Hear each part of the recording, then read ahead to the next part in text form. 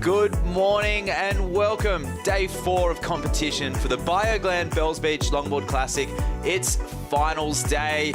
And we see some of the competitors arriving here this morning, being greeted by long lines coming out of the southwest. It's going to be storylines galore today. There's going to be some upsets. There's going to be some surprises. But I tell you what, whoever wins has earned their way through to finals day, and there's going to be some feel-good stories as well. Josh Constable in the booth alongside myself, the Waxhead. What are you looking forward to today, and do you think the call will be on? Yeah, it's going to be interesting, but super exciting day, Matt. Like, it could be finals day. When we came over the hill this morning, we saw those beautiful lines stacking out. Good morning, everyone out there.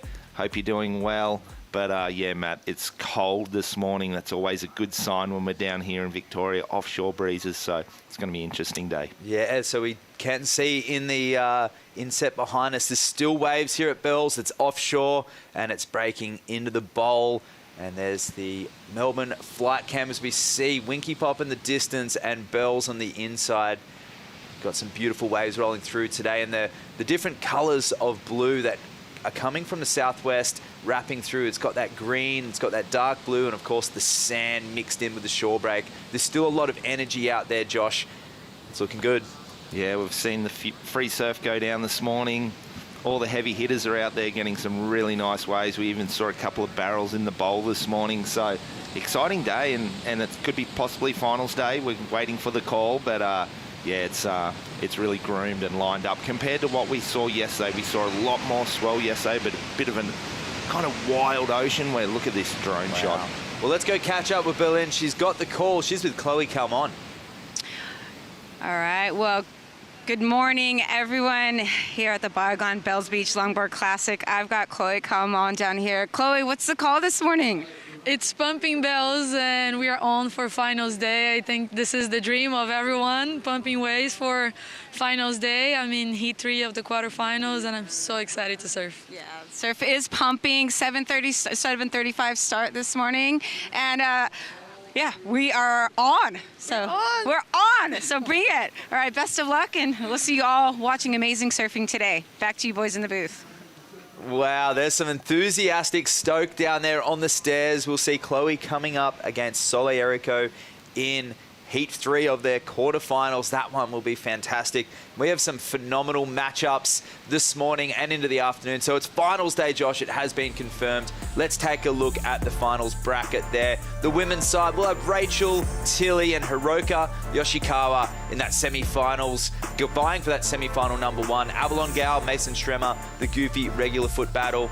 Soleil, Chloe, as we mentioned, and Khalees and Tully. Some fantastic storylines to come out of these heats. Yeah, there is no walkthrough. There's no easy quarterfinal. We are getting down to the nuts and bolts of the competition, and all these quarters are really good matchups. I'm really looking forward to seeing, but that quarter number 2, Avalon and Mason both putting on great performances yesterday, and then Tully finishing that last event yesterday afternoon. She put on a fantastic performance, so I'm excited to see her today as well.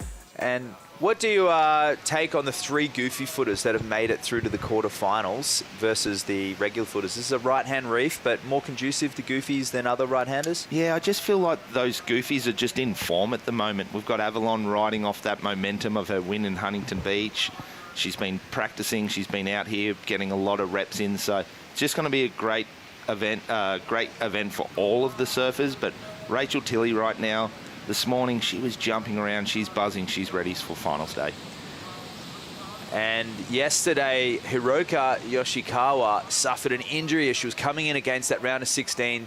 She was up against Natalia Wonderlich, and on her last wave, connected with the finish, she made her way through. You can see that thick Japanese rubber was hopefully preventing a serious injury. So see how she performs today with that overnight. And Ofeli, one of her fellow housemates and fellow WLT competitor. She's a physiotherapist, and she was there on the scene to try and address that before they walked up the stairs and perhaps do more damage. But it seems like she's back in the water and she's doing okay. Yeah, it's very lucky that she had the wetsuit on there, mate. Yeah. You can see like the fin really got her in the leg there and probably really helped making it a big gash and opening up. So she looked good this morning. She was walking around. She's really excited, but it's game on right now, isn't it, Matt? Rachel Tilley, she's our reigning world champ. Comes ranked number 5th going into this. She had a quarterfinal finish over there in Huntington. She was checking it this morning, sitting in front of the judges with her boyfriend, having a look at these beautiful lines. We saw Declan get a barrel in the lineup. She was getting very stoked. I looked over and it was it nerves? Was it pensive? No, it was just anticipation, just trying to control the excitement. Yeah, no, we're in for a really good day today, Matt. And what a way to finish the event. We've seen a lot of different faces of Bells Beach the past couple of days, but we are finishing on a high today. Offshore breeze, beautiful size. Bells Bowl right now, dead low tide. It's going to be interesting today as the tide fills in. We've still got a bit of swell, so are we going to see Rincon come into its own, or is it still a little big? Maybe a decreasing swell through the day, so it's going to be a really fantastic day of surfing. Yeah, we'll have to assess that. It is a higher tide right now, and it'll be dropping throughout the day, so hopefully the bowl stays into play. Either way, we have waves here at Bells. We're into the final 30 minutes, quarterfinal heat 1. This is finals day, and Rachel Tilley, the 27-year-old, she's out here right now aiming to climb up the rankings so she can get that 2nd world title in consecutive years. She won it 10 years ago, and last year she took down Sole Erico in fantastic form over there in El Salvador, which is a right-hand point break, not too dissimilar to the Bells Bowl. Yeah, she was in total control last year. She surfed great all the way through, then put on great performances at El Salvador, and she's looking good. Sometimes there's pressure when you're the current world champ and you're rocking up at events and people are expecting a lot from you, but this event she looks calm, she's casual, she's surfing great, so she's ready for a big day, man. And Yoshikawa had a mixed heat yesterday. That's her boyfriend Yo down there with fellow Japanese competitor Natsumi, who has really pushed Hiroka to her heights on the Asian LQS, the domestic tour over there. And she's been the reason why Hiroka hasn't been on the tour for many years, taking that qualification spot in that Asia region. Yeah. But Natsumi re-qualifying allowed another Asia qualifying spot, and that's what Hiroka was able to get this year. We were talking about that last night, weren't we, at dinner, how hard it is. There's so many great longboarders out there. It's hard to get their spots on the tour, and when you get here, you've got to...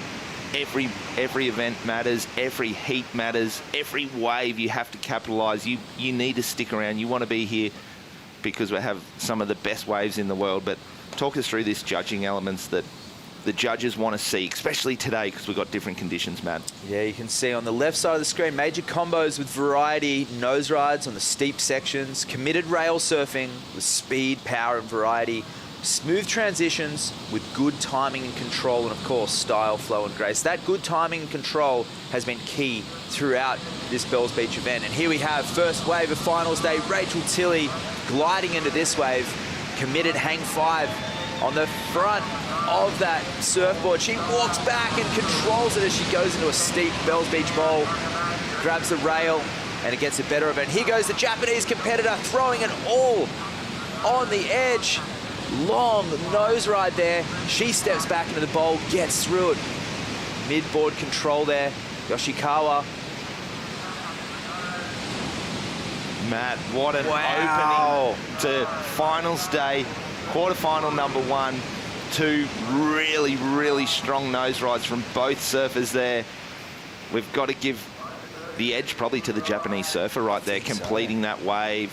Rachel's nose ride was just insane. Such commitment, such control, like what the judges want to see. But unfortunately, that wave just a little deep, closing out, not getting to that open face. Look at the excitement for Yoshikawa. She is amped, the legs moving, the arms pumping.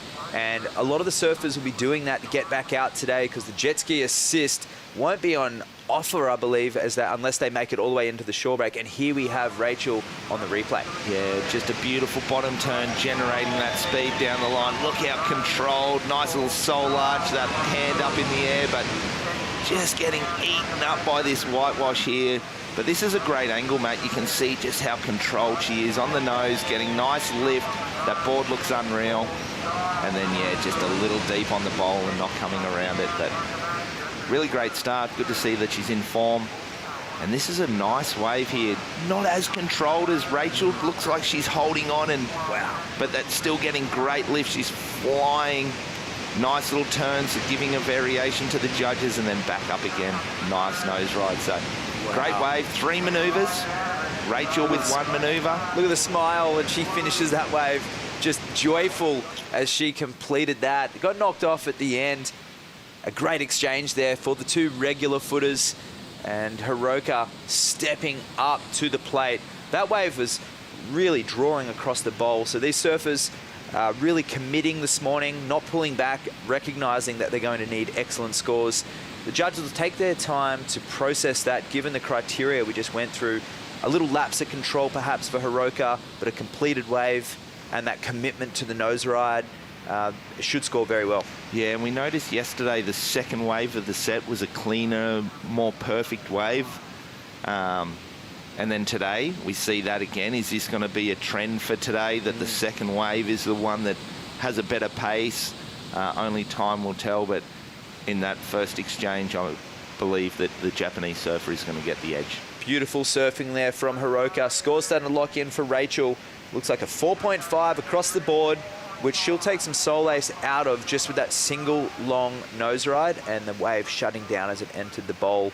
And you're right, the second wave of the set proved to be a little more fruitful, and Hiroka getting into that, completing it on the inside section. As we wait for scores to drop, we had that talk about the goofy versus regulars and some of the right-handers on tour, but some of the world titles have actually been decided unexpectedly on lefts. I think back to Taiwan in 2019, where we ended up on a left-hand point break, despite it being known as a right-hander. But El Salvador, a lot of cutbacks. Your cutback is very important there. And a score starting to lock there for Hiroka, a 7.67. Thoughts, Josh? Yeah, that's a great score. That's what, when you're coming up against the world champ, you have to put pressure on them straight away. And that was a great start. And she's well on her way to really putting the pressure on. But you can see the lift and then the wind getting underneath her board. But like you said, the smile on the face the whole time while she's surfing. It's unreal. Nice carve. Just losing a little control. So imagine if there was, this was a little tidier from start to finish. That could have gone easily into the excellent score. And if she controls this whitewash through here a little longer, you'd have to say 8.5. That's a Stonerwood slow-mo. Love how she's leveraging the single fin, the long rail there. When you add those 2 side fins and a bit of edge and a bit more rocker, the sweet spot gets a bit more condensed and your back foot has to be over those fins, right, Josh? Yeah, and especially what a cool feeling. Her father shapes her boards. He'd be tuning in right now in Japan, seeing how great the board is performing under her feet. Like, obviously, I shape boards myself and have my son riding them. It's just a really cool feeling to have that connection, but Jive is actually out there on his mother's board this morning on a board that my wife had shaped. So it's just that really cool feeling, and I know how proud he would be sitting here watching that. Yeah, it's just awesome, and the board looks like it's going unbelievable for her. Yeah, and as a designer myself, you're studying what that rail's doing and how you're leveraging it and how it's holding, and you're watching the water flow and you're seeing your design puts the test. Incredible to see it on the world stage with the Stonerwood slow-mo. Hiroka Yoshikawa out to an early lead. This will be her best result if she can get through this on the World Longboard Tour. She's done phenomenal on the QS over the years. She's taken the win over there in the LQS in La Union in the Philippines, which we know is a right-hander, similar to what we have over there in El Salvador as well, which is where JR and Joe Marie, her boys, are from. But she's got stiff competition on that regional tour.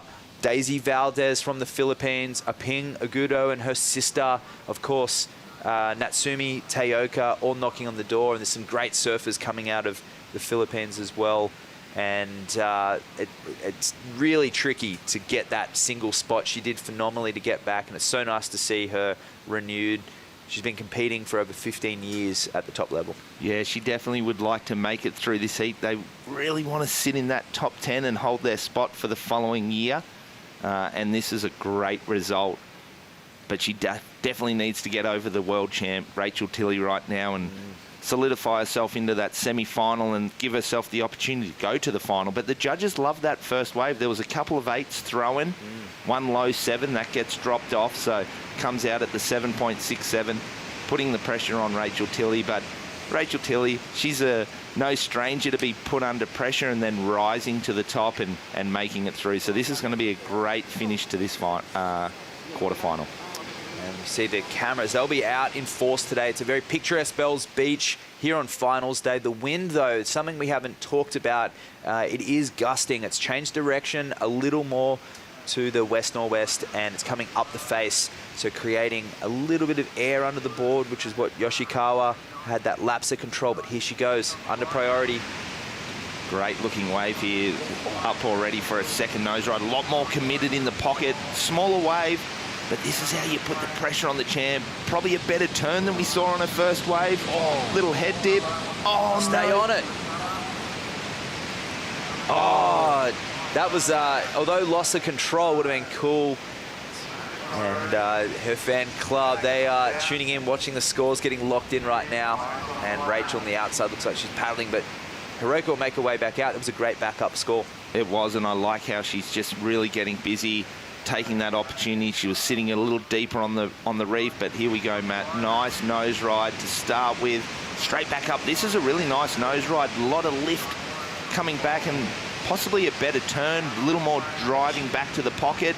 And a shame that she just didn't finish this cleanly, because I think the judges would have really appreciated that. Yeah, phenomenal work there. I mean, for people who don't work out or cross-train, there's no way you'd be able to get back up on your board in that situation. But here goes Tilley, one of the biggest waves of the morning. Hang 10, oh, and an uncharacteristic wobble. She goes down, you can see the wind blowing the board back. She's got her boyfriend and her friends come down from the Gold Coast to support her. They're here for finals day to support their girl, and not liking what they're seeing, a little pensive. Yeah, still plenty of time for her. That was a great nose ride on the opening section, a bigger wave, just not quite reading that one, and the wind coming up the face just got her a little unstable. But this could be a little bit of, pressure that the Japanese surfer really giving it to her right now. Excited to see kind of what this second score comes through, because I feel like it was really good surfing. It was definitely a smaller wave and a loss of control at the end, but the nose work and the turn that Hiroko did was really, really solid. That nose ride was quite committed in the pocket. Judges wasting no time with Rachel's back up a 2.5, giving credit for the hang 10. Now replaying Yoshikawa's wave. Talk us through this. This first nose ride's great, but this one here, yeah, gets the air under it there. It's a speedy nose ride, and she steps back into this turn here. Great form there, opening the wingspan, moves that back foot onto the inside rail. If she could have just stepped forward a little more to get a bit leverage, a bit more of the straight rail, that's a head dip, and it will score. Look at this, Josh. Yeah, this nose ride here is really nice. Good start, but this is the one right up there, tight 5. There's a little bump on the face, but she's navigating it well. Incredible. A lot of levitation underneath there, stepping back, and she laid into a really nice carve that was, like you said, arms open, really rotating, threw a little bit of water, drove it back to the bottom of the wave, and there it is. 5.33 locks in. Despite the lack of control on both of her waves, she's in the lead with some phenomenal nose riding being the story of this heat so far. But a good variety. That board looking spicy. She's got 2 boards. She's got a heavier one, a slightly lighter one. The thing is, they're not necessarily step-up boards, but they're foiled, they're thin. So as opposed to a lot of boards these days, which are models and are pre-produced or mass-produced, hers are custom-made for her, Josh. Yeah, and to work with her father on this would be a really cool, special feeling. And the board it feels really nice. She is a very small in stature, quite petite, so that nice foiled out is working well for her. As we're waiting for these sets to stack, let's go to a Bonsai brew break. Stay tuned for the rest of finals day coming up next.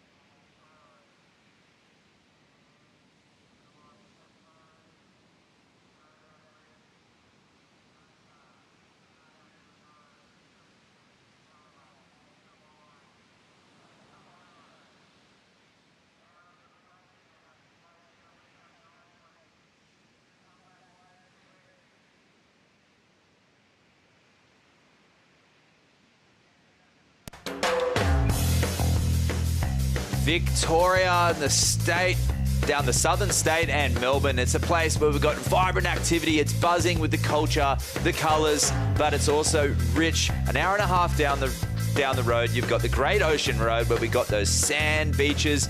We've got the rainforest, so many different little ecosystems operating on just a short drive around Cape Otway National Park. You'll come across something for everyone. We're here at Bells Beach, though, and as surfers, the waves are what draw us here for the Bioglan Bells Beach Longboard Classic. We're into the quarterfinals. Heat 1. Reigning world champ Rachel Tilley is being put in a very interesting situation from the Japanese surfer Hiroka Yoshikawa, who scored a 7.67 on her opener.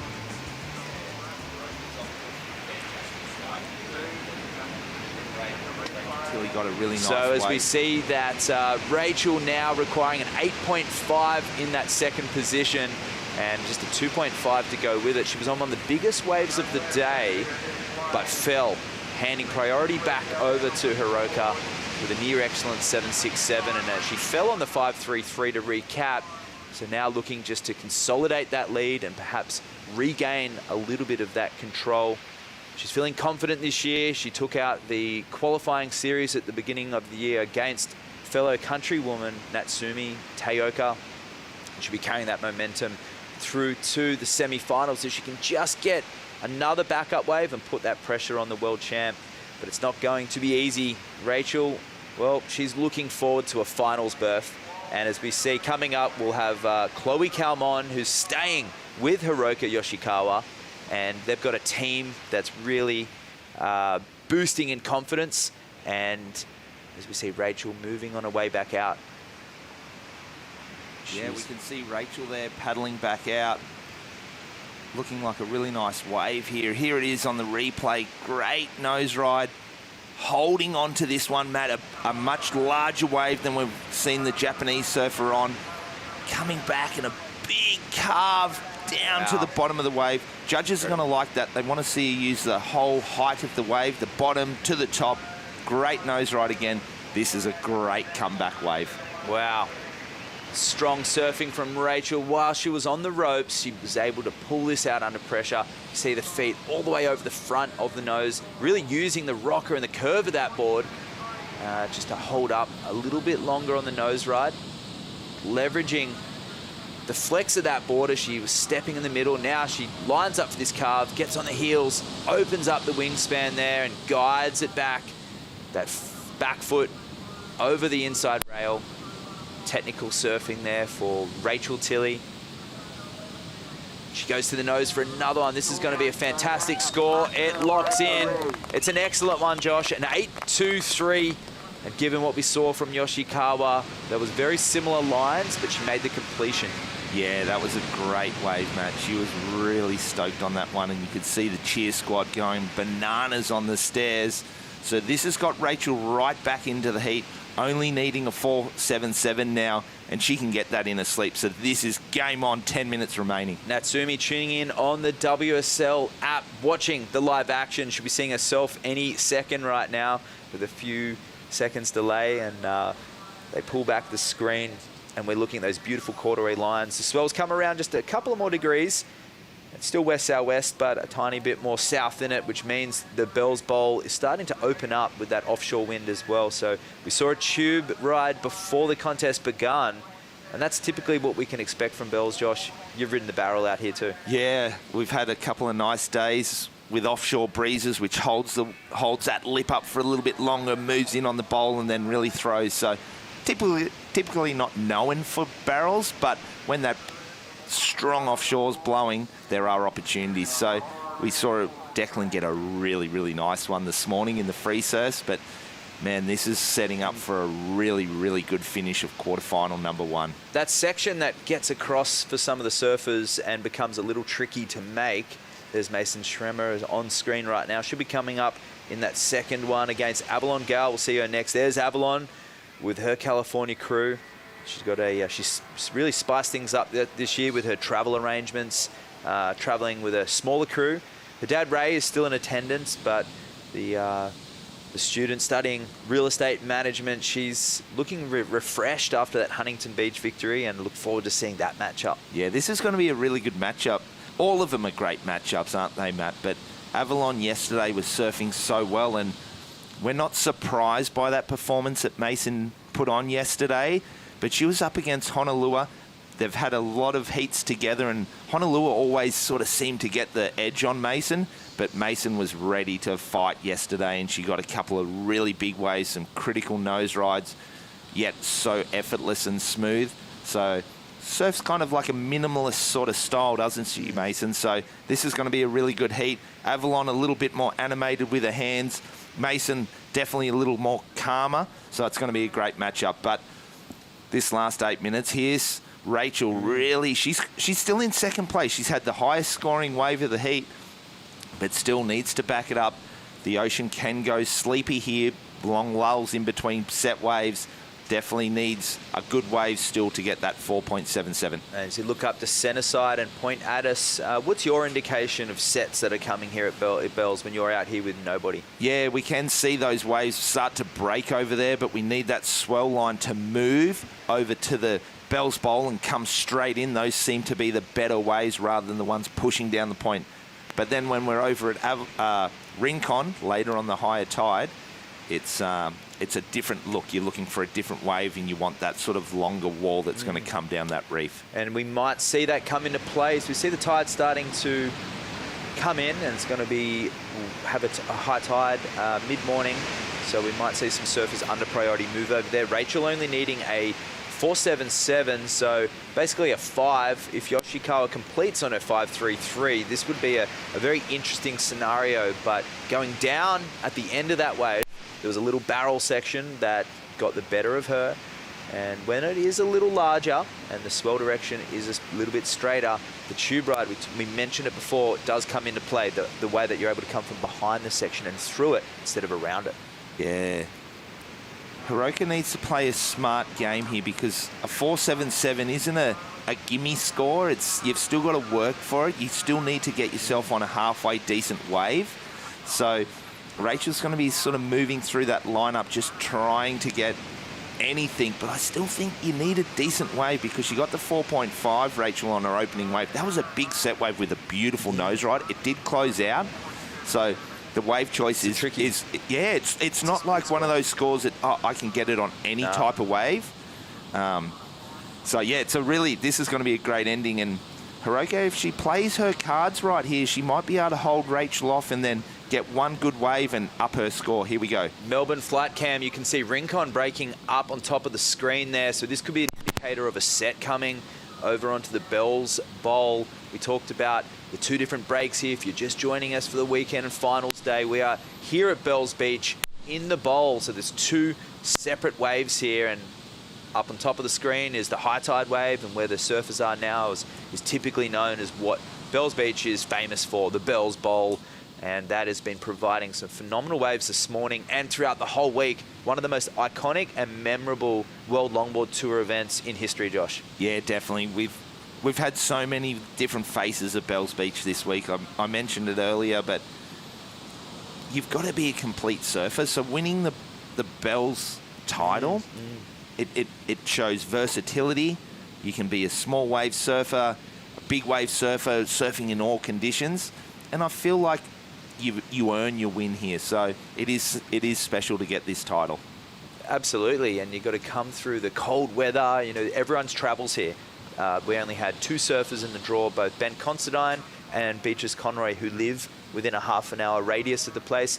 No one's a local, and most surfers have surfed it just during and after and before the competition. So there's no real advantages when it comes to a lot of these competitors. So you're right, it is something they really work for. Tilly needing a 4.77, a tricky score today, but Yoshikawa, she's got the lead and priority. What's going through her mind now? Yeah, she's just got to sit there, be patient, wait, 4 minutes to go. They're probably only going to get one opportunity each again. They're not going to finish a wave and then get time to come back out. But here we go, looks like a little action. Rachel Solder on this wave.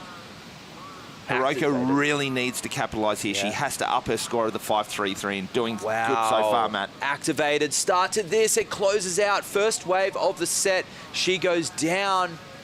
And the second one typically has been the best. And Rachel a bit deep on the bowl. So there's another wave behind it.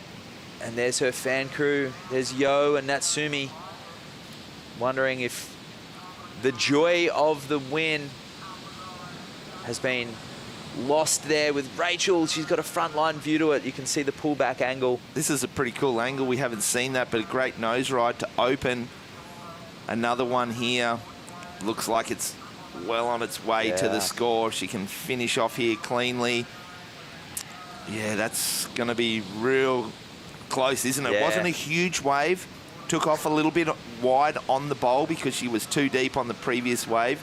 So adjusted her positioning, moved across. Great nose ride from what we could see in the pullback. Then a nice little carve and then another nose ride. So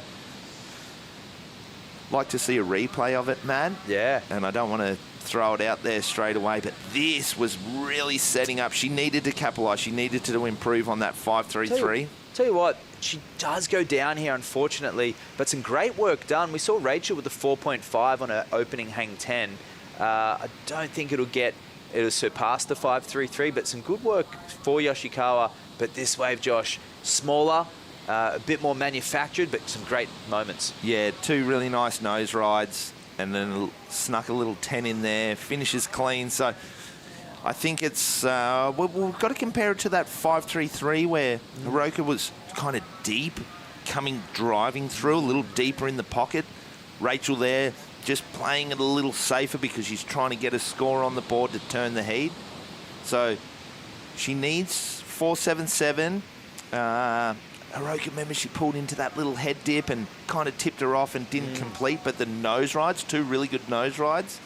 So it's going to be interesting here. It's going to be very close. Gut feeling is she probably gets the score and turns the heat. Yeah. We'll see where Hiroko is in the lineup if she gets another. Here's the compare. Check it out, man. Yeah, that's Yoshikawa's 5.33 and Rachel's wave now. So the only thing is at the end here, Yoshikawa goes down. If she rides out of that, that goes 6.5. Rachel finishes on her feet.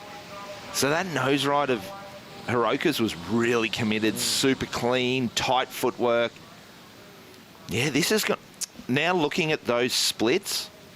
This is going to be a close one. The judges will have to think about this a little bit. And Hiroko really did have to go with priority on that first wave before. You know, on a coach recap, you see with 3 minutes to go and sets approaching, she did make the right choice. But here she goes again. Oh, no, it's got a section ahead of it. She needs to capitalise. This is a great opening nose ride. Oh, no. Matt. She's taken the first wave. It's sectioned ahead of her, given priority back to Rachel. That'll be her last wave.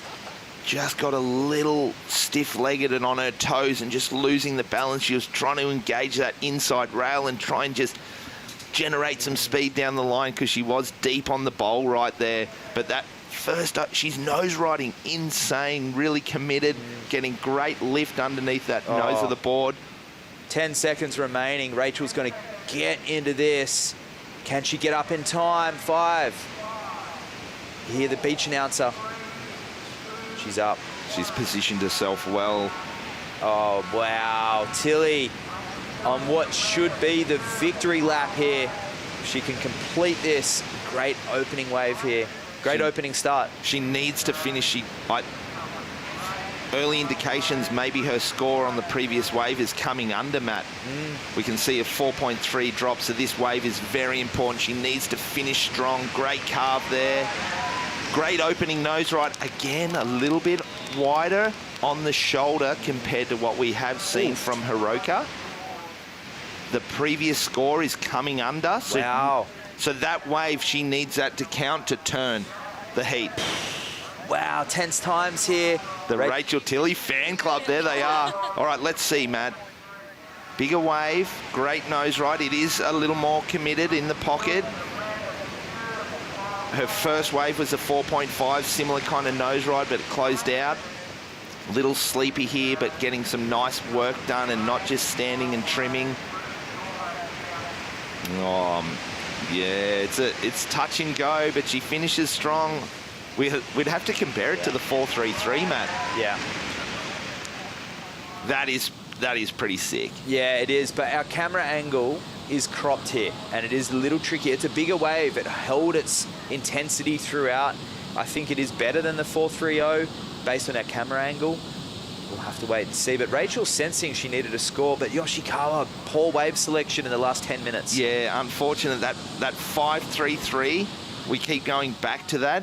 That had really, really committed nose riding, and unfortunately just not icing it at the end because, like you said, if she comes around, gets that little head dip.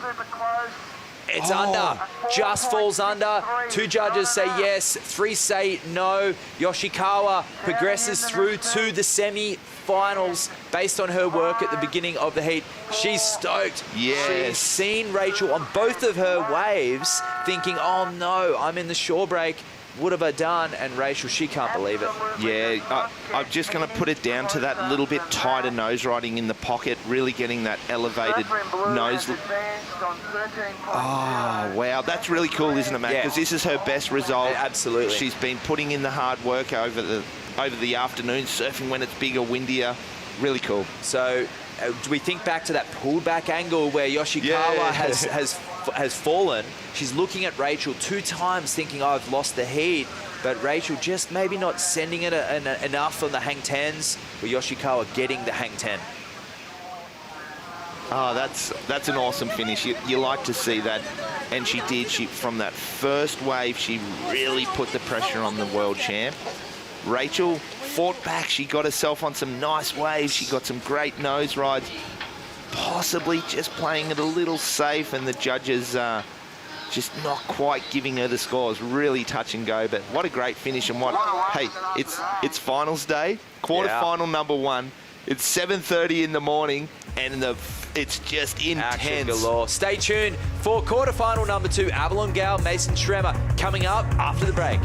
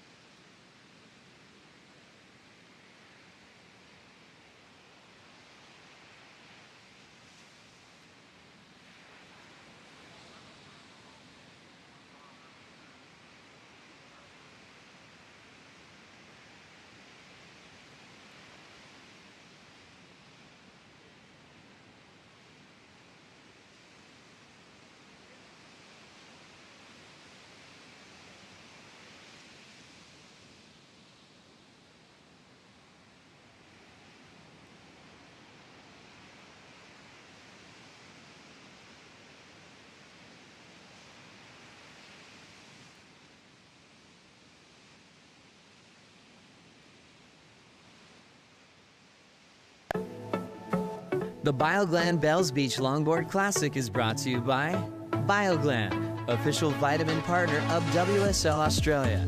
By Surf Coast Shire, strategic partner of the Bioglan Bells Beach Longboard Classic. And by Visit Victoria. Victoria, every bit different.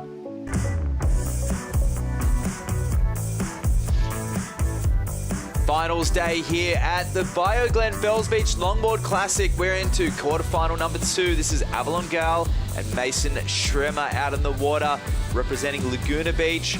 Avalon, California, took out Huntington Beach. The first stop on the World Longboard Tour. She's up against a raging hot Mason Schremer, the regular footer representing USA, living in Noosa. A great heat stacked ahead of us. Josh Constable in the booth with myself, the Waxhead. How's the morning been, Josh? Yeah, I'm trying to calm myself down after the finish of that last one. The adrenaline's pumping. It's such a, as a longboard spectator, you can't get any more into it, you know, like those battles back and forth, feeling like Hiroka had kind of blown her opportunity and Rachel putting on a great finish and just not quite getting there. But this is what longboard surfing's all about. Friends on the beach, enemies in the water, and just both putting on great performances, and it's really cool to see. And Hiroka's just stoked and just such a nice human. She feels for Rachel, but Hiroka, she needs this result. She needs to finish the year in that top 10, and she deserves to be on the tour. And it's like we were saying, it's hard to get on tour, so she needs performances. Rachel Tilley, she'll go back to the drawing board. She'll be up to Abu Dhabi and put on a great performance in the basin. But this heat here, we've got Avalon number 1, Mason sitting 20. That's not she's not a number 20 surfer. She's a lot higher than that. So don't let those numbers kind of fool you. But Avalon, well, number 1, really good. She's a different person this year. We're seeing great surfing from Laguna Beach, California. She got the win there at Huntington Beach, but she's down here at Bells Beach right now. Finals day, quarterfinal, heat number 2. She needs to get through this one. And Mason and Avalon both studying and working. Mason's riding the Thomas surfboards and works there as well. She's studying. She's going to be a teacher, a professor, I believe, at university. She's doing a master's. And tell you what, something about Mason throughout the years is she's got this quiet internal fire burning. Doesn't let it show very often, but she's really determined. She wants to do this stuff for herself. Where a lot of these other surfers go through their careers and are often got the weight on their shoulders from external pressures. But Mason, she wants it for herself, and she really wants to prove to herself that she can take those wins. And she's never won a WLT, but this could be the event here. Avalon, it was a new face on the podium. We haven't seen her make many finals, let alone win, even on the amateur circuit. But to see her do it here was at Huntington was incredible. So we could have a new winner today, Josh. Could be one of these two at Bells Beach. And here goes Mason having a look at this one. Typically the second wave of the set has been the one, but Avalon wasting no time. You can see the wind blowing up the face. She puts her head down. That one blowing her back. As we see the tide starting to come in, maybe moving in a little bit on the bowl, Josh. Yeah, and we've got that offshore breeze. So the surfers, if you're sitting up on your board and waiting and it's a bit of a longer lull, it can blow you out to sea and move you off that takeoff spot. We've possibly seen that. It's hard from this angle, but Avalon looks like she's moving on in. And Mason, typically, as you know, Matt, she likes to sit further out. She sort of plays her own game. So you can see there's a lot of difference in where the girls are sitting right now, but we've just got to be patient, waiting. While we're waiting for those sets to arrive, let's go catch up with an elated Hiroka Yoshikawa, who's on the glass with Berlin. Thank you, Hiroka. Congratulations. Yesterday, a lot bigger. You had a little bit of an incident with your leg. You said it was okay. First heat of the day, you get to surf. Congratulations on your win. How are you feeling? I feel amazing, and yeah, I'm so happy. How did the surf feel for you today compared to yesterday? Oh, I was so calm outside. I just try myself and catch a big fun. Yeah, it was so fun. Yeah. And you won. How are you feeling now? You're into the semifinals. Oh, I'm so excited. Yeah. Super excited. All right. Well, good luck. Look forward to watching you surf. Back to you, Boz, in the booth. Wow, such a stoked Hiroka. She'll be surfing her first semi-final on the WLT. We can't wait to see what she's got in store. And we've got in this heat, Avalon and Mason yet to ride any waves. It's been 8 minutes already. If we get down to that 10 minutes, the judges deem the head judge deems there hasn't been any rideable waves. They'll do a restart. We saw one of them yesterday, Josh. Yeah, we did yesterday. There was an opportunity. We saw Avalon put a head down. Maybe there was positioning. They were out of position. It'll be interesting to see if the judges do give them a fresh clock. But we've still got a minute and a half. Looks like there's some lines coming. Avalon's definitely come in a little bit. She's sitting on the bowl. But I think of Hiroka and I'm like, the surfing she did was insane. Typically the surfers from Japan are great in the smaller, cleaner waves, say maybe more like a Huntington Beach, and to come here and big, wild, raw, open energy. I'm not surprised, but I'm kind of surprised, if that makes sense, Matt. Absolutely. And I feel like it's the international travel from Natsumi and Hiroka, and also from the other side of the draw, the Asian qualifying series, we have JR and Jo Marie, and of course the other Japanese committers, Taka and his sisters, and then you also have last year's surfer Kai Hamasi. They've travelled so much, and it allows them to be battle hardened. They've been to Taiwan, they've surfed big waves in the Philippines, and I feel like it's that variety and that travel that makes them comfortable, because they don't get big waves at home necessarily. Yeah, and every afternoon she's been out surfing. Every morning she's out there. She's putting in the reps, and it's paying off, and it goes to show you have to get to locations, put the work in, and the rewards come, and it's really cool. How will this impact Chloe Calmon coming up against Soleil? She's in the same house with Hiroka and that crew. I feel like you start riding off their energy, and she's got a beautiful energy. Hiroka, she's buzzing, she's in the zone.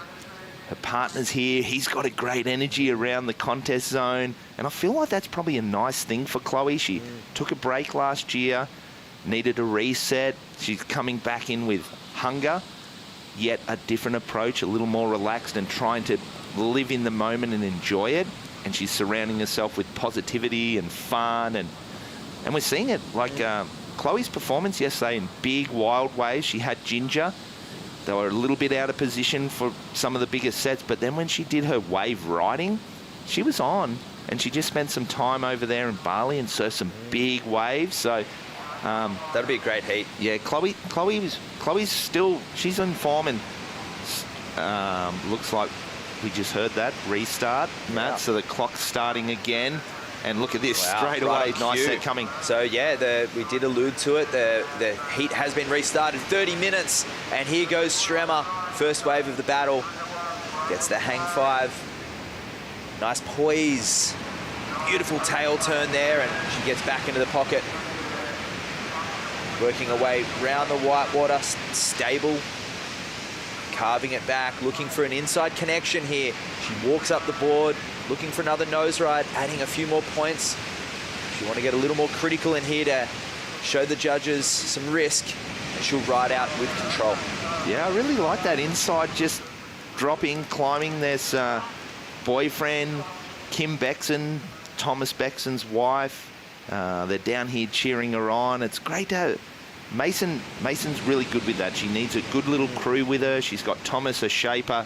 They've got a great relationship. They've just had a holiday, or a working holiday in Sri Lanka all together. So the family unit feels good for Mason right now. And we're seeing great performances, and that's a good opening wave, Matt. Yeah. Here it is, a little bigger wave. Nice cross step up to the nose.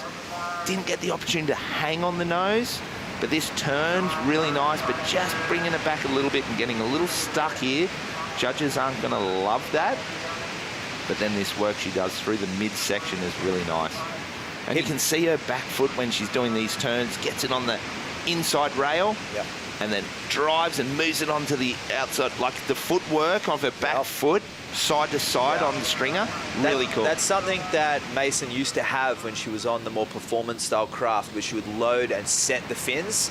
In this case, there's a bit of edge in a single fin, And it's just showing shades of that upbringing in Hawaii, being a surfer and riding those old Mitsu shapes, which were the 2+1s and the boards with a bit of edge. Good signs from Mason. Yeah, that's a great opening wave for her. Not super committed on that long nose ride. Judges going just mid-range, 4.67. But again, for Mason, it's a great confidence booster. Wow, just showing the intensity there on the slow-mo replay. And here, just steps on the edge, bang. You can see that foot moving and then again dropping on the inside rail now. That's great for surfers back home to pay attention. You also want to get your foot back on the fin, but you've also got to move it rail to rail. And that one's got a bit of edge and a diamond tail, so soft diamond tail, so she's utilizing the features of the surfboard. And if you're going to add edge, like a lot of people talk about it, put it 6 inches in the back, it really makes no difference unless you go to leverage it like Mason is there. It's not going to help you. It can actually hinder you unless you actually utilize it. Engage it, exactly. She's setting that rail, just a little bit of spice. It's enough for her to break out of the turn. But we'll see with Avalon, she's really been throwing her body into the turns. This was the Hydrolite heat to watch, and it certainly is shaping up to be one. Yet to see away from Avalon, she likes to start early. Although we have seen a tactical side of Gail that we haven't seen before. Yeah, and I love that. I really like to see that because we know how good she surfs. And it feels like things are happening for her. She's hungry. She's got that desire. And we like this patience. She's been sitting now, Matt. The clock's down 5 minutes and we already lost 10 minutes before the restart. So 15 minutes sitting around. She is from California and in the winter the water's kind of cold and she's got great wetsuits. But 15 minutes sitting there with this offshore breeze. Do you start to stiffen up? Yeah, for sure. Add 5 to 10 minutes on the beach and then a 5-minute paddle out. They've been out in the cold for half an hour. Here she goes. First wave of the heat for Avalon. Critical hang 5. Good footwork. Wow. Sets a mid-face turn. Throws her body into it and perhaps a little stiff, as you alluded to, Josh. The muscles starting to get a little tight and she falls down in a moment that she'd had all the hard work done. Yeah, because my first thought was nose ride was better than Mason's. Carve was probably bigger, less downtime in the whitewash, unfortunately coming undone. So great signs for Avalon.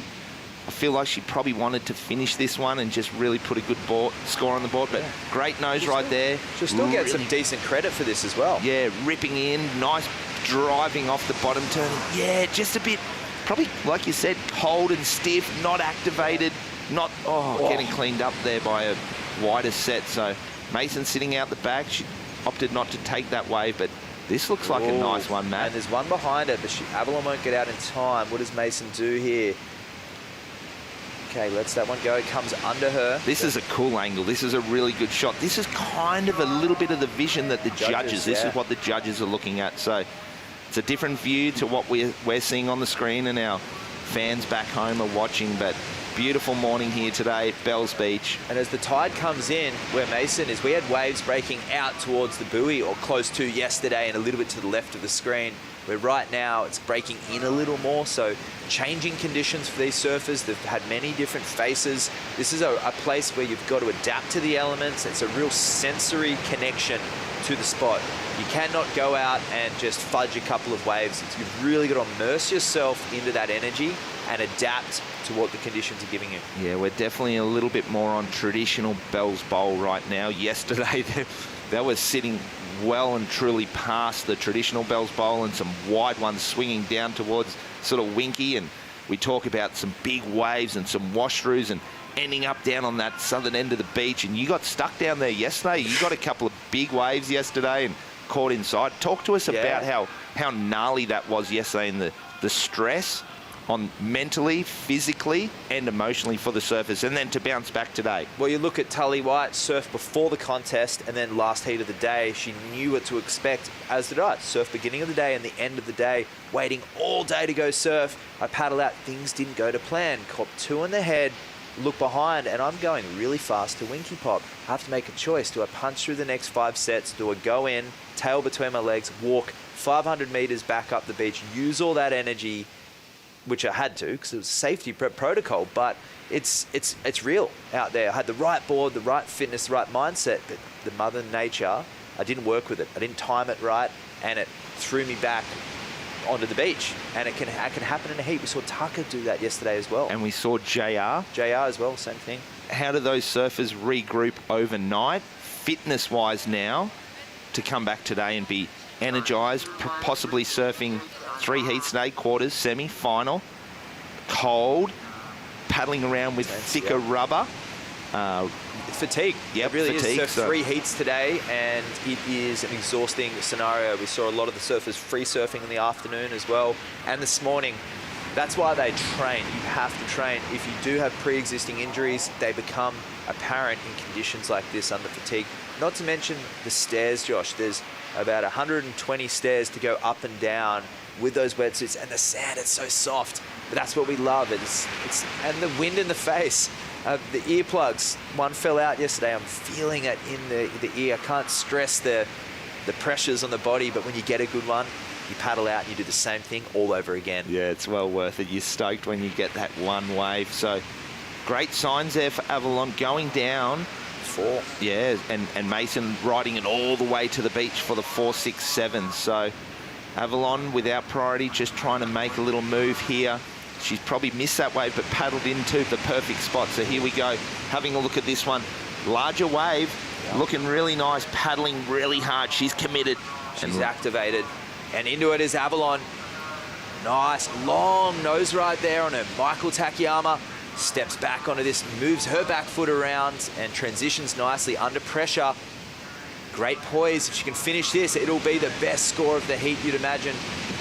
Coming around, this is where it gets really steep. Let's see a big move. She goes up for the turn. Oh, goes up for a little re-entry, but she pops off the back as we watch Schremer on the answer back. Bit of whitewash on the face, courtesy of Avalon's bigger wave.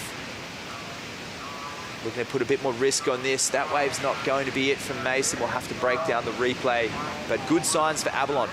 Yeah, great opening nose ride, and I loved it, that going up to sort of hit that inside section, and it's low tide. Yeah. It's shallow in there, and there are dry rocks, isn't there, Absolutely. Matt? So the commitment, judges would love to see that.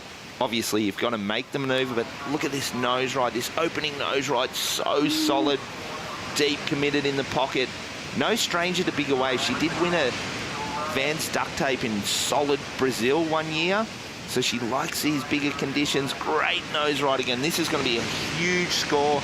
Coming around it, you can see the boils from all those rocks in the reef going up to the lip and just not timing that one quite right, but still a lot of work done. And Mace. On the answer back, Mason, there's a committed hang 5 there.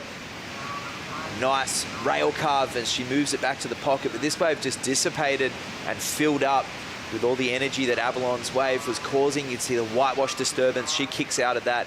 A 3.6 for Mason and scored a lock for Avalon. It should be the best wave of the heat.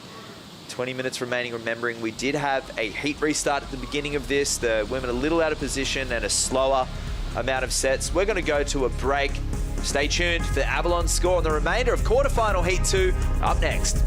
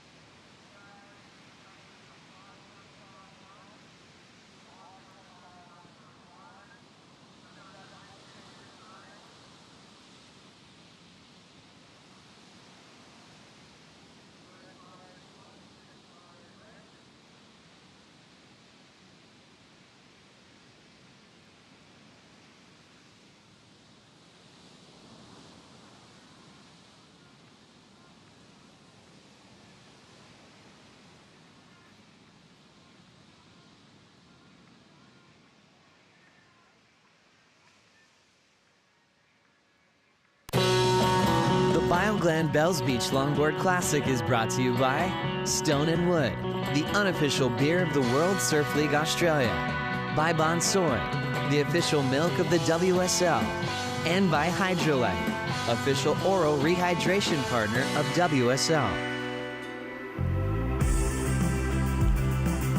Welcome back. Finals day here at Bells Beach for the Bioglan Bells Beach Longboard Classic. We're into quarterfinal heat 2, and it's the goofy footer Avalon Gal who's in the lead from Mason Schremer.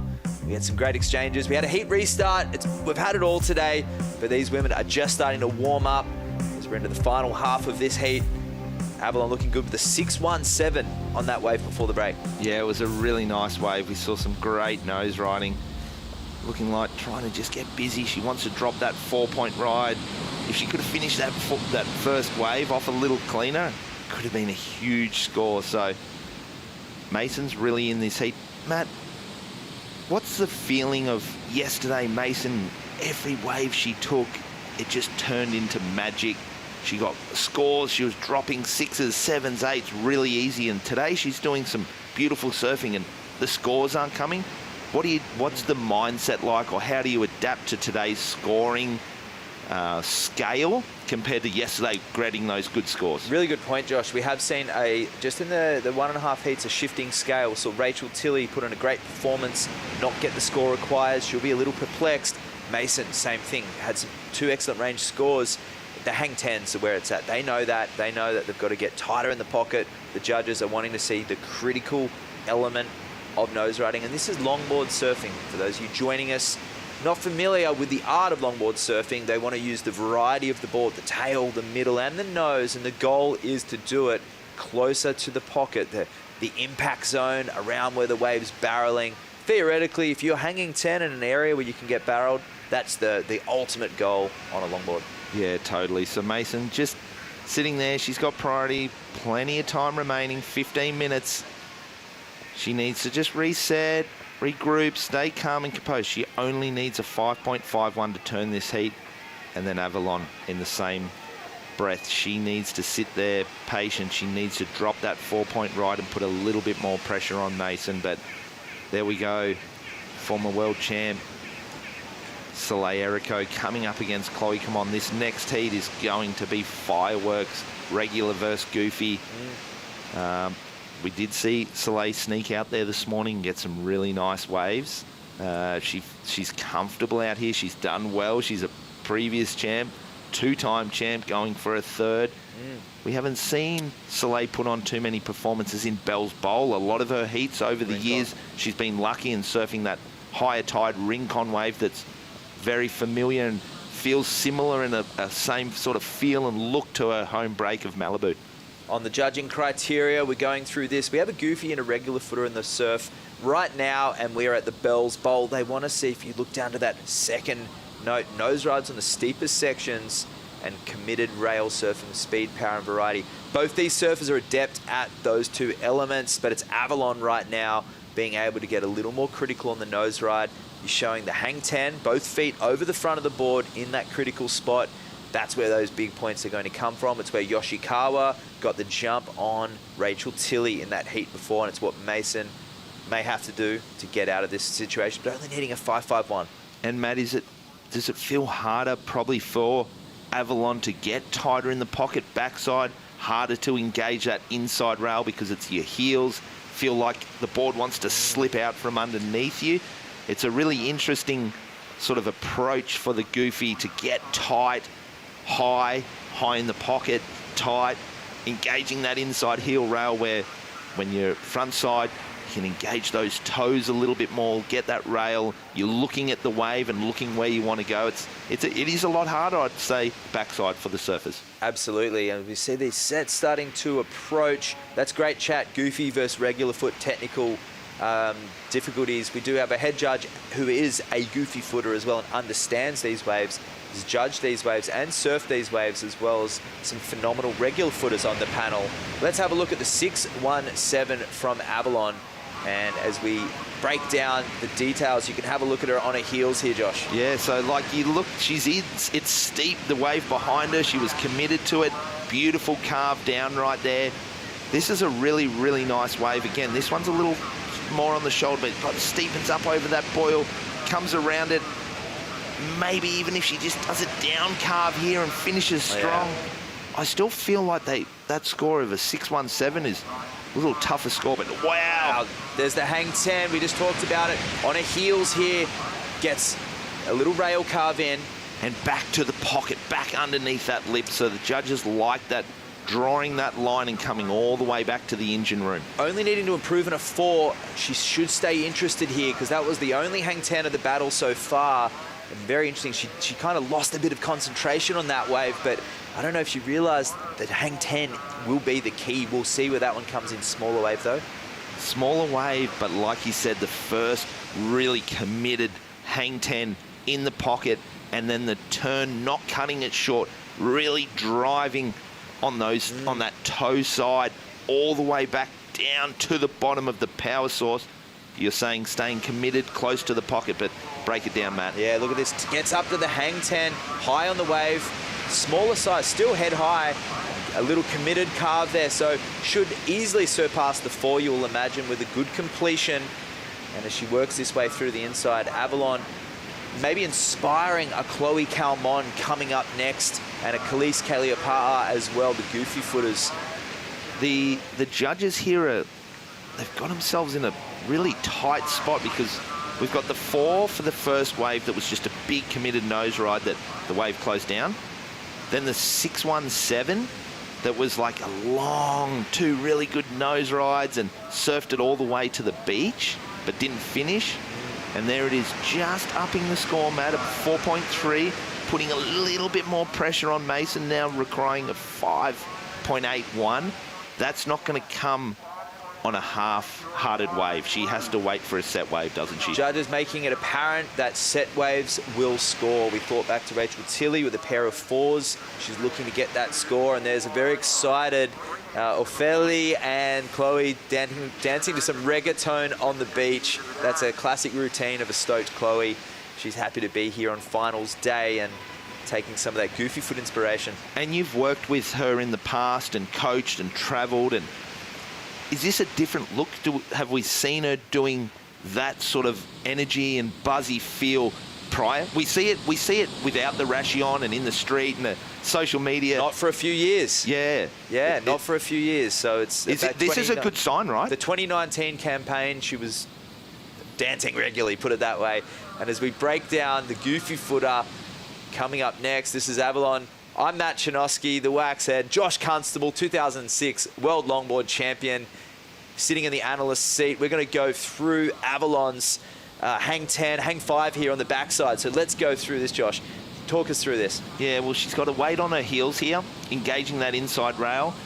A little bit of water spraying up, just waiting for the lift. But here it is, just sliding that foot forward, just hanging on. Look how much air's under there. Judges love to see that.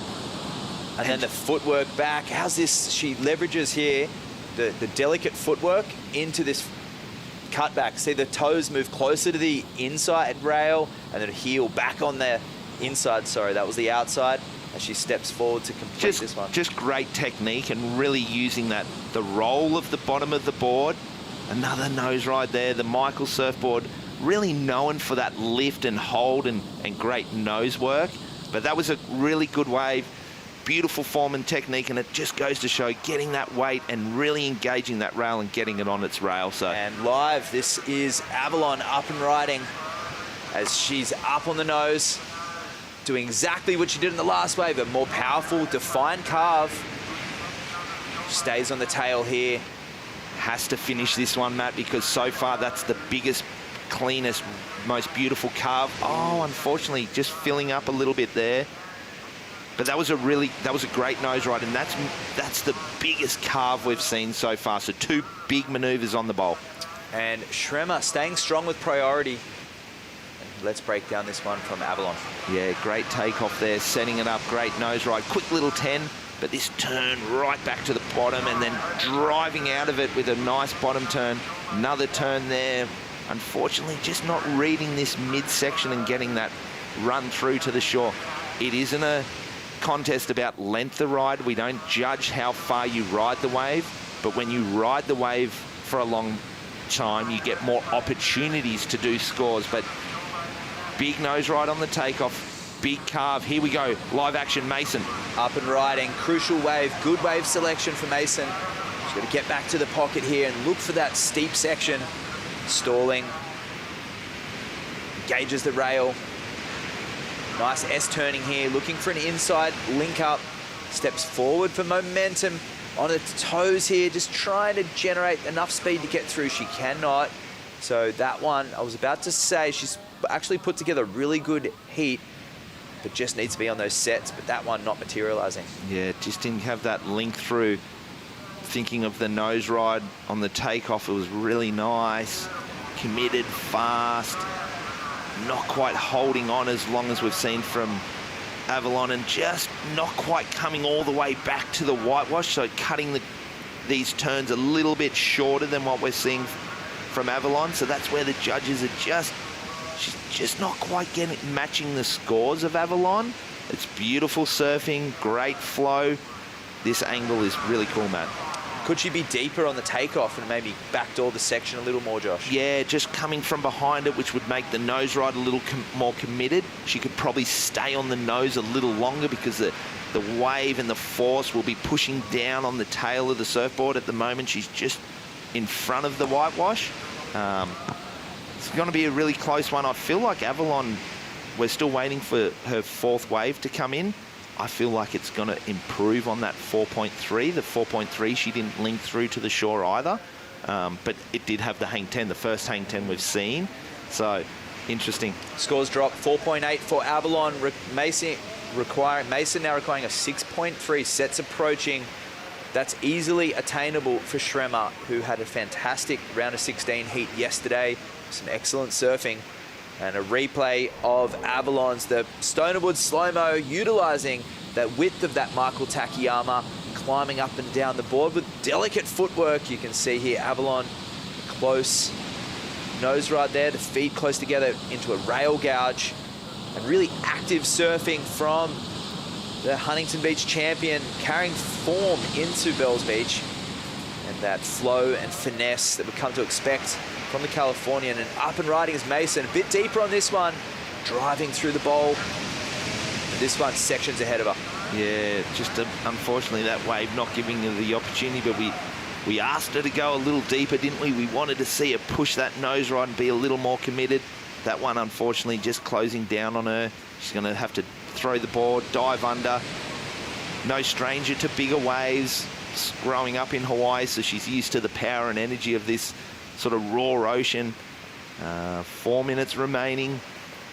Avalon's surfing a really nice heat here. 4-point ride, improves with the 617, then improves a little bit more, 4.3, and she's just making that score for Mason, just that little tougher reach wave that Avalon's doing. She's surfing a great heat. Oh, wow. And yeah, she did go a little deeper, under priority there, knowing that she needed to pull the trigger, and 3.5 minutes to go. It is probably going to come down to that one score, and that's very attainable for Mason. She'll have her family tuning in and her friends back home, her mum Patty and her sister Scarlett and Lola. Her dad will be watching as well. So they'll be on the edge of their seats, just wishing their girl to get to the semi-finals, and she needs a good result to carry that momentum into Abu Dhabi. A 3-point ride locks in, Josh. It's not enough. No, back to the drawing board. 3 minutes to go. Avalon, if you're in the Avalon camp, she needs to stay close to Mason. She can't let her get away. Let's see if we see a different shift in Avalon. She's never been that style of surfer. She just lets her surfing do the talking, but she is current world #1. She needs to keep the momentum going. She needs to go to the end of the season with a high ranking to give herself the best opportunity to become world champion. And sometimes you've got to play that competitive game, don't you, Matt? So 617 required was Avalon's score here. Mason needing a 608. So the goofy footer showing that extended nose ride. But look at the size of the wave. It's got that continual wall. Her nose ride's not necessarily in the pocket, Josh, but showing some length of ride and some commitment there. Yeah, she's definitely holding on to the nose rides a little longer than what we've seen from Mason so far. Just getting her the edge on those scores. And unfortunately, that one, I think that becomes a little bit of an error. If she finishes that off, score is raised. Given what we saw in the previous heat of Rachel, let's say Mason needs a set wave. What will she do on the wave? Yeah, we'd love to see a nose ride committed in the pocket. Hang 10's going to help the score. She's got the amazing technique with those beautiful cars. We want to see it bring it all the way back to the power source. Just a little more committed on the nose ride than the turn, and the score goes there. She was getting 8-point rides yesterday, so she can do it today. So the judges made it clear nose riding will be the difference today. Obviously, the calves will be expected. These are the world's best longboarders on finals day, but they want to see the critical tip time, that front third of the board. Bonus points for hanging 10. Totally. And Mason is one of the better nose riders in the world, so we know she can do it. She just needs the opportunity, but unfortunately for her at the moment, not having priority. So if you're new to the sport, priority, Avalon Gale in the red jersey's got the P next to her name. That means any wave that comes through, she has priority. She can take whatever wave she wants. Mason in the blue singlet will have to move away, give her right away. Mason can catch any wave she wants, as long as Avalon doesn't look like she wants it. So Avalon has that right away. She's going to play this one out and try and get herself on the best wave of the heat. Primetime sports viewing Saturday afternoon over there in California, watching the girl Avalon put on a clinic. There's people scattered around the world watching this right now. The goal is to surf the whole length of the board and utilize it and make it look stylish, controlled. You only need 2 waves that'll count in that 30-minute heat. But here goes Mason, 30 seconds remaining. Fading into this, it's a smaller wave. She'll have to really capitalize on the nose ride here. Gets that hang 5, and she kicks out of that. Doesn't see any potential, leaving Avalon out the back with priority. 20 seconds remaining. Unfortunately for Mason, just not getting that opportunity towards the back end of the heat. The ladies have been in the water for a long time. They got the extra 10 minutes. It's 40 minutes in the water. Like you said, Matt, getting changed, 5-minute paddle out. They will be starting to get a little colder. Great win there for Avalon. She needs to come in, regroup, get warm, hot chocolate, dry that wetsuit off and into the semi-finals. Fantastic result for her. Yeah, slow start for Avalon, nearly 20 minutes without riding a wave, and she had a mistake on her first, but she came back. The story of this event so far is how Avalon Gale's backing up her Huntington Beach win with this newfound competitive prowess. The way that she's able to ice out heats, use the tactics we've never seen before from the young 23-year-old as she makes her way in. We'll see her in the semi-finals as we confirm Mason will get a 5th place finish here. We're going to go to a break. Don't go anywhere. Sam Bleakley coming into the booth next for Soleil Erico versus Chloe Calmon.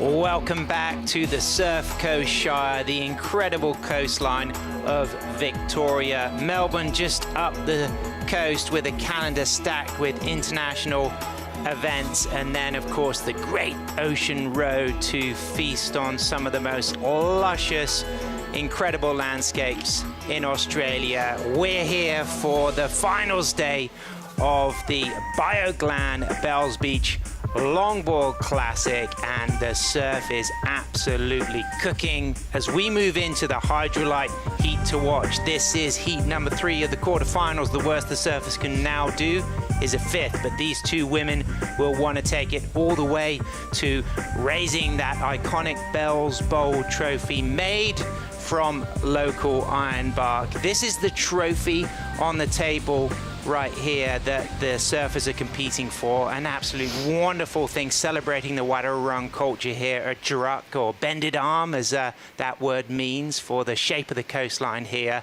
They're searching for this. I'm Sam Bleakley. Thanks for tuning in. Berlin Alvarez Kimball. The surf is brilliant. I mean, what a way to crown our champions. Oh, everyone showed up this morning, and froth levels are on high. They're claiming, you know, this is the hands down best conditions they've ever had at an event. And this is coming from like Rachel as well. And what have you picked up now from these first 2 quarterfinals about positioning, about commitment, about how to really maximize scores on the bowl section? They're really wanting nice, tight, bigger waves in the pocket, committed. They want to see really nice turns as well. They don't want to see anyone out on the shoulder today. The surf has dropped off a little bit, so it's really giving everyone the opportunity to really paint the picture. You've got to be brave, and here's the replays. Chloe Calmon straight in there. Berlin, what do you think? Holding that 5, still on that 5. Nice feet work. Again, just a quick, out. She's put a little stamp on it, and Soleil. Waiting for the section, up to a 5, to a 10. And just nice trim, back up to a 5, setting her line. And the conditions are so nice, nice swaying turns, staying right back in the white water. So opening rides for both of them. Here we go. I think Soleil gets the better of that exchange of 4, 6, 7 with Chloe at 3. So what do you think gave Soleil the edge on that one? I think the 10, the turns, sure, as well, a little bit longer ride. Yep. Chloe's nice long 5, but it didn't do anything else for her. So Soleil Erico got second at the first event of the World Longboard Tour, losing to Avalon Gould. Of course, Avalon makes it already to the semis. I mean, you know, kicking off the season. But let's focus a little bit now on Chloe Calmon. Having had that year off, she's a huge threat to win this Bells Bowl. Oh, she has the whole package. It's just, is it going to come together for her? She hasn't won the world title yet, but I know she's got a fire right now having that break. And she's been on point with all the events that she has been doing this year as well. So I know she'd be wanting to walk away with holding this trophy. And I had a really nice point from our good friend Wingnut talking about goofy footers versus regular footers, and the fact that rights have been such a dominant feature of the spots to win World Longboard titles over the last decade. They have, and it's about honing those, you know, skills for those goofy footers. And a lot of these surfers do end up surfing around a lot of the right-hand point breaks anyway. So they've really got that backhand. Absolutely. If you want to excel at the world level right now, you know, winning in El Salvador, getting big results in Bells. Huntington, of course, you can go both ways. Abu Dhabi, of course, you're going to be judged on both your rights and your lefts. But what is it like surfing on your backside of the bowl? I mean, you know, is there a different line required for Chloe compared to Soleil, knowing that on her backside she's got to get behind that section for those critical nose rides and rail turns? Oh, well, it's, I guess, being open Sure. to the face of the wave as well, and being able to set that line. And I love surfing on my backhand. I love, you know, the cutbacks as well, and resetting that line for that backhand nose ride. Yeah, openness. You talk about that. That's just what you're trying to say, is just opening out those shoulders, really facing where you're going. Yes. And leading with that upper body first. Exactly. And the nice thing about both of these women is they use the drop knee in their repertoire. Yes, the drop knee. It is, and on the backhand as Sure. well. I think Chloe has one of the best in the business. Yeah. My personal opinion. And then Soleil as well got a nice drop knee. One of the things I've loved about what Soleil has brought to world longboarding in the last 8 years is the way she walks out of a nose ride into that beautiful down carve, and then that transition off the bottom. Sometimes she'll come tall with the soul arch, other times she'll get low, but it's a really nice combination of moments, as we can see the Erico camp on the sand there. We've got Ian Chisholm closest to the screen in the grey beanie. We've got Kai Ellis Flint.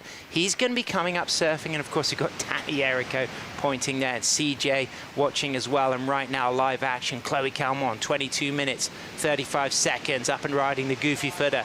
Clean footwork, silky smooth, super tight and locked on that nice nose ride. Back for a second nose ride and just keeps control as she walks out of that nose ride and then into the down carve. And you can just see this swell getting a little bit smaller. Yes, there's going to be lulls. We may well see the surface shifting over to Rincon towards 11 o'clock when we get closer to that high tide. But right now, Chloe gone through the bowl section, now coming towards the shore break, back up for another tip ride.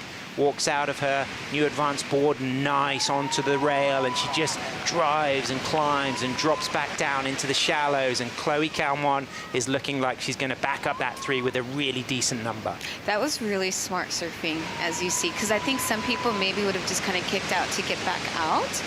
You know, connecting that all the way, that definitely would have added a few little degrees to the point. Here we go, Berlin, live action. 4 steps to the tip, locks a 5, gets a soul arch, lifts that back arm. There's that down carve, and then just comes off the middle of the wave this time, just reading the situation, and then just staying loose, electric on tail, and just keeping that board in the pocket so that she can find those steeper sections, eyeing up the opportunity for another 5. Holds the 5, walks cleanly out of the nose. This is the woman who has took the Bell's Bowl in the last 2 years. Can it be 3? She locks in another nose ride through the inside. Great trim speed again onto the tip as she goes back to the tail with a really nice sweep and lifting that upper body. And now the arms go low. Little snake turn S stall into a 5 through the shore break there.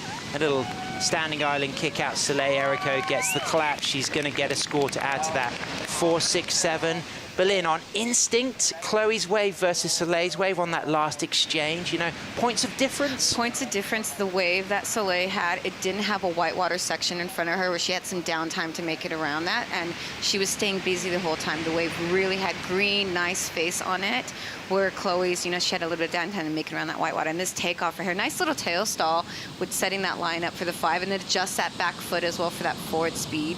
And what I really admire and love about her surfing is the way, again, the pivoting and then off of the bottom, turning the cutbacks. Another little stall. You can see how she leans on that tail right there, right there, okay, just to slow the speed down so she doesn't get in front of the section. So as we appreciate this Stone and Wood slow-mo, you know, talk to all the longboard fans at home about how she's readjusting those feet, either side of the stringer, engaging both rails. Using, you know, toes and heels and staying right in the middle. As you can see, it is really the subtlest maneuvers which will slow the speed and leaning into it to gain that momentum forward.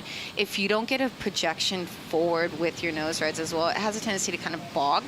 And she's literally, it's the gas and brakes on like your car. Absolutely, and also using that upper body when necessary. She is more of a minimalist surfer with the upper body, but I love it when she just releases and lifts, and there's that element of light-footedness all of a sudden in amongst a very radical rail turn. Yeah, well, like you said, body, you know, you can lean into that front. As you see, oh, look at this gorgeous wave for Chloe. 4 steps into a 5, locks on the 5, into a 10, holds that 10, great control, drops both arms. Berlin, you like this, and there's that drop knee turn. Let's really appreciate that hang 10 for a sec. That was a high degree of difficulty. It was a very high degree, and as well with confidence and composure and control. Edge on a paddle battle here. Do you think she's got the quicker line than Soleil, or do you think Soleil's going to be potentially a bit further out? Oh, Soleil, there she is. There we go. Camera reveals. Yep, camera. So interesting for Chloe, that wave not going all the way through. I think that would have been favorable for her had she got the edge on the paddle battle, but I felt like all the damage was already done on that ride. That 10, that drop knee turn, and here's the replay. Here's the replay. Up to a 5. Again, nice. This is, I believe, the first one, the 10 right there. Just nice locked in with right in front of Soleil, too. Yep. And then that drop knee. Again, and what's nice is how she really stays in the power source. Yep. And she knows when to kick out and just go. Obviously, it just goes a little bit deep there, but great committed 10. Here we go, 4 steps to a 5, soul arch, trademark Soleil, acceleration, as she then goes onto the tail, cuts back. Some white water to deal with, but she'll drop back down into the lower part of the wave using cross steps, accelerating with trim speed, standing tall. She's relaxed at the moment because she's just letting the board do the work, but now she'll pounce for another touch of the tip. There's a 5 and comes cleanly with control out of that nose ride. She looks super comfortable. Oh my gosh, it is on. It is on. It is on. There was never an element of anything feeling too rushed or scrambled or fluffed then. It was all smooth and controlled, and you just felt like her body language was saying, I'm owning this moment. This is my time. What I really admired and appreciated was the way she faded way back into the whitewater, and she trimmed through the whitewater to put herself into that section to nose ride as well. And so her board was completely gone when she did get that nose ride. Well, talking about the art of trim, someone who is shining today, it's Laguna Beach local Avalon Gore on the glass with Harrison Roach. Yes, Avalon, second heat of the day. Quarterfinals are over for you. You're into the semifinals. Are you excited for the day ahead? I'm so excited. The waves are insane today. Tell us about some of the waves you were catching out there. There was one 6-point ride that went all the way through the inside. Didn't get the finish on that one, but still got a good score. How was it coming up against Mason and trying to make the most of the conditions on offer? I wish our heat was a little bit slow, and I wish we had some more waves, but I love surfing with Mason. I've been surfing with her pretty much my whole life, and I love her surfing. She surfs so good. Yeah, two great competitors. You surf really well out there. Semi-finals coming up against the Japanese surfer Hiroka. Is there going to be any changes to your approach out there? I never really go out with a plan. I kind of just pretend like I'm free surfing and hope to get some good waves. Yeah, well, looks pretty natural for you. Big day ahead. Go and get warm. Congratulations on a semi-final finish, but let's see if you can take it further. Oh, bless. Great stuff. You know what it is as well when you're cold and you can't pronounce your Peter Piper pickled peppers. That's the challenge if you've got cold lips after a long surf. It's very difficult to do. But she's going to warm up as we see Chloe Calmon again into a 10. Holds that 10 and drops those arms and walks back to the tail. And now we see that iconic trademark bottom turn with the drop knee. I love that. Put my hair on end. Look, Bullen. I did. No you kidding. got chicken skin. No kidding. I mean, good longboarding like that, that's what I live to watch, and that was absolutely beautiful. But again, that wave just dies on the shoulder, but again, it felt like Chloe did all the strong work early on that wave. So she's going to be rivaling Soleil's 6.67. And obviously, you know, so this is the takeoff. There it is. 5, 10, just committed. And again, then switches it to the 5. And this turn, a little bit of it, oh, it is just butter. And again, just keeps the nice trim. Nice little cut back. And you can see, you know, she wants to kind of get, but just hits that deeper water, pulls herself a little bit out. But this is the aerial view, 5 to 10. Look at those toes wrapped over. So committed. And talk about the technique now going into the drop knee. Again, leaning in the, you know, into the ankle, pulling the knee all the way down, and then with the lift of the arms coming off of it. Oh, the trim is so gorgeous from Chloe on this wave. There we go, as we get to see the slow-mo into the 5, into the 10, and all you longboard fans tuning in around the world, I recommend dropping a score. Scribble it down and find out how close you get to the score that the judges drop. This is, of course, a Hydrolite heat to watch, and you can see why. It's Rio de Janeiro against Malibu. It's California against Brazil here at the Bells Bowl, and it is absolutely on fire as we see a beautiful bit of surfing from both of those riders. Why not have a bonsai brew break? Go and make yourself a nice drink, because we'll be right back and the action will continue here on finals day.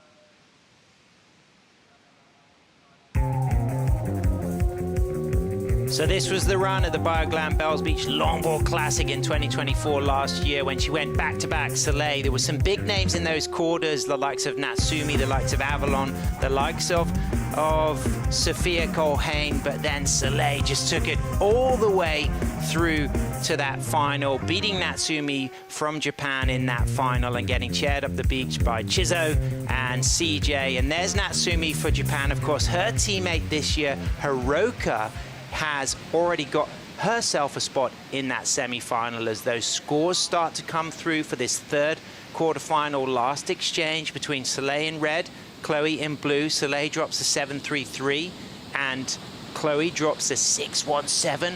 I'm Sam Bleakley, still here with Berlin. What do you think, Berlin, on that exchange? Oh, it was really great surfing.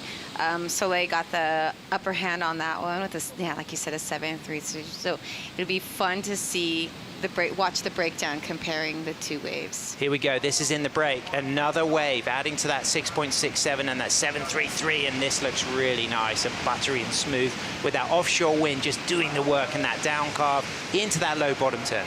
Yeah, getting the speed in the drive. Oh, this section, is she going to make it around it? We'll see. And we didn't get a chance to see, so this is replay. Oh, she's connecting that inside. Yeah, just hitting a little bit of deeper water. 5.27 that one comes in at. So Soleil will go out. She's on 4 rides. Chloe also on 4 rides. The spread of scores, if you're looking at the app back home on worldsurfleague.com, you can see that those throwaways are in the 4s and the 5s for Soleil and in the 3s and the 4s for Chloe. But it's Soleil now with the edge with a 6.67 and a 7.33. Chloe combination is a 10.67. That's adding that 4.5 and that 6.17. It means that our surfer from Macumba Beach needs a 7.83. It would have to be the highest score of the quarter-final so far. She's got 10 minutes left in the Chloe camp. What would you be saying to Calmon right now? Wait for a set that has a good long wall. That's what I would be saying. Because right now, as you saw from Soleil's 7.33, they're there.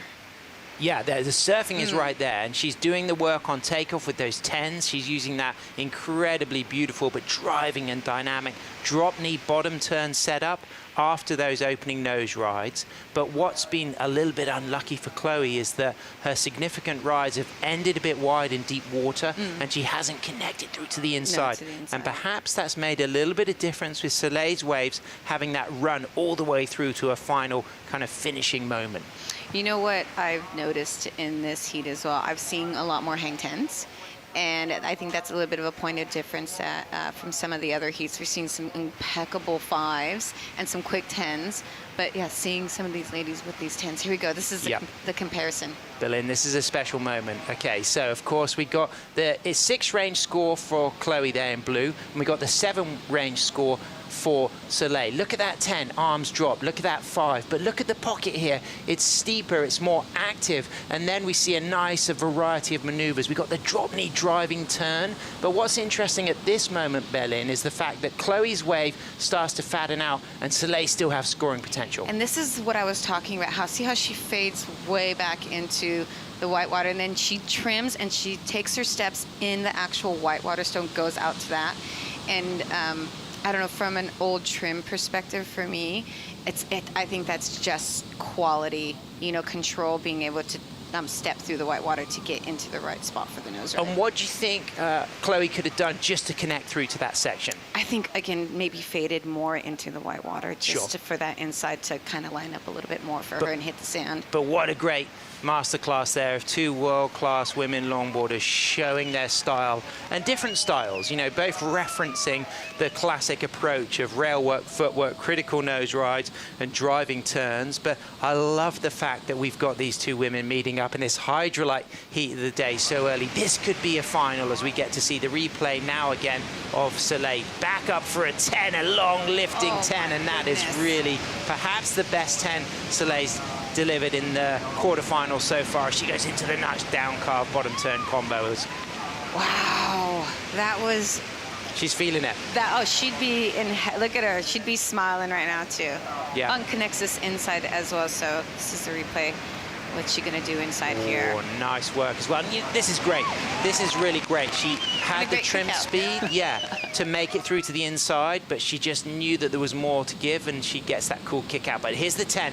Lifts the arms on that approach, but look at the lift of the board. That is a photo moment, a money moment. Talk about the degree of difficulty in that 10.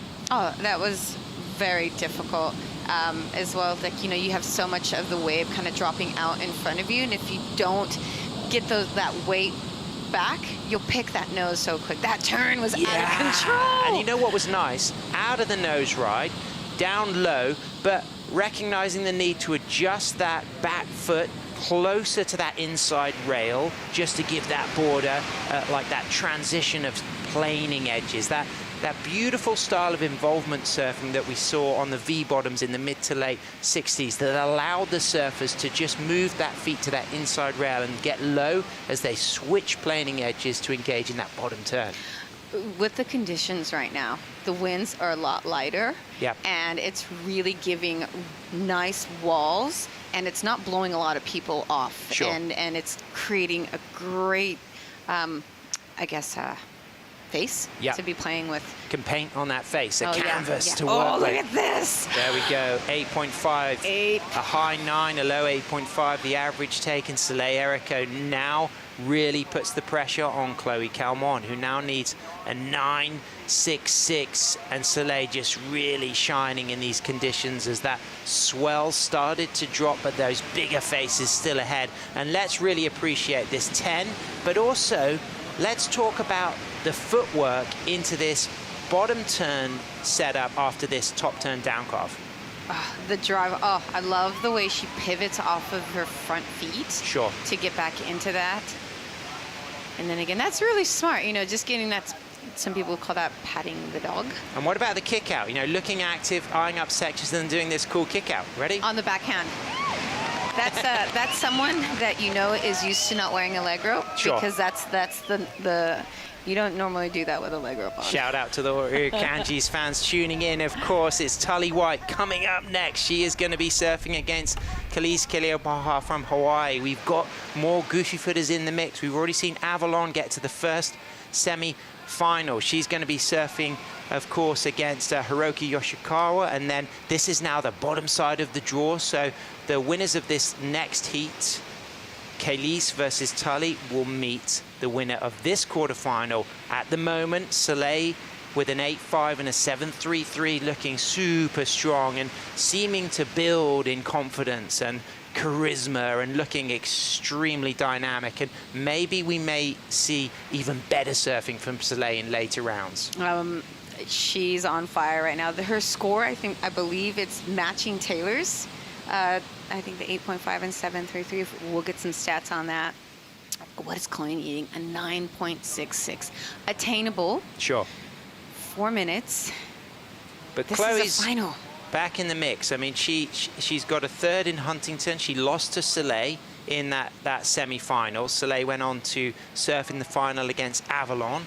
So this is going to be a fifth for Chloe if she doesn't change the situation in the last 3 minutes 35 seconds. A fifth and a third, two very strong scores, considering that it's the top 8 surfers who will qualify for the winner takes all World Longboard Title final in El Salvador. Here's the Chloe camp. We got her sister. We got Natsumi. We got Ophili. Of course, big moments there for the Calmon camp. Can she get that 9.66? It would be an absolute perfect ride, but if anyone can do it under pressure, it's Chloe. We've yet to see a perfect wave, a perfect ride, and how amazing would it be if Chloe were able to post that? Yeah, she's no stranger to it. game-changing. It'd be pretty game-changing.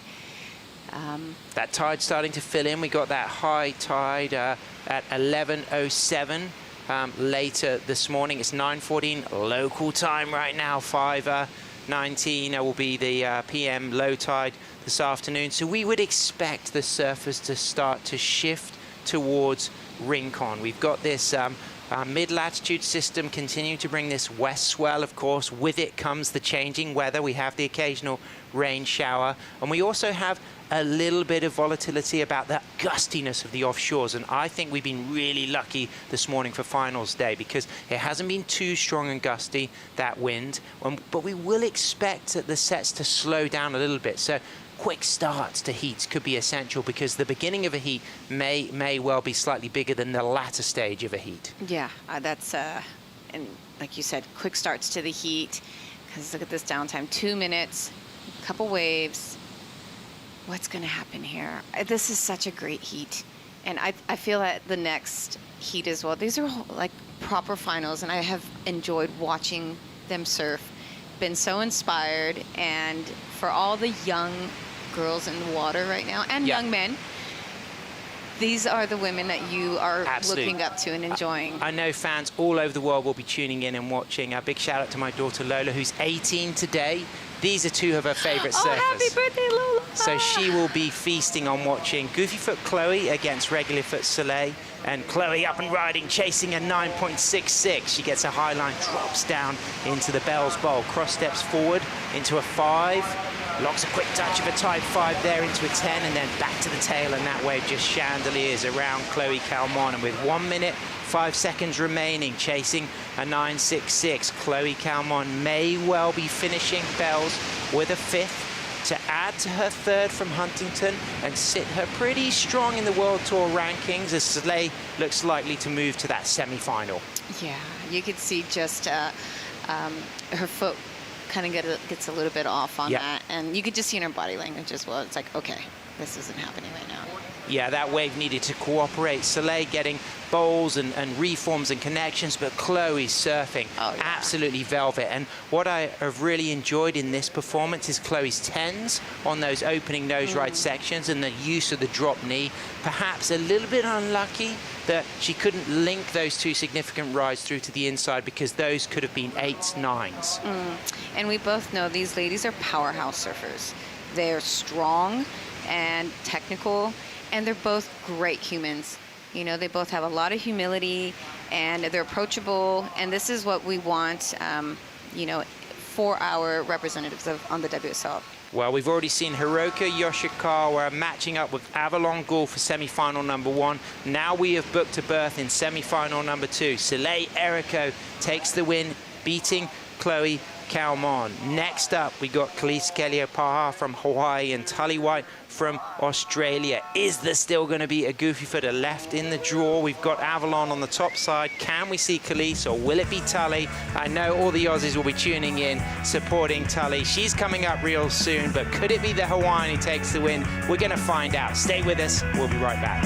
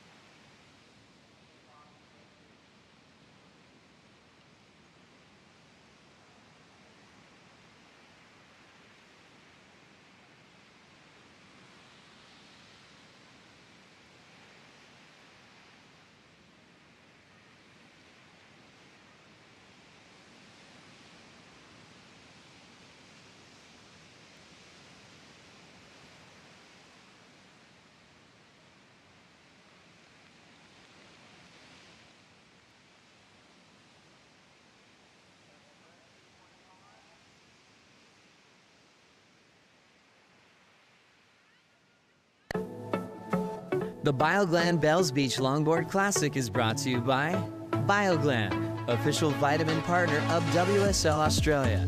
By Surf Coast Shire, strategic partner of the Bioglan Bells Beach Longboard Classic. and by Visit Victoria. Victoria, every bit different.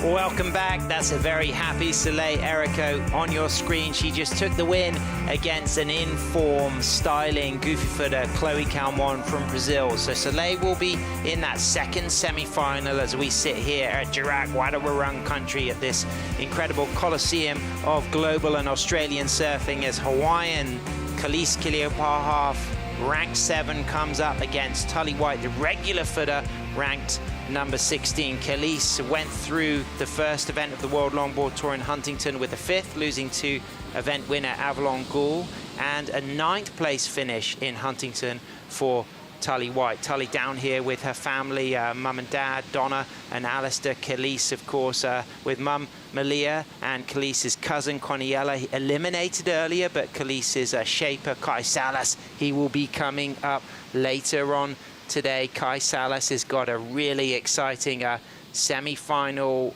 quarter-final berth with Frenchman Edouard Del Perro. I'm Sam Bleakley in the booth still with Berlin Alvarez-Kimball. Berlin, look at that corduroy all the way to the horizon. These conditions are so buttery as we see Khalees, quick 5. It looks like she's, just loses balance. This is a 2.5, so just a little warm up for her. And this heat, goofy footer, regular footer. Yeah, I'm stoked that the goofies are representing as well. We've had a good run of goofies. If I look at the men's side as well, we've got JR still flying the flag as we see now the replay in the break. Tully White to the tip out of that nose ride. What do you think of this, Belin? Great surfing from Tully. Her boards are looking so good under her feet. Sean Nettleton's? Yep, Nettleton surfboards. And a little drop knee. So mixing up the turns, the drop knees, nice little forward movement. I love that. That is nice. A really unspoke about maneuver, that side to side. Sure. And that just, what it does is it kind of cuts through sections that would normally be quite flat and gets you back in. And it's you can really get a little bit of a jive and forward momentum with that. In the clubs of coastal surf towns around the world, they call that the saltwater boogie. You can also do it on the dance floor. Oh, I think I've seen you do that on the dance floor. Yeah, I do that move. Okay, so Tully White gets a 5.83, nice. Khalees a 2.5.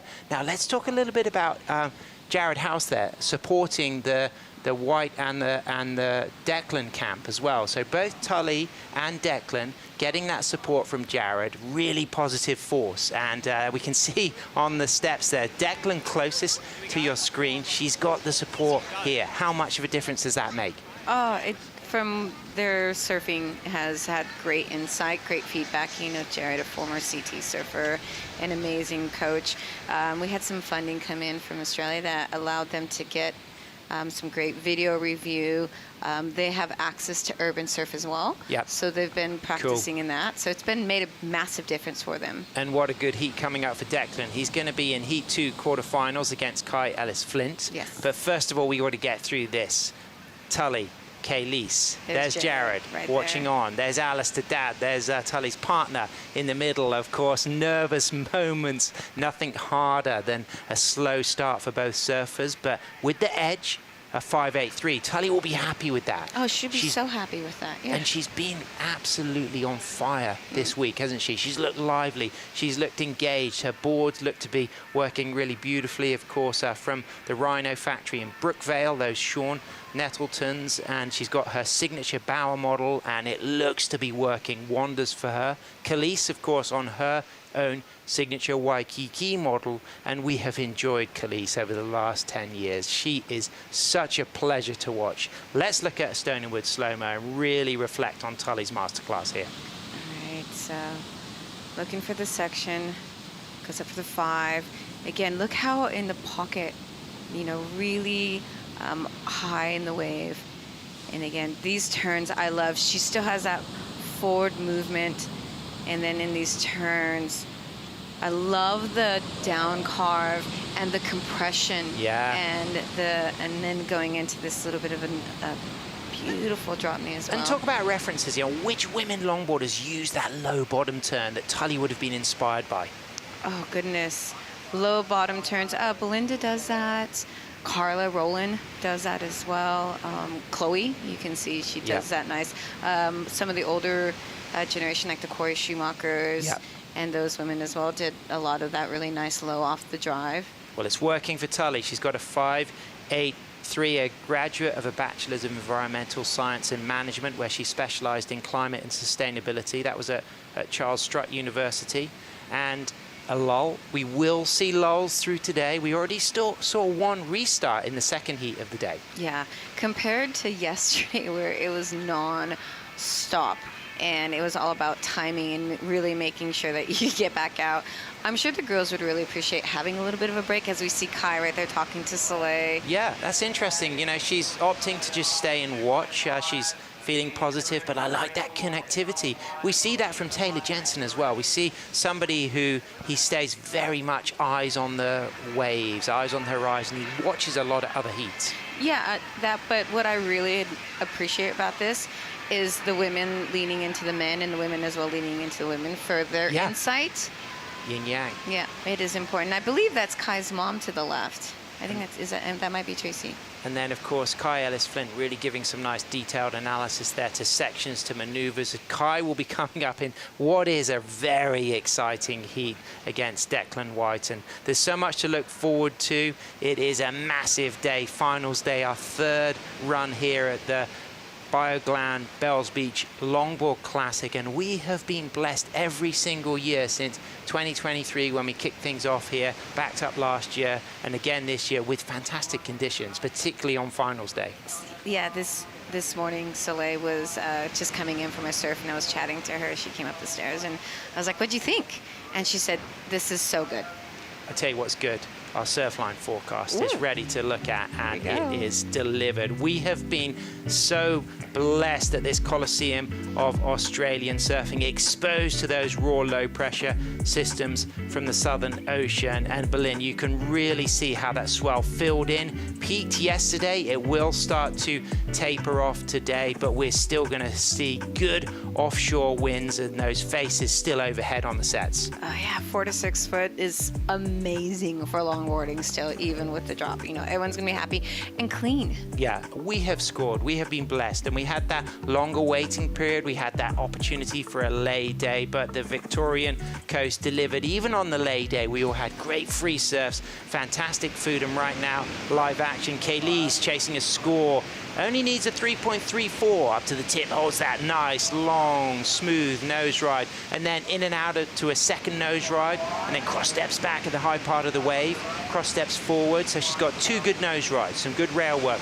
Now she's just looking to get the reform on the inside and readjust that line. Great work on rail then, just using that heel edge so cleanly and stylishly as she walks into that down carve, and with such an effortless amount of energy, but yet knowing that the wave has got power and juice, and she just comes out there just catching a little bit of the rail to finish things off, but a really good wave. As we can see JR getting ready, and a big shout out to all the surfers tuning in the La Union community. My good friend Surf Star, who runs a fantastic place down there, she's going to be cheering for the team's Philippines because they are absolutely on fire, and JR is going to look good in these conditions as we get the replay of Achilles. She's just got such gorgeous style, nice technical flow, so smooth, very precise, and her fives are just, you see her feet hang right over the nose. There's no wondering if it really is a 5 or not, and the redirection change staying in the pocket.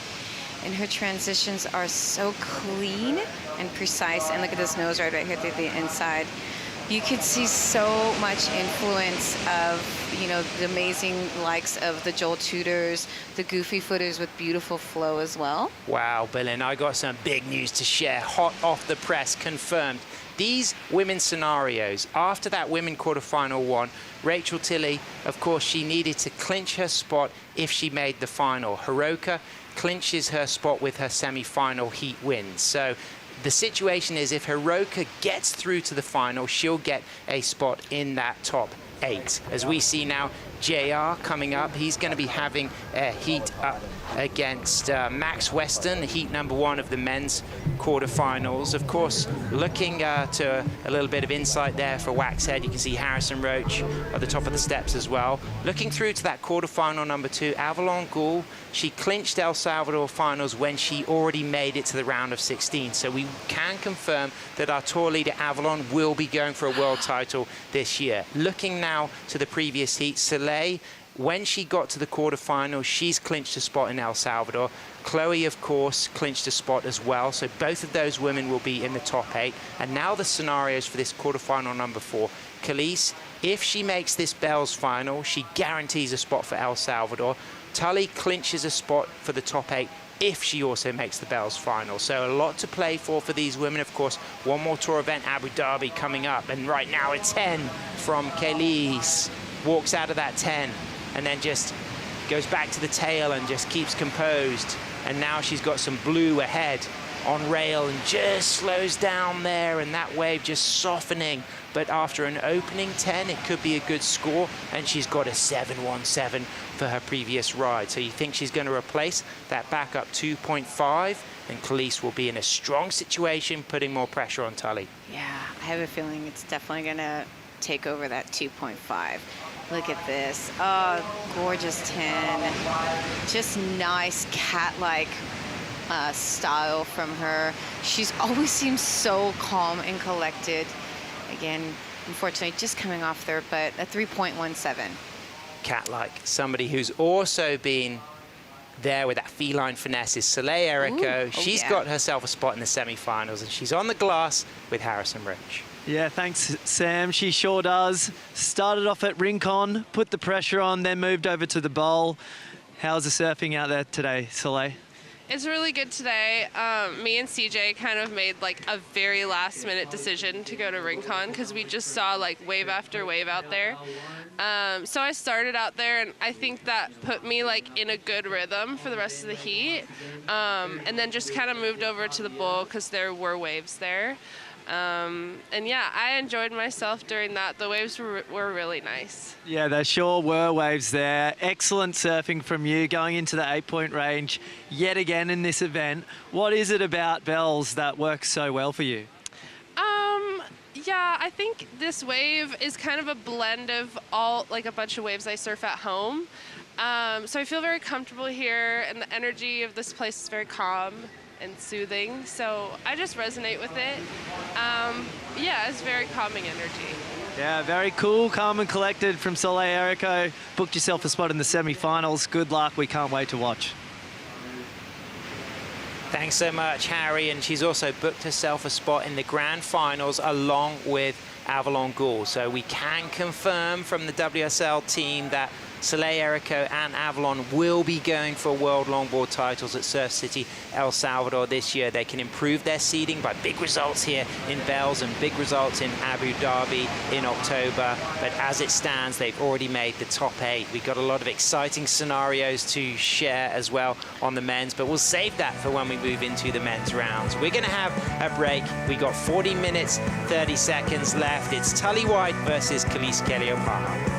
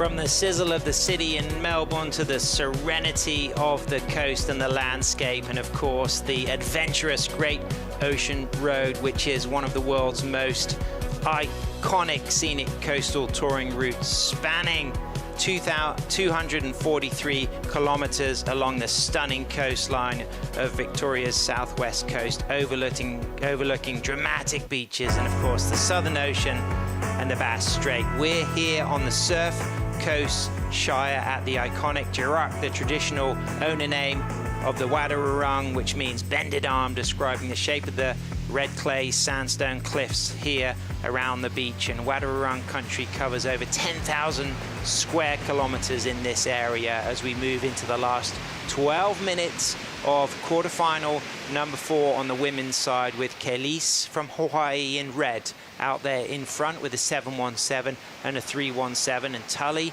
for Australia in blue with a 583, looking to score a 4.52. Sitting with priority, Sam Bleakley in the booth with Berlin Alvarez-Kimball. For the white camp, what would be the messaging now for Tully? Oh, could you see Tully standing on her board? She's looking for sets right now. A 4.52, so attainable. Just get a good one. You know, just be patient. You got 11 and a half minutes.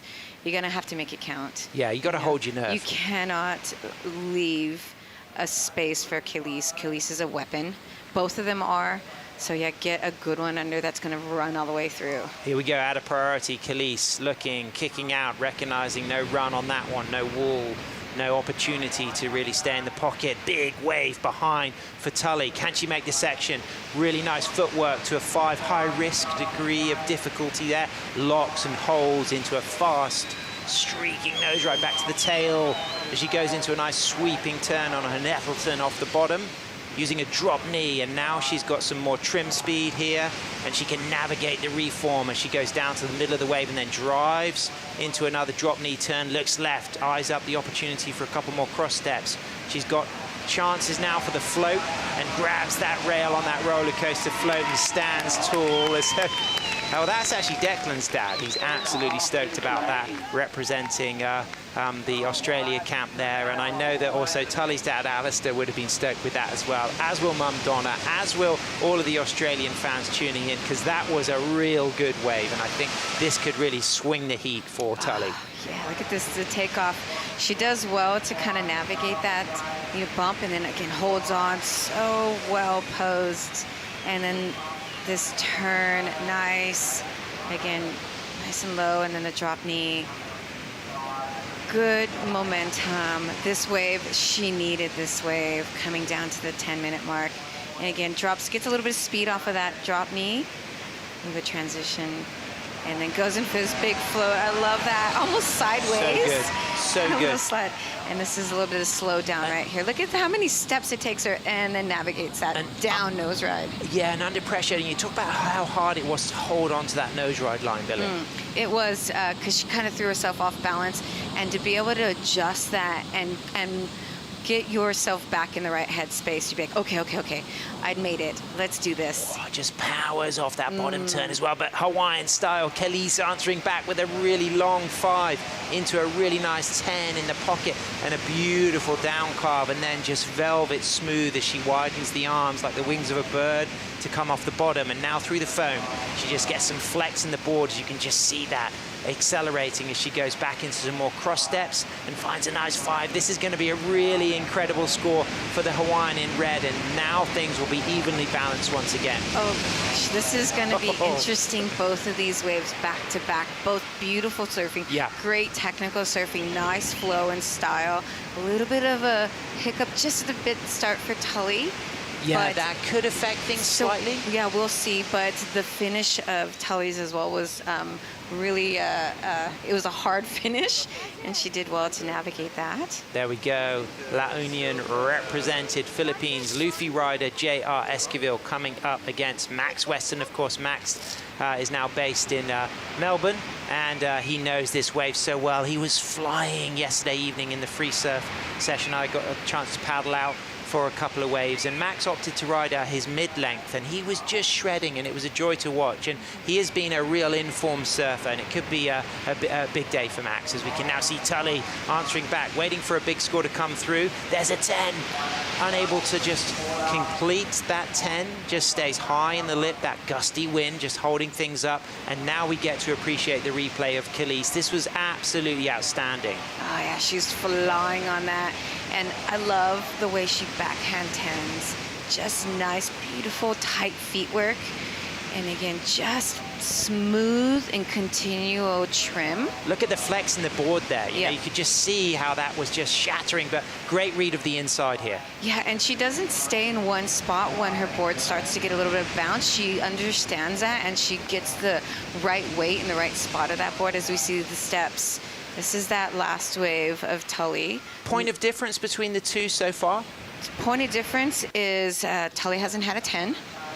Khalees did. A little bit bigger wave here for Tully. A little bit more traditional turns, a couple more drop knees. And again, I think Tully just stays a little bit more busy. Just, I think, a little bit more maneuvers.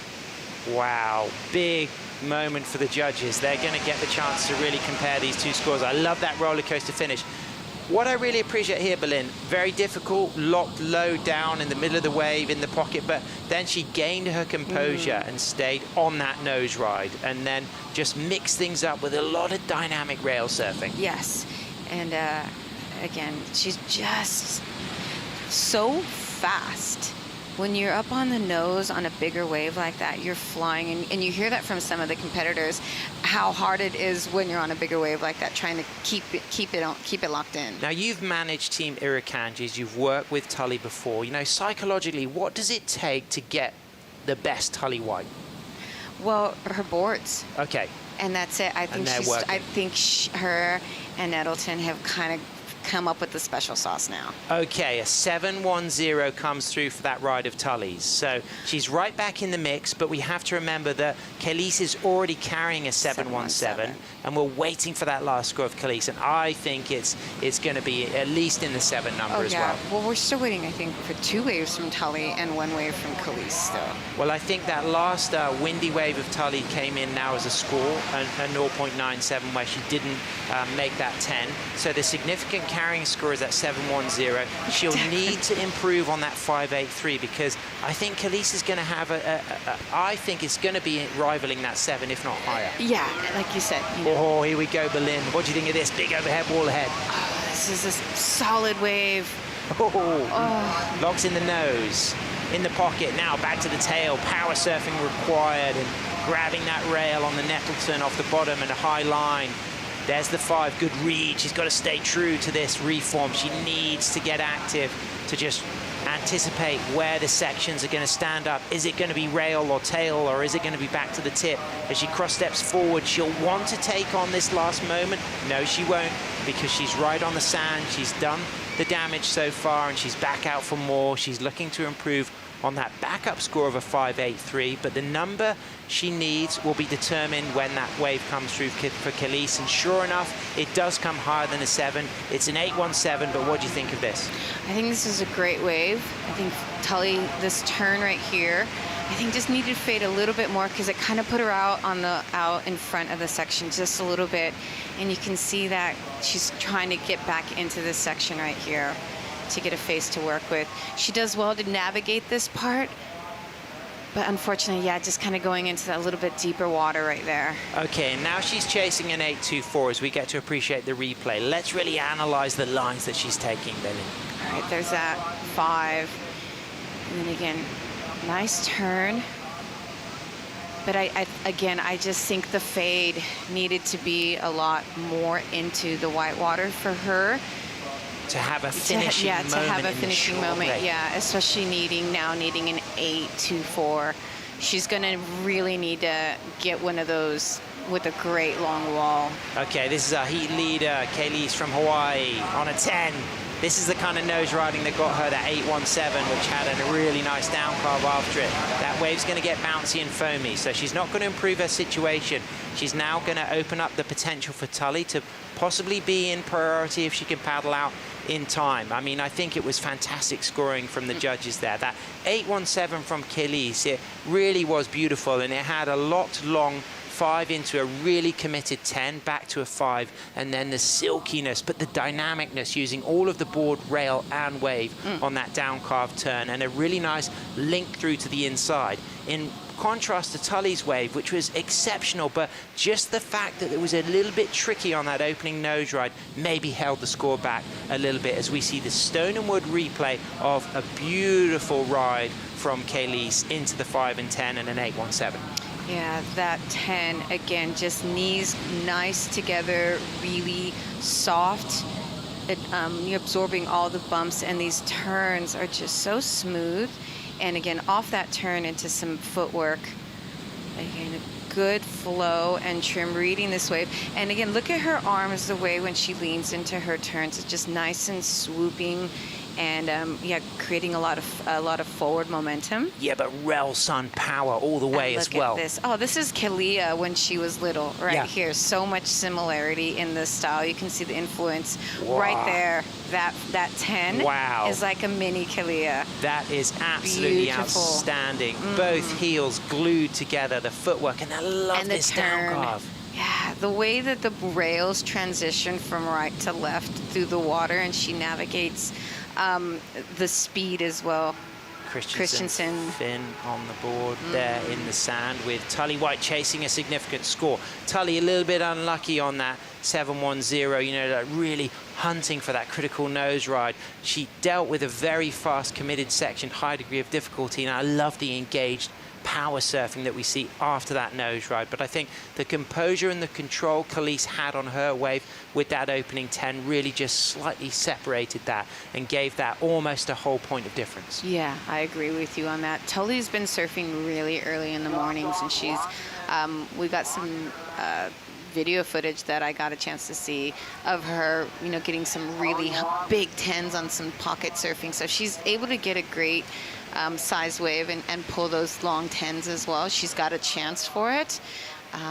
Crowds coming down for the action as well, and I recommend continuing to arrive, because we've got the men's quarterfinals, we've got the last 40 seconds of this heat, we've got the semis, we're going to be crowning our champions. We've got Kai Ellis-Flint getting ready. It's going to be a good one. Oh, 35 seconds. Is there going to be anything that comes in and gives Tully a chance to showcase, or is Kelis moving into the semifinal? Kelis clinches El Salvador. She makes it into the final, so she's wanting to win this heat. Sure, same situation for both Tully. women. They need to have a final berth here to guarantee, but Tully already carrying a ninth from Huntington, losing out to Natalia Wonderlich, so this will be a 5th place result, losing in the quarterfinals as we move down into the last 3 seconds, and Kelis books herself a spot in that 2nd semi-final against our defending event champion Soleil Erico. So we've got 2 goofy footers and 2 regular footers represented in the women's semi-final. Hiroka, Yoshikawa, Avalon Gould in that 1st semi-final, Soleil Erico and Kelis in that 2nd semi-final. But Lynn, let's just talk about the flavor, the energy of women's longboarding right now. What have we been seeing, and what can we look forward to in the semis and finals? I think we're going to see some power surfing, meaning great long drawn out turns, a critical hang 5s and 10s. I think the girls really understand what the judges are wanting to see, so they're really they're going to show up and blow up, I think. Yeah, and of course the need for that strategic move to decide if you're going to go to the Rincon section or stay on the bowl. You know, we heard from Soleil talking about a last-minute decision to shift locations, but then during the heat, she actually surfed both Rincon and the bowl. Well, it's shifting, and with that tide, you're seeing it start to move up there a little bit more.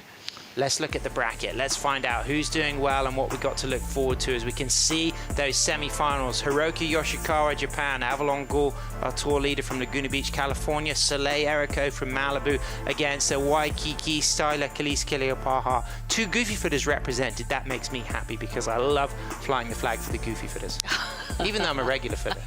There's so many rights on tour. You've got to give them a chance. I want everyone to win, and it's so hard. And who do we think is going to be holding this trophy up? Berlin. I mean, Let's go. 2 massive semi-finals. And we talked about lines, creativity, nose riding. There's so much on offer. Yeah, there is. And each one of these women that's moving into the semifinals can bring that to the table. Well, stay tuned. We got champions to crown later today. We'll be right back after this short break with the men's quarterfinals.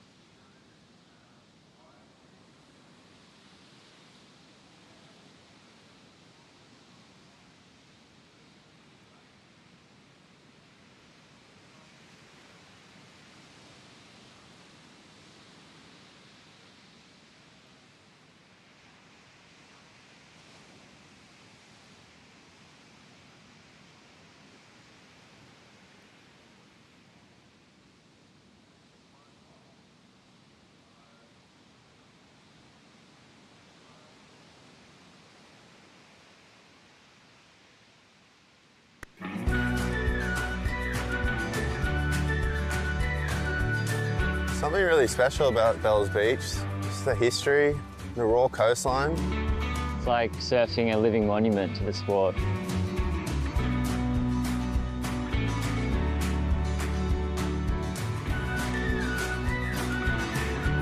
Hey Matt, how you doing? Do you take from any of these boards to create your own? Yeah, 100%. This is me taking kind of inspiration from the pioneers of this area. Really similar, but just the modern tweaks. We're gonna go get some food, maybe try and get a surf in later. Well, I might see you down there. So Maxie, if someone asked you what to do in Victoria, what would you tell them? Come to Bells, surf, eat amazing food, enjoy the people.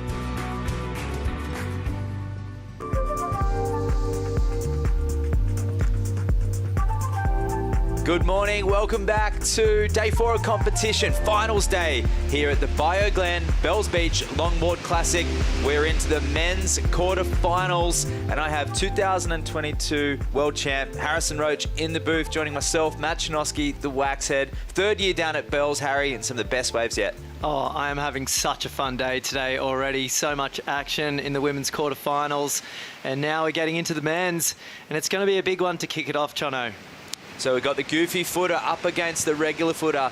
J.R. Esquivel, the pride of the Philippines, ranked 3rd coming into this. Max Weston, living in Melbourne, formerly of Sydney, silky smooth regular footer, who's got current ratings leader Kai Ellis-Flynn in his corner as a mentor, supporter, and good friend. But J.R. up early on this one, holding a close 5 there. Nice carving back to the pocket. Just bouncing off the whitewater there to get things started. Surf slowing down a little bit in consistency, but the lines of today at Bells Beach, absolutely perfect. And there has been lots of opportunity out there still in heat. When the waves do come through, they're great, but JR going down on that last section there. He's left a few points on the table there, perhaps. Was doing really well up until that point. He was off to a great start. Uncharacteristic fall there for the goofy footer. Coming out of San Juan La Union, Philippines. They'll be all tuning in, and we have a huge Philippine crowd down here supporting them. The Gold Coast crew have come down. Some surfers from Sydney are here supporting, and of course from Melbourne, flying that Philippine flag loud and proud. Daisy Valdez is here, along with Luke Landrigan and Kyla. They're supporting JR over here, as well as Joe Marie. This is the replay, Harry. Yeah, off to a great start here. Nice 5 high and tight. Sort of brings it into a tight 5, not quite the 10, but a bouncy roundhouse section there. And now he just tries to weave his way through some of the softer sections of the wave, ticking up some points with another little tap to the nose. But this is where he came unstuck. Sort of landed on his barm on the floater there, and a little bit of an awkward fall, but yeah, great start here. Little tap of the 10. Yeah, so the judges will appreciate how close the hang 5, the elongated 5 is, not super stretched out as well, and a little bit of levitation on the nose ride there, courtesy of that Luffy surfboard. A unique rocker. We'll get more into the board design, but here's smooth Max Weston, leashless out there, a bit more connected.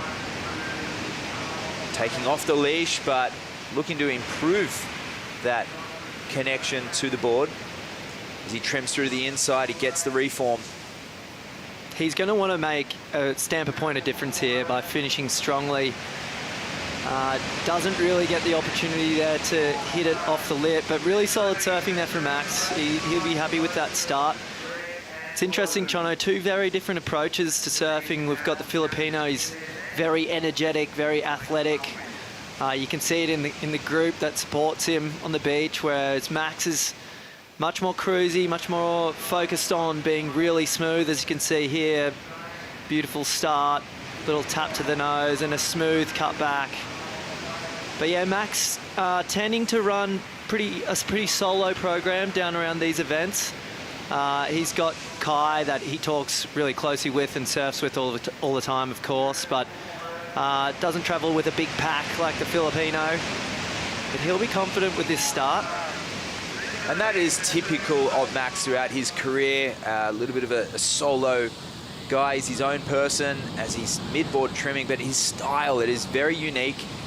You can say it draws similarities to Kyla's Flynn, but Max has been surfing like this for a long time. He was a former pro junior shortboarder. He had great form on the shortboard, but always mixed it up between the long and the short. His father, Billy, a member of the Palm Beach Longboard Club, gave Max his foundation there at Avalon, where he mixed between South Avalon on the shortboard, Little Avalon, and longboards at North Ave.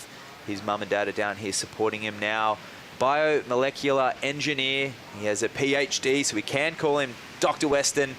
But when it comes to flow and trim, he's also a master of the art. 33 years of age. And we'll wait for those scores to lock. JR locked in a 5, but we're waiting for Max's. Let's go catch up with Khalees Kaliopaa, the winner of women's quarterfinal Heat 4. Yeah, thank you, Matt. I am here with quarterfinal heat winner. That was a fantastic heat. Beautiful wave choice. Great conditions out there against a bit of an Aussie crowd favourite. Tully definitely had a big support crew down there. How does it feel coming up against someone like that, and a good friend of yours, and you love her surfing, but to stay composed like you did, choose the waves you did, and then put on that performance? Yeah, I knew going into my heat today with Tully, it was going to be a good heat. She's been surfing, like, so good, and in my opinion, like, she's one of my favorite surfers on the tour. I love her style. I love that her family's down here to support her. You know, like, I love that too, and I'm at home, so it was just so fun being out there. Yeah, it's a great day today. It's exciting. Yesterday was quite cold out there. The wind was cold. Today the wind's cold, but lots of waves in that heat. Talk to us about that. Nice and warm in your wetsuit today. Oh my God, yeah, it definitely kept me warm out there. All the paddling, all the surfing, like my thick wetsuit. So like, I'm hot right now, but yeah, the air is chilly, but the waves are so fun, and I'm so happy to make the semis. Yeah, and a big semi-final coming up, Soleil Erico. She's won out here the past 2 years. What's the approach again against Tully? Regular footer, you're a goofy footer. It's going to have that same feel out there. What's the approach? Just getting yourself on the right waves that you can do your surfing? Yeah, definitely. Choosing the right wave is always a little trickier for me, especially going backside. So I'm just trying to stay like in my own lane and focus on, you know, myself. I've only really competed against Soleil one time in Malibu, so this will be a good little heat, and I'm really excited. Yeah, I think every longboard fan out there around the world is going to be excited and tuning in for this semi-final. Congratulations. We'll let you go get warm and dry. Look forward to seeing you in the semi-finals, and good luck. Back to you guys in the booth.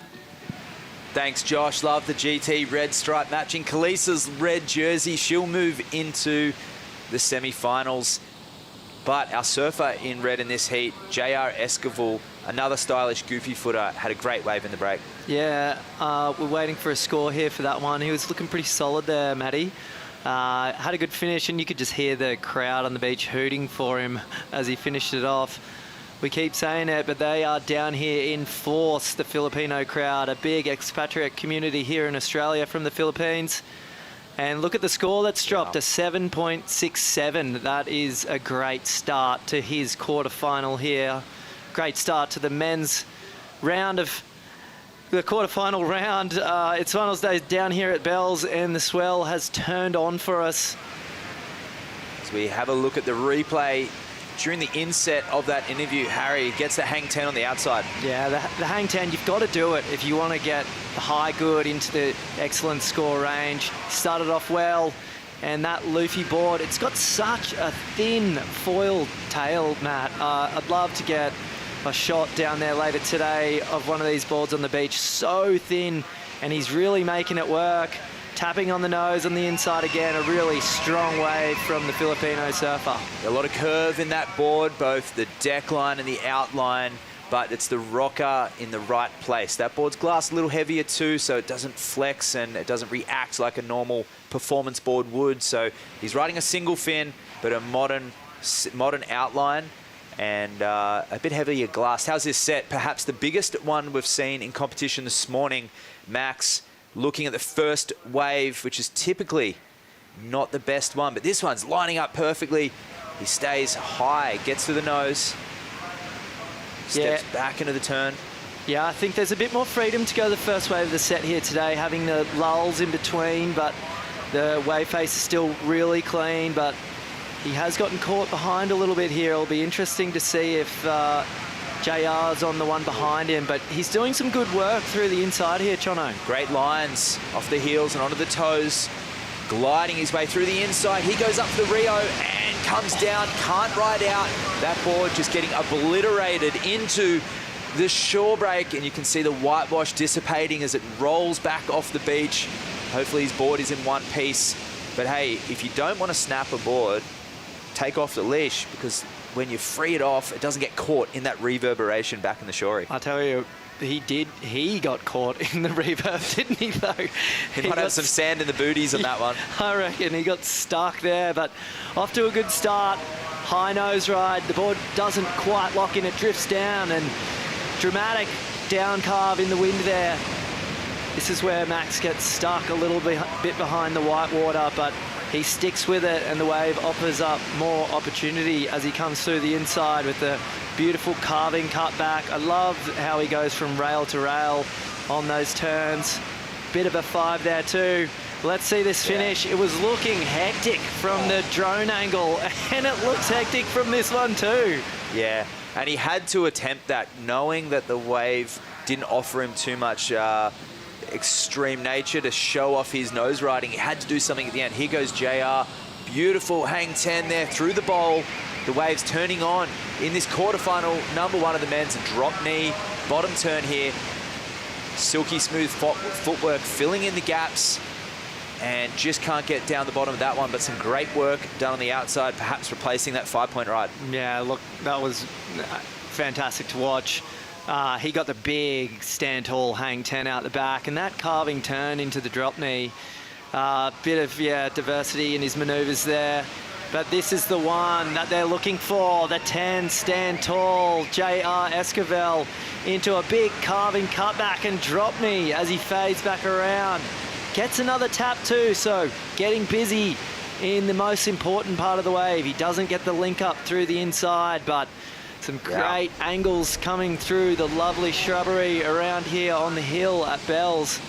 It's just a magic part of the world, and there's some magic surfing going on. Beautiful transition turns there from JR as we wait to get that score locked in. Let's go to a bonsai brew break, but stay tuned. The remainder of quarterfinal heat 1 coming up, and an amazing day of surfing. See you soon.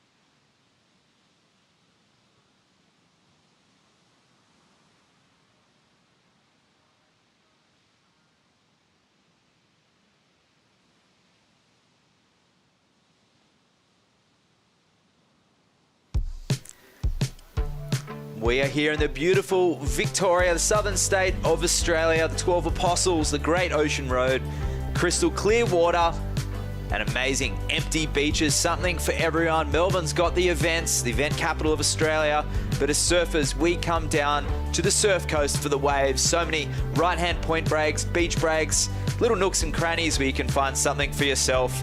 But the Bioglan Bells Beach Longboard Classic is here at the Queen of the Coast, and so the Filipino Brigade. They're here from Melbourne, Queensland, and Sydney, coming down to support their guy in red, JR, who just locked in a 6.83 before the break, Harrison. Yeah, another good score for JR. Conservative there, they didn't quite pay the hang 10 like I thought they were going to, Chono, but maybe just recognising that he didn't get through to the inside, and after Max's wild performance hitting that shore break section, they're looking for fireworks off the end of these ones. Good flow between the turns for Max. He's going to look for a dynamic finish here, keeps the board connected between the rail. He gets a little hang 10 on the inside and goes complete and rides out of that one. So a nice answer back there, looking to chip away at an 8.67. I don't think it'll be the excellent score required, but at 11 minutes remaining, doing just what he has to. Yeah, be nice to watch that one back again. And look at the surges from this lovely drone angle. You can see his board getting sucked back out. He's going to run up the beach and try and catch it before it happens again. Rocks. Ooh. It did hit the rocks. Yeah, got to watch out for the fin box there. He'll be checking it out. Yeah, dramatic finishes to these waves here. The tide's pushing in. Got to be careful. You want to make sure your equipment's all good, but he's choosing to surf without the leash. The leash can be a bit of a hindrance as a longboarder. I've definitely been tripped up on it in the past, but doesn't seem to be worrying JR whatsoever. The high tide today at about 11 a.m, so we have another hour of the tide to fill in. You can see that water breaking at the base of the cliff there. But Max Weston, a nice answer back, scores to drop. But JR, if he can progress through this quarterfinal, he'll secure his spot for the final 8 there in El Salvador in November. And this is an important heat for him in the scheme of his year. If he can go to El Salvador, already clinch that spot, relaxed JR will be one to watch. He surfed phenomenally last year, making the finals. And there's Daisy Valdez, one of the best to do it, the queen of longboarding in the Philippines. And that's her daughter, Kyla, who's one to watch. She nearly made it through to the main event. A mother-daughter combo that surf against each other regularly, Harrison. Oh, she's one to watch in the future. Cannot wait to see this girl go through the ranks, and so close to getting a spot in this event where we could have seen her on the world stage, but plenty of time for her. She's still a grom. But Max catching up with this wave out the back, gets a nice 5 out the back. Not the extended hang 10 that we see from his competitor, but really beautiful smooth surfing. I love Max's style. The drop knee's really beautiful. And he's milking it through the inside with a little sneaky 10 there. And the float to finish. Well done from Max. The beginning of that wave was exceptional. Just the subtleties, although not necessarily a scoring maneuver. It's something that Kyle Flynn and yourself do very well, Harrison. The way that you link in the middle of the board between the nose and the tail. It's that mid-board control that riding vintage boards teaches you. Declan does a good job of it as well, coming up at the next heat. But Max West at a 7.13. I think the judges appreciating the technical difficulty going between the middle and the tail of the board. Yeah. Get a replay of that shortly. They're loving that, and they must loving the inside nose ride to float finish. We highlighted earlier that JR's wave didn't make it through the inside for that 6.83. They want to see the fireworks at the end, and Max provided there. But how cool watching the next heat walk down. It's definitely one to watch. Kai Ellis-Flint versus Declan White, and sharing the stairs shoulder to shoulder as they come down here into this beautiful bay. It's going to be fireworks. If that's what we're after, I think we're going to find some. Hydrolite heat to watch coming up next in the men's side of the draw. Kai and Declan, a rematch from last year's round of 16 where Declan got the jump on Kai. This heat's not over yet. Max with the subtleties and the technical transitions being rewarded by the judges. It's phenomenal to see the World Surf League and longboarding competitively really appreciating all of those little adjustments that are the reason we ride longboards. Yeah, it's about finesse. It's about surfing with style and finesse and flowing from turn to turn. You've got to use so much board on a longboard, and they're doing a great job of it here Let's today. break down the technical adjustments there from Max here. Fading through the left into the right. The way he walks up, you can see a little bit of elevation, a bit of air, but this is the bit. Sees in the middle of the board, leveraging the trim of the rail, something unique to longboarding. Stepping back into that carve. Great technique coming from his shortboard background, but it's the flow, the understanding of the glide, making that 9-foot board functional from nose to tail. And that drop knee turn too, a really classic maneuver in longboarding, and just constant rail-to-rail surfing. No pumping here on the Longboard World Tour. And how's this hang 10 into the floater to finish, Chono? And then it just tapping the end of this wave. The wave really required a clean finish. Max gave it to it. He didn't oversurf the wave, and that's all part of the criteria, control as well as good timing. And a good score there, the 7-1-3. He's in this heat. JR with the lead at the moment, sorry. Needing a 7.83 now, Max. So expect to see an exciting finish to this one. Absolutely. Esquivel coming from Surftown La Union. That's their crew over there. Spent a lot of time seeing the likes of guys like Joe Marie, who last year, the thought prospect of being on the World Tour was literally a dream. And to see what JR's done and help them realize that is exceptional. In the breakdown, this is what Max did. Another wave to drop. Live action, getting off to, oh sorry, we missed some live action. Getting off to a great start there, Max. Lovely hang 10 out the back. He's probably identified that was a great score on a mid-sized wave, and he's going to keep busy and trying to build on this one here. Looking good so far. What can he do on the end? Oh, misses that section there. And look at the board straight into the sand. And JR behind Max on that one. Yeah. Again, off to a great start. Hang 5 into a turn. That 5's right in the bowl. Super technical nose riding from JR. He's got an opportunity here to stamp his mark on this quarterfinal. He's out in the lead already, but he's got to have a big finish to improve on that 6.83. Can he do it? Oh, goes down as well. So JR not icing those finishes like he usually would. If you're going to go for that end finish to tie a little bow on the wave for the judges, you've got to finish on your feet. Otherwise, kick out, show the control. The judges will not appreciate the wipeout. Scores to lock. But Max, a 7-1-3 on the wave before. I feel like that last one, right there, maybe a little bit under. Yeah, it's an interesting exchange, that one. I can't wait to see how the judges dissect it. Waiting for scores, exciting stuff. Those finishes too, both boards just going nose first, straight into the sand. One guy surfing without the leash, the other with the leash. Both end up nose first into the sand, Matty. Yeah, absolutely. I mean, it's a tricky end section for sure. And what I mean, the point scoring element, JR's going for that off the top, doesn't make it. Judges deem it a lack of control. Max also didn't hit it, but just bogged the rail. So both those surfers perhaps a half a point under what they could have scored if they'd have just kicked out.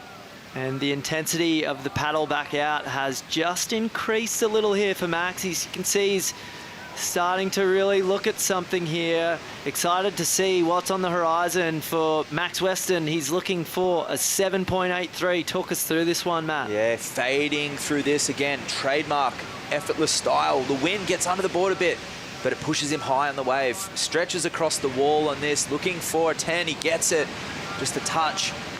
And pumping from the middle of the board, leveraging the trim and speed. You can see the board tapping with the wind, and JR on the inset behind him. A stretched out wall for JR.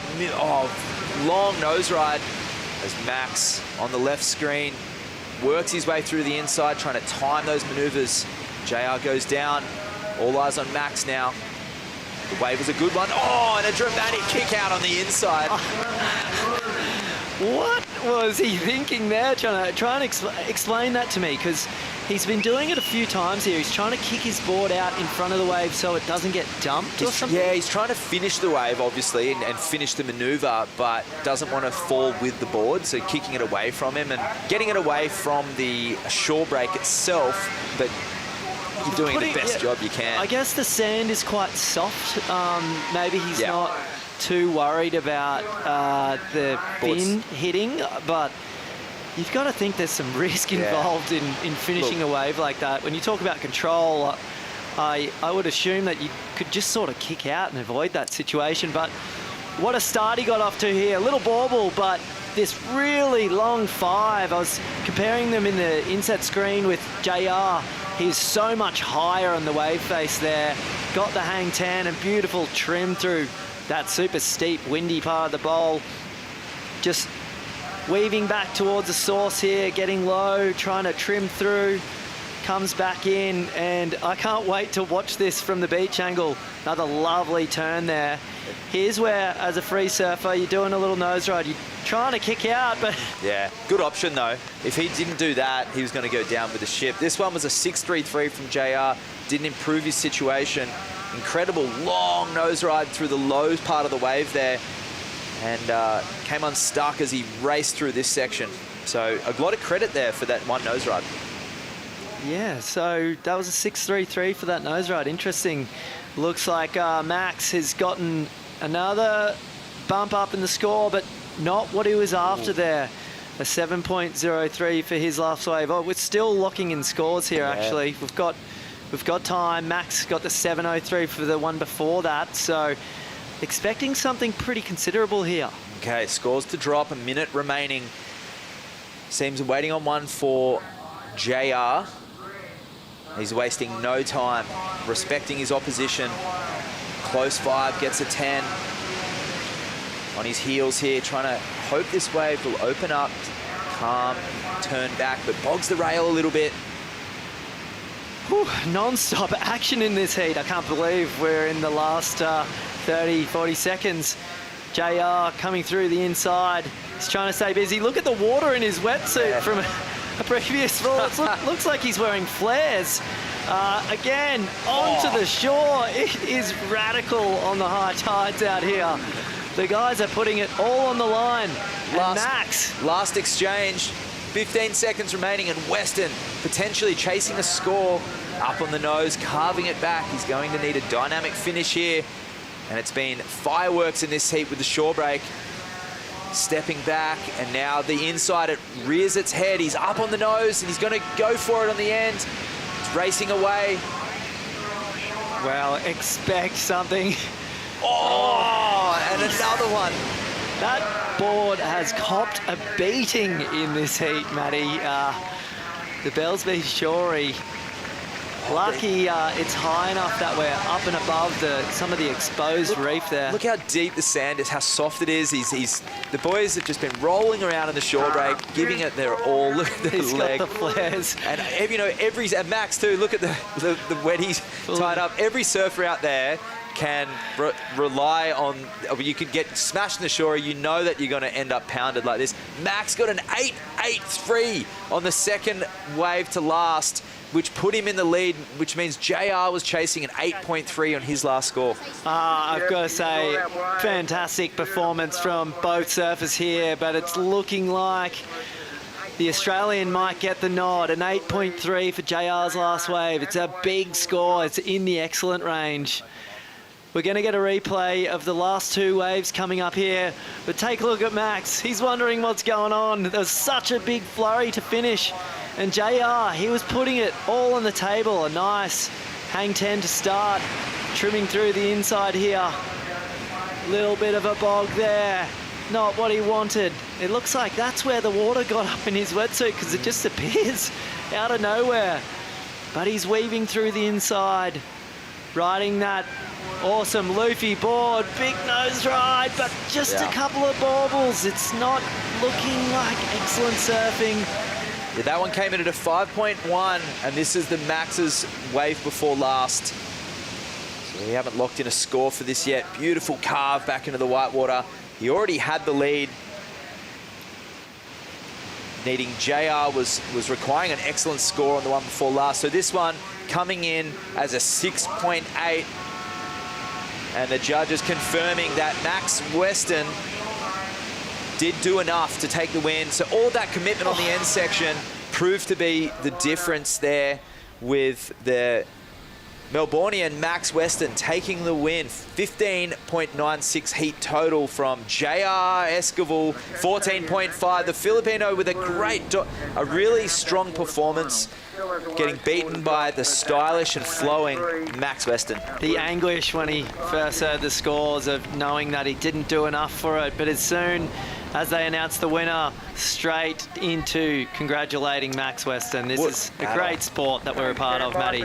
So JR will go to Abu Dhabi and try and clinch that spot for El Salvador. We'll see Max coming up in the semi-finals. Don't go anywhere. His fellow friend and teammate Kai Ellis coming up against Declan Wyden straight after break.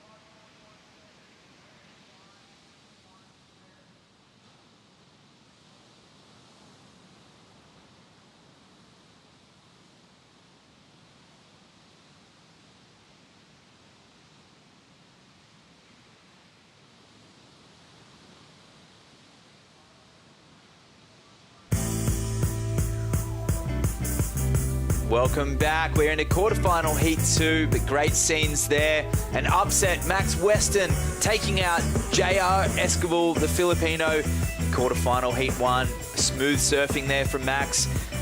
His good friend Kylis Flynn and Shaper out in the water. This is the Hydrolite heat to watch because he's up against a raging hot Declan Wyden. This was a matchup from the round of 16 last year. Declan got the win on Kai. Harrison Roach in the booth with the wax head to talk through this one. Yeah, one of the best matchups we've seen so far.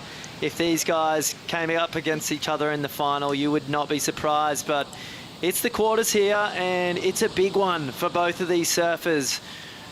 Kai has already clinched his spot after making the round of 16 in El Salvador later this year, so he's going into the pool pretty confident. And he's gotten off to a start here with the 5.17.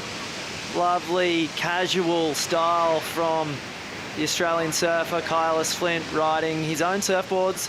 Great shaper. We've been talking to him a lot about his boards and he seems really inspired, doesn't he, Matt? Yeah, he does. We had a great chat yesterday between Sam, Josh, myself and you, Harrison. We're all board geeks. We love longboarding. We love surfing.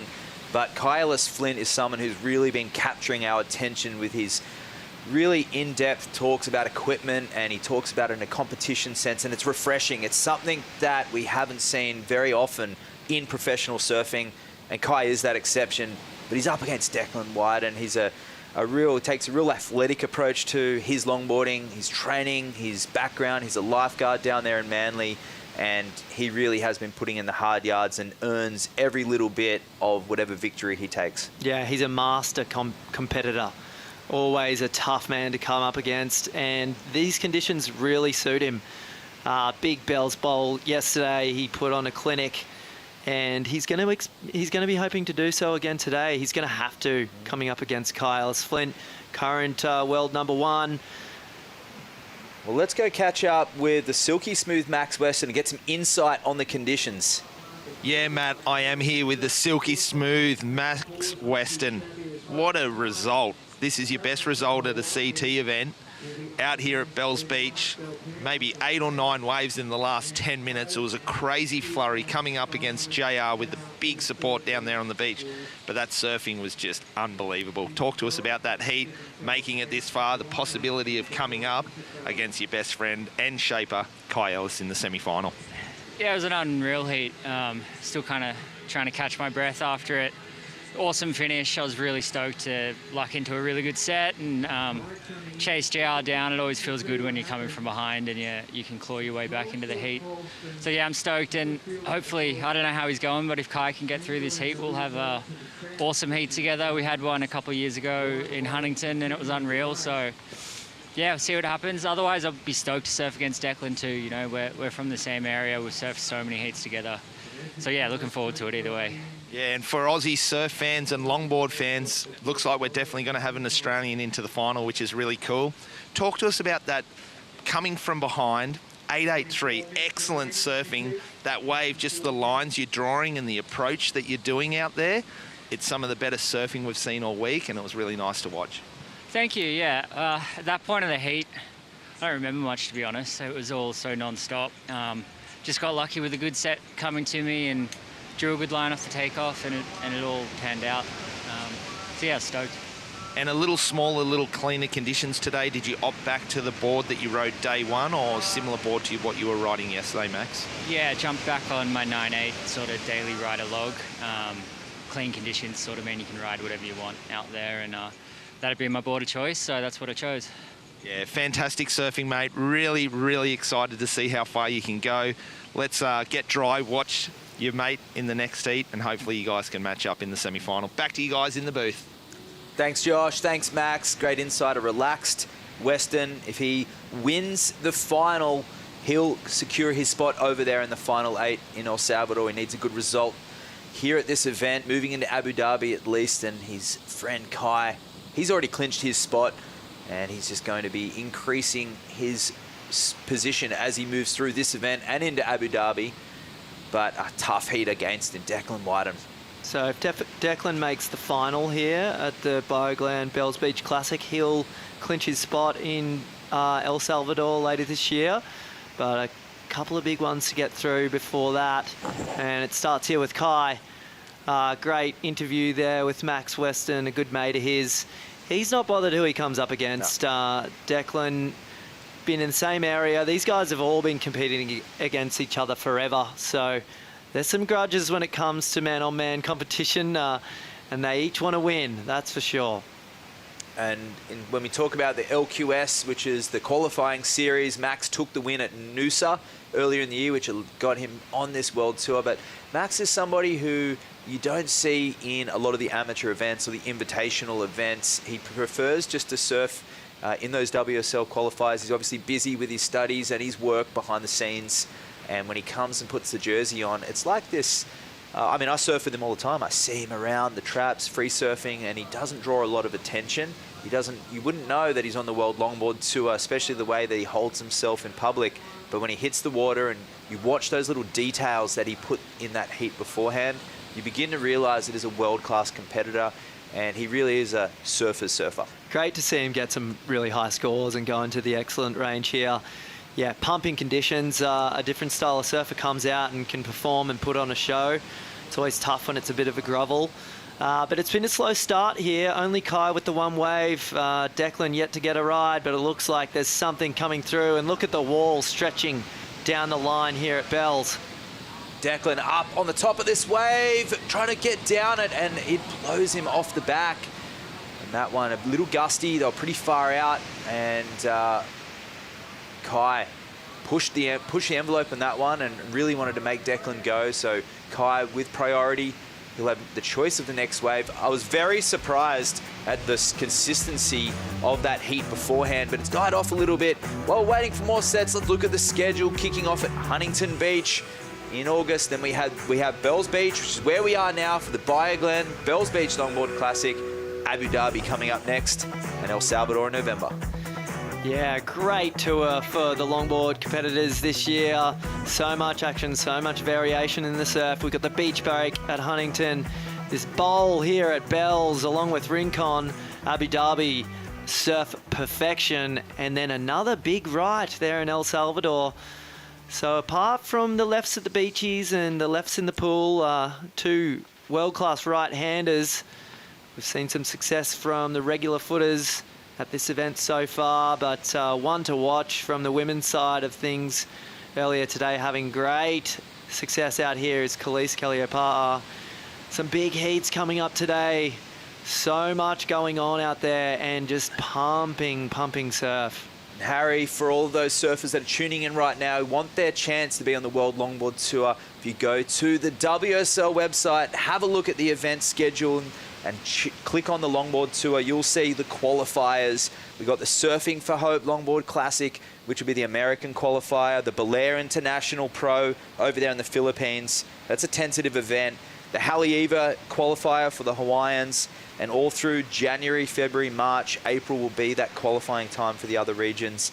That's the pathway, and that's the way you can earn your spot and surf these world-class waves. Looks like Kevin Skvana getting ready for his upcoming heat. One to watch, the man from California, sporting a dashing mustache there, Kevin.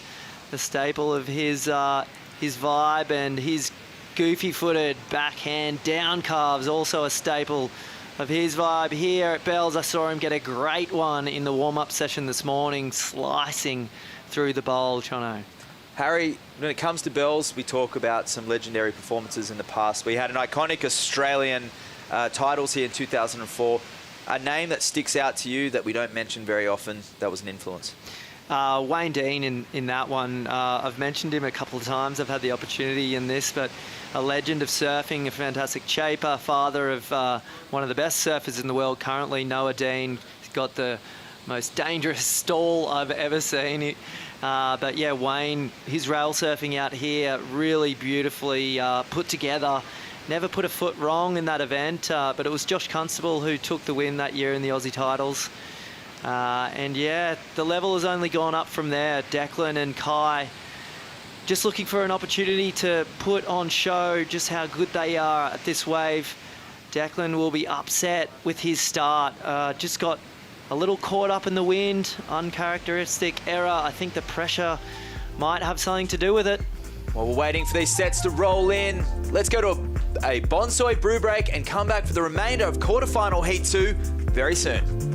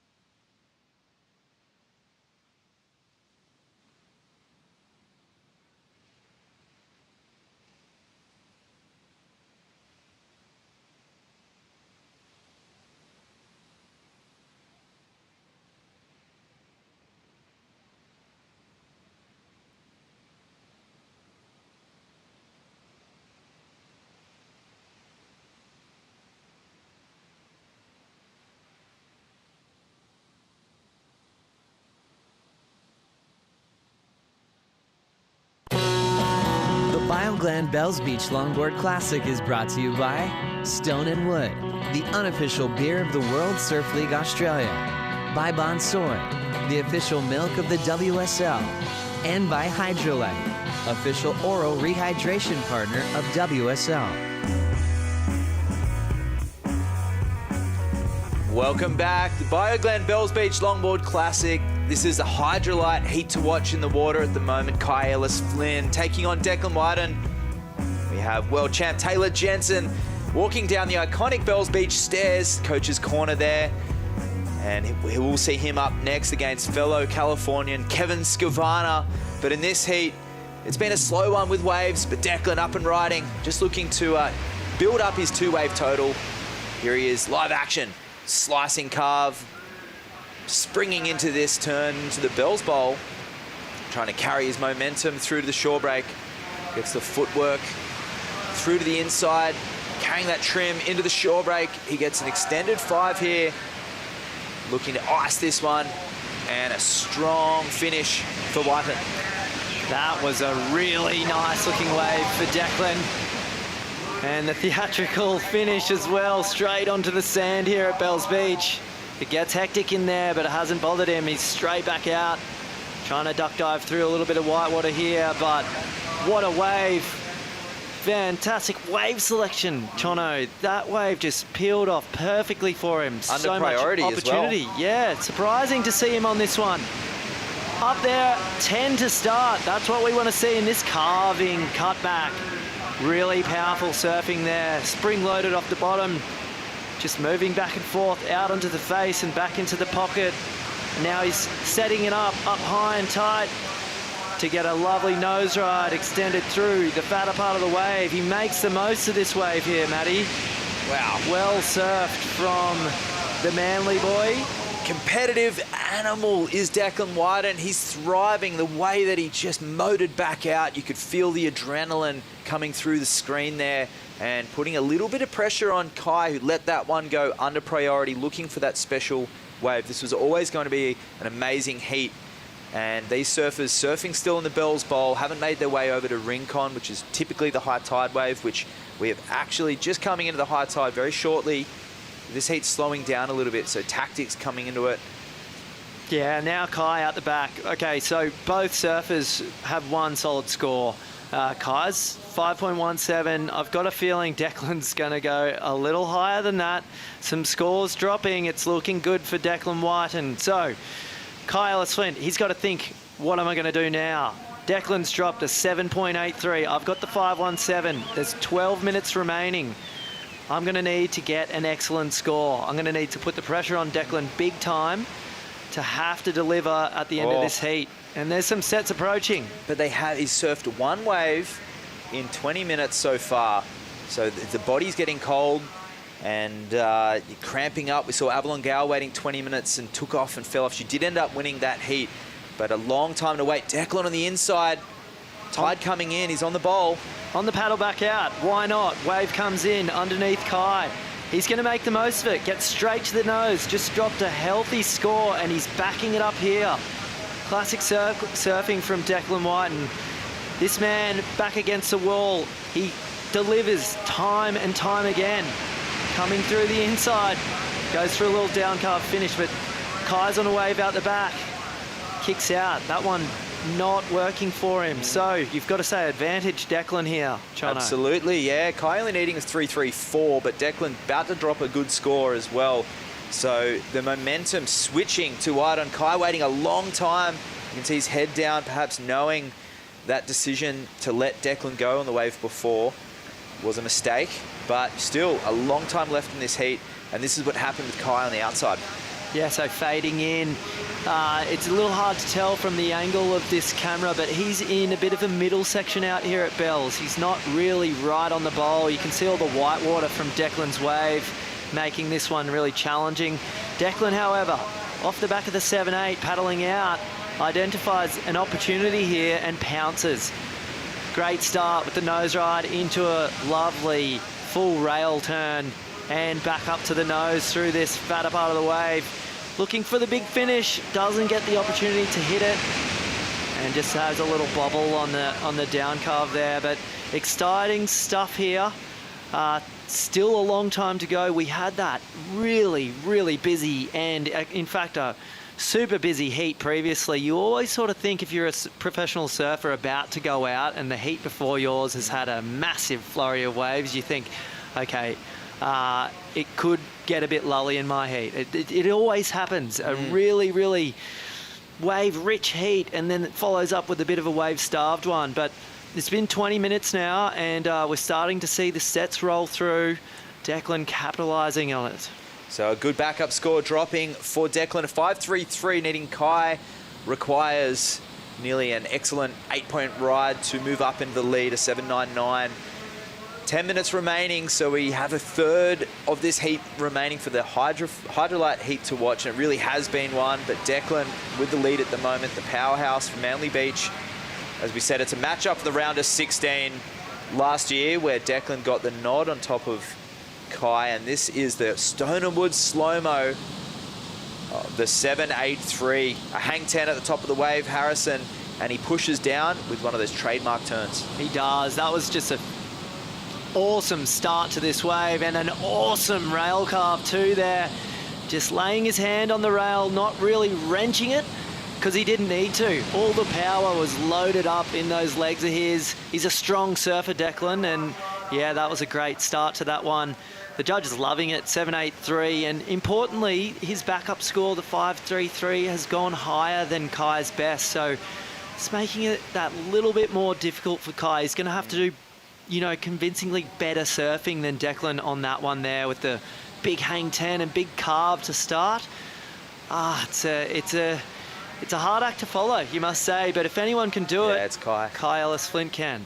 Yeah, this is fantastic. I'm feeling the tension. We both have surfed many heats against these two. Is there any event that sticks out in particular? Any battles between Declan and Kai for you?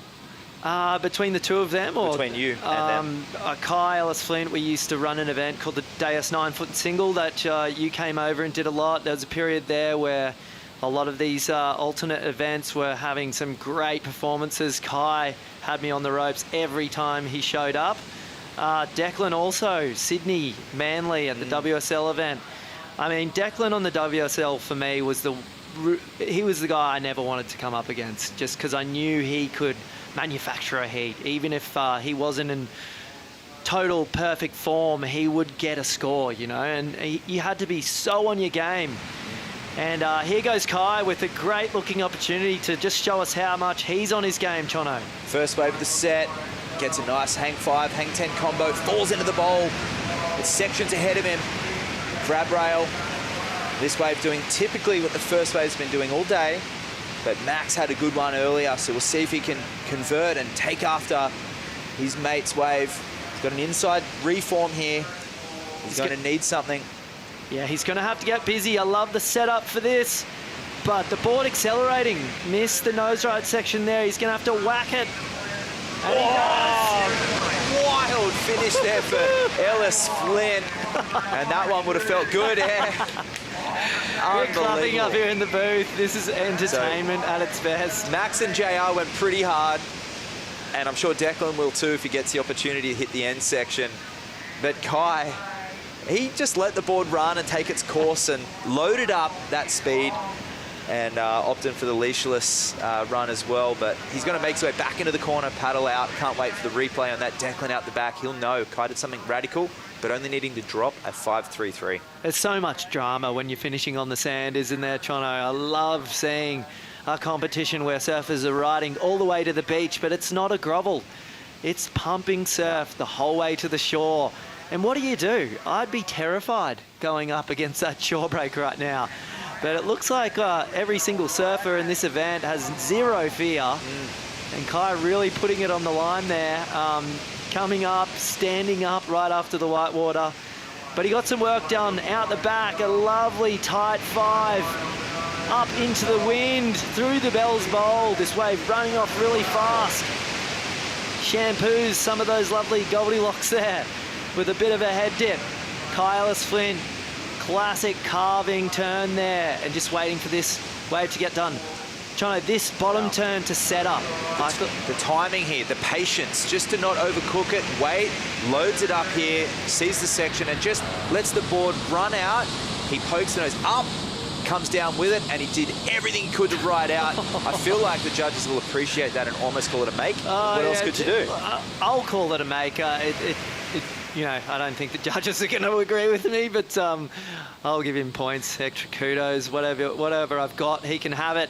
That was entertaining stuff from Kai Ellis-Flint, putting it all on the line here on the inside. Excellent surfing for you? Oh, I'm not sure. It has to be. To get back in this heat, he's after a 7.99. I have no idea where this is going to go, but it's what's required of him. It looks like the score coming in underneath the requirement, 6.73.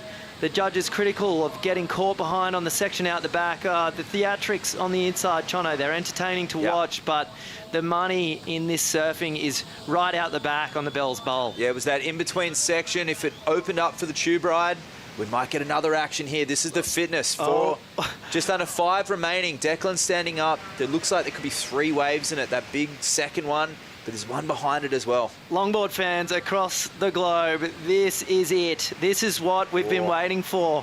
Perfect sets coming in through the Bell's Bowl for this Hydrolite heat to watch. It's a bomb. Remember, no leash for Kai in red. How do you approach this? You got a turtle well. Declan duck dives. Kai's going to have to hold onto his board. Well, he lost his board. No. Big moments here in the Hydrolite heat to watch. Kylis Flint opting to go leashless. Cops a bomb on the head. We didn't get the visual. Did he turtle? Did he crocodile? Did he duck dive? Did he bail? Exciting stuff. And can he body surf?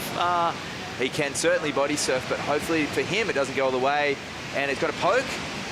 And he might just get it in time, although the camera could be showing a little bit more shorter distance than what it actually is. So he'll get that board. He will still get out the back in time, but the energy levels will cop a beating. Practicing his backstroke. I'm sure Kai was a nipper, a swimmer as a kid. He's such a waterman, not afraid to do a bit of swimming here, but just trying to keep his eyes on whether or not he can identify a wave to body surf in here. It's a great part of longboarding, the body surf scene. But here we go. What does he do? Goes for the duck dive. That whitewater just took him out. Yeah, in that moment, I mean, we talked about it with Max Weston, and both of us feel more connected when we disconnect from the board without the leash. It makes you choose better decisions, but in that case, Kai going for the duck dive, and that can happen. Obviously, that is I mean, it can happen. You can snap a leg rope as well if you go to bail. Yeah, but look, in this instance, you've got to look at that for what it is. It's an error. He should be out the back. He shouldn't be wasting his energy swimming in after a longboard. This is, you know, the biggest heat of the day that we've identified as one to watch as a Hydrolite. One to watch here, and he's swimming into the inside because he chose not to wear a leash. It's a massive call. I know style-wise, I know there's lots of controversy in the longboard scene about whether you should or should not wear a leash, but when you're swimming in a big moment like that with 3 minutes to go, you've got to look at it as a bit of an error. Yeah, technically speaking, a purist at heart for Kai. He doesn't surf for competition. This is just an element of his career. An error in this heat for sure, in terms of his confidence and his motivations. Purist at heart. I have also done very silly things in big waves without leashes, and I've learnt my lessons. Me too. I'm speaking from experience here. And as somebody who's worked on film projects, but also competed, I think it's important to recognise that you're in it for this reason. Yep. Right now, this is just about the competition. It's not about the scene, or it's not about being a purist. It's about winning. And if you're not here to win, I'm not sure what you're doing here. Kai is here to win. We know that about him. So we're getting this nice Declan putting on his knee leash there. A very sensual knee leash moment going down on the beach. It's the Stoneham Wood leash slow-mo here. And look at that. He's got the full technique going as well. He's having a second go at it. But at the end of this heat, he'll be laughing because he may have taken the win.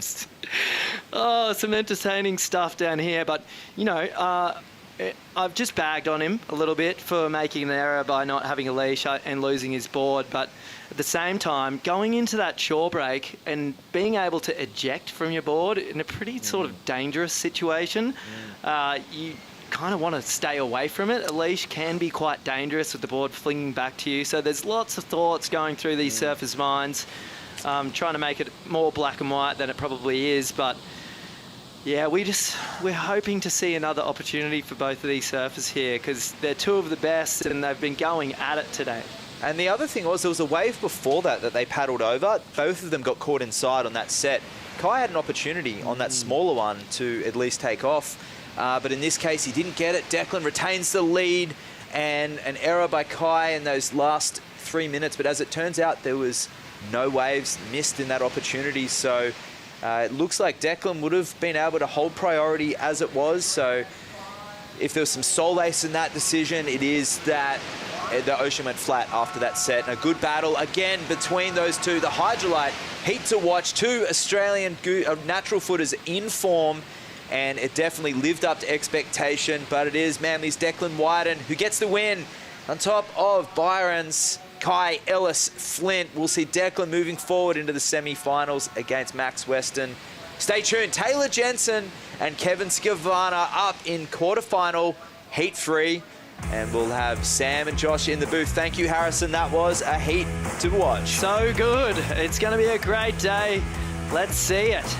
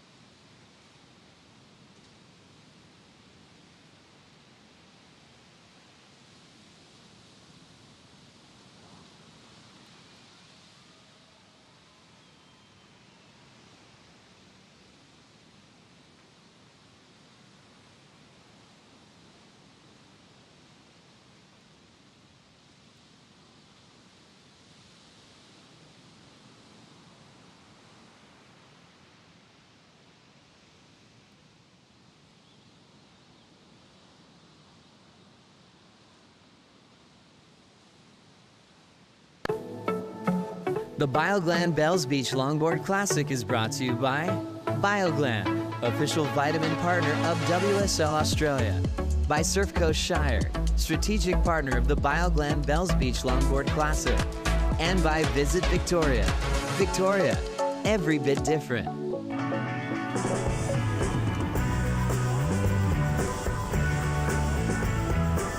Welcome back to finals day at the 2025 Bioglan Bells Beach Longboard Classic as Declan Wyden just takes the win over Kai Ellis Flint. That was the Hydrolite heat to watch, and he is absolutely stoked. I'm Sam Blickley, joined in the booth by Josh Constable. Josh, what an absolute belter that was, right down to the last exchange. Yeah, that was a cracking heat, wasn't it, Sam? Just the waves are so perfect. A little slower, but that support there, that's what it's all about, the longboard community. And unfortunate for Kai, he's had a great start to the season so far, but Declan getting that win, Sam, it's just, he needs to get this momentum going. Wasn't the best results here previous years. He really loves this location, but that was a great surfing today. Thanks so much for tuning in. Joined here by Josh Constable. Josh, we have been so lucky with the forecast, and to end in style, we're going to be raising these Bells Bowls, and deservedly so, for surfers who will demonstrate an all-round capability. Huge waves yesterday, clean, smooth, fast waves today. A winner here is a worthy winner. Yeah, they're a versatile surfer. They've had all different faces and conditions that we've had here at Bells Beach. We've had beautiful small rincon. Today is just, this is what you come to Bells Beach for. You want to get nice, oh, look at this wave, Sam. Straight in there, Taylor Jensen on the tip, holds that 5 on his 9/8 singleton. Streaks out of that nose ride, opted to ride the Gem model yesterday in the bigger waves, now back to the board that he's won his 4th World Longboard Title on. Last year, a reigning World Longboard champion, our reigning Bioglan Bells Beach Longboard champion as well. Taylor Jensen now connecting through to the inside. and seems to hang in there with an incredible read on the high line here and accelerating through the flex and the precision into a big down carve on the inside. And there it is in the sand as he kicks his board out, no leash as well, meaning that board will safely move up into the beach. No damage there as we see Kevin Scavano answering back on a Steve Bainey rounded. Pintail with fresh artwork down at Maddie Shea's Pale Horse Surfboards Factory 3 days ago as Scavano back up for a 5 and then walks back to the tail. Josh Constable, what a really radical exchange from both of the surfers representing California. Yeah, this is a crazy, crazy start. Kev finishing that one off, a little scrappy, but he liked that one. Oh, that was a bucking bronco on the inside. Taylor Jensen just seems to just get off to these flying starts. Yesterday he's on a different board. He probably hasn't warmed up on this board. He's still probably got the feeling of his yesterday, the gem that he rode, because he didn't have a free surf this morning. Gets the wave of the morning. This is the best wave we've seen surfed in both the men and the women's division. Like, how high in the excellent range are they going to go? Are we going like to the perfect 10? And no leash as well, and no leash beneficial in the way that he was able to come right through to the shore break there and just let the momentum of that wave just carry the board safely up the sand. Sometimes in the shore break, the leash is the thing that does actually break your board when it gets stuck, as we can now see that he clinched his spot for the 2025 Surf City El Salvador Longboard Championship already by his performance here, getting a quarterfinal berth, and Taylor Jensen going for his 5th World Longboard title. And we're getting excited about this first score because here it is on the replay, Josh. Let's see how far this is going to go in the excellent range. The biggest wave we've seen for a long time in the last few heats. Beautiful nose right driving, then laying it on the rail. Nice carve back to the pocket, Sam. So far, 2 massive maneuvers to start this one, and then the work through this dead section. Little scrappy there, just lost of control, but again the board's just flowing straight back up to the nose here, shuffles forward, gets a nice little tight 5-10, back up to the nose again. Like, the work that he's getting done through this section, and then a nice carve down, bring it right up, and it's dry sand. There's nothing he can do and flicking off. And then that's really committed, high and tight, big down carve here for Kev. Brings it back to the pocket. So again, 2 really nice maneuvers. Unfortunately, this wave's a little bumpier and a little bit of whitewash as Taylor's was on the first wave, and it's just left a little bit of bump there, which is making it a little harder for Kevin to keep it nice and smooth and flowing. But how's this end finish here? He had to hang on tight, but walks back to the tail there and just jams it, and then widens that stance and nearly loses it, but he's happy to ride out of that big float on the inside, Josh. And there's going to be some scores dropping. Do you think that TJ would get the better of that exchange? Oh, for me, yes, I liked it, but Kevin's nose ride was really critical and tight and committed, but Taylor's the travel time on the nose through the section, going super fast, really big wave. Taylor's a big dude. He's 6'4". There was a lot of wave above him and below him, so one of the bigger waves we've seen this morning. Well, the score's starting to be tabulated. We'll find out what it totals very soon. First of all, let's go down to the glass because Berlin is with Declan. All right, Declan, finals day into the semifinal. How did that feel out there for you? Yeah, it's unreal. I've been stuck in the quarters a lot. I think I got 3 fifths last year, so break through that again in front of friends and family down here. It's definitely a special one. Yeah, it went really quiet there with only one raid. You had just a really small one, and then silence, and then you got those 2 bombs. How'd that feel when you saw that set come through? Yeah, like I didn't start well that heat. I got a real good wave and just ended up off the back, blown off. It's super windy out there. So I was pretty bummed with the start, and that made the finish a bit better. Like, clawed back into it, and super happy with that. And yeah, that last set, I got pretty lucky. None of us were in position for it in the end, but stoked, you know. Yeah, you would be. Well, that'll get your confidence back in the game. Best of luck in the semifinals. Go let you warm up and see what you get. Yeah. Good luck. Thank you. All right, back to you boys in the booth. Congratulations here with mum and dad, Paul and Margaret, and getting himself a spot in the semi-finals as Kevin Skavana gets a 9.43 for his opening ride, and now he's looking to get a really strong backup. He got the better of that first exchange. TJ drops an 8.67. Skavana all the way through to the inside out of that as he hits that nose, hits that rail, drives in and out through that gusty offshore, and he will get a second score with Taylor now out back waiting for his second wave to come through. 20 minutes, 20 seconds remaining, and what an interesting situation of that first exchange, Josh. Amazing, amazing surfing from both surfers. And this is the replay of Kevin's backup wave right now. Again, nice 5, 10, high, committed, nice and tight surfing there. So that's what the judges really appreciated on his first wave over Taylor's. And the spray, Josh, as well. Yeah, and the use of the wave dropping from the bottom to the top, carving back into the power source. So again, really well surfed wave here.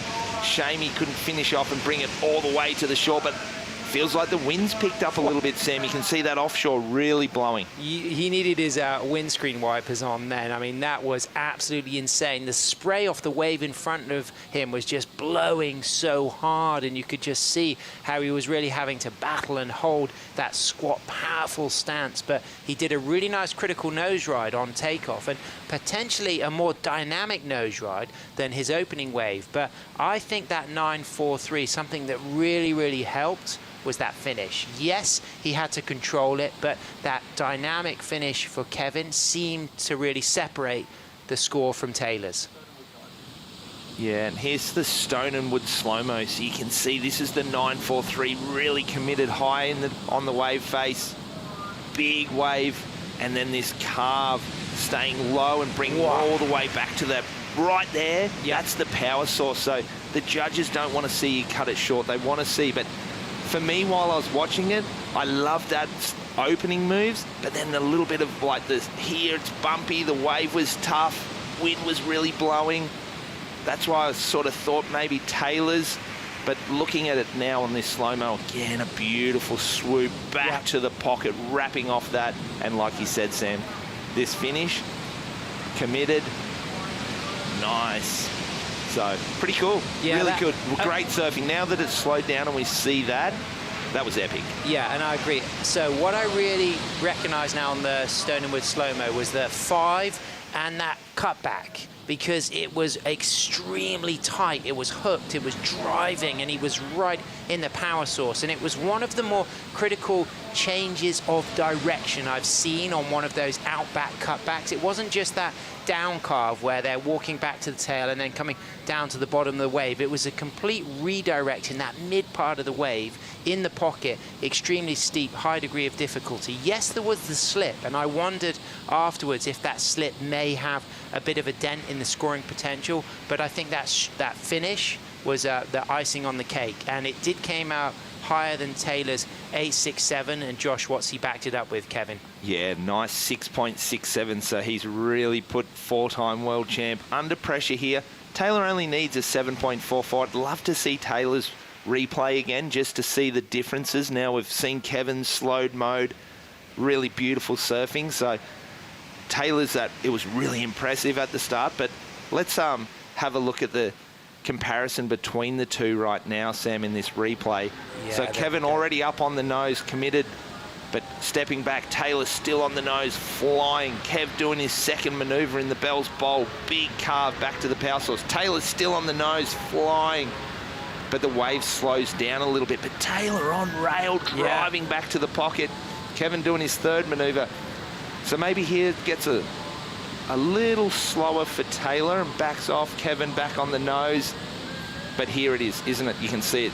Kevin's still steeper here. It's doing big maneuvers through the dead spot. Exactly. That's the key thing. Taylor slows down a bit. Kevin wrapping it off the top there. Taylor here, nice nose ride. So there's different pieces that are really strong. But Taylor here again, with this big down carve, maybe the judges wanted to see him go up and into the lip, but he's on the dry sand, so there's not much else he can do. I love Taylor's wave. I really like Kevin's commitment on that nose ride, and we're splitting. It's not even a point difference, so Really good surfing. I think Taylor could have gone into the 9 range, but hey, we're not judges. Well, the excitement is high. What a show. It's a perfect moment to have a bonsai brew break. We'll be right back.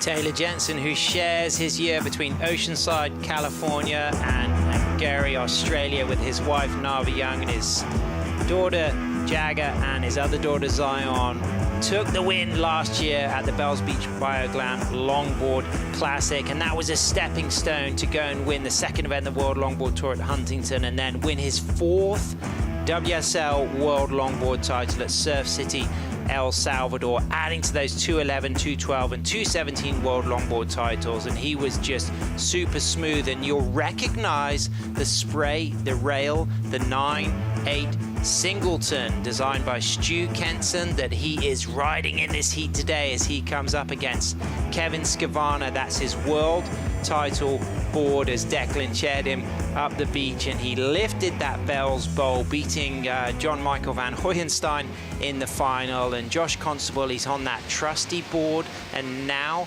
he is chasing an excellent range score. Well, just under a 744, but in Taylor's head, he'll know he just wants to improve on that opening 867. Yeah, and we know Taylor, he backs his ability. He's very calm and composed. He'll sit there. He knows which wave he needs, and he's not one to catch lots of wave and build momentum in heats. He just sits there, like we saw on one of the better waves of the morning, his first opening wave, and now he's just sitting there.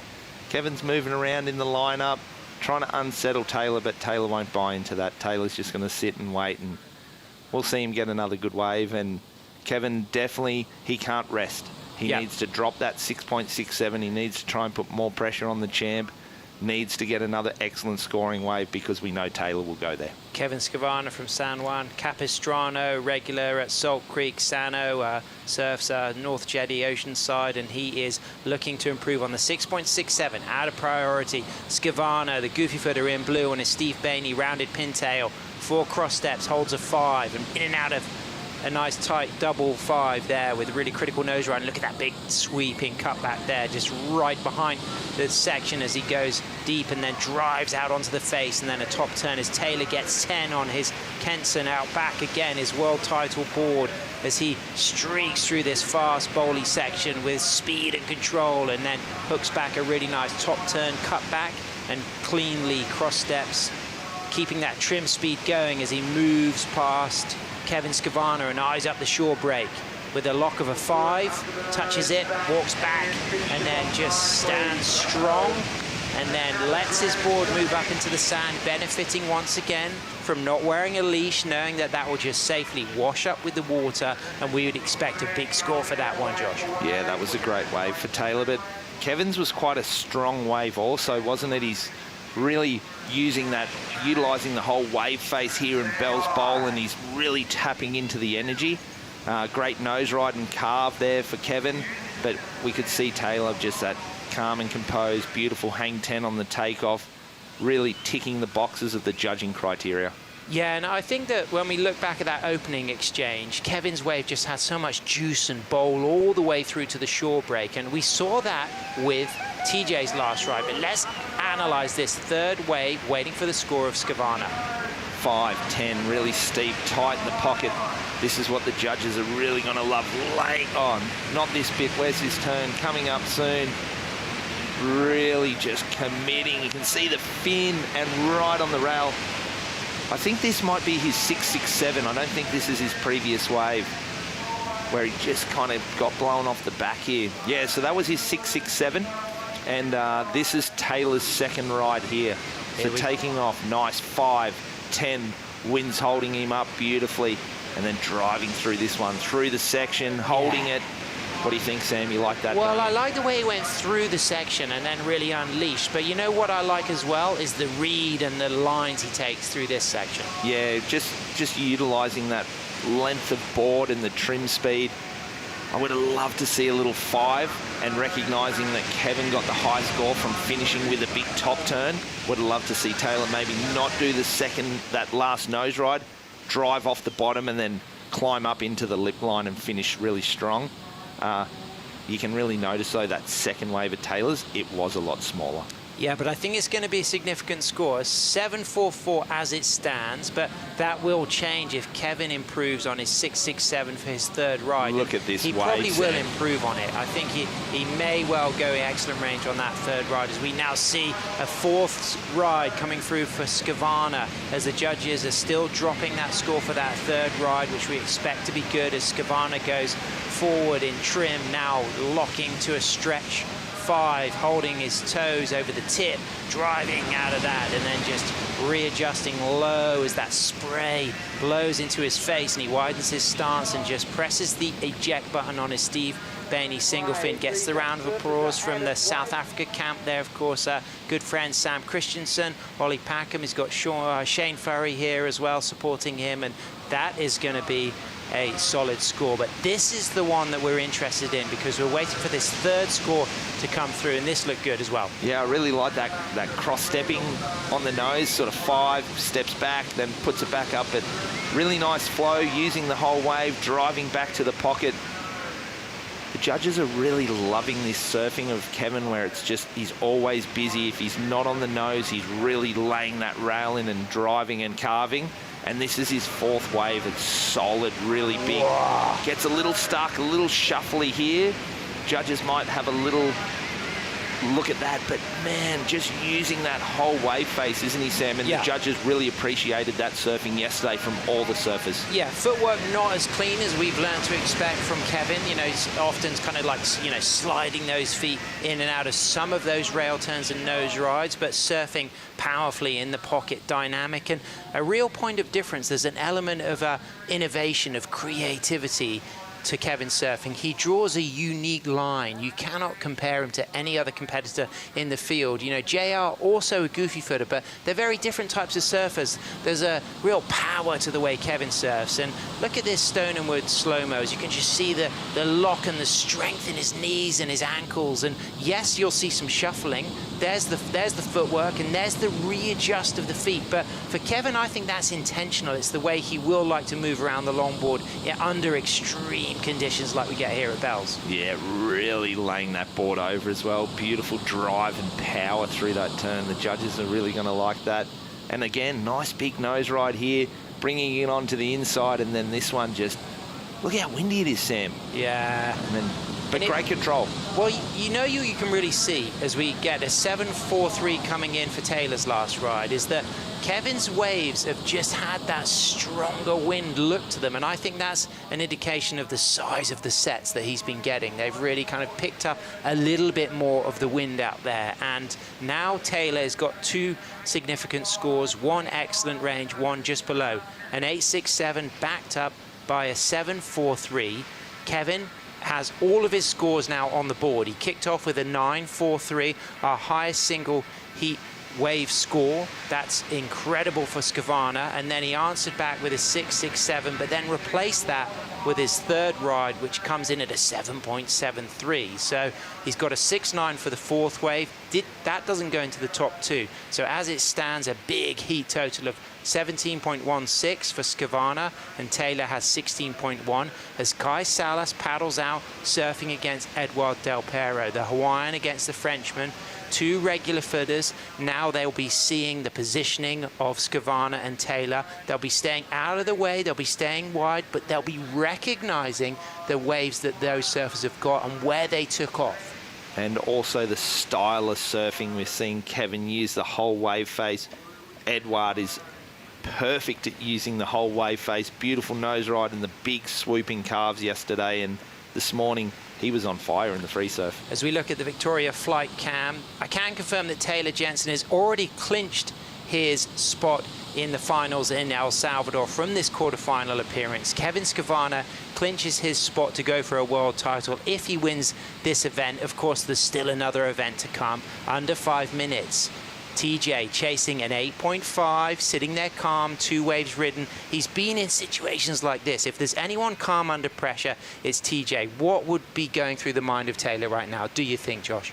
Yeah, I just feel like he's probably thinking, what do I need to do? The second wave, obviously a bit smaller. He went for the 10 on the takeoff, trying to give the judges a little bit of that. He'll feel like he's surfing a really good heat, because he is. He's surfing a good heat. He's got himself on 2 really nice waves, but he's come up against a red-hot Kevin Skavana that's really feeling it, hanging with local boy Matty Shea, and just the energy with all the boys, they're feeding off each other. So Taylor's just got to... He's the best. He's 4-time world champ. He knows what he needs to do. It's an 8.5. It's got to be excellent surfing on an excellent wave, and Kevin's just got to sit there and wait and try and wrestle back priority. But Taylor's pro. Look, you can see the weather coming in right now, Sam. You know what? I had a nice conversation with Sam Christensen, who's in the Skavana camp yesterday, and he remembers when Skavana got in the final at the Groins at Noosa, lost out to Joel Tudor on the first event of the World Longboard Tour before the pandemic year. And he said that, Sam said, Kevin is in that same headspace. He's got that positive energy, and Sam tipped him for the win here at Bells to me yesterday in a private conversation we had in the car park. And that's good insight from Christensen, who travels often with Skavana, and as that rain squall hits, TJ is chasing a score in priority, but it needs to be excellent range, an 8.5. And Skavana now, what will be going through his mind to play out these last 3 minutes? Yeah, well, Kevin, unfortunately, he doesn't have priority. He probably needs to be on a really good wave to better his 7.73. So he's just going to wait it out as well. He's hoping a set doesn't come. He doesn't want Taylor to get another opportunity, because Taylor is really, really good, and he can get that score quite easily. So for Kevin, he's hoping it goes flat. For Taylor, Taylor's hoping a set comes. And if a set comes, Kevin wants it to be 2 ways, because he wants one more opportunity to better the 7.73. And is there anything you see when those sets come in and they bend down into bowls that helps you determine if it's going to have that steep section all the way through, or that softer shoulder that can sometimes hold back the scoring potential? Yeah, we've been very lucky this morning, Sam. When the sets have come, there's been multiple opportunities, and all the surfers are getting chances. So 2 minutes, 20 seconds to go. Looks like there's a few lines coming in. Josh, this is so and yesterday it was the second wave was the good wave. Yeah, good point. And today Taylor got the first wave, Kevin got the second wave, got the jump. The 7.73, Kevin took the first wave, Taylor was patient and took the second wave and didn't get the better wave. So it's hard to read today. What's going to happen with 1 minute 50 seconds remaining. You can see Taylor on the right of your screen there in red. He needs an 8.5. Is it going to be a 5th place finish for Taylor, or can he get the score and move through to at least the semi-final? He looks as if he's recognizing that There's no set waves imminent. We can see some of that corduroy, but body language, he's lying prone again on the board. He doesn't want to change his position, but there was a little bit of a sense of awareness of maybe there's not going to be a set in time, but 1 minute 20 seconds, there could be. You can see the top of your screen, there is something. Doesn't look super significant though. No, Taylor maybe just laying down, adjusting. He came across a couple of meters, just making sure he's in his lineups. He spent a lot of time out here at Bells Beach, especially at the bowl. It's one of his favourite waves. So he's just adjusting. He's got lineups on the beach. 1 minute to go. He's calm. He knows he can do it. He's got the belief. But he is, like I said, Kevin is in form. He's fired up. Like the conversation, Sam, you had with Sam Christensen yesterday. Kevin's in a mindset and a space right now that he's on a roll, and he feels like he's believing that he can go all the way, which is really cool to see from Kev. So he lost in that previous round. He got a 9th in Huntington on the first event of the World Longboard Tour. He lost out to Stevie Sawyer, his good friend. So he's already done better than the first event, and it looks like he's going to book himself a spot in the semi-finals. Of course, Taylor, that 4 times World Longboard champion, marrying into the young family as well. Bo, a 2 times World Longboard champion. Nat won those Longboard Renaissance World titles, 4 of them. Between 86 and 90, and then of course add that 66 world title. It is a family of champions. And look at those scores. Kevin has just had 4 waves and 4 great scores. There's the cheer squad there. Sam's fired up. Wow, and he was the one who called it. He said that Skavana is in a good space, Josh, and we have just seen that. He takes the win, a 9.43 and a 7.73, eliminating our defending champion. Yeah, that's a big upset because Taylor's a favourite out here, especially when the waves are solid, and for Kevin to come up against Taylor, draw really unique, cool lines, tight nose riding, beautiful calves.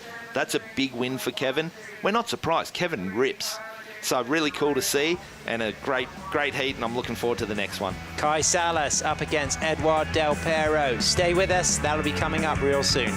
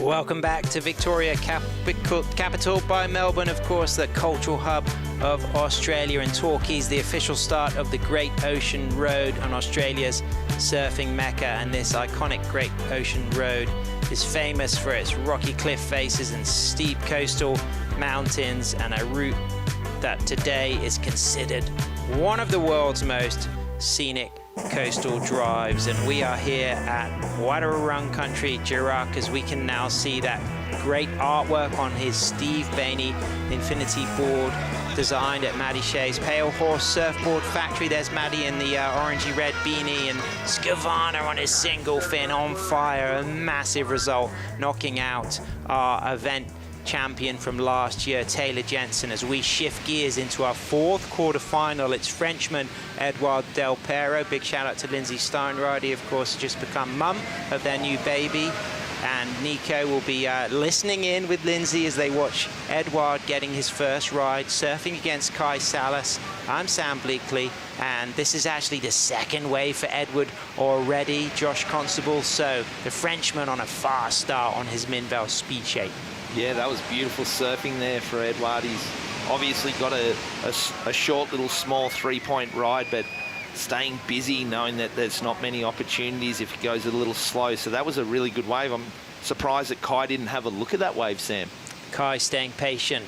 30 minutes, of course, we continue the action, and this was the first wave in the break. Comes in at a 3 for Edouard.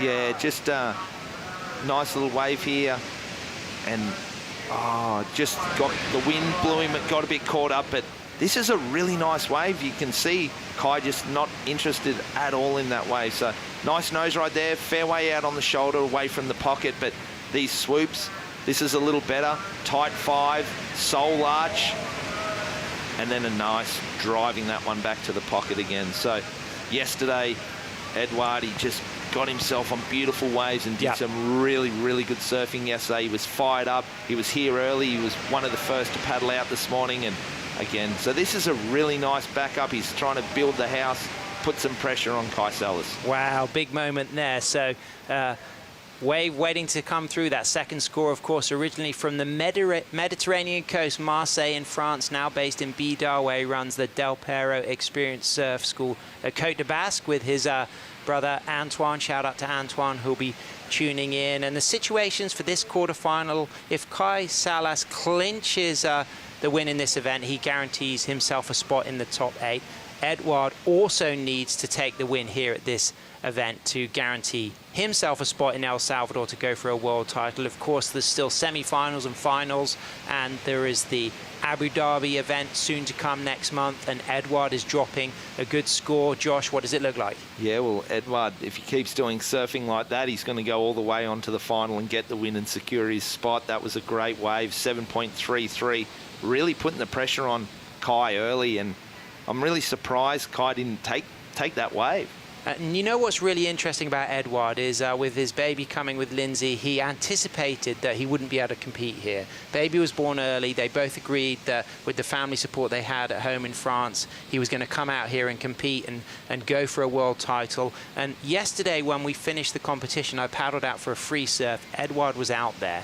There was this huge set that we both duck dived underneath. And you know, one of those duck dives where you consider leaving your board and swimming, and you decide, no, I can duck dive this. We both did it, popped up, and he let out this really positive roar of stoke. He loved the energy here at Bells. He's very at home in this climate. There's a wave called Guitry in southwest France. There's another called La Fatania. There are elements of Bells that seem to be a fusion of those waves, but he also referenced his home spot in Marseille on the Mediterranean coast as a mini version of Bells for just the nature of the red clay sandstone cliffs and the way the energy feels here. So there's a lot of cultural connections that Edouard picks up from being here, and he looks like a happy camper right now. Yeah, he's really feeling it. He's tapping into it, like you said, Sam. And he was on yesterday, and again this morning, when you see him like that, like really fight, obviously he's been doing it a long time, and when you turn up at locations and sometimes it's knee high and onshore, it's hard to get motivated. But he's turning up to Bells Beach, which he's got this connection with, and then rocking up yesterday, and it's big and wild, and he feels that. And then today rocks up, it's perfect, it's offshore, it's still 4 to 6 feet, it's Bells Bowl, and he's feeling it, and he's running with that motion. And someone who has got a lot of momentum, he got a score way up into the 9s, and he's booked himself a spot in that second semi-final representing Southern California. Kevin Scavana is on the glass with Berlin. All right, Kevin, into the semifinals here at Glorious Bells. How is that wave, a 9.43? Yeah, first wave of the first exchange. I mean, Taylor had the first one, and I knew he was going to bring it, and I had to bring it, so I'm excited it worked out. Your momentum, people have been saying it's just building and building, and clearly your board's working really well. You're having a lot of fun surfing. How are you feeling going into perfect waves? I'm feeling good. I feel like this suits my surfing, and yeah, I don't know, the board the board feels insane. Like, just going back and forth between the pintail and the square tail. The waves have dropped off a little bit. I mean, it's still sizable, but the boards are feeling insane. Thank you, Dave and Steve. Infinity, let's go. But yeah, I'm just excited to see what happens here. Can you just let me get a little insight onto that 943? Walk us through that. How does it feel to finally drop something like that? Yeah, I mean, like, I've had big scores in the past, and they've slowly gotten smaller, and I want them to be bigger again. And I guess just being mindful and conscious of being in the moment and surfing the wave to, you know, it's what it's giving you, I guess, and just, I don't know, trying to give it everything. I don't know. That's what I'm trying to do. Well, you clearly gave it a lot because you got that score. So good job. Best of luck in your next heat. We're looking forward to watching you absolutely showcase the American style that you have. So we're going to throw this back up. Do you want to say anything back home? Yeah, I mean, mom and dad, family's watching. Hey, how's it going? Yeah, I miss you guys, and yeah, I'm excited. Hope you guys are excited too. Back up to you boys in the booth. Well, they will be excited. Mum, Karen, Dad, Eric, they will be so pleased. Kevin getting a 17.16 heat total to eliminate our defending champion, our defending world champion, Taylor Jensen. And of course, Kevin's skills have extended to a full range of contests. He's been a winner of a duct tape, and he referenced there how he was getting big scores in the past, and they've got smaller and smaller, and he's hungry to get bigger scores again. And that was a huge moment for him, a breakthrough moment. But what about this battle, Josh? It's Kai Salas looking like he's lining things up. Yeah, this is looking like a nice wave. Kai up to the nose, nice 5, just driving through. It looks like he's gone back to his Blue Moon, different board to yesterday.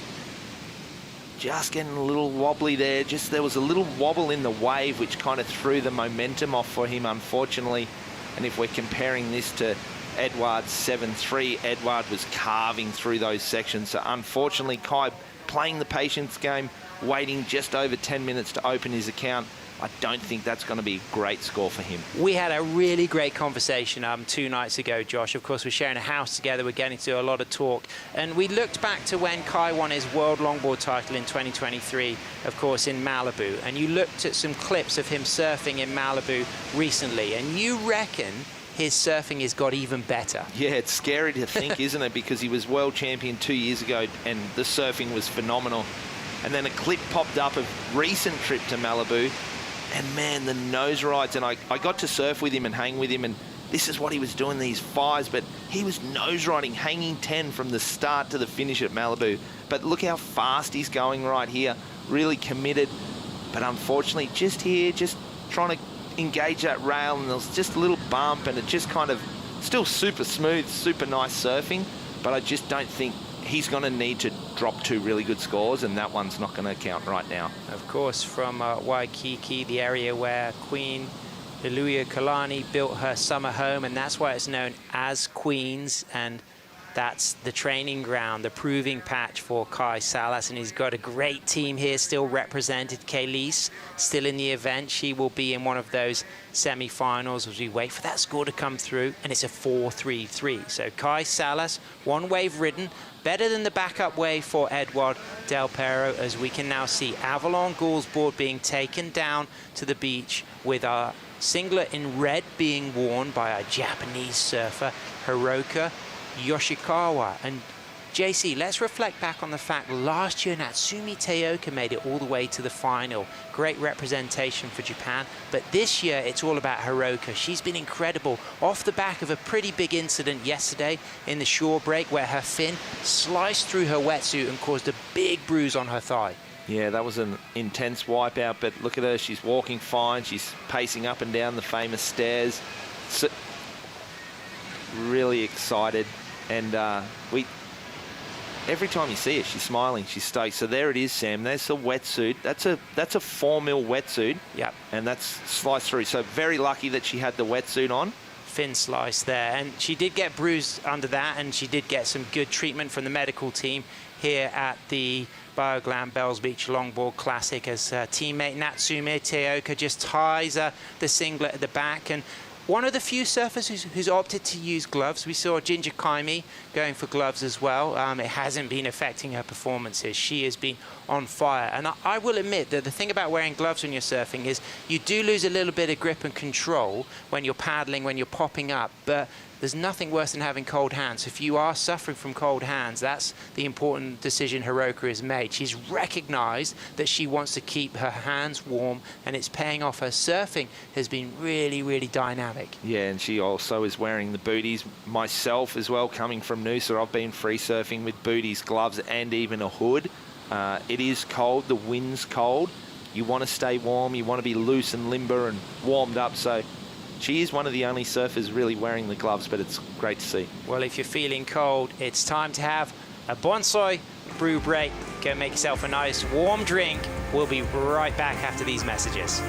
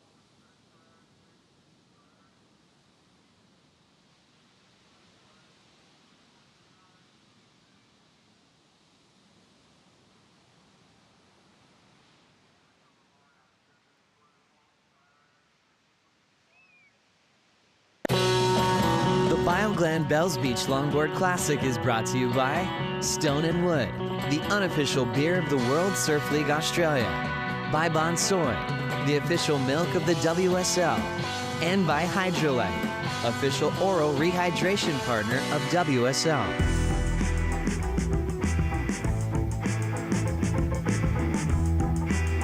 Welcome back to this iconic natural amphitheater with those beautiful red clay cliffs dropping into the great southern ocean. And this is a technical wave for the best. Little Rincon outside Bells, the bowl, all the way to Winky Pop just east. In 1999, Shane Dorian said no kook has ever won at Bells and no kook ever will. It's a really difficult wave to ride, and the longboarders are now here for their third Bioglan Bells Beach Longboard Classic, learning to love this cultural hotspot, the food, the waves, and of course the Frenchman Edouard is absolutely on fire, as you can see on your screen, surfing against Hawaiian Kai Salas all the way through to the inside, and that board, the Minvel, just looks like it survived as Salas answers back with a high line, tall and cool, and then strikes the tip, but recognizes that that wave is not a goer. So Del Pero will improve his situation and replace that backup 3, adding to that 7-3-3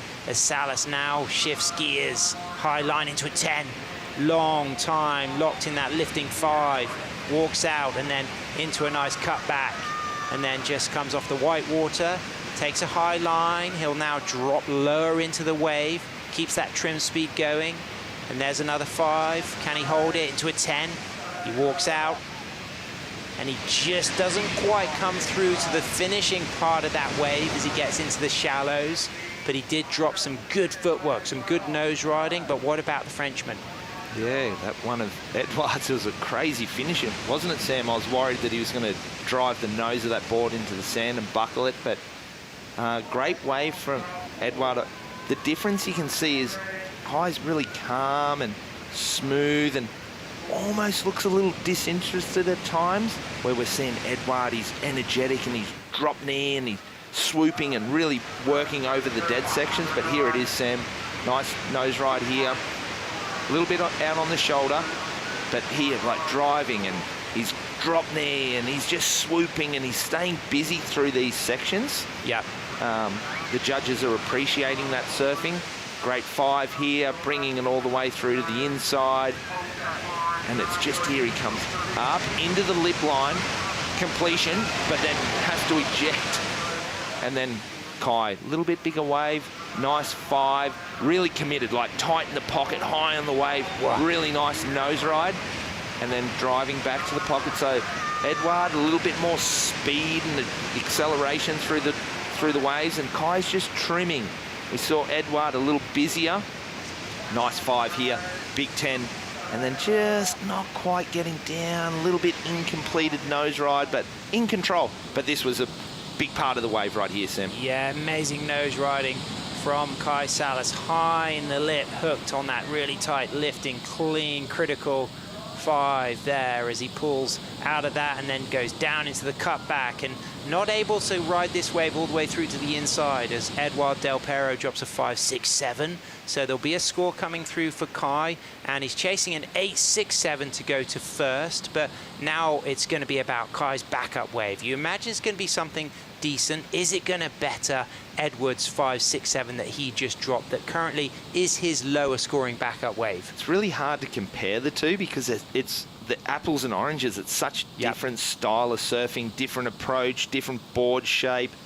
The most important thing is to enjoy your life, to be happy. It's all that matters. We completely agree, and we're happy to be here at finals day at the Bioglan Bells Beach Longboard Classic, and the surf has been absolutely perfect. Yeah, pumping waves at Bells Bowl, the bluffs pumping, everyone's here supporting, watching on the staircase. So big shout out to everyone out there watching. JC, big moment. Scores coming through for Kai. Didn't get that final drive out, but a 6.17 for those 2 very critical nose rides. It puts him right back in the mix because now that highest scoring wave is stronger than Edward's backup wave. So Kai's currently chasing a 6.84, 9 minutes, 40 seconds remaining. What do you think? That will give Kai great confidence. Feel like it was really nice surfing, great nose ride on the outside. Turn, got a little sleepy because the wave backed off. That's not Kai's fault. That's just what happened on the wave. And then a really nice nose ride on the inside, maybe a little incompleted. So 6.17 for that. All he needs now is to get a similar wave, finish it off, and he can get that 6.84. Mindfulness moment for Hiroka Yoshikawa coming up against tour leader Avalon Gould. Avalon, the goofy footer from Laguna, surfing in that first semi-final. We can confirm from Will Hayden-Smith that we're going to have 35 minutes for the semi-final, so a little bit more time to work with, as we can now see Edouard in priority, just repositioning himself. Now, we've had that tide already coming high just after 11. Current time locally just now is 11:42, and that means that that tide already starting to drop, as out of priority Kai Salas is up chasing a 6.84, kicks out on his single fin moontail there, as we can just see him paddling back for a little reposition. But out of priority, he's in a good place now to look around to hunt for something. It's probably better that he is not in priority, so he's going to get busy. He has to. He's going to wait. But Edouard, he's going to be patient. He needs one big wave. If he can get another 7 on the board, he's really going to make it hard for Kai. And neither of these surfers had, by their standards, big results at the first event of the World Longboard Tour. Of course, the 17th by Edouard, losing in that elimination round. He lost out to Declan Whiten. Declan, of course, still in the event. Declan is moved through to that first semi-final against Max Weston. And he was somebody who we tipped this morning. I'm not sure if I was in that conversation with you. It may have been Harrison, but we were saying that we think Max is going to be a good runner today. And sure enough, he is in that first semi. And then looking at the result that Kai Salas had at the first event of the World Longboard Tour, he got a 9th. So he lost in the previous round to this. If you lose in this round, you get a 5th. If you get to the semis, you got a 3rd or better. And Kai lost to Kai Ellis-Flint, who went on to win. Of course, Kai Ellis-Flint, one of the favourites here at Bells, has been eliminated by Declan. 7 minutes, 10 seconds remaining. Del Pero in the lead with priority, but Salas chasing a score very attainable. Yeah, definitely attainable for Kai. Feels like the wind swung a little bit. It's not as direct offshore. It's got a little wobble through it now, which is making it a little more difficult. But, man, we're in for an exciting finish here, Sam. And having now sat through the high tide, are you noticing more waves being surfed from Rincon or more waves being surfed from the bowl? Oh, it looks like they're in the bowl right now. It'll be interesting to see if we do get people go up and surf up there at Rincon section. It's definitely a high tide spot, but we've still got a lot of swell. When the sets come, there's still swell that are kind of closing out through that Rincon section. Needs to be a bit smaller to really lure you up there to know that you can make those sections. Yeah, I had this conversation with Taylor before he paddled out. He was wondering, you know, where should I go? And I said, you got to stick with your opponent. If your opponent goes up there, you've got to surf the same spot. It's too hard for the judges. And talk about the paddle lines. Hiroka in the water, Avalon. Where will the surfers be paddling out? You know, will they be moving up the point or will they be going down from the bottom of the beach? Yeah, I feel like they just go in the corner right in front of the stairs and then they shoot out to the left like we're seeing here from Avalon, and you shoot across and then you go out and widen around so you're not in the way of the heat right now. The surfers coming through. And a big factor of Bells is staying warm. You know, it's recognizing, are you going for the 5-4? Are you going for the 4-3 for a little bit more flexibility? Are you opting for boots or not? We can see that Avalon opting no boots, no gloves. It looks as though Hiroka is in boots and gloves. She's gone for the knee paddle. Avalon a little bit behind there. They've got plenty of time, as you can now see. All of the neoprene or natural rubber being worn, other than the hood, as we can now see Kai Salas on a really incredible locked 5-10, lifting, styling, Hawaiian grace, back to the tail, cuts back, looks cool as a cucumber as he engages that rail with finesse and eyes up the opportunity to work the footwork and the angles as he sets himself up again through to the mid part of the wave and stalls it for a high line. Can he keep control? He just about manages to drive out of that nose ride, and that opening 10 was brilliant. Wow, Sam. He's in the mix now. Wow, yeah, this is going to be a very small wave compared to what we've seen from just as we saw him paddle into that little smaller wave. Great nose ride, good 10. He looked a little bit more motivated on that wave. Obviously recognizing that the wave probably wasn't as big, but here it is, 5. Holding it. Judges like that big 10, bolt upright, big carve back to the pocket. Again, different turn to Edwards. Flowing here, just waiting for this one to stand up. He is calm, isn't he? He's not rushing, he's not waiting for that timing. Nice little 5 there, little hung up, but it's on the shore break. There's nothing else he can do. You can see this dry sand just there in front of him. But look at this wave here. Edward, he needs to perform on this wave. Straight to the 5 on his Minvel. Holds that 5 on his 2+1 right in the pocket. Great clean footwork. Widens the stance, super low. Wow, the lay back. Uses that hand to drag and drive and then into a drop knee. And then feet crossed. And now as the wave gets deep, can he trim back through? It looks like he can. Touches that 5 and that wind gets gusty and strong on the inside. So not a clean finish for Edouard, but great work done for 80% of that wave, and it was extremely fast and a dynamic, high degree of difficulty. Kai's wave smaller, but a lot of composure in Kai's wave. So Kai's currently chasing a 6.84. He may well get that or better, but what is now important is whether Edouard improves his situation and replaces his backup 5.67. Yeah, bigger wave, great nose ride on the outside. The big carve kind of lost a little bit of balance and went into the layback position. Here's a replay of it. So 5, holding it through the section here. 4 steps back. Here, starts to turn, then drops the back arm back. Pretty cool. Yeah. Unique point of difference as well. Yeah, a little bit more performance driven and trying to, I don't think the judges will love that sort of hop, the Huntington hop. But, and here just, unfortunate wind, big gust of wind blowing off. He's a smaller, lighter guy. So this is going to be really interesting, Sam. He really needs to try and better that 5.67. I mean, do you think Kai's got the score for his 6.84? Oh, it's a hard one. It was a very small wave. It was a great nose ride. Some early scores coming in. Wow, big difference in one judge, 5.2, not even close. Couple in the six range.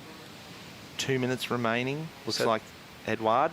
Up and riding Edouard, a 6.13 for Kai, not enough. So he's still chasing a 6.84. Edouard waiting for that fourth wave to be scored as he gets his fifth ride now. Up and riding right through the inside. Things get a bit bouncy and bumpy here for Edouard, but he's staying poised, stretching for a touch of the 5 and then a little down carve again. And what we were seeing now from Edouard is a unique kind of layback in the mid part of his turn, as we can see Kai on a big overhead beast driving through the middle of the wave, finding the 5. He's got to hold on tight here. This is a very important ride for the Hawaiian 2023 WSL World Longboard Champion, chasing a score. Needs a 10, needs to get a 10 here, doesn't he, Sam? What a big wave, though, JC. Is he going to end in style as he just drives into a down carve there, and he's just going to control it? There it is. It's in the judges' hands with 3 significant scores to be tabulated. Not enough on Kai's 6.13, but that was a big wave. Was that the biggest wave we saw in this heat, you think, Sam? I think so. It's going to come down to the degree of difficulty of that opening nose ride, but the judges have really also rewarded the continuous flow, so that may well hinder Edouard from improving his situation. Nice 5, great 10 there, committed. I was actually looking at this wave going, oh man, not much time left. I wonder if Kai should have gone, but we hear the whistles. You could hear the whistles. That's Carney and the rest of the Waikiki team letting Kai know that there's waves coming. So this is a great wave, bringing it through, and again, that layback gouge out of the lip. It was a strong finish for Edouard. It made up for the previous wave, but what about this? It was all speed off the bottom at this moment. Yeah, maybe a missed opportunity on the start of the wave. Had to drive around it, wait to get to the nose. Big carve, huge wave. Here, another great 5. We're waiting for the 10, but opportunity didn't come. But 2 really big nose rides, big carve, comes onto the inside. He's a long way down near Winky Pop, isn't he? Yeah. And then that shore break, crazy. Look at the speed of this section. So a 6.9 for the 4th ride of Edouard, and considering he wasn't able to make the inside section, that did improve his situation. So Kai's chasing an 8.06 on this. This needs to be the best score of the wave. It's definitely the biggest wave we've seen. Some big nose rides, finishing strong here on the inside, driving away from that, and then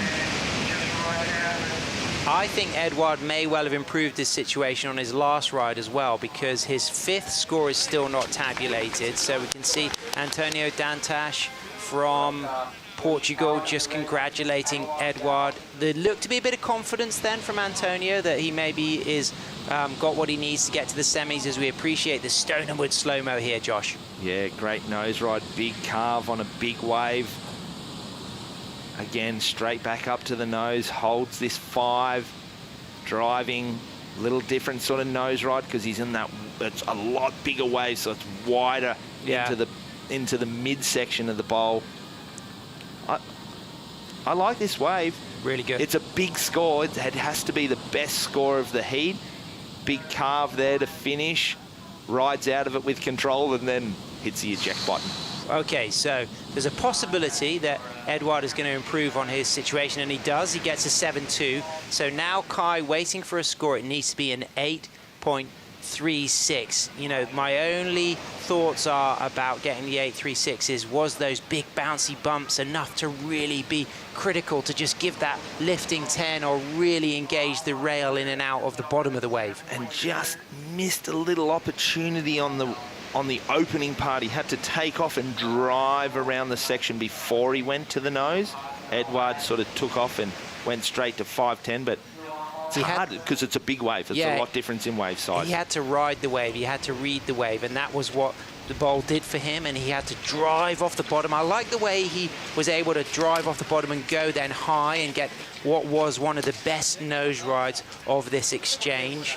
Is it going to be enough? It's not. It's a 5.97. It's come out a lot lower than we thought, and Edouard Del Pero is booked himself a spot in the second semi-final against goofy footer from California, Kevin Scavana. Yeah, great heat. They like the 5 and 10 at the end there. Great surfing from Edouard. We sort of picked him yesterday as a big favourite. Conditions changed, waves got big and powerful, and The big swooping turns. Look at him fired right up there. Some dad power there, isn't there, Sam? Yeah, you can just see him talking to Harrison Roach there. That was Nacho Pinatero just giving him the thumbs up. We've got Hiroka Yoshikawa and Avalon Ghoul. They're going to be the next surfers in the women's, and that guy is absolutely buzzing, Josh. And we're both fathers, and it's always hard to leave home and leave the family behind. And new father and only a few days old, so well done to Edward. Very cool and great to see. Congratulations, Edward. You're in the semis. Stay with us. We got the women's semis coming up next. Hiroka Yoshikawa and Avalon Ghoul.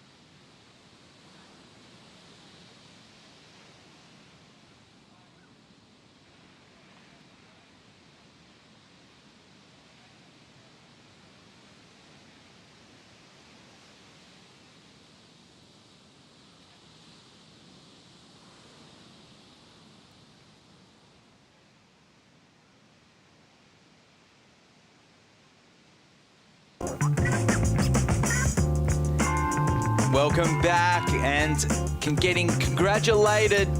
They're ready for his post-heat interview. Edward Del Pero, he is elated. He makes his way through to the semi-finals, taking out Carcelis. 14.53 heat total. Dad power coming into play there for Edward. So we move into the women's semi-finals. And up next, we'll have our next heat, Hiroka and Avalon, but in the men's, Max will take on Declan in semi-1. Kevin Scavana, Edward Del Pero coming up in the men's semi-final number 2 as we cast our attention to the surfers in the water representing Japan. Hiroka Yoshikawa, who had a fantastic win only an hour and a half ago, and Avalon Gal, the fellow goofy footer, taking on this Japanese powerhouse. In the booth, Berlin Alvarez Kimball to talk us through this star-studded lineup. But Hiroka, a career best result, a WLT semi-finals, but Avalon coming off the win at Huntington, riding that wave of emotion and that competitive prowess that we haven't necessarily seen shine in Avalon's career to date. Yeah, you know, the conditions are not really suited to Avalon. And as well, Hiroka said she's really excited that the surf has dropped a little bit more, so it's going to really give her the confidence. And both of them just so excited to be in the semifinal. Yesterday morning in the biggest swell, Avalon was one of the first out there in the morning. She caught an amazing wave, big nose ride and a strong power carve. She's looking very committed over here at Bells Beach, where the weather is raw. There's typically 4 seasons in every day, and it really is a sensory awakening. You've got the wind, you've got the rain, you've got the cold, and it's changing constantly with the tides and the swell. You've got to really be onto it. Avalon Gal's already clinched her spot in El Salvador for the Surf City World Championships. We'll see that final 8 go down in November. But kicking off this semi-final Heat 1 is the goofy footer from Laguna Beach. She's been on a roll today, winning the quarterfinal earlier. Wow, she goes down hard. Let's hope she didn't connect with the rail. That thing flipped up pretty hard underneath her. She's a bit ginger, a bit slow getting on the board, just shaking that one off. She's a strong competitor. She'll make her way back. And let's just hope she's okay. Great flight cam there. Just checking in on the athlete. And a replay. All right, lovely footwork to the 5. again, readjusts up into the 5, and then again, just leans onto that outside rail and just flips over. Yeah, the last thing, she looks like she's okay. You didn't see her touching her head or moving her body or anything like that, so that's great. That and the fin, the rail and the fin, the worst case scenarios with the longboard to connect with. Obviously, they're large surfboards. Set starting to rise. We got Hiroka paddling to the outside and monitoring this set. She paddles over the first one. It's a big one. There's 3 in it. Avalon turning on the inside. Doesn't decide to go, but Hiroka looks like she's got the bigger and better one of the 2. It's a large wave knifing into this. The Japanese surfer, good timing, up on the nose, winds up the windows, gets down, controls it. Wow, similar surfing to what she did earlier in her heat. She gets back up onto the nose. A phenomenal opening wave here for the Japanese surfer, and behind her, Avalon gal, the Californian, on the answer back, the goofy footer. She's got a clean wall ahead of her. Hiroka kicked out before the shore break, and here goes Avalon.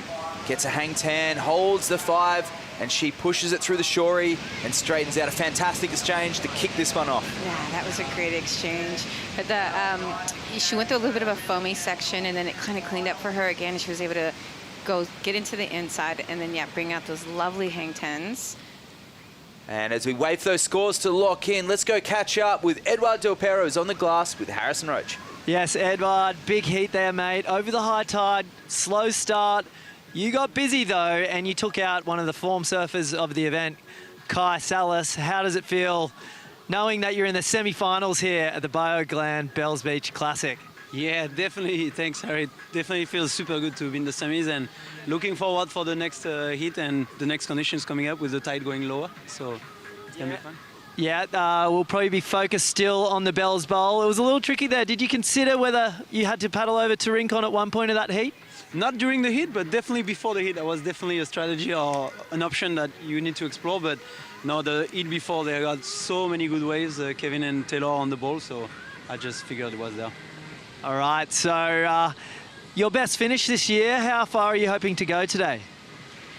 It's already a bonus since I'm here, as I had just a kid and left home like just at the last minute. So I'm trying to take it easy, not project too much, and take it by hit. All right, cool. Edouard Del Perro down here with me today. Looking forward to seeing you in the semi-finals. I think you're going to do well, mate. Good job. And cool, calm, collected Del Perro riding a wave of lightness, looking really relaxed as he moves into the semi-finals. Yeah, he's seeming very confident, but like you said, just nice and relaxed. And as he just said, you know, he just went through a massive, change in his life, becoming a father, and yeah. So just before the break, replay. This is Hiroka's wave. It was a 6.5. Again, this is just a little bit kind of off balance there. She does really well to regain her composure. Nice turns. Again, just really trying to connect this inside, which she does, which is a 5. It's a bigger wave. It's got a lot of texture in it, a lot of wind in it, so she does well to stay with it. And this is Avalon's. This is her 6.5. 417, 6.5 two-wave total, and 6.67 two-wave total. So the judges just giving most of the points on that end nose ride. Yeah. As she kicks out on this. So even though she rode it all the way through to the inside, judges saying it wasn't as critical as Hiroka on that set wave, setting the bar quite low in this heat. And as we saw earlier on, we saw those set waves, we saw the critical nose riding of Scavana and Taylor scoring really high up into the high excellent range. But it's a different heat. The scale has been adjusted. It's a heat-by-heat basis. 6.5 is that benchmark that judges will go off.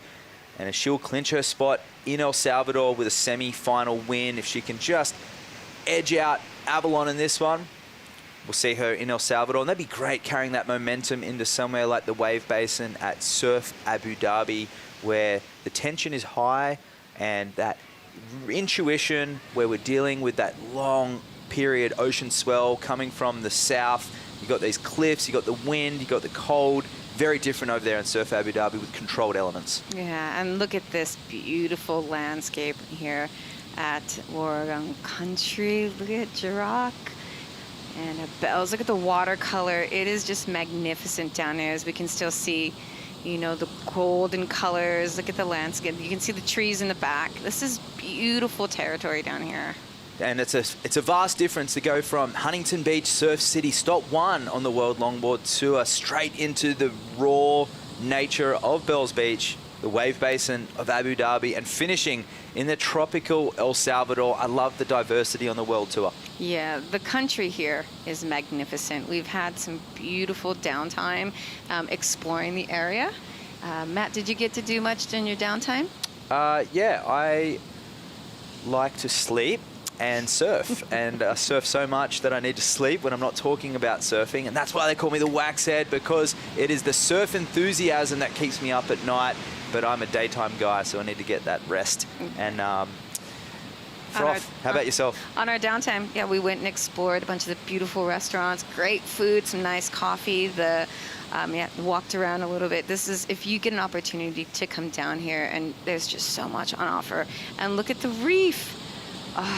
Center side pumping out there, and beautiful landscape of the Melbourne flight cam. I did get to catch up with my local friend Sharma Buttonshaw, a surfer shaper, laminator here, and his father is a local there on the Surf Coast. His mum runs a yoga chalet around the corner, so that was pretty cool catching up with Sharma, the shaper for some of the surfers in the draw, both free surfing and competitively, some of the boards we saw in the lineup. But Avalon Gal out there in the lead with this, and Hiroka needing just a marginal score, a 0.17 to move forward. So basically just got to stand up, hands leave the rails. Hiroka's riding a surfboard made by her dad, Yuji, and he'll be tuning in right now. Her hometown where she's living at the moment, Taito in Chiba, Japan, a far cry from the heavy raw waves we have of Bells. Although the temperature can be considered very similar to Japan in the off-season and in winter. You can see her with the gloves and the boots on. She's very comfortable with the thick rubber, but she's fighting an injury. She had the fin chop as well. We spoke about that this morning. I was asking how she feels. She's a little bit sore, but she said she got some taken care of, and Ophelia was helping her out as well. Look at these lines. Have a look at the surfers there to the top left of the screen. These are Rincon lines coming through, but it's deceiving. It's very deep out there, and you cannot link it in through the bowl. These surfers are surfing the classic Bells Beach bowl, where we've seen the majority of action today. Edward, in that previous heat, alluded to perhaps going up there. It was a strategy that he had considered, but we're beyond the high tide now. We're an hour past it. Tide's starting to drop. The swell's dwindling, but there's a new pulse coming tomorrow. Will that start to pick up through the finals? We'll have to wait and see. It's a different, more southwest direction. What I'm just hoping for is that this wind just stays, doesn't get any stronger. As we have noticed, a couple people having a little bit of struggle getting into some of them, getting a little out of position as well, getting kind of pushed out with that wind. Well, we'll see the wind on Hiroka's 6.5, the way that she was able to actually use it to her advantage and go to the nose. You see the air, the wind, and that Stonerwood slow-mo just keeping it high. She winds up the windows, gets on her heels and pushes down the face. Incredibly skillful muscle memory coming in, leveraging the middle of the board, the straight part of the rocker. And here, stepping on her heels. I love that release there. A little bit of edge in the tail. Slides the foot from the left to the toe side rail. Avalon Gal having a look at that. Live action. You can see a little bit of what we call ribs in the waves. It's when you kind of get the offshore come up, and it gives little sections of it. And it's sometimes, your board gets a fair bit of chatter running through that, and that's just with the offshore flowing up it. So these ladies are navigating it well. All the athletes are, it's hard when you get a lot of wind underneath your board. Wind switching a little more to the west-northwest. Yesterday we had west, if not even a bit of south throughout the day, but the swell has straightened up. You can see the waves coming in straight out to where that cargo ship is out the back. It happened yesterday afternoon. Kevin Scavano was out there. I saw Tucker Inui knocked out of competition, free surfing as well. Sam Christensen, we noticed those swell lines starting to straighten up, and that's what we have here today. While we're waiting for these sets to come in, let's go to a Bonsoi brew break, but stay tuned for the remainder of semi-final Heat 1 coming up next.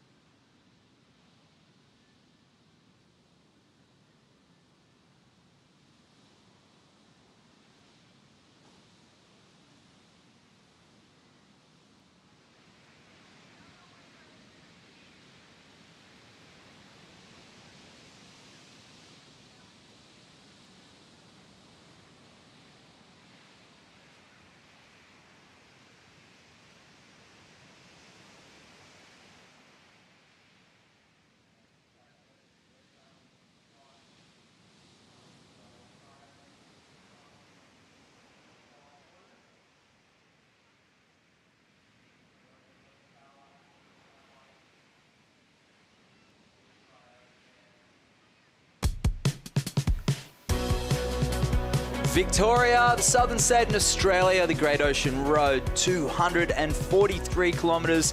You've got lush rainforest, you have the barren landscapes as you make your way over Cape Otway. You come up to those massive sandstone cliffs, empty beaches. Depending what the weather throws at you, you can have a little taste of everything. If it's nice and sunny, go for a bike ride, go for a walk. But as surfers, rain, hail or shine, we come to the Surf Coast for Bells Beach, here for the Bioglan Bells Beach Longboard Classic. And we are into the semi-final Heat 1. There is Yo, the boyfriend there, and the support crew for Hiroka and the photographer. And here she is, looking for a marginal score to move up into first place. Up on the nose, light-footed from Chiba, Japan, connecting the dots from rail to rail, showcasing that intricate footwork. She gets down the face. Can she complete that wave? Barely breaking there, but she does really well to hang on to it, only needing a small score. Looking activated, Bellin. Yeah, she is not stopping. She knows she only needed a .17 to move up into first. And again, she just did so well, just nice and smooth, great nose rides, and then connected that inside. And the smile with that takeoff. Incredible smile from Avalon, equally as stoked as Hiroka finishes her wave with a smile. Gal up and riding, long 5. Content with this wave. She's going to surf this one all the way through. She's so smooth. And looking confident as well. Both these surfers in career best form. Long nose ride through the whitewash there. And she kicks out, so great exchange between the two surfers. I just love what I see here. The youngster Avalon, just this revitalized confidence that I've never seen in professional competition. And the nerves of steel for Hiroka. She's just fighting and showcasing more and more as we get through the deep end of the competition. Yeah, I feel like Hiroka's just getting that nice confidence boost, and I think she really is kind of coming into her own. And Avalon as well, she's having a lot of fun. And this word keeps coming up, like you hear it from Taylor, you hear it from everyone. It's just like, how is it out there? Everyone's like, it is just really fun surfing. And to be able to get waves like this at an event, and really, you know, you're not wave starved, so you're not just, you know, haggling and, you know, having to do a lot of that kind of stuff. You're just really showcasing your talent. And to be able to do that here in your quarters into your semis and your finals is amazing. 22 years old from Laguna Beach, Avalon is traveling over here with a tight-knit community. Her dad, Ray, a stalwart. He lets her do her own thing, although he is here, not necessarily chaperoning, but just enjoying Bells Beach and being that guide and that rock when she needs him. And Hiroka traveling with a cool little crew, staying with Chloe Calmon as well.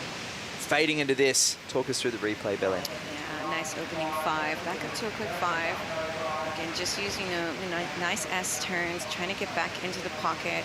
And this wave, again, it's nice and small, but it reconnects and you see it connect to that inside. And great carving turns, really keeping busy.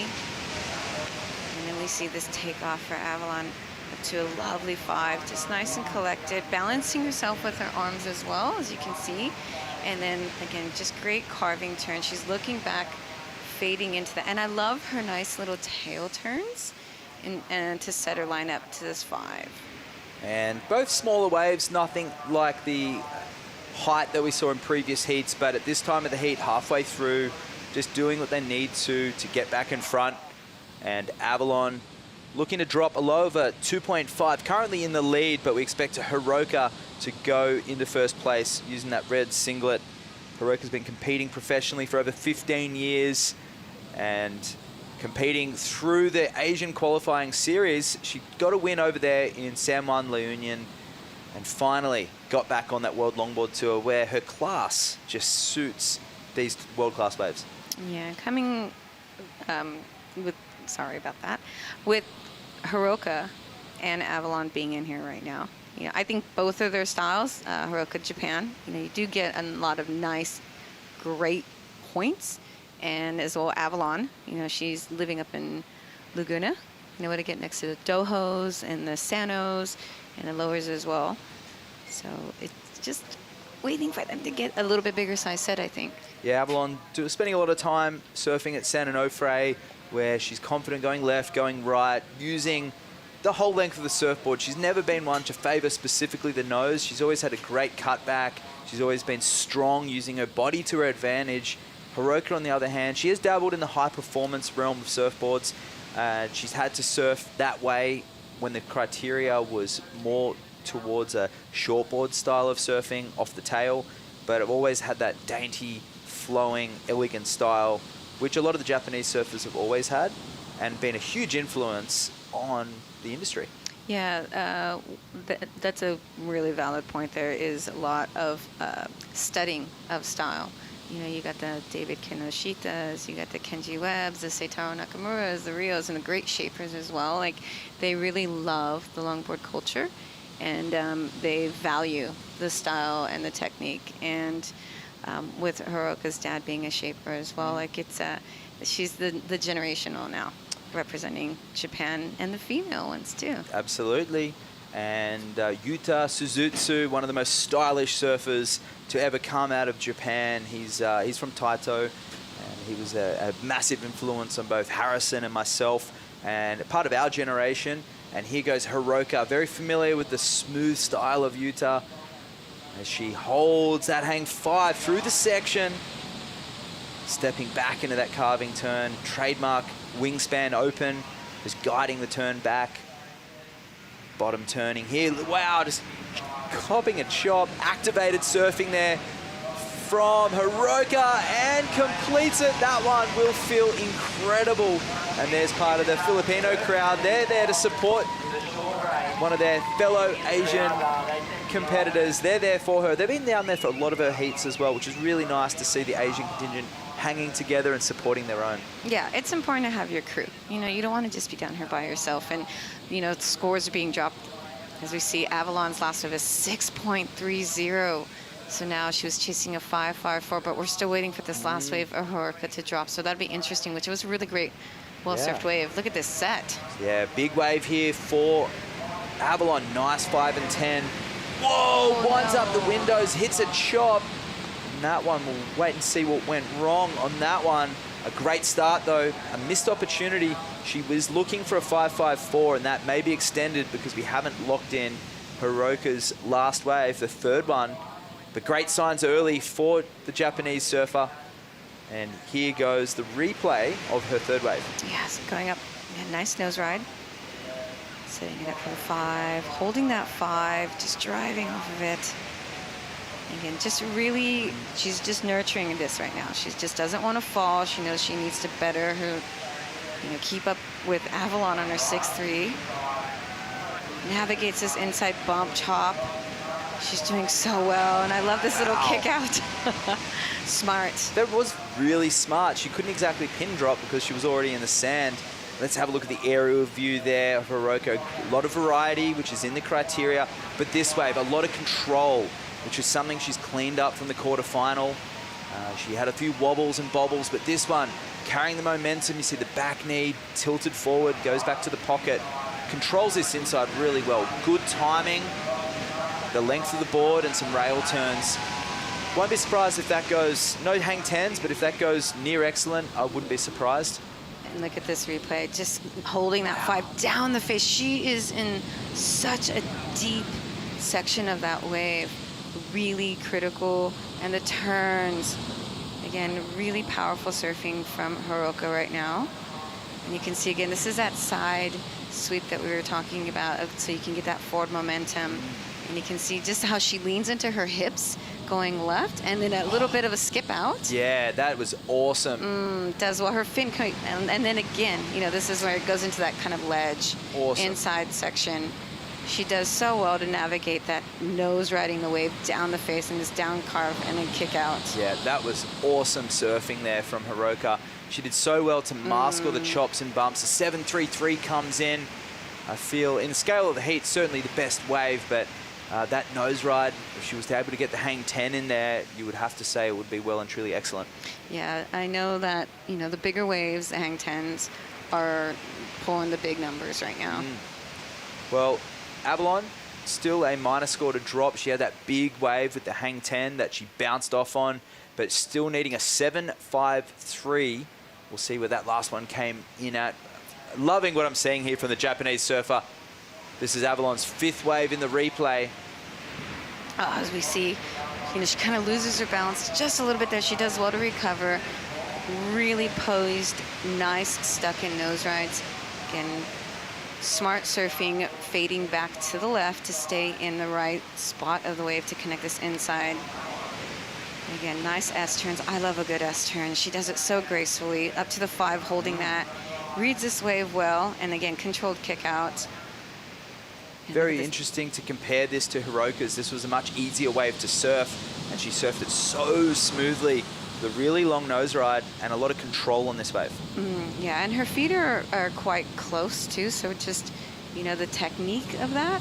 And then look at this fading to the left. I really love seeing how you can see again her toes and then leaning from rail to rail. And she really knows how to use her upper body as well to lean into those turns. And then the 5. Great navigating with her arm and kick out. All right. I want to ask you a question too, as we see Soleil Erico coming up, Kailis Flint giving some words of advice with CJ. The difference between a lot of the males and the females when they make their way through the midsection. Talk to me about the use of the hips and the body shapes. I think women just, we use our hips and you know, get a little bit of jive going. And I don't know, I think we just have a different approach. Like, you see a lot of these young girls really lean into their hips and so forth, like the Kalias and the Josies and so forth, and it looks so beautiful, and it helps give, I guess when you're on the nose as well, just that little bit extra push forward. Look at the score that just dropped for Avalon. Yep, 6.43. They really appreciated those little technical adjustments we were just talking about there, using the hips, using the body to her advantage. I want you to speak more to the audience about that. You're a fantastic exponent of female longboarding. You featured in Thomas Campbell's Sprout film there, and you are definitely one of the most stylish surfers of your era. And what brought that out in you in particular, jump off performance boards and stick to the single fins? Well, I actually never rode performance boards. My shaper was very much into 9/6, you know, double 10-ounce volant, 10-inch glass on fins, no leg ropes.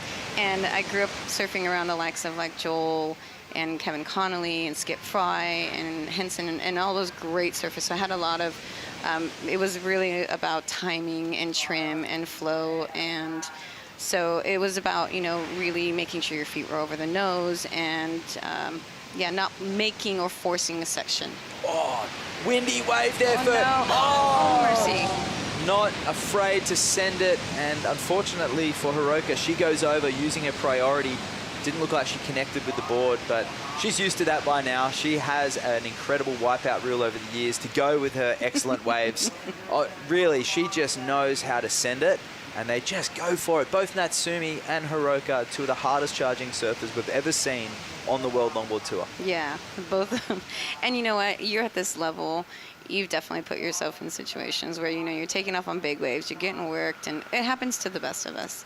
Big heart there, Hiroka. She's looking back to see that priorities change to Avalon.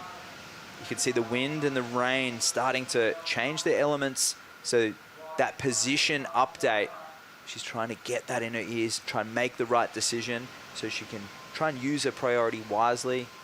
Khalees coming down. That's a far cry from the warm waters of Waikiki. She's having, again, back to the word, a lot of fun. I feel like the conditions are really suited to where she's at right now. She had a little bit of a break. She's come back with some fire. And she'd have everyone from Hawaii right now just hooting and hollering for her. Absolutely. And she's really on her own quest at the moment. We'll see her coming up next against Soleil Erico, who's already hit the water. Not as much of a treacherous paddle out as we saw yesterday with some jet ski assists, some surfers being denied and having to run back around. And very common if you mistime the shore break and some sets were breaking wider into Winky Pop. It was very dangerous, but these surfers did extremely well and really earned their way through to the perfect waves here today. It was really great seeing the women have the opportunity to surf bigger surf. You don't really get them in really big, sizable conditions. And I feel that you're at this level now where it's great to see girls all longboards have the opportunity to surf all that, and as well coming into barrels in Abu Dhabi as well. Absolutely. It's going to be a very important split between who can get barreled and who can't. But in this heat, we got a recap. It was Hiroka opening up with a 6.5. Look at this. This is a great looking wave for her. As we see Avalon up on the 5. Nice, tight, controlled. Up to the quick 10. She is really on the hunt right now. She wants to continue that Huntington flow. And then this one, this is her 7.33 up to the 5. Nice, tight 5, forward momentum. Smooth and powerful as well. She's having a great time connecting with this. This wave is really showcasing everything that she has with her control and her footwork as well. I love what you said there about the Huntington flow for Avalon. Now is Hiroka doing the Bell's Bop? She's doing the Bell's Bop. And then look at Avalon again, back to back. This is her 6.43, showcasing why she has had a win underneath her belt and why she is going to be giving Hiroka a run for her money coming into the next 2 minutes. Needing a 7.4, but she has priority. What's the type of wave she's looking at, and what's she going to have to do on it? She's wanting a big wave. You've seen what she can do on a decent wave. We just need to see some good 10s as we see Hiroka here. Long 5 and the windy bells, goes for the barrel, stays on her board. Animated surfing there. Oh, unique footwork, just getting caught up with the booties. Oh, the rain just absolutely pouring down, and the wind as well, gusting. This is going to be tough for Avalon to try and ice the wave. She is paddling for something, though. She's determined. Look at her, clenching the teeth. She's into this one. Let's watch it. Just getting down the face, trying to be sure-footed, waiting for it to wall up. Oh, that was gorgeous. Nice 5 and 10. The wave hasn't quite broken, though. You can't see any white water as she's riding the swell into the inside section. Great poise, good timing. Strong nose riding there for Gal, and definitely posing a question.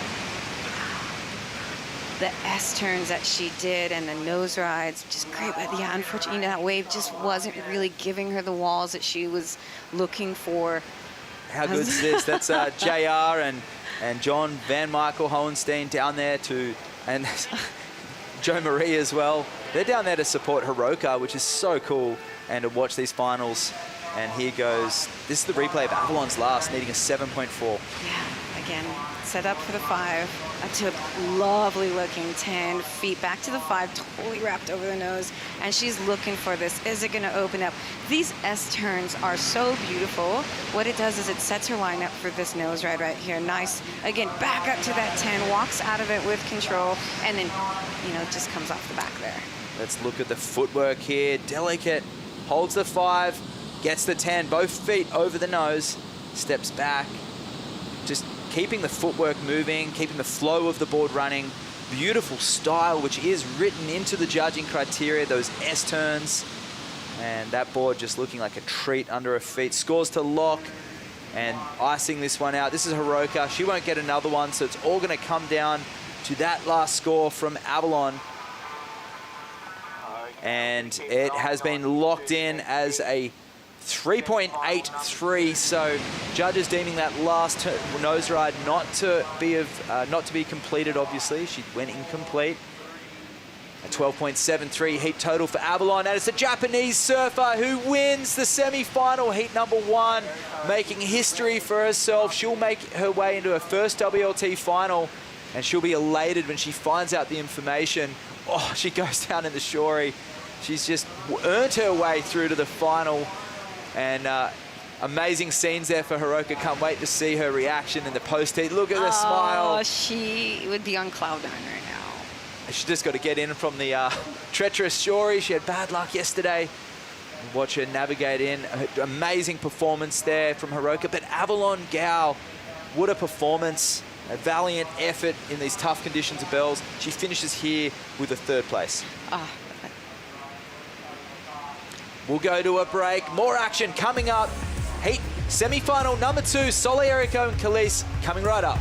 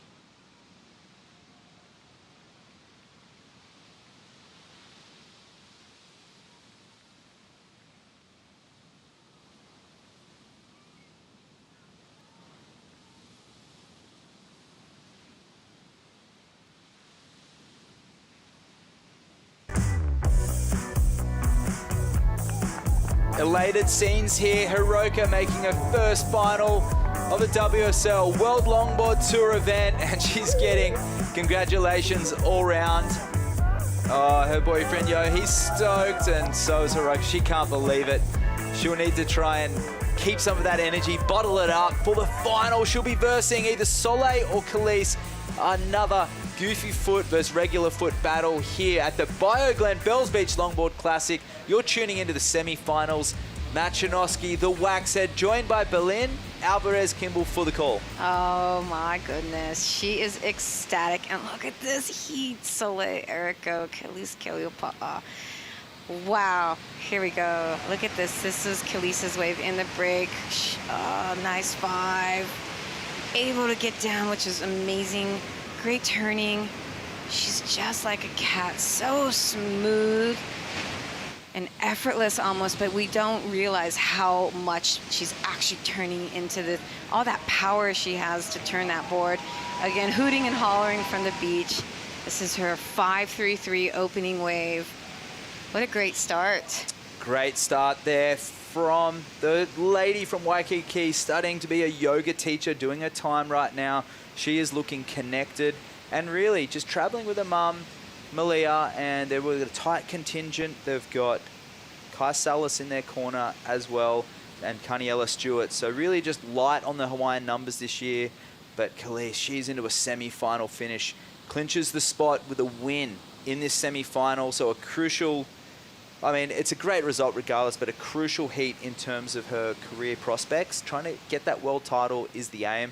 If she can go on to the final, put some more progression in and get a better result on Abu Dhabi, that will serve her really well with that top seed moving into the final event in El Salvador. Soleil's already clinched the spot, and she'll be looking just to climb up the rankings and get some momentum into El Salvador. I know that making it to El Salvador is everyone's end goal, and to come back making it into the semifinal, into the final here, to walk away, I think, with winning from this event, especially with the conditions we've had, is one of those trophies that you put up and like, oh yeah, Bells I got Beach. bells. Yeah, absolutely. Just the elements that you have to come up against. It really is just you against nature. It's and the mark of the water woman, really. For This sure. is like hands down. You need to be a water woman to make it into this final. Love that. Nailed it, Berlin. Absolutely. You got to work with the elements, and we've been saying it all along. This event really is about 4 seasons in a day, adjusting to the highs, the lows. We've got 2 vastly different breaks that the surfers have had to adapt to. The higher tide over at Rincon, which, like its namesake, is a right-hand point break, to that in Santa Barbara. Small longboard wave, usually about waist to chest height. Today it's a little bigger, so we'll see it in the far distance there, breaking off the reef a little bit. We're into the Bells Bowl, where it draws elements to Makaha, El Salvador, and Sunset Beach. It's a raw lineup here, the Southern Ocean just unloading, and that bathymetry of the limestone reef just channels all those big long lines in for these surfers to put on a beautiful display. This is their canvas, and we're watching them do their performing art in front of us. Oh, there's some lovely lines coming in as we see the girls paddling. Is this Soleil? Yeah, that's it. In red, the Malibu local, Erico, up and riding. Gets on her heels, gets low, and guides that board around. Looking to make this inside section just to build momentum in this heat. This wave dissipates, and she falls off the back, so advantage to Kaliopaa with the 5-3-3. That'll still be a nice opener there for Soleil. It's a lovely looking wave. And again, Soleil, she's very gracious, graceful. And again, she's one of those, you don't realize how much effort she puts into her surfing until you see her lay it on a rail. And you're like, oh my gosh, she's a weapon. And I'm really looking to see her on a big wave. I want to see, because she can nose ride some heavy stuff. And as well, the same thing with Khalees. So I'm hoping we get a couple flurries of some sets come through that will allow them just to really, with some nice lines. Well, we haven't seen Soleil take any of her wins specifically on the Bells Bowl. Most of them have been at Rincon. And she is the the reigning Bells Beach champion. She won the world title in 2023. She is an absolute force to be reckoned with at any right-hand point break. And in this one, it faded away, but some good work done at the beginning, Belen. Yeah, you see her take off in kind of a little bit of a stall, just trying to find that line, and then get nice S-turns. And the way her swooping bottom turns as well in footwork, she kind of comes a little bit off there. But this wave just does not want to open up for her. She goes up for a 5, and she's just like, I'm out of here. And beautiful pulled back view there in the valley. You can see her just cutting through the chop there, trying to pick her line. I mean, Bells Beach, it is a reef, but it has elements of a point break as well. The way you've got to set your line up and nose right at the top of the wave. Not overly critical. You don't see too many people coming through the section on the nose. And that South Coast surfboard, CJ Nelson Designs. It's a low pro with CJ's, or it's a slasher model with CJ's Sprout 2 rocker. That's one of his favorite boards. You can go on to CJ's Instagram page and have a look and talk in depth about rockers and outlines, but he's fused 2 different types of models together for Soleil there, so it does feel like a comfortable nose rider when she's up on the nose, but it's also got the hip of that low pro, so she can lean back on the tail and really pivot and pendulum her body around, which she does in such a tight radius. I love hearing Soleil was talking about how she's worked with CJ to try to create the right board that's going to work here for her. And to hear the girls talk about, and like Khalees, you know, she's got her own model as well. So the bond between the surfer shaper and really communicating to get the right boards for the right conditions. Both of these ladies, their boards are working so well for them here under their feet. Kai Salas is one of the most underrated shapers in the modern era. What he's been able to do in his own career and for his students and the surfers that he has under his label, it's actually incredible. He's put a lot of time in. He's humble behind the scenes and doesn't really go out of his way to, you know, promote himself and his surfboard label. It's really transformed a lot of these surfers into the modern day superstars they are. Khalees riding a Kai Salas Longboard Co. Surfboard and just carrying on that Hawaiian legacy. It must feel so centered and so connected to be riding a surfboard made by someone like Kai. You had the same thing, Belen, when you were riding Chris Christensen surfboards, Californian made in those styles of waves. Yeah, I agree with you. But what better place to test your equipment than in the island of Oahu? You have everything from Waikiki to pipe. You know, you really have the opportunity to fine-tune your equipment, and Kai surfs all those different waves as well. So it makes a difference when you've got, you know, a good surfer that is a good shaper as well, that understands. And speaking of that, look at this right here. Kai Ellis Flint, he had a quarterfinal finish. He won at Huntington. He's a surfer shaper, and he's one that's on the tip of the tongue of a lot of people out there at the moment. He went down to Declan White and will be coming up next against Max Weston. Max Weston will be riding a high estate surfboard designed and shaped by Kai Ellis Flint. And that's a storyline in the longboard world, which is quite unique. There's a lot of surfer shapers out there. We're still waiting to see some of them on the women's side. I know Rachel Lord over in California in the South Bay, she shapes her own boards, and Ashley Lloyd. There's quite a lot of surfer shapers starting to make their way on the women's side of the draw. Here we go. Someone whose dad shapes her boards, and she has a lot of her design influences. Hiroka, she's on the glass for a post-heat interview. Yes, she is down here with Hiroka, and you have just booked yourself your first ever WSL Longboard final. How does it feel, Hiroka? Oh, I feel amazing. So happy. And tell us about the conditions. Quite windy out there? The last 10 minutes was really windy and sometimes rainy. But first 10 minutes, it's a little bit clean and good waves. You got busy and put Avalon Goal under a lot of pressure. You're riding a surfboard shaped by your father? Yes, my father made me the surfboard for me, and I used the new surfboard from him. It was really good. So he must be a very proud father at the moment, and we're really excited to see you go into the final. Are you going to change anything moving into that? Not change, just keep going. Sounds like that's a good idea. Winning so far today, one more to go. Good luck in the final, Hiroka. Back to you guys. Thank you, Harry. We saw Soleil in the break in that interview just getting a really nice wave to really consolidate her heat here. 3.5 to open up, so that'll go into a scoreline, and chasing a 1.84. She's almost certainly going to go into the lead with Khalees out there with priority. You see Soleil making a way back. Look forward to checking out that replay. Talk us through what happened, Berlin. All right. Nice wave. Oh, she lifts her front foot up if you don't, to a 10. That would have taken all the weight off the nose, so she didn't put it through, which is great technique. And again, just inside rail, connecting to the white water, trying to get this thing to line back up for her, and it does. Nice swooping turn, up to a 5. Again, she read this wave really well from here, up to another 5.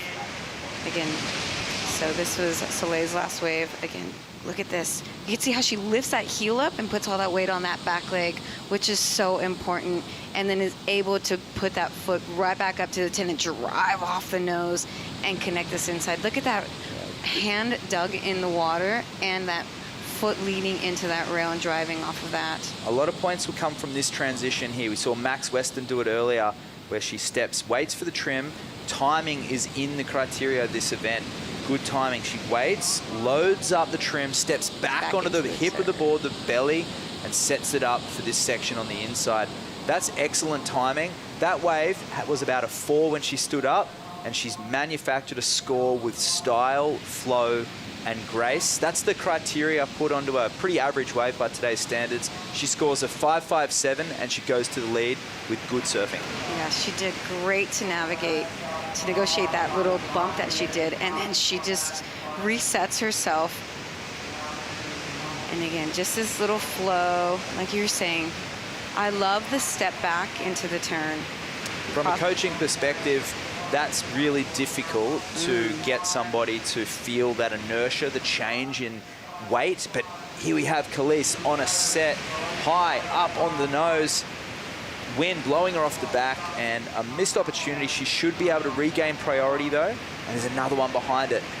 It's this one. She's looking down the line, and Soleil gets the priority, gets out in time.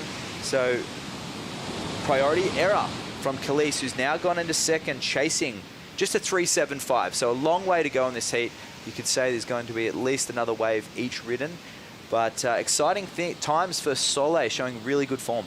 Yeah, so they've extended the semifinals into 35 minutes, which is great because we were predicted to have a drop in the swell, make it a little bit more inconsistent. The sets would be, fair and few. So they really wanted to make sure that they could capture the talent from all these surfers into the semifinals and into the finals. So that was a great call from the WSL. Berlin will have hundreds of the next generation and current generation tuning in to watch this now. How can those kids sign up, or adults sign up, to join this World Tour?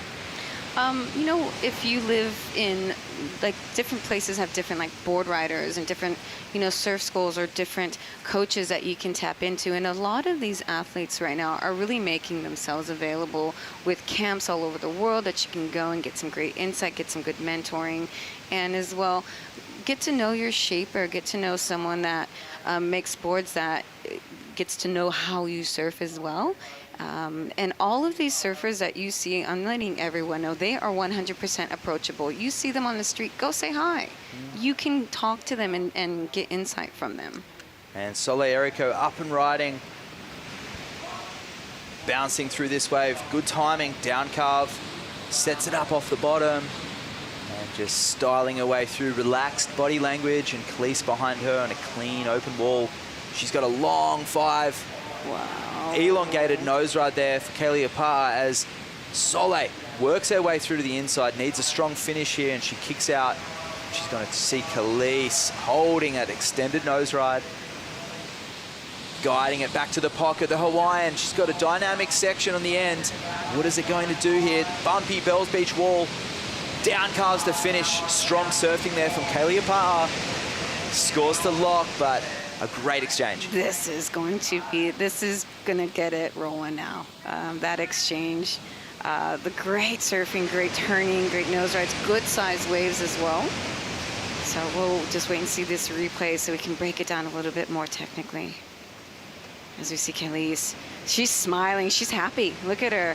Mom, I'm sure, is on the beach, up on the steps right now, you know, getting pretty excited. Her mother being an amazing water woman as well. Again, Kelly's 3rd or 4th generation Hawaiian water woman. Her mother's a great surfer. Her grandma's a great surfer. They used to own surf school on the beach in Waikiki as well. Part of that really tight-knit Hawaiian culture, the original Waikiki Beach Boys, you know, the likes of the Rabbit Kakais and all of them, the Tukanamokus and the Omuras and so forth that, you know, run all the surf schools, the Monizas as well. So, yeah, massive shout-out to Hawaii, who I'm sure are all just sending their vibes for Khalees right now. She's paddling. And talking about Waikiki Beach Boys and the lineage over there in Hawaii, Kaniela Stewart is with Harrison Roach for some insight. Yeah, down here with Carney, up on the hill actually, but he's in the Khalees camp. We just saw a fantastic wave from her, Carney. What did you think of that ride from one of your best mates? Oh, that's definitely going to be one of her top 2 waves. I think it may go it might hit the excellent range right there, but she's got to get one more, back it up. What's it like having a close friend come up against world champion like Soleil Erico? She's looking for her 3rd title here at Bells. Do you have to change any advice that you give her that's unique for this situation?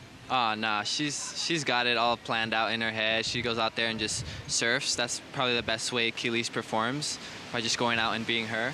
So we don't really have, we'll tell her little pointers on, you know, maybe if the waves are breaking a little further out, or maybe if the wave's breaking too fast, but other than that, she's got it. Yeah, very intuitive surfer, Khalees Keleopaha. Great little insight here from one of her good friends. Back to you guys in the booth. Thank you. Great insight. Thanks, Harry. Thanks, Kaniela.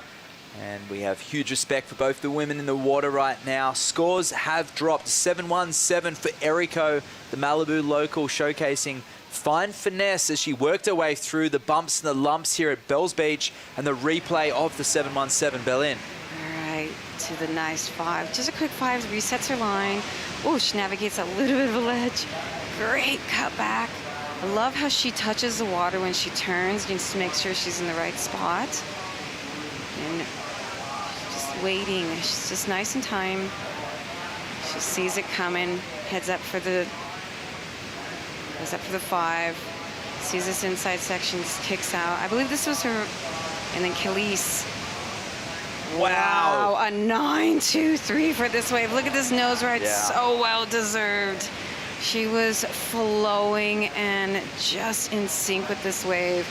Lovely footwork, precise nose rides, nothing forced, just right in the correct spot. Again, just swaying and swooping. Beautiful locked in sections as well. You can see her smiling when she jumps off that wave. Highest single wave of the event on the women's side of the draw. Let's just wait for things to simmer and go to a bonsai brew break, but stay tuned. The remainder of semi-final Heat 2 coming right up.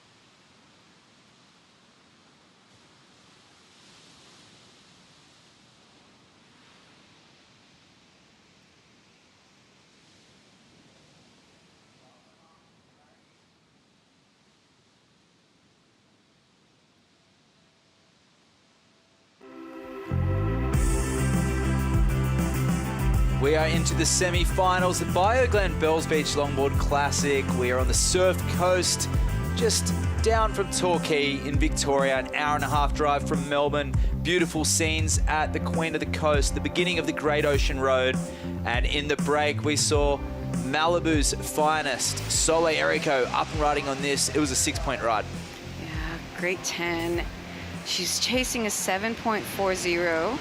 Unfortunately, not able to get it on this wave, but still great surfing. Again, her flow and timing is it is inspiring, and it is a textbook. Look at that 5. And perhaps needing something a little more dynamic and a little more intense to get up into that 7.4 to be her best wave. She did have a 7.17 in the wave before last. Still, 11.5 remaining. Sets approaching. Khalees with that 9.23. That would feel amazing. Second wave of the sets have been a beauty. There's 2 in this. Which one does she choose? We'll see. Hopefully she does go for that second wave like you just said. Which one would you choose? I would go for the second wave. Only because I've sat and watched it all day, and for me personally, it just, yeah, it looks like a better wave. So we'll see. Reason I ask being holding priority, does she hold Erico off? And because one thing, when you are out in the surf, you can't tell if there is a second wave. It's always a gamble. And here she goes, holding off on this. And Soleil is going to look at this one. And she should definitely under priority. Nice. Beautiful steep wave. There's a committed nose ride through the bowl. Sectioning a little bit, but she's got a nice wall ahead of her. Great beginning, good drop knee. That's something unique we haven't seen too much of today. Up on the nose. This is a better wave from Erico. And a down calf to finish. Good surfing there from Soleil. Maybe her best wave yet. The team on the beach, they love it. That was technical longboard surfing. I look forward to the score. That was amazing. What a great display, like you said, of great longboard skill. Oh, this is going to be great up against Khalees's 9.23. Talk us through this. Oh, that 5 just held it so fast, so critical in navigating this section right here. She knows what's coming. Lovely drop knee. Up to the next 5. Flying down this critical, really connecting everything. She looks back as well. She's feeling stoked. Yes, look at this angle. See how deep the nose ride is. The tail in the barrel of the wave. She's here in the pocket, rides the low line. And as she comes back up, she'll get another nose ride on this inside, but it's the finish for me. Yeah, I love everything about this wave with Soleil. Again, this 5. And like you said, you can see her, the way she sets her line and her toe. She's going to be so pumped on this result. Great surfing there, and early indications the judges are enjoying it. She goes to the lead, an 8.27, an excellent score as we thought. We're going to go through the Stone and Wood slow-mo, having a look at this nose ride. She stood up, Khalees let the wave go. Extended nose ride.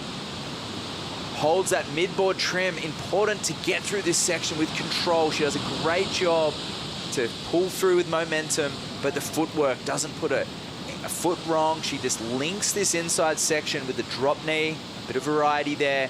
And this here, this nose ride with the shore break looming, it gets bigger. It grows down the line here at Bells Beach, an imminent shore pound, and she times it so well. Controlled, precise surfing there from Soleil Erico, the Malibu Queen, putting it on display here, doing the Bells Beach bob. Yeah, what a great 8.27.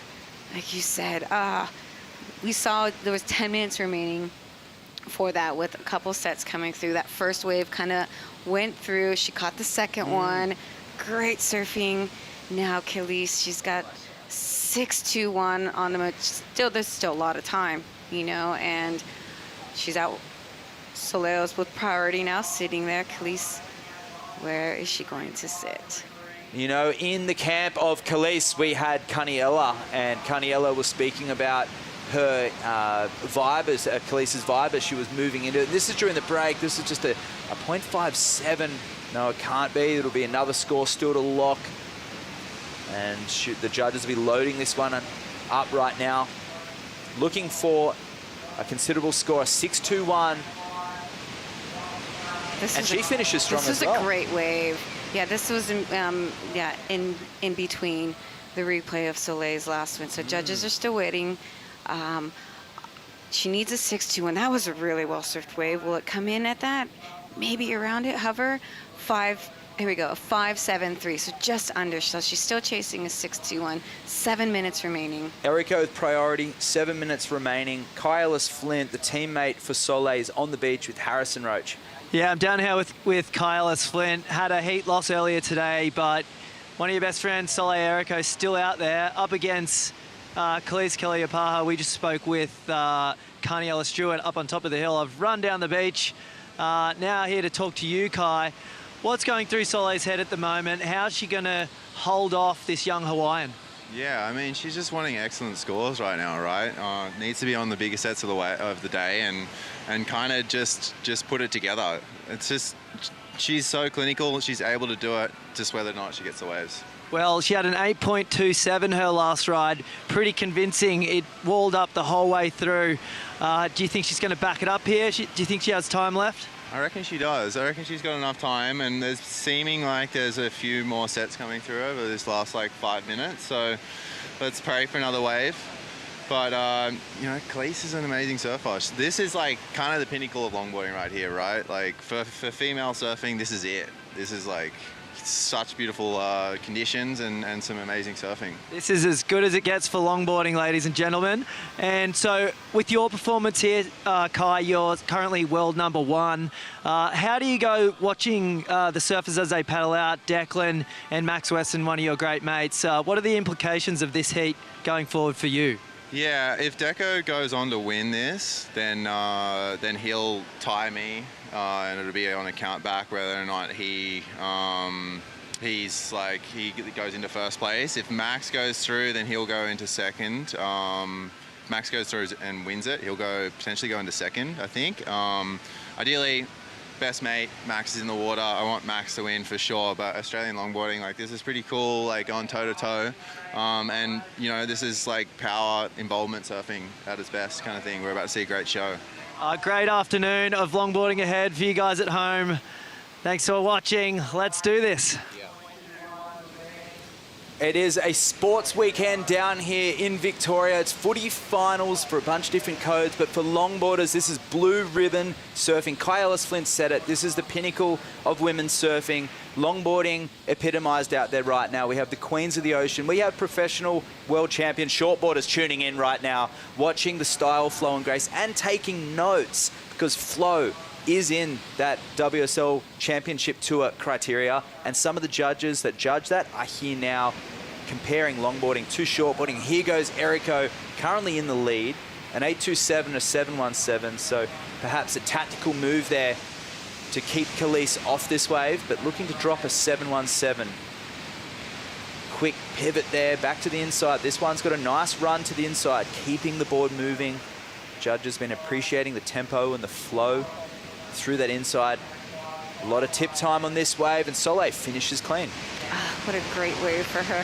And to have someone like Kai and Carniella in your corner, are you kidding me? Like, that is just like the pinnacle of sideline coaches. Like, amazing. Yeah, friends, insight, and such good male role models to yes, have. 100%. And let's have a look and break down the two excellent waves here. We have Soleil Eriko on the right, which is over here on your left, and then Khalees over here. This one was the 9 and this one was the 8. Bit of downtime for Soleil, but Khalees had that big open wall and never looked like falling, but committed with the nose rides, and the wave just was the star of the show, and Khalees just surfed it excellently, where Soleil just fit in a lot of maneuvers and had a great package. Yeah, I agree. Soleil's nose rides were beautiful, but not as long, where Khalees's 5s and 10s were just held a lot longer. And it was almost like she's able to slow down the nose ride and just stay in the pocket, and then, you know, just really work that inside section as well. Very tricky, goofy foot, regular foot to split the difference, but it was the wave that Khalees surfed that really held the distance throughout. Of course, you don't get points for the best wave, but if you're able to surf it in a way that's controlled, flowing, and stylish, and you'll get the score, which is exactly the split there. The 9.23 to the 8.27, and Eriko out the back right now. paddling, and Khalees with the priority. She's needing a 6-2-1 now. This is the replay of Solei's last wave. Score still to drop, a 6.7, so it didn't improve on the 717, but great surfing nonetheless. Oh, yeah, great surfing. You know, this just came under her second highest score. And again, smart surfing, just to keep moving. Last thing you want to do is just sit out there, maybe put a little bit of nerve underneath Khalees. But, you know, again, this doesn't come into her top two. Khalees would have heard that, and she's got 2 minutes. So she's just going to sit out there with priority patiently. As we see a couple little lines coming up the back, she'd be hearing people on the beach as well, kind of whistling or hooting. Doesn't want to paddle too far out and get, you know, out the back and not be able to catch his insides. And she's going to have one chance. Love to see it. It's going to be a grandstand finish for the people down there on the sand and tuning in live across the world. We have viewers from dozens of countries right now, and this is the future, and these are the queens of women's longboarding. 3-time world champ, Soleil Erico. She's currently in the lead. Khalees, she hasn't won that world title yet, but she's not far off. She's here in the semi-finals, putting together a close to be career best year. She just needs to gather that momentum, move into Abu Dhabi, and go into a higher seed to El Salvador, the final 8. And here she goes, pulls the trigger, 6-2-1 required. Nice nose ride. Oh, she goes down. Priority, Erica. All right, now we just see a little bit of body language from Khalees. See Soleil out the back now. Priority switch to Soleil. 28 seconds. What do you think Soleil's going to do, Matt? She's going to go sit on Khalees. It looks like no more waves coming. You saw the anguish on Khalees' face, but she had to go that wave.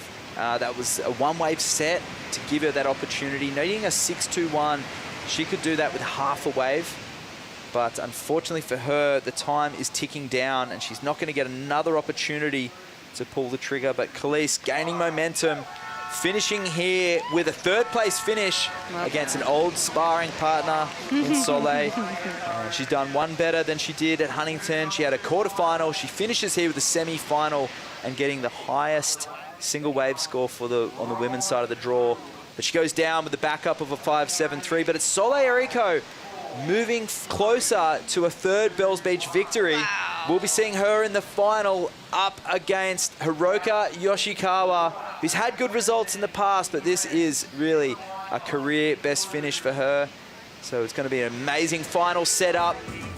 We're going to go to a break. We're going to bring in the men's semis next. Max Weston taking on Declan Wyden, Josh Constable, Sam Bleakley coming in the booth.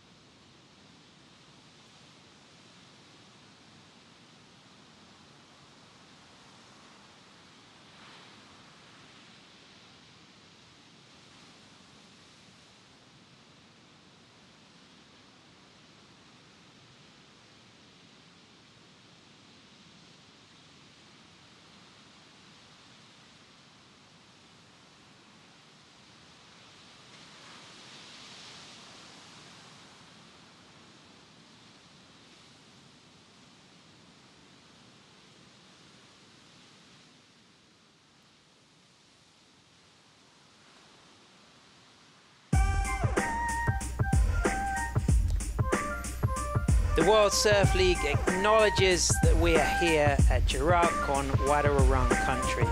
We acknowledge Wadawurrung people as the traditional owners of the land and waterways we are on today.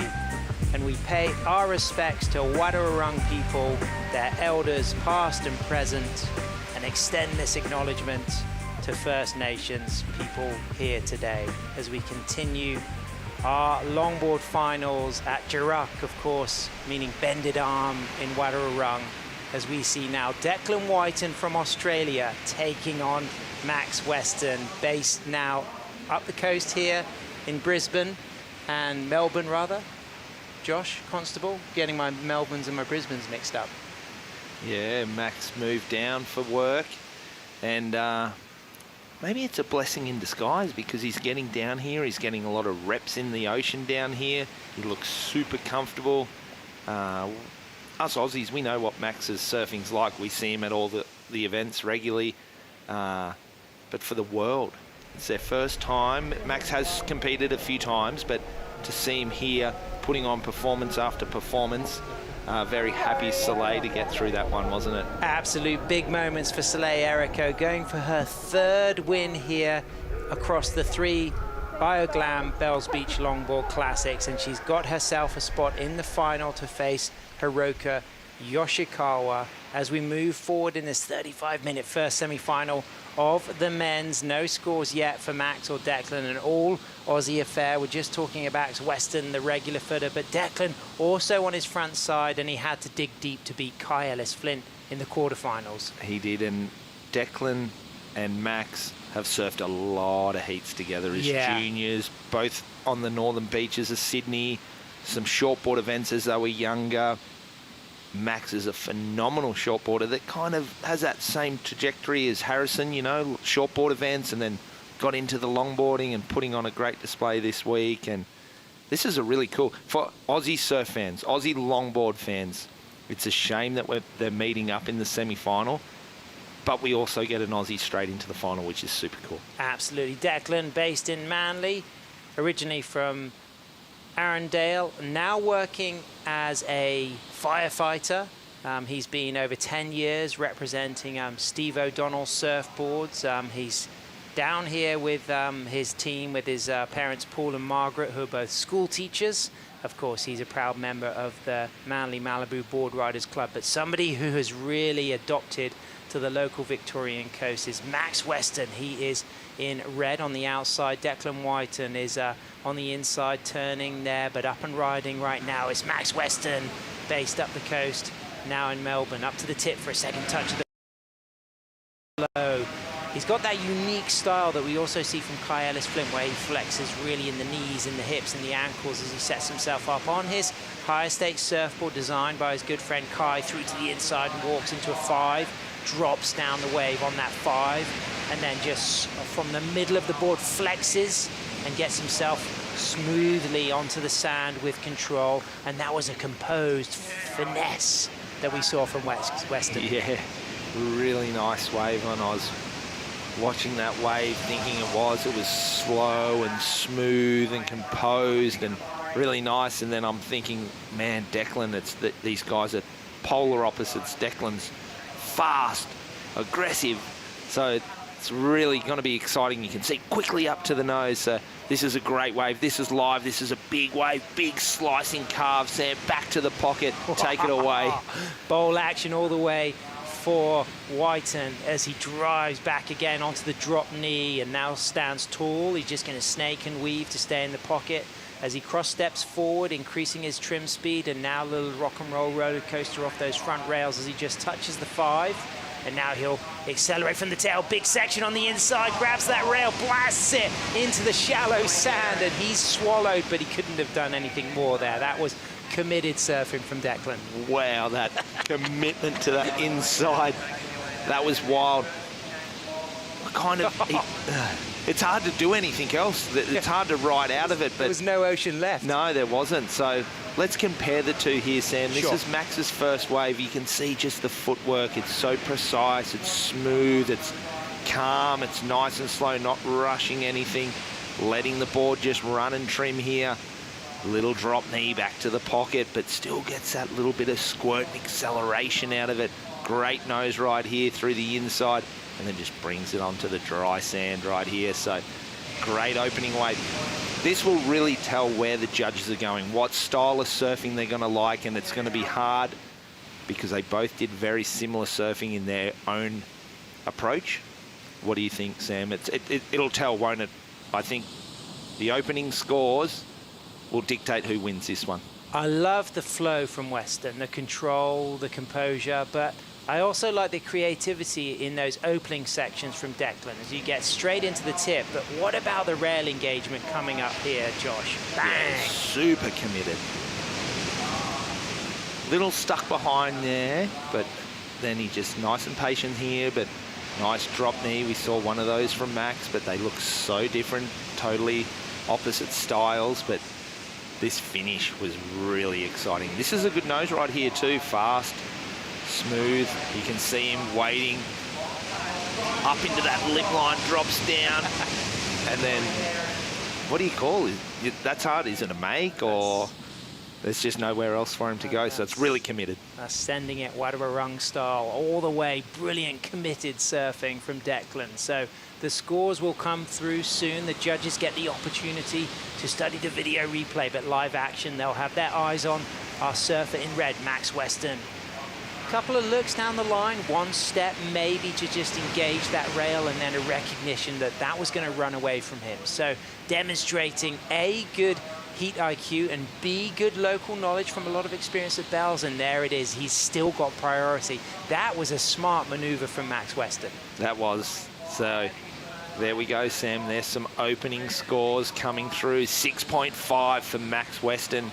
Just getting the jump on Declan with a 5.83. So the judges have set their scale for this heat, what they're looking for, what they like, and they're going to come back and compare each wave to those scores moving forward. So Declan clinches a spot in the 2025 Surf City El Salvador Longboard Championships with a semi-final win here at the Bioglan Bells Beach Longboard Classic. And Hiroki Yoshikawa has booked herself a spot in the top 8 after her semi-final win. Avalon Gould already clinched a spot in the top 8 for El Salvador following her getting past the round of 16, as did Soleil Erico. Khalees now eliminated, so she needed to make the final to get that guaranteed spot already. But of course, one more event on the tour still to go before we determine that top 8. But somebody who's booked herself in the final once again, representing Malibu, it's Soleil Erico. Yes, down here with Soleil, and back against the ropes. Khalees Kelly-Opaha, the style queen from Waikiki, got a 9-point ride in that heat. What was going through your head, and how do you keep coming up with the answers? After she got the 9, I was like, oh my God. Like, I was in my head, I was like, kind of like got a little defeated. But then I, like, you know, told myself, you know what? No, you can get an 8. Like, come on, let's go. And yeah, I mean, I made a lot of mistakes in that heat. It wasn't pretty. It was hard to differentiate the good ones because there were good insiders. Like, my best wave was one that kind of like came towards the inside and I didn't have priority. And then there's like the sets out the back. So just like differentiating the waves was hard. But I made it, so. Yeah, Kai Ellis-Flint on the beach was thinking that 8-point ride of yours, that you shouldn't have gone that one, but you proved him wrong. Getting excellent scores. Another heat goes by with excellent scores for you, Soleil. There's one more to go. How do you regroup and get yourself ready for the final? Yeah, like, just, you know, be stoked and then just put it in the past. Just like a heat that you surf really good, or just a heat that you like that goes perfectly. Like, you gotta just put it in the past and like focus on the present. So I'm just gonna do that, and I'm excited to go back out. It looks really fun. And what about coming up against Hiroka? It's her first ever WSL final at the top level. Any changes in the approach, or how does it feel competing against the Japanese surfer? Yeah, it's great. Hiroka's amazing. Natsumi, I was in the final with Natsumi last year, so the Japanese girls are killing it in this event. But yeah, just same thing, just make better decisions picking waves. All right, getting through on the ropes. Soleil Erico, good luck in the final. We can't wait to watch. Back up to you guys in the booth. Thanks, Harry. Congratulations, Soleil, as we can just see now Declan Whiten up and riding all the way through to the inside, locks a 5. Walks out on his Steve O'Donnell board and just a little snap whip turn there right through to the inside. Big kick out as that leash just goes taut, and he put that board up in the nose into the sky, so it just landed more softly on the back, and he's paddling out quick for more. He's going to drop a score, 5.83. And an interesting situation during that post-heat interview, Josh Constable, we saw Max with priority paddle for a wave that he didn't catch, and then it opened up the opportunity for Declan to get that wave. Yeah, just the tide's filling in a little bit now, so the waves are getting a little harder to catch. You've got to find those boils and get the little chip shot in. Declan did really well there because it wasn't a big wave, a big wall on it, so he surfed it nice and composed, some great nose rides, linking it all the way through to the shore. Not going to be a massive score, but it's got him in the lead now. It'll get him jumping up. He'll hopefully try and ride that momentum now, and we'll see what happens in this back half. We get to appreciate the Bioglan replay of Declan there. It's a smaller wave, JC, but he rode it very well. Yeah, nice 5 and 10 there, and just the patience here, it's really nice. When he's known for those big power drop knees or the big calves, he just didn't get the opportunity on this wave, so a lot of cruising and patience and waiting, but again, nice nose ride here. And then the down carve and just staying it away from where... Yeah, this is becoming a bit of a trend, isn't it? This finishing the waves and flicking the board up. But look at this. Yeah. Nice little 10 there. Opted to just flick that up so that it could just extend the leash and just, you know, land more softly on the back of the board.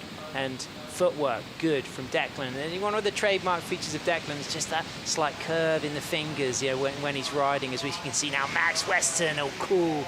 And then just climbing and dropping from the front half of the board. But he's grabbing that rail as he just kind of walks nicely out of that trim spot. Great control, good continuous flow with the footwork, trusting the speed of his board in trim as he goes now to the tail, and now he'll drop down to low section and straighten things out. And I think the continuous flow he demonstrated there was really positive. I love that. Yeah, that was a great wave, had a bit of size to it. Not a big opening nose ride for it, unfortunately. Kind of had to drive through the bowl section, then got a little stuck behind. There wasn't any crazy wow moments for me. The wave was really good, but it just didn't have the wow. Both guys haven't really clicked in yet. The conditions are changing. We just had a little bit of a rain squall come through. There's a bit more wind. So they're finding their feet, they're friends. They're just trying to feel each other out. But look at the size, just here, just kind of couldn't get to the nose, had to come around this section. Little downtime here, still waiting to really get something happening, but nice nose ride there. Good flow as well. Yeah, great flow. That's Max's strong point in his surfing. It's just beautiful flow, nice calm arms, his body's just moving as one. So really nice. You can see here just moving forward into that speed zone of the surfboard. That is one of the faster parts of all longboards, isn't it? Moving into that water, running through that concave and just finding that forward trim. So really nice. Great to watch. Just no wow, was it, Sam? Comes in at a 3.83, Declan Whiten waiting for a score as well. So it's Dr. Flo against the firefighter. Declan Whiten up and riding, drops down into the middle and then off the middle into a drop knee top turn, and then he kicks out. So that comes in at a 2.5, score dropped fast. Under 19 minutes remaining, of course, with this mid-latitude swell system and these west swells. We've been having these squalls and then these incredible blazes of color and blue and brilliance along the Victorian coastline. It's a splendid place and we've been a pleasure to be here, but we've got more action coming up. The semi-finals continues. Let's have a bonsai brew break first.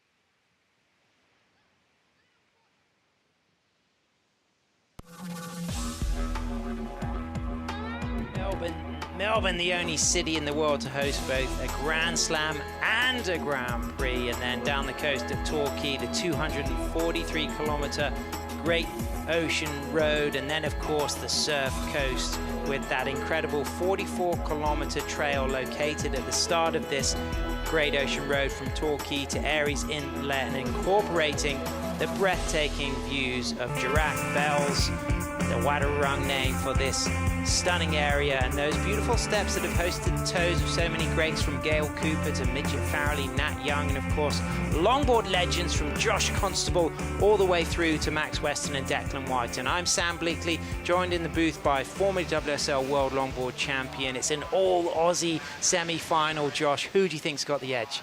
Yeah, it's a close one right now. It feels like they're trying to find their spot in the lineup. That tide's changing. Conditions are definitely changing. The wind's swinging a little bit. And they're both feeling each other out. They're mates. They've done this a lot. Just hasn't felt like anyone's clicked yet, and they're running away with it. So it's going to be a really exciting finish, Sam. Flow on Max Weston's 383, but I think you analysed it very well in the sense that there wasn't that money moment, that real high degree of difficulty element, but I appreciated the continuous drive he had out of the middle of the board. A lot of the surfing on that wave was done in trim in that middle section. Yeah, and you can see Declan also, he had that wave, he kind of got the little hang 10 on the outside, but no wow factor, but then the wave underneath, it came in at a 2.5. But it was a little bit bigger in the bowl. He did his big drop knee turn and got a good score. But here we go, Max with a nice nose ride here, Sam. 4 steps into the 5, and then again, using that trim spot, the front third of the board, clean footwork back to the tail as he redirects a nice hook in the cut back, and then now he'll use the drop knee to demonstrate some variety. Good continuous flow, engaging both rails, a little bit of a bounce of the Bell's Bowl backwash there as he goes down to the tail to hit the re-entry, and he presses eject as that inside rail just looks a little bit tricky to ride out from, but he's going to come in close to that board. He's on the shallows as Declan kicks out, and he'll want to get the best on the paddle battle here, and he probably will win it. Yeah, that's a smart move for Declan, just opting to kick out rather than ride it up onto the dry sand. He milked everything out of that wave, but now he's going to go back out, get priority. It's going to be makes a big difference having that priority, doesn't it, Sam, when the dying swell and Max running in to get his board. He got washed up. That was a pretty intense wipeout. Yeah, but how cool is Dr. Flo? I mean, he is just one calm customer. He never looks ruffled. Is this the kind of performances you're used to seeing from him competing? Is he always cool under pressure? Yeah, he's very calm, but look at this, a bigger wave, nice nose ride there. Needs to lay into a big drop knee turn that we're known to see from Declan. So this is going to be a great wave. This has wow factor. This is getting us excited. It's getting us on the edge of our seat. Great wave here, Sam. Yeah, really nice. That drop knee turn. And then the sensibility to just kick out, recognizing that he'd nailed it and he was going to get the best on the paddle battle there as we get the replay of Max. I like the clean, continuous flow, and again, the use of trim. Yeah, beautiful. Driving off the bottom, like you said, continuous 4 steps to the nose, driving back. And just through these sections, he just makes it look so nice and easy and effortless. Great wave here. Again, it's not really Max's style to give you wow, but you look at it and just go, man, that is so nice to watch. And then Declan, on the other hand, he gives you that calm and then wow, and then calm. And so really different approaches. Yep. And definitely Declan's wave was one of the bigger waves that gave opportunity. It's going to be interesting. And the big money moment for Declan had to be that drop knee turn. It was low, powerful, and it's those moments when he just opens out those hands. You'll often see that right hand of Declan just a little bit cupped and curled, and then during those really significant statement maneuvers that he's become so famous for, I think that those palms just open up, and he's going to be confident that he's going to drop a strong score, and he's sitting there with priority as well. Yeah, and I'm finding with Declan, he looks like he's going a little slower and a little smoother, and maybe knowing that he's up against Max Weston, who's a slow, smooth, controlled, timing perfect, that Declan's trying to match that, where I think Declan needs to go the other way. He needs to stick to his strength. He needs to run to the nose quick. He needs to get those big nose rides and rip into those big turns and give the judges a totally different look, because it's hard to match smooth, Dr. Smooth. It's hard to do that, so you've got to go to your strength and go the other way. Well, this is a perfect moment to get down to the Declan camp because Tully White is with Harrison. Yeah, star of the women's side this year around, Tully White. She's shaking her head, but she shouldn't be. She really is. This is definitely Declan's corner here. Some tense moments to start off the heat, but he just had a really great wave. You liking what you're seeing from Declan today? Yeah, Dec's been ripping. He's like really in good form. So just hopefully he can lock in some solid scores in this heat and just lock it away. So he's made a final here before up against Kai Salas, who took him out. What do you think how do you think he's going to approach this to get the win today? I think he could just keep doing what he's doing. He's got a really mean drop knee, so I think just trying to find those faces that let him really open that up and yeah, just keep doing what he's doing. I think his approach has been really solid all week, so yeah, I just love to see him get in the final. As would we, representing Manly down here. Congratulations on a great event, Tull, and all the best to your friend out in the water now. Back to you guys. Great stuff. Thanks, Harry. Waiting for that score to come through for Dec. It feels like it's going to be significant, but Max has just dropped a 6.63. I reckon it's kind of a similar type of score, and I think it's going to be evenly poised. There it is. There's some scores coming through, waiting for that fifth judge to drop their score, and then we'll be able to see the average unfold. Is it going to put Declan up into first? He needs a 7.3 or better to move up into first. It could fall just short. It may well be right on the mark, Josh. Yeah, it looks like a couple of scores dropping in, and it's a little shy of what he needed, and only just got the edge over Max Weston. So the judges are really showing that they're liking the flow, the timing, the smoothness, the smooth arcs and the working the board over and of Max Weston surfing. And Declan's, we've seen Declan doing this surfing contest after contest after contest and getting high scores. So today there's a little shift, and here we go. We see Declan paddling into this one. He needs to make this count. He needs to go to the nose. Big hang 10 on the takeoff. Soul Arch 5, leans back, accelerates, stands tall, squats low, drives off the bottom, comes high, nice arcing drop knee top turn with spray, and now snaking some S turns to stay in the pocket, chasing a 6.4, cross steps forward, standing tall, now comes up to the high line. Cat-like finesse from Declan as he touches that 5 onto the tail for a float. He's in control of that float, and he gives it the one-fingered salute and the cool kick out. He's feeling the vibes. The 6.4 he's chasing. He's got to improve on that backup 5.83.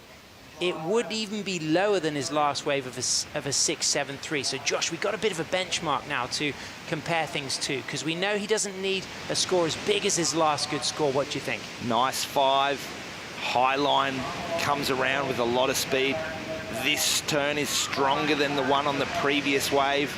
Another swoop back to the pocket. So far to me, I feel like that is stronger than the 6.73. And then here, nice linking work, another nose ride here. But the difference, last time he pulled off, this one he gets up into the lip line, rolls over. So for me, everything is better on that wave. It's got to go bigger. Max Weston fades in, nice 4, cross step to the 5, back to the tail with great flow, gets low and then drives out of that cutback. S turns, drops down, eyes up the cutback once again, puts that board on rail, and then just checking out if he's going to get the opportunity for the stall of the 5. As he just looks at the 5, goes back to the tail, quickly into the floater, and not able to ride out of the floater, right on the inside there as he just washes through. Also no leash, but that board will be pretty close. It won't take him long to go and collect that board. So Sam, Max on his last wave, 6.63. That was a much bigger wave, tidier nose ride, bigger carve as well for Max. Uncompleted floater on the inside, the 6.63. He also didn't complete the floater. So he's also stepped it up on this wave. Talk us through that.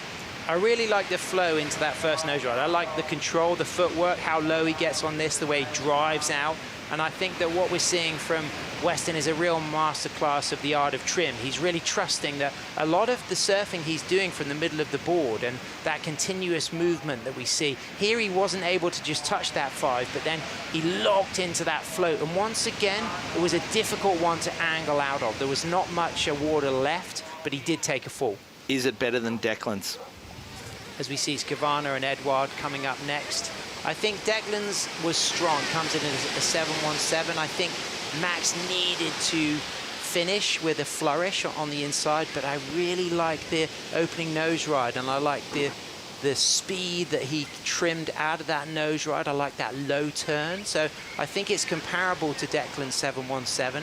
Whether it will be enough, he now needs a 7-2-7. So that would be the highest score of the heat if he gets it and moves back up into first to book himself a spot in the final. And if you think of that inside, Declan got a nose ride. Max stumbled and didn't get to the nose. Declan finished with a clean and made the floater. Max unfortunately went down, so there's 2 missed opportunities for Max, unfortunately. Comparable out on the outside, very similar, nice nose rides. Max a little bit driving off the bottom, smooth 4 steps up. That was really beautiful surfing and great nose ride. Maybe got the edge on Declan. Turns, totally opposite. Definitely more power and spice from Declan, but Max, it's low, it's on rail, it's driving, so it's hard to compare those 2 turns. So well, it comes in as 6-3-3, so it's not enough to go into his top 2 or make a difference. Declan Whiten is now in first with a 7-1-7 and a 6.73. So Max Weston, with that heat total of 13.13, is chasing a 7-2-7. You can see Max on the left of your screen paddling out. He's still got, you know, a good 100 meters, you know, over 100 yards to go until he's out there at the takeoff spot. You can see now turning round, having a look, eyeing things up. It's Declan in control, but here we get to see the stone and wood slow-mo of the 6-3-3. And this had a lot of potential, and the flow into that nose ride was incredible. Yeah, that was beautiful. That turn into that beautiful, and this is what we really like, low, driving hard, back to the power source right under here. So that part of the opening part of the wave was insane, great surfing, and here he's just doing really well. He's really just rail to rail transition, keeping it smooth, great flow, comes out of it with speed. Unfortunately, just not getting those toes on the nose, coming back, and he's trying to drive off the bottom, get up into that lip line, and just not rotating enough to the beach, head and shoulders swinging to the beach and just coming out of that straight, and unfortunately going down. So here he is back in the lineup, just under 4 minutes remaining, chasing a 7-2-7 out of priority, having a look at that wave. He's not going to take it. So Declan will have the first pickings of this set. Looks like a decent set. Josh, you think we've got a contender here for Declan to take one of these, to play defensive? Yeah, I feel like he has to take this second wave. It doesn't look like there's much energy in the third wave behind. You can't give Max an opportunity because he's in form right now. If Max can ice it on the inside and finish those turns, it's going to be really interesting. Here we go, big moment. Declan Whiten in the lead. 3 minutes, 20 seconds remaining. He turns late. Cool, calm. Can he improve his situation? Up to a 10.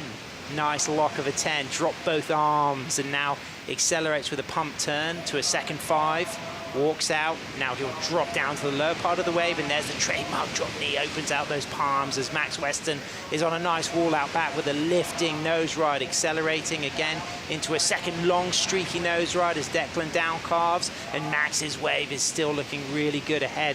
I really loved the commitment of those 2 nose rides from Max, and now we've got to see if he can finish with a crescendo on the inside, because he needs to be distinctive. There it is on rail, grabs that rail just subtly and roller coasters out and looks to the beach, and that is going to be a big one. And there we go, finishes strong. It's what he's been missing his previous 2 waves. Wow. Josh, this is a massive moment. They both got significant rides for the last exchange. Neither surfer probably got time to paddle back out to the peak. No, definitely Max. He'll be calling that one quits. But Man, how is it when it's on the split screen? Brilliant stuff. How cool it is to see both approaches. They're so different. That's the first wave we've seen Declan really go to the 10. Yeah, they're really good 10 on takeoff as well. And that, high degree of difficulty on the riskiest section, putting it all on the line. And then speed squirting off the bottom straight into another big 5. And then he drew that drop knee out a little bit more, kind of powered through it. So I feel like Declan's probably improving on the 6.73. He did miss the opportunity at the end to do a hit.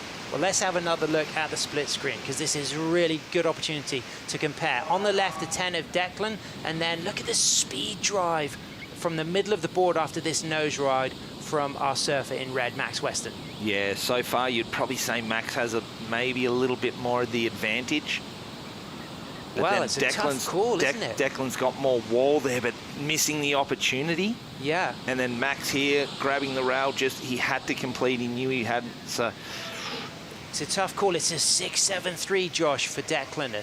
So it doesn't go into his top 2. So now the situation is Max Weston is chasing a 7.27 in red. He's scrambled out back, hoping to get one more ride. He may well not get to the peak in time, but he could get the score he needs. Is that the best wave of the heat? It would be. We've had a 7.17 as the highest for blue, Declan Whiten, so it would be the best wave of the heat. Whoa. Big overhead wall from Declan with a driving bottom turn into a top turn there. As you can just see Max on the shoulder as Declan just hooks into a drop knee right through the bowl, and he's going to bang that one. Charging. Unsuccessful on our last strike, but he is now waiting to hear what Max gets for his last wave. Max unable to catch that corner, but you would imagine on that set they were a fair way down. They wouldn't have been taking off way up the top. They would have been kind of almost taking off on the bowl section. This is a really, really tight finish. Wow. It has to be the best wave of the heat. Yeah, I couldn't call this one, Josh. It's going to be so close. I'd love to see another replay of Max's, maybe compared to the 7.17 of Declan's. There was a lot of flow in Max's performance all heat. Declan had a lot of pizzazz and zap and energy, and there was moments of distinctive wowness that really got us excited, but Max had that drive and that continual footwork linking things, and that was something that really was a huge feature of his surfing in this semi-final. All right, here's his previous wave, so we're waiting for this is a beautiful nose ride, and then a nice carve, not his cleanest, not his most smoothed out carve, and here just linking this one through, little downtime. Few of his previous waves he was linking a little bit more rail to rail, again up into the lip line, really nice, but a bit sticky and having to hold on. So this is the 7.17 from Declan, and the previous ride we just saw is the score we're waiting for. So it's whether we think that this is going to go higher than the 7.17, but it needs to go a whole 0.10 higher, because it needs to be a 7.27. Yeah, so far Declan got, this is nice here. Compare the nose rides. Yeah. Similar. Different styles, but similar scores, I think. I'm happy we're here and we're not a judge right now, because this is a really tight one. There it is, Couple JC. of big scores. They liked it. They loved it. 7.83, Max Weston changes the situation. Still waiting, though, for one more score for Declan. He needs a 7.3, and we have to recognize that Declan did get that wave, probably not from the peak, took off on the bowl, and he didn't land that final turn, so it doesn't change it. Max Weston books himself a spot in the final, JC. What an amazing all-Australia battle. That was one of the best semi-finals I've seen. Yeah, that surfing was awesome from both surfers, such different approaches, and Max Weston from day one, heat one, has looked in beautiful form, beautiful flow and control. Great score there, 7.83. Judges really appreciating that style of surfing today, and it's great to watch. And man, bring on this next semi-final and then the final. Dr. Flo takes the win. Max Weston next up. Kevin Scavana against Edward Del Pero to decide who will meet Max in that final to go for the Bells Bowl. Stay with us. We'll be right back.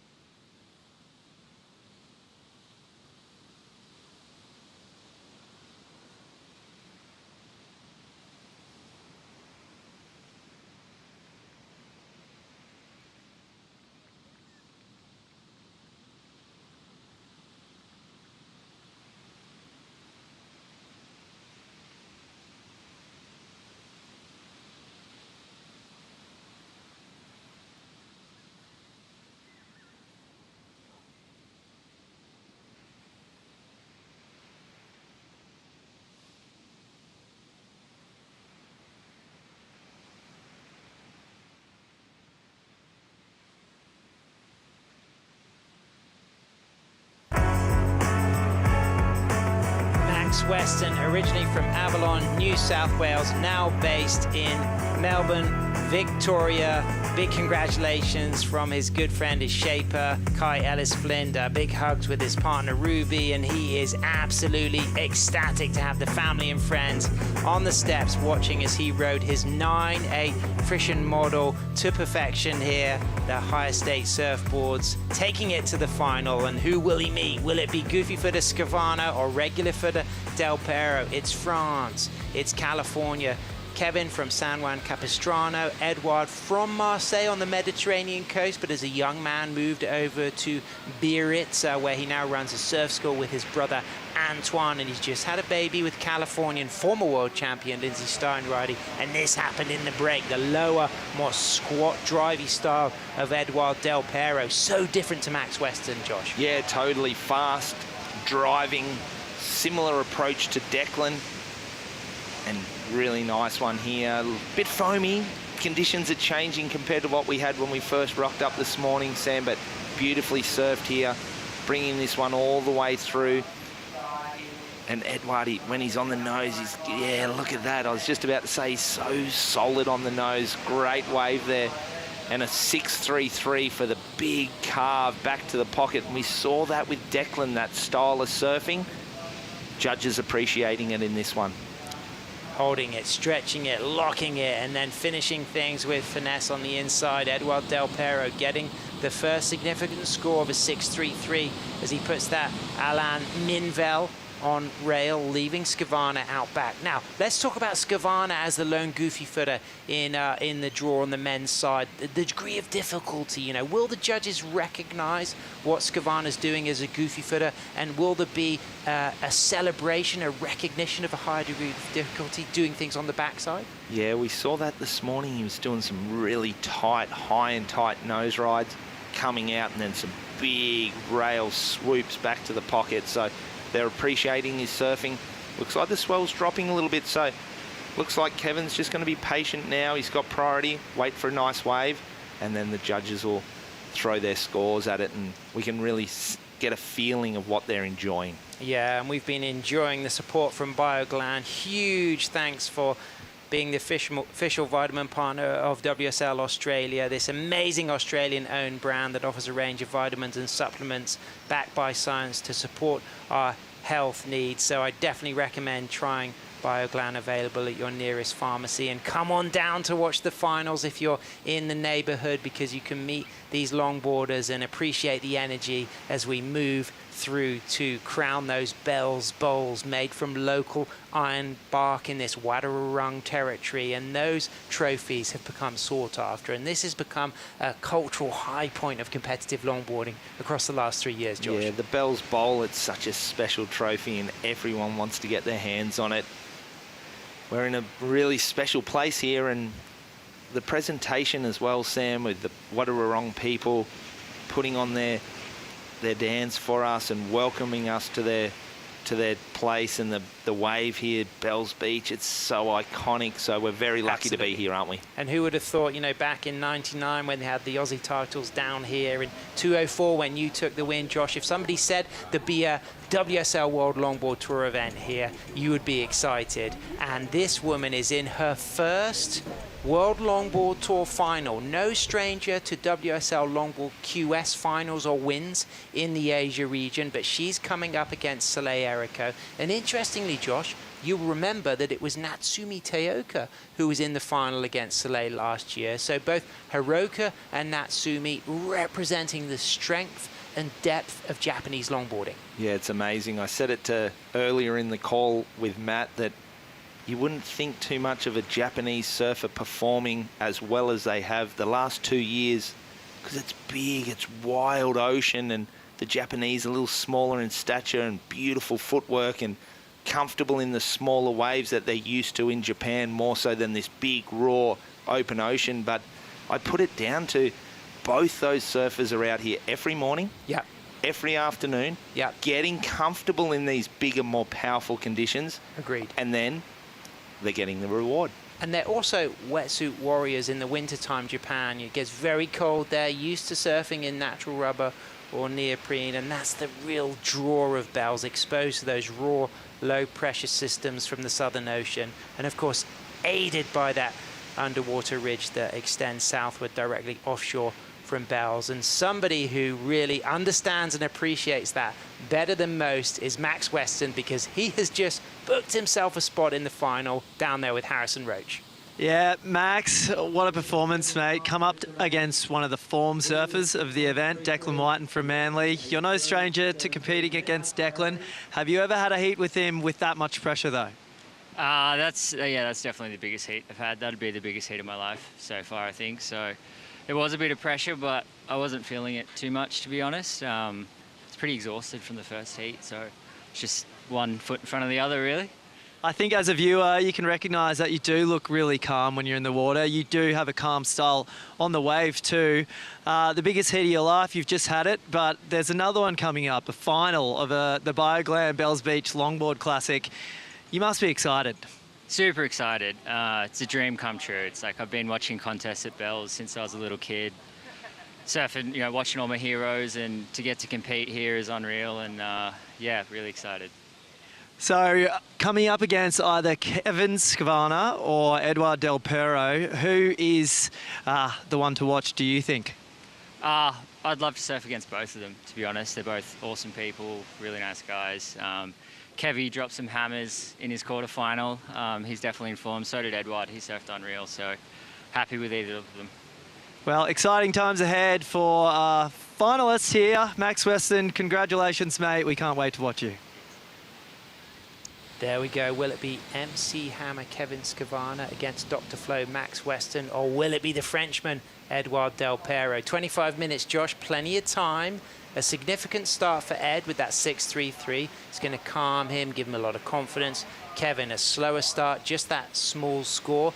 But these surfers have all been used to competing in heats as low as 15 minutes for rounds from club contests back home in their home nations of France and the USA respectively. So 25 minutes is plenty of time. And the fact that the swell is a little bit smaller, you can still now paddle out pretty quick, maybe 2 minutes maximum for the paddle out. Yeah, it's not like yesterday getting stuck on the shore break and really washed down towards Winky Pop, so they can, like you said, Sam, they can get out the back a lot quicker.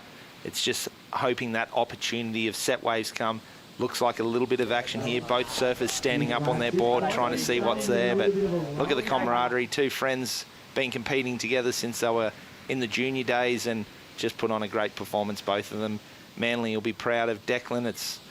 He'll be disappointed. It's a semi-final finish, but still third place sets him up for the rest of the year. Absolutely, and yeah, he's been on fire already. Got a fifth in Huntington, as we can just see there. Max signing the singlets. That's great to see. And this is the spot where the competitors get their jerseys before they paddle out, and it's close to the glass where you do the post-heat interviews. And Josh, talk about the energy of from the very get-go, did you feel like it was going to be Max's week? Was there something that you noticed about his kind of composure and his confidence, even from round one? Yeah, it was that round one heat. He got the win. He was calm, composed. He looked very comfortable out here. He's been living down here the past year, so when he comes surfing on the weekend, he works hard. When he comes down on the weekend and surfs, he's been putting in the time in out here at Bells Beach, and it's paying off. Just like we're saying with Natsumi and Hiroka, putting in the effort. They're out here all the time, and they're reaping the rewards. So that's something for all the young Groms out there at the moment that are training, wanting to get onto the tour or wanting to win contests. You've got to put the time in at locations. You've got to put the time in the water. Absolutely, and it's paid off for Weston. He's in the final. Will he be meeting Edouard Del Perro or Kevin Scavana? We're going to find out soon as we shift into the back half of this second semi-final. But in the meantime, let's kick back and take a Bonsai brew break.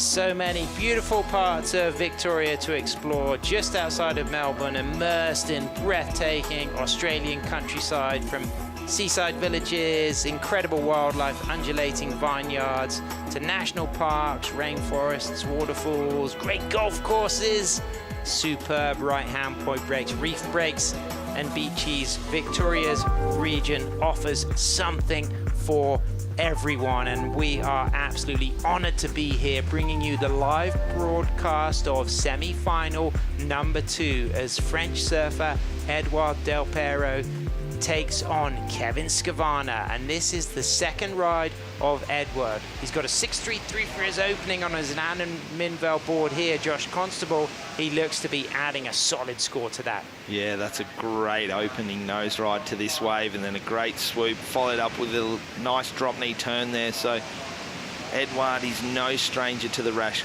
vest. He's such a great competitor, and he knows that Kevin's in form at the moment. He didn't have priority, so Edward's trying to put some pressure on. He started with that 6.33.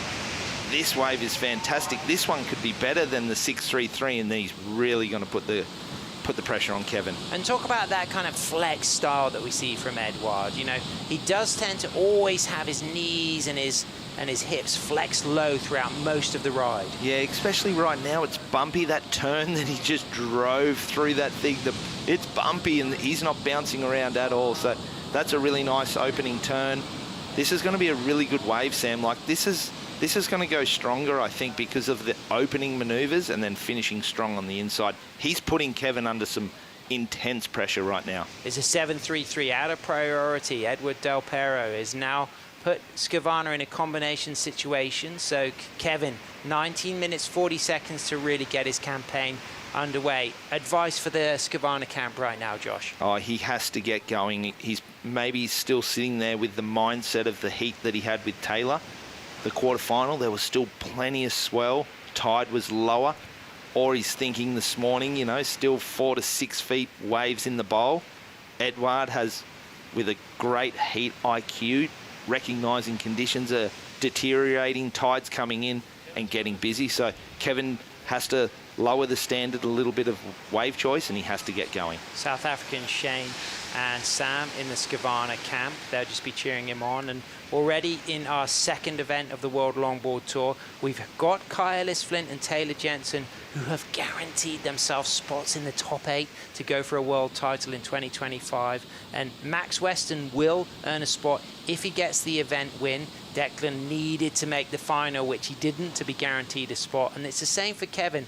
He needs to get the event win, as with Edward. So an event win goes a long way for clinching a spot in the top 8, as we can see live action. Skavana in red on the inside with priority on a Steve Bainey, rounded pintail up to a 5. Nice footwork in and out of a 5. Back to the middle of the board, drives forward, eyes up the shoulder, walks to the tail, sweeps that turn, rebounds off the foam, cross steps forward, all in the pocket work, hooks it back once again over the shoulder, backside surfing, eyeing things up, looking for a connection through to the inside past the bowl, now into the shore break, touches the 5, busy and active, on tail, on rail, just wanting to drive down onto the inside, giving this everything.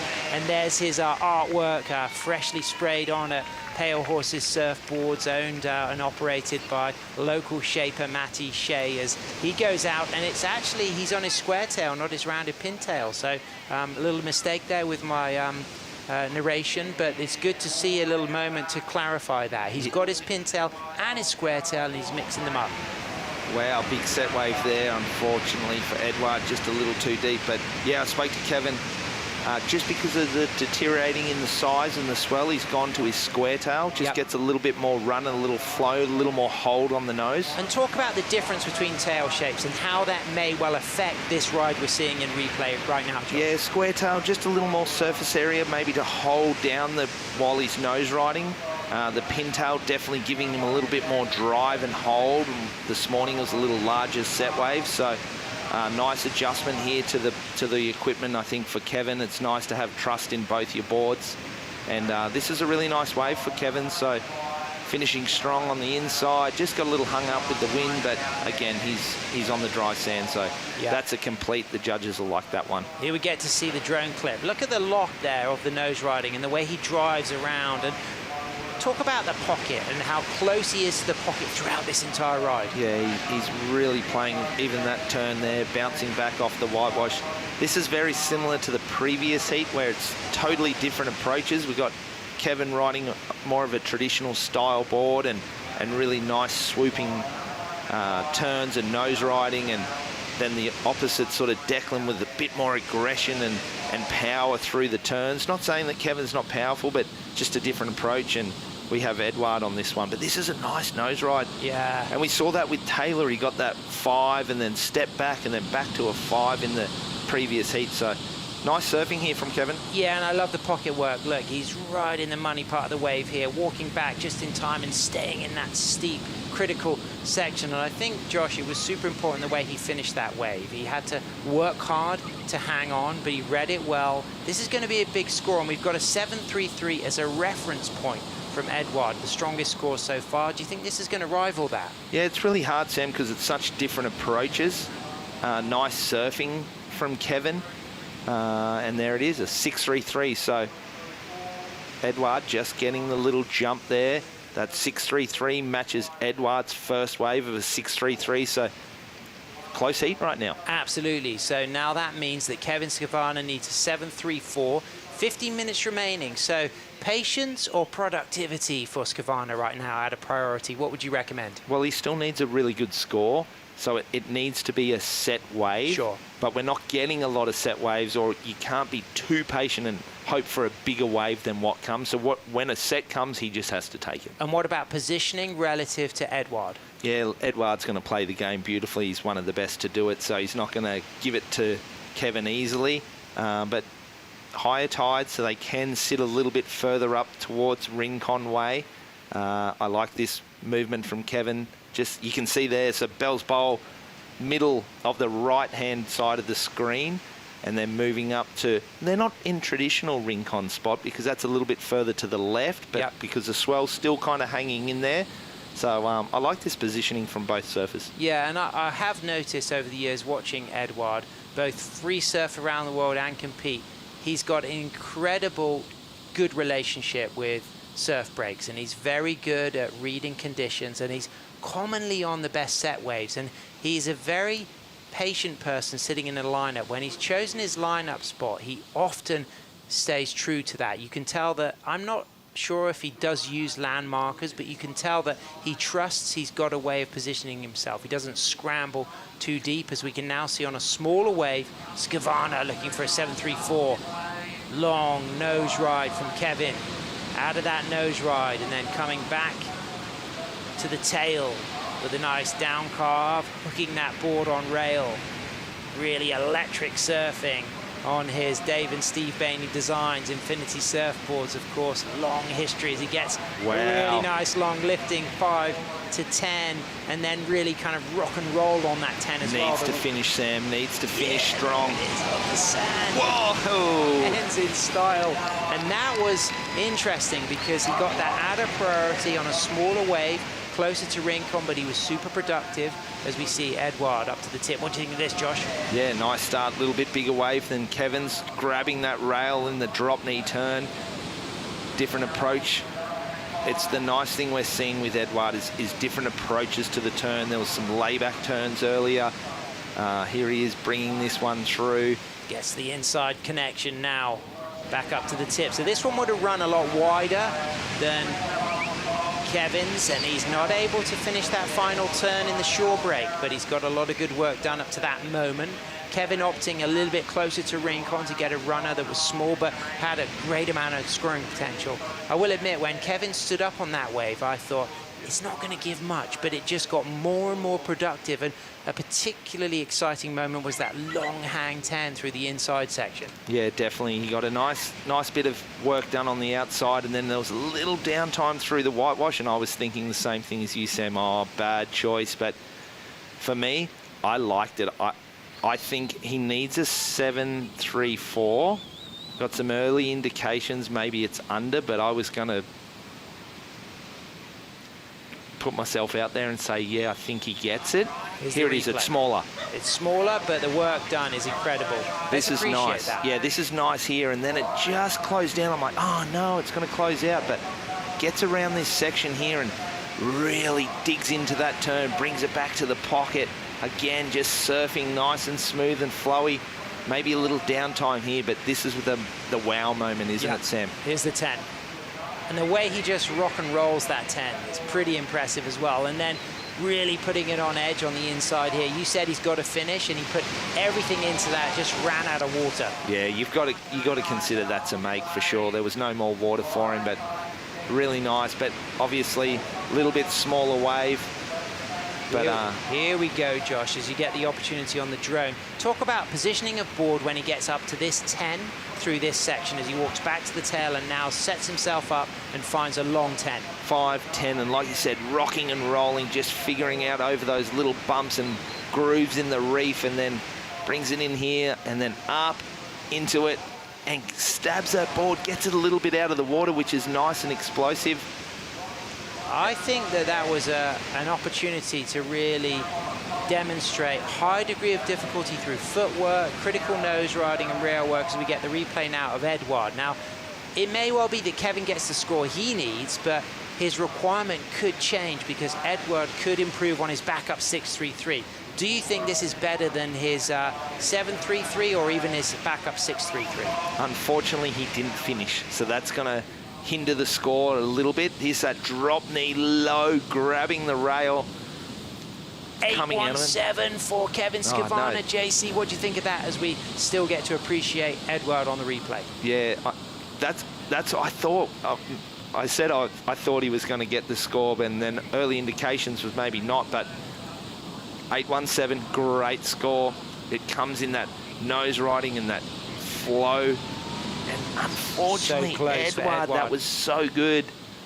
Just had a bit of a bounce back to deal with. Skavana in priority on a set wave, out of the nose ride on rail, and then rebounds off the foam on the backside, drives forward, good footwork, stretching into a tight 5, locked, long, smooth, steaming spray off the rail as he drives down in control.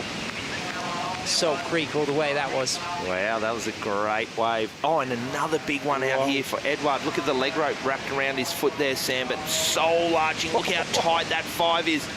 Swooping back to the pocket. What coming an out of it. exchange. Yeah, this is awesome. This is what longboarding's all about, Sam. And two very different styles. You know, around the world, you'll have your Skavana camp, you'll have your Del Perro camp, but Edouard all the way through to the inside, long overhead section again, stretching for the 5, now into the shore break, kicks out. He's gonna have a good run now on the paddle. He's just moving the leash away, as we can see aboard of Hiroki Yoshikawa. She's gonna be coming up next for the first final. It's our women's final at the 2025 Bioglan Bells Beach Longboard Classic. A little meditative moment for Hiroka, as you can see some words exchanged between CJ Nelson and What's he saying, Sam? What do you think? What does he say to a world champ, dual Bells Beach Classic winner? I'd say it's getting her in a good, positive mental space. And remember the post-heat interview when she got through her semi, and she said when she heard that high 9 drop from Kelis, at first she felt defeated, and then she dug deep and went, you know what, I'm just going to go and get an 8. It's about being in that positive belief space where you know you can go excellent range. What about this from Skavana? Yeah, he got the 8.17 on a smaller wave. This is a much larger wave. Right in the middle of the Bells Bowl. Would have loved to see him get back off the nose and roll up over that whitewash and sort of go for the 2-for-1 combo, but and then this one, the leash here, but this 5, and then watch that back foot slide up, soul arching into a big swoop, full rail carve. Judges are going to love this wave. It's a little cleaner than Kevin's too, isn't it? Kevin's had a little bump on it. Another great nose ride into another carve. So 2 beautiful nose rides, big carves. This is going to be a great score, Sam. Had to lift his cross step high enough to get over the tangled leash on that last walk up to the tip. Okay, scores coming through as we see a 6 dropping for Edouard, a 6.4 for Skavana. So now Edouard waiting for that last score to come through. It needs to be a 7.25 because there's one more score still to tabulate. Edouard's 5th wave that we just saw on the slow-mo replay. His highest score is a 7.33. He's looking to improve on that 6.33, but he needs a 7.25 to move back up into first. Who's going to have priority? I get the feeling that maybe Kevin is out there with priority. Yes, he is. You can see the P next to Kevin's name in red. Edouard in 2nd priority. Still enough time for one more set, perhaps. Totally. It's going to be interesting to see.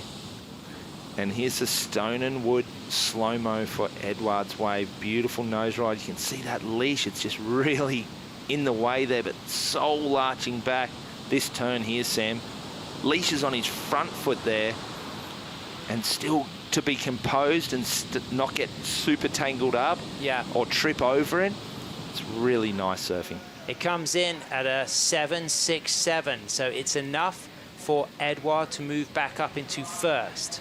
So now Skavana with priority, chasing a 6.83. 5 minutes, 45 seconds remaining. An 8.17 is Kevin's highest wave.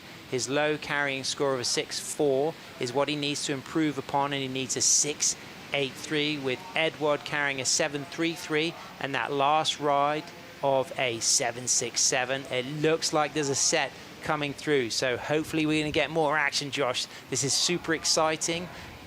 In Kevin's head, knowing he's already got an 8.17 lines on this set, do you think there'll be a master plan, or is he just going to go on instinct? I think he's got to go on instinct, but he's going to feel like he has to push a little harder. He's got to get those toes on the nose. It's a big wave. It's fast. He goes for a 5. He comes out of that 5. Wow. Now, Josh, what do you think of the line ahead? Is this going to stand up for him? Yeah, he's coming driving through the bowl. That board looks so fast. They're huge calves right there. Brilliant. He needs to get some nose work, Sam. I'd love to see some sort of nose ride through this slower section, and he has to finish strong. Here it is on the inside. He's got to read things. He's linked it. He's in and out of rail work and footwork. It's already been dynamic. I feel like it's close to the score. Can he end in style? Is he going to go for a float, or is he just going to go for a kick out? He's gone for the controlled exit on the shoulder with a good amount of support on the sand from Team Victoria. Matty Shea there representing, and his South African surfers as well. Sam and Shane cheering for Kevin, traveling, staying with him, and this is going to be a big opportunity for Skavana on the replay. Let's analyze this. Big wave, big nose ride. That's a huge carve coming out of it with lots of speed. This turn was super exciting as well. Sam, I'm going out on the limb. I think this is the best wave of the heat. He's just jamming everything into this, isn't he? It's juicy, it's exciting. He's driving. There's adventure to his lines, and the fact that he doesn't even need something in the 7 range. But of course, there's going to be time for Edouard to potentially get one more wave. I agree with you. I think it's the score he needs. It's just a question of how high it goes, and then what the requirement will now be for Edouard. Yeah, crazy. You think it's better than his 8.17?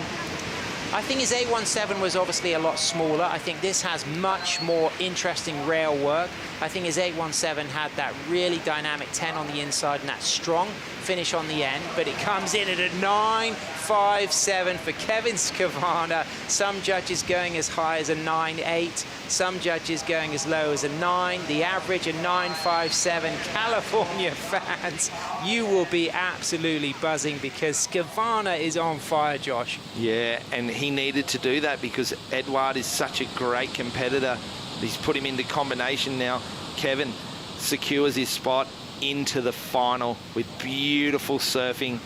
Goofy footers all around the world are going to be loving this approach right now. I mean, there was an Oki-esque moment of body language there, the way he just squatted and drove out of that. He's on a longboard, yes, but we can talk about great goofy footers like to Luke Egan, to Oki, who just seem to kind of embody that powerful driving but flowing approach in steep sections at Bells. They're just Kevin. We're lost for words. Wow, no, I'm watching it. I'm going, this is the best wave of the heat. But 9.57, I think that is the highest wave of the event.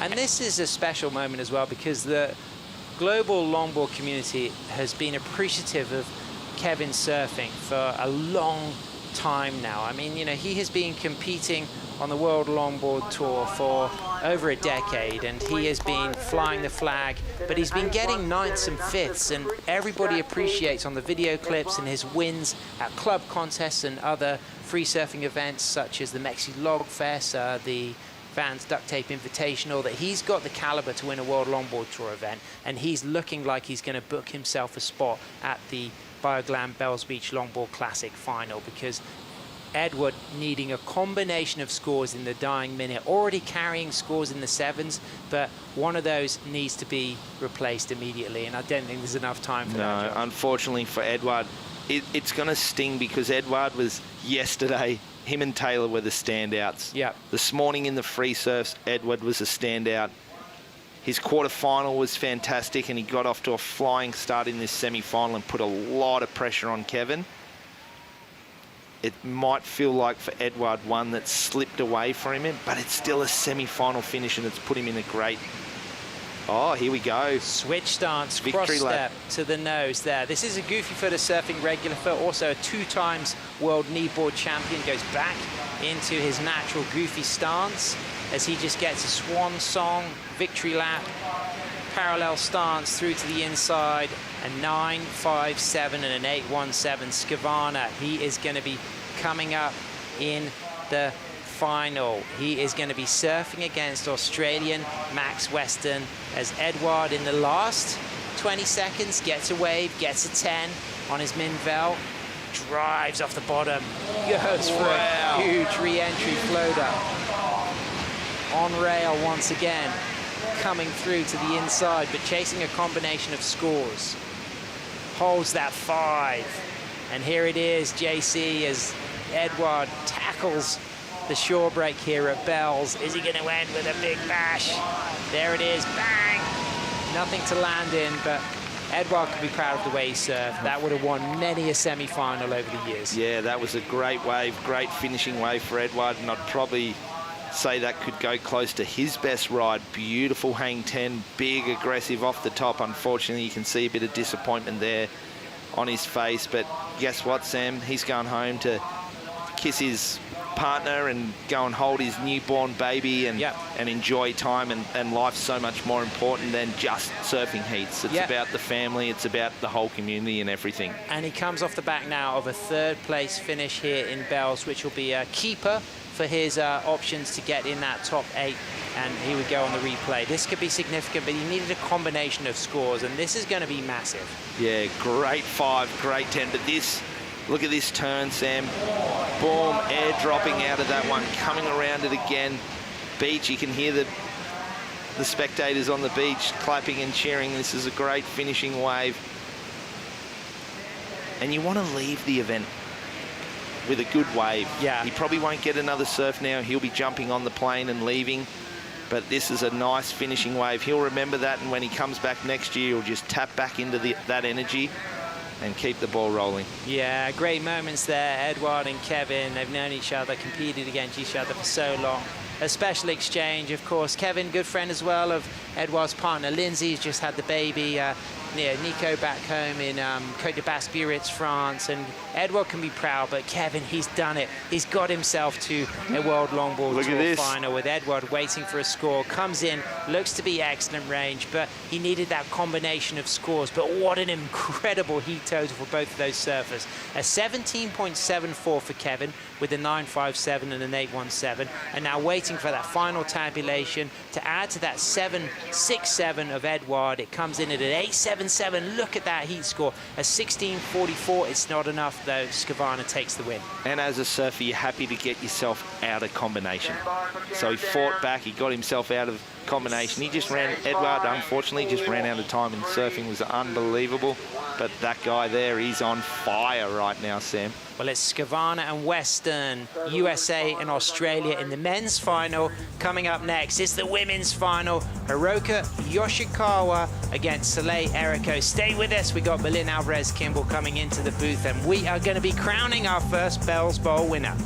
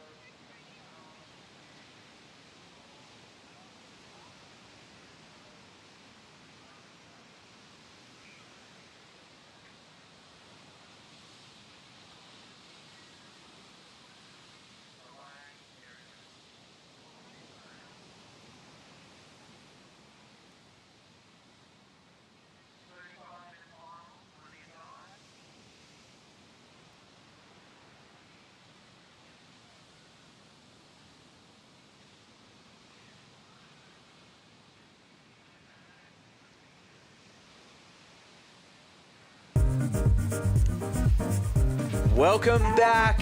Finals day down here for the Bioglan Bells Beach Longboard Classic. And it's your 2025 edition. This is the third time we've had the World Tour event here at Bells. Hiroka Yoshikawa in her maiden WLT final up against Soleil Errico, who's won it 2 times. The Waxhead, Matt Chinosky with Berlin Alvarez Kimball for the finals call. What a day of surfing so far. What an incredible day of surfing. Everyone has just showed up for this day. Surfing is all-time high, and the waves are pumping. Unbelievable performances. History being written here today, and yesterday we had some of the biggest waves we've seen on the in the modern era of the WLT Longboard Tour. And Soleil Errico kicking this one off. The girl from Malibu, she knows the Bells Beach walls better than most on locally built equipment. And here she is finishing strong on the inside. This is a fantastic opening wave, 35-minute final, and Soleil goes complete. The crowd starts to erupt, but the conditions, they've just been phenomenal all day. We've had that offshore wind, west-northwest, blowing those beautiful southwest walls. We'll wait to see where that comes in, but a great opener as we see Yoshikawa not able to scrape into that one, but for her career best, she's stoked whatever happens in this final. Down on the beach right now, there's people everywhere gathering, supporting. Everyone's got their little camp right now. You got all the athletes as we see. Look at this opening ride. This is Soleil. Sets her line for the 5. Lifts the heel up again. Up to a 10. Just so nice and in the pocket. Little grab rail to maintain. And again, just setting this 5 up again. Great swooping turns. This is a great warm-up wave for her as her first opening ride. Well served. Feeling good. Incredible surfing there from Soleil Errico. That, I mean, we had the bar set pretty high in the men's beforehand with Kevin Scavana and Edouard Del Pero, but that wave was surfed phenomenally well. Judges will take their time and deliberate. But a great opening wave there for Errico. I'm curious to see how high it'll go. We thought it was excellent, and it drops. Perfect 8-point ride. So the judges deeming it excellent across the board. And pressure now on Yoshikawa. But she'll know that she was going to have to bring excellence to beat Soleil Errico. She's on fire. Both girls riding a wave of confidence. But it is Soleil who knows Bells Beach in all its different faces. She's riding a collaboration between CJ Nelson and Ian Chisholm Designs. She's down here with Kai Ellis Flynn in her camp and her dad Danny supporting as well as CJ. And we're going to get a replay of this one. This is the Stone and Wood slow-mo. Soleil goes up to the nose here. You see just the toes lifted for a moment. Then she gets the 10. Nice and high on the top third of the wave. But it's the combination, the link between these sections. Holds the midboard trim, stepping back onto the tail, driving through that turn. Positive body language. And the body and the board connected through this section. That's a technical section. The whitewash breaking on the tail of the board there. Judges deeming this excellent. Timing and control written into the criteria, and Soleil executing it perfectly with style, flow, and grace. Yes, definitely. They would be so inspired from watching that last heat as well. A little bit wave starved before, and the fact that they're getting these waves right off the bat now with 30 minutes, I'm hoping we just keep continuing to see a flurry of waves like this. And here it goes, the Japanese competitor up on the nose. She's shown commitment throughout her finals campaign so far. Nice carve there. Getting the feet moving between these sections. A little cross step to spice things up. Trimming through the inside. Delicate finesse. Works her way through. And she'll go complete as well. You can see the smile and the elation. She's loving it out there, Berlin. Yeah, and for me, I feel when you're having fun and you're letting surfing speak for us, you can really just enjoy it. And you can see this. They're not wave starved. Each girl is just really getting the chance to showcase their talents. And that's when you have the most fun. Look at this. Great looking wave for her. Nice 5. Just nice little speed. sets right back over those fins for that turn. A little bit of a switch stance cutback for her. She's just waiting, trying to get this trim into the backhand. And then direction change, sees the inside section line up for her, goes up for the 5, and she's happy. Nice aerial view, Matt, up to the 5. She just positions that board so well, driving from the middle, and so impressive, the women today. Their board control, it's something that has improved over the years. The surfers adjusting their equipment for Bells Beach and the different tour stops. And Hiroko bringing a custom-made surfboard from her father, Yuji, here to Bells, and it is working a treat. She finishes strongly. And someone who put on an absolute clinic, who's waiting for us on the glass with an excellent wave himself, and two of the highest waves of the day, is Kevin Skavana for his post-heat interview. Let's catch up with Kevin before he gets ready for the final. Yeah, thanks, Matt. Kevin, you said earlier this morning in a post-heat interview that you've been struggling to get some scores. Years ago, you were getting some high scores, but I don't know what's clicked today, but you are on fire this whole event. Coming out, Edward put a lot of pressure on you early in that heat. You sat out there, you were patient, and then you turned it with that 8-point ride. Crazy hang 10. Talk to us about that, and then getting the momentum and running through with a big win in the end. Yeah, I mean, the heat started slow. We kind of saw that a little bit in the girls' heat, but it started slower than I expected. I thought we were going to get a quick start and just kind of going blow for blow. And he got the first one and the second one, and I was like, oh, what am I doing out here? Like, am I in this thing? Like, I don't know. And then I turned it with kind of a similar size one that he had gotten under me. And it felt really good. And then I heard that score and I was like, oh, okay, like, yeah, we're in this, let's go. Like, I think it's all possible, so, yeah. Yeah, definitely it's always possible. And coming back after that 817, straight into another wave that didn't actually come in at that great of a score, and then back out there, one big wave. And on the broadcast I was watching it, and the down cars were just vicious, yet smooth and super stylish. Talk to us about the board choice. Pintail this morning went back to the square tail in that one. Yeah, I rode the pintail yesterday. I've been riding the square tail today. And I think it's just like, I don't know, dedication to surfing. Like you try and you try and you try and you try, and then, you know, you get better, and then you maybe think you're here, and then you go back down here and you keep going, you know? So like, I don't know, I think just committing to this and committing to wanting to be here, and when you show up somewhere, you want to do well, and I feel that here, and I'm going to keep going. Yeah, I always talk about desire and dedication. It looks like you've got the desire to win. 2020, you also made a WCT final against legendary Joel Tudor. He got the jump on you there. This is your second final, looking to go one better. Talk to us about that. 5 years apart to make a final. You must feel super proud. You've got a great team here behind you, and you've also got a great team back home. Yeah, I mean, that was super special to me. Like, sorry I missed your call, Joel, before this heat. I was like, nah, I'm not touching that.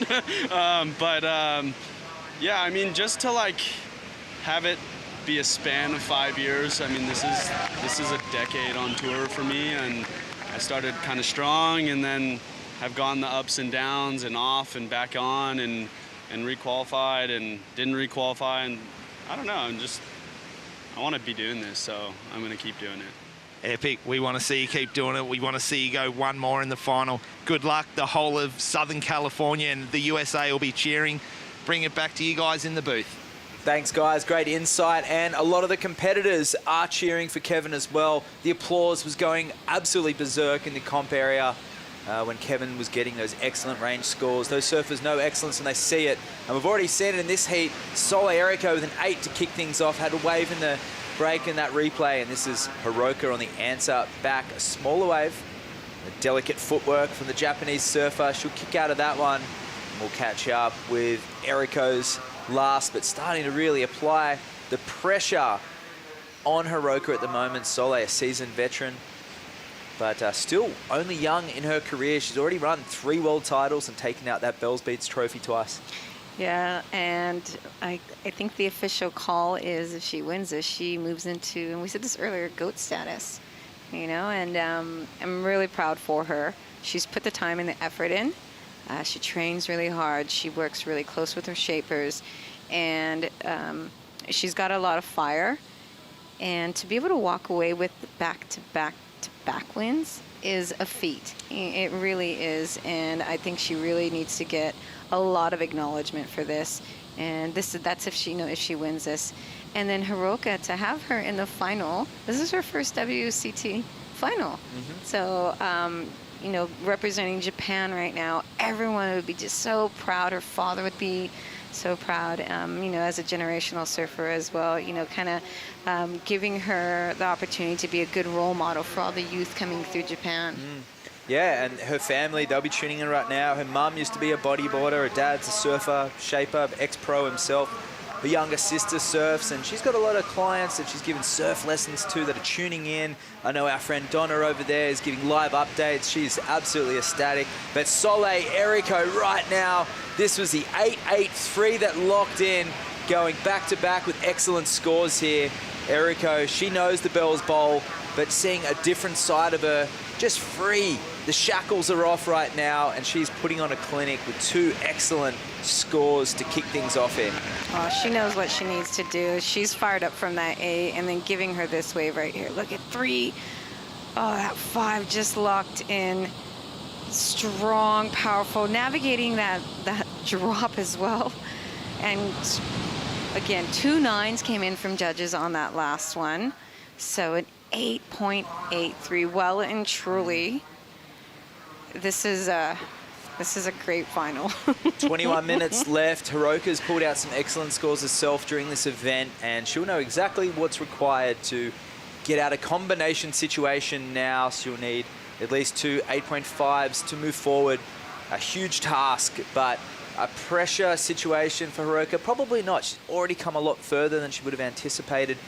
But if she wins this event, she'll qualify for, well, she's already qualified for El Salvador, but she'll extend her seed into El Salvador. As she moves into Abu Dhabi, she's going to be feeling very relaxed, weight off her shoulders. Such a great result. A 2nd place finish or even a 1st. That's got to feel good. Yeah, I was speaking to her earlier because I love to go and talk to the girls after their heats, after the post interviews and everything, and just be like, check in with them. How are you going? And she's just beside herself at the moment. And like you said, moving into Abu Dhabi is just on a high. And you just feel so excited that you've made it this far. And Soleil now dropping these great 2 scores into the final. You just be moving in so excited. Yeah, and she really is so down to earth. The way that the circles she moves in, you could be mistaken that she's, in that upper elite LA class. But Soleil, very humble, and she's got a really good friend network around her. Her friends over in California and Australia are actually just so ecstatic to be her friend, regardless of her surfing prowess and her accolades. And it shows in the way Soleil holds herself around the contest site. And Yoshikawa, absolutely beaming with general humility. She just loves to be here at these events. She's a support network for other surfers. She's the first one there to congratulate or commiserate someone on a loss. So lovely personalities here in the final, but it's the surfing we've come here to watch. Look at the dedication of the longboard fans on the beach here at Bells. 4 seasons in a day here, but they're not walking back. They love what they're seeing, and they're going to be there for the men's final as well. Yeah, it's really interesting, and a massive shout out to everyone who's tuning in right now. As we heard Kevin say, Joel trying to reach out and chat to Kevin. So shout out to Joel and all the crew back in California supporting Kevin, and everyone that's really tuning in all over the world to watch the women and the men. And it's so nice to see the support for both the female and the male in the finals from everyone. Like you said earlier as well, a lot of the shortboarders are checking in, and the fact that longboarding is just such a huge reach, it makes us really proud for the sport. And look at the dedication there of the fans. We're going to go to a bonsai brew break, but don't go anywhere. The remainder of the women's final coming straight up after the break, and the men's to follow.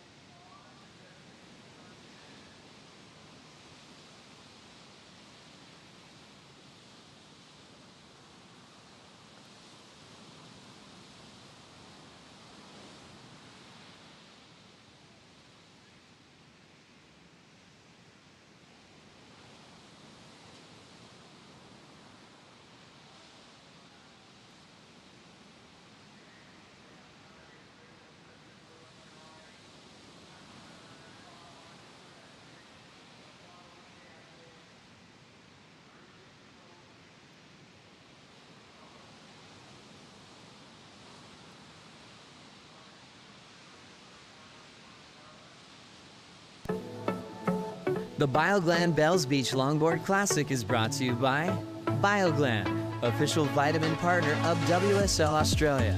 By Surf Coast Shire, strategic partner of the Bioglan Bells Beach Longboard Classic. And by Visit Victoria. Victoria, every bit different.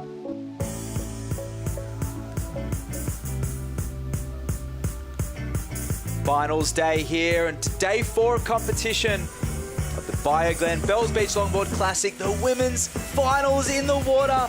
And it's 2 times Bells champion Soleil Eriko in the water against Hiroka Yoshikawa in a maiden WLT final.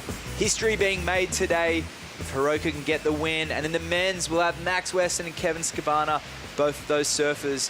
First time in a men's final here on the World Longboard Tour. And Soleil Eriko, as the wind picks up, she steals the show and goes down in spectacular fashion, but she would have needed something extraordinary to get in front of that 8-point ride as her low score. How's that coming in? Is that being your low score? You'd just be, what would you be doing? You'd just be wanting to take, this is Hiroka's wave in the break that we didn't get a chance to see. Going up for 5. And that rain, giving a little bit of texture to this wave. She's done so well to navigate this bump. Yeah, stepping Good-looking forward, wave. yeah, connecting all the way. Oh, she goes it just down. comes off. Yeah, that bump with that wind. We've just had big rain squall kind of come in right here, as you can see everyone hiding. Yeah. But that's the commitment to the cause right here, all the fans.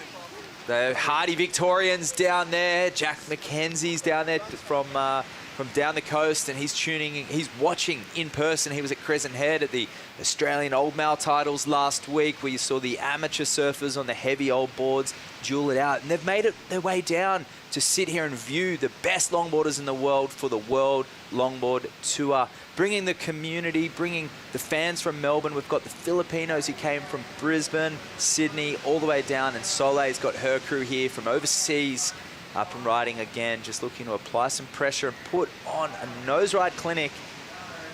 As she steps back into that carve. Known for her variety and her style, flow and grace, Soleil moving through to the inside section, poised between moments here. Having a ball, keeping that trim. She's feeling it. She is on fire. She certainly is feeling it. So feeling it. You know, you just get to a point where you have such significant scores. You're just going to go out and have fun. You're just going to go out, and it'd be interesting to see how hard and big she's going to try to push, or she's going to try to just get that really long, locked-in hang 10 through a section or what. You know, you're just, when you've got such a significant combination, would you start getting all trickster? No, Soleil's a professional. She'll keep it pretty tame, I think, and just conserve that energy, not to cause any interferences or injuries. But she'll be having an absolute ball out there, having Bells Beach with another person out. And here goes the beautiful style of Hiroka. Gets a 5 and 10. That was a critical moment. And stepping forward into this one, if she can link it up, this will be a good answer back. Delicate footwork. And she finishes on her feet, goes down at the end. Some nice work to get things started. You see Chloe Calmon down there with Natsumi and Ofeli. They're all staying together, which is really nice to see the contingent, everyone traveling as a group. And I think that's got a lot to say with people's confidence. We saw it on the men's side of the draw. Soleil's got a terrific crew that we've talked about throughout the event as well. And Belen, you've traveled a long time. You went to a lot of events on the World Tour as well.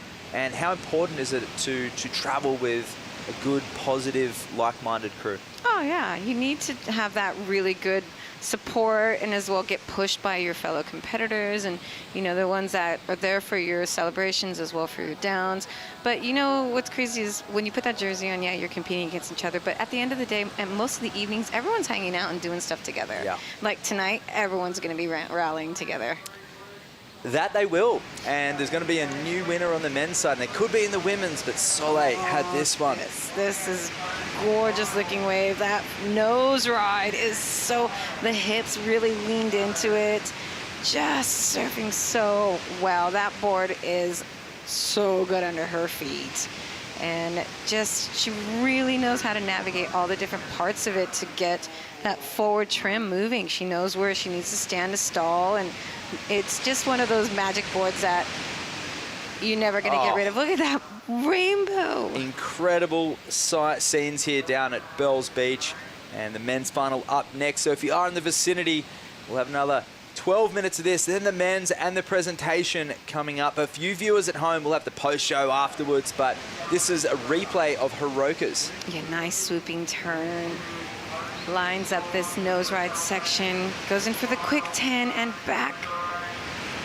She's having such great surfing. Nice turns, the little quick snapping ankle turns as well.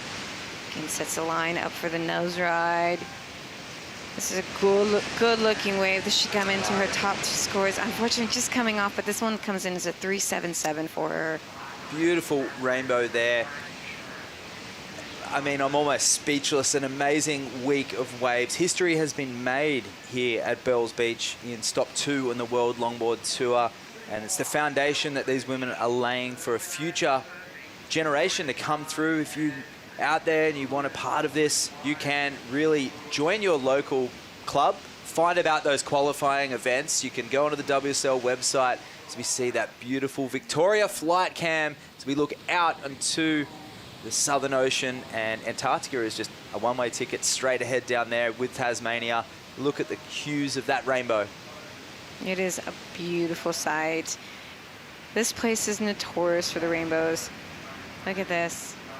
What a great way to wrap up this amazing final for the women. 10 minutes left, great surfing. It truly is a magnificent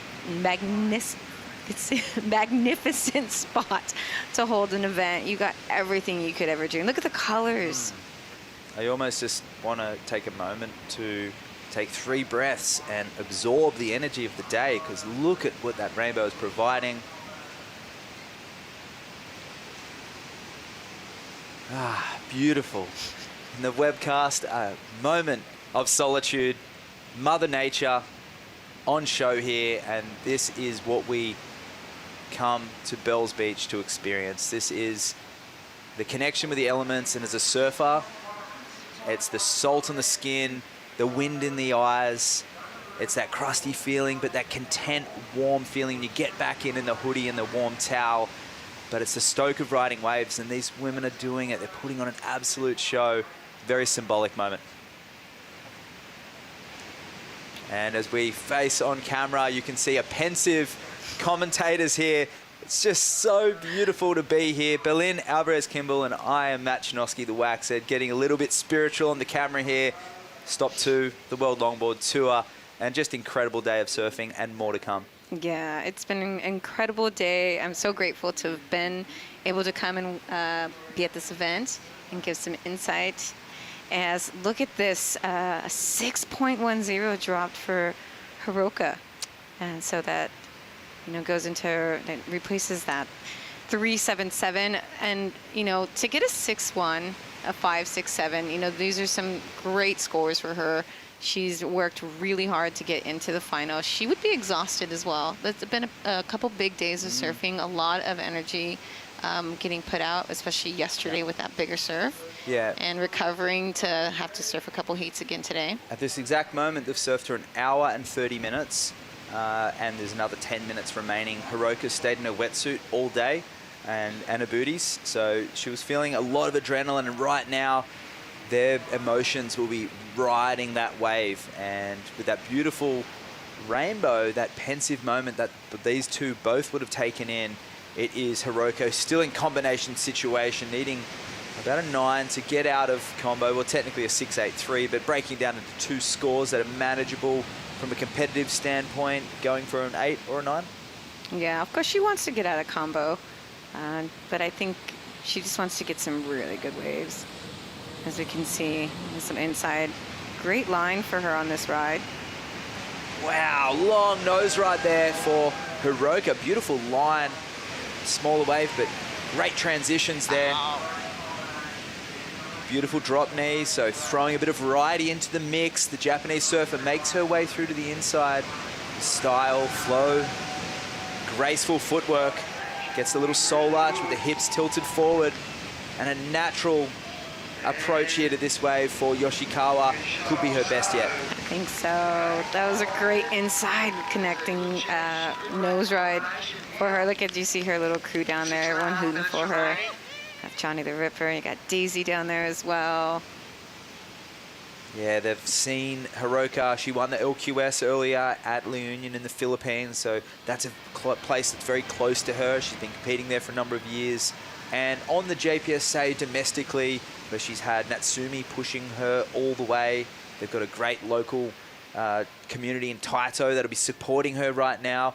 And this is the replay. Yeah, that takeoff that set the line for this nose ride right here. And look, she's just locked in up to a 10. You hear the screaming from the beach there. Everyone's loving this. Just nice turn.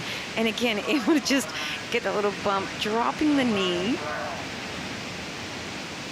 And then sets us up for this inside. Beautiful, such nice style as well. Great approach. This little inside section right here was on for me. It was fast, it was precise. And again, just really eloquent, nice feminine surfing. Wow, beautiful surfing there. And scores starting to be locked in for Hiroka as we see sets approaching. Eriko out the back with priority. The waves still rolling in here at Bells Beach. That's Rincon in the distance. We kicked off competition earlier in the week up there in that wave that hugs the cliff face. And right now, the swell, it's big enough to move into the Bells Bowl. Scores dropped, a 7.6 for Hiroka. She's out of the combination situation, now needing a single wave of a 9.23. 5 minutes to go. What's the game plan, Belen? Oh, firstly, good on you, Hiroka. I'm so happy you dropped that 7.6. I would feel so good for her.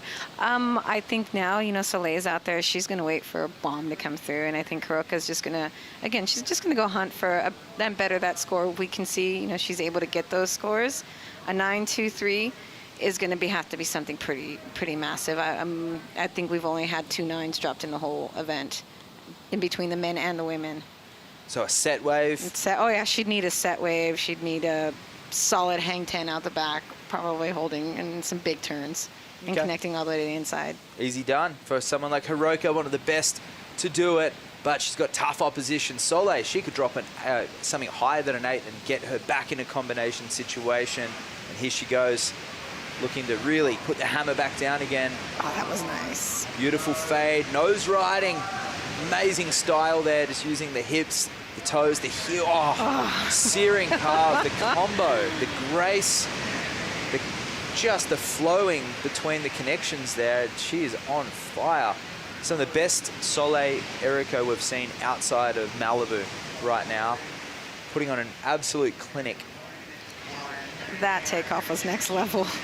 Wow, and just not done. We're surfing this one all the way through the shore. Oh, good job. You know, these waves have traveled, 10,000 kilometers to be here right now. They've come across the base of Africa. There's that pressure system that's pushed this long period swell. It was a short period yesterday, but some of these lines are coming from a long way away, and it's the ultimate gift to be able to surf that wave all the way to the sand with this much flow and style. Yeah, that little bit of a stall to that nose ride right there is just impeccable timing.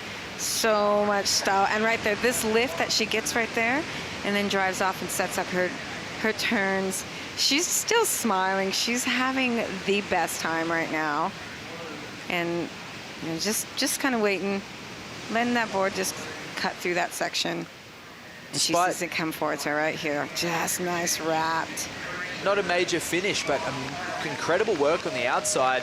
It seems like a long time ago, and it was. It was over 30 minutes before her first wave. That should go very high.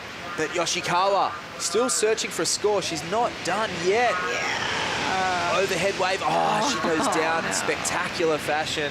She kicked off with a nice nose ride. She's fighting back, valiant effort. A 13.7 heat total already for Yoshikawa. That would have got her through many heats, which she has done throughout this event already. So still a respectable total, but score still to drop for Soleil. Just to make it onto this tour, you have to put the time and the effort, and every single woman that has surfed in this trials and in this contest should be so proud of themselves. You know, they put the effort in. They all surf magnificent. And, you know, sometimes it's just not your day. You can't put it together. But right now, these two ladies have, and they're here with a minute and a half left into our finals. Yeah, and not to take away from Eriko by any means. She's experienced at the pointy end of competition when it comes to these finals. But it's Hiroko who's pushing her all the way. Stone and Wood slow-mo, 5 and 10. She pushes down the face here, and soul arches. The hips go forward, the eyes going to the left of the screen, looking where she's going to go. But this is the standout. Steps on the heels, uses the hip of the board, back foot, moving forward on the inside rail. That is the flow, the control, the timing the judges have asked for. The whole criteria was boxed up in about a 50-meter wave just there. Regardless of what she did on the end, that was excellent surfing. I'm very interested to see what is dropped for this. For me, this just was butter. You know what I mean? Just beautiful timing, and just everything she did was perfectly executed. Absolutely. I mean, that was actually one of my favorite combinations of the event, and it's no surprise in the next one we do see Max Weston and Kevin Skavana. They've linked those turns with the flow, the footwork, and combining the art of trim, which is incredibly difficult to judge. And these judges have done a really good job to keep it balanced throughout the week. Heat by heat scale, you can't take one wave from one heat and put it into another, but scores still locking. I feel like it could be one of the best scores of the day, or at least of the heat. Oh, of the heat, definitely. Of the day, it will be interesting. I would like to see it. It could come almost perfect. Do you know what I mean? Didn't even know what the score was going to be. Early indications are showing that the judging theme is there. A 937 drops for Eriko, puts Yoshikawa back in combination. Time has lapsed, and that is one of the most convincing performances Sole Eriko has put on in her career. Winning Bells Beach 3 times. She's gone three-peat here. 2025 Bioglan Bells Beach Longboard champion is Sole Eriko. Oh. A phenomenal, excellent performance there from the woman from Malibu. That was the judging criteria packaged up onto a free coaching replay for the up-and-coming to view. Amazing. Oh, congratulations, Soleo. A 937 and 8.83. Are you kidding me for your final? And massive congratulations as well to Hiroka. Well done. You deserve to be in that semifinal. And I think it's all just sinking in for her. Look at Soleil. She is like, yeah, happy. Happy. I mean, smiles right there. Look at the smiles. There we go. Commiserations for Hiroka, but Soleil's just listening to what that score came over the loudspeaker, and she has to be incredibly proud of her achievements. I know her crew will be, her friends, her family, her Aussie contingent that are up there in Byron Bay that she spent a lot of time practicing earlier in the year up there. They're tuning in, they're watching, her friends back in Malibu and all around the world. But Hiroka, her head's down now, but she'll be just actually trying to boost her energy. She'll be exhausted. Oh, yeah. An hour and a half of surfing today in these thick wetsuits, but there is the champion. Oh, the smiles. Oh, good on you, both of you ladies. This is the winning lap. Ew. Wow, that is a woman on fire. Second in Huntington at stop 1 and winning here at Bells Beach with saving her best for the last wave of the whole event. Gone up into the 9. Sole Eriko, that really was a historic performance. That rainbow that popped out, it was a final to remember. And what a memory for Hiroka, her first WLT final. I mean, that's going to boost her way up the ranking. She's already qualified because she won the semi-finals. So we'll be seeing her in El Salvador, and she'll be climbing up the rankings as she goes over to Abu Dhabi and trying to give it her best shot. But there's the champion for 2025, our Bioglan Bells Beach Longboard Classic winner, Sole Eriko, for the 3rd time. Here we go. Here's her support crew coming in. Aw, Coach CJ Nelson. So happy for her. Shaper, and there's Ian and Kai. Everyone greeting her. What a great feeling. To be able to walk up, hold this trophy that was so beautifully made. Question being, who's going to chair her up the stairs? No, maybe. Oh, here we go. Here we It's go. going to be Ian and CJ, or maybe Kai. Here we go. The chair. The chair. There we go. Kai's got the board. What a crew. Oh, yeah.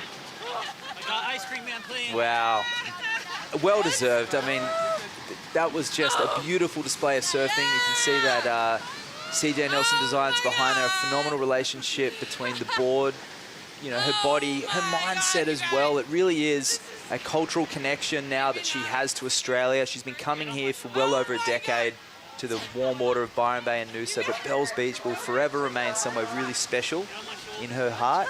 These are moments that are life-changing. They're cheering her up the actual stairs. That's amazing. That is a hard thing just to walk, let alone cheer someone up. Oh, this is nice. Everyone celebrating for her win. Walking up past some of the competitors. Avalon Gate and everyone out there. Shannon Hughes there. Everyone is down here supporting her. Getting a bit steep up there now. They're approaching it all the way up the top, and they're going to deliver right to the stage. And that is the rite of passage for the winner. That is, as we were saying earlier, she's surfed huge surf. She's been surfing on point the whole time. She was up for, you know, everyone was pinning her. Is she going to be able to do this again? She had I'm sure she had a lot of pressure coming in with everyone saying, oh, you know, you could be getting the GOAT status after this. How do you feel? And, you know, she just was able to reset every single time she came out of a heat and just kind of put that forward thinking, and it's played out for her. Yeah, a fantastic result there for her and her crew. And that will send some fire up some of the other competitors watching that. And there's Hiroka. She is ecstatic after her final. She should get chaired up, and it looks like they will chair her up. She's going to make her way back up the top. There's John Van Michael there. They're going to get a photo. We're going to go to a break, but don't go anywhere. The men's final coming up next. Max Weston taking on Kevin Scavana. We'll bring in Sam and Harrison for the call.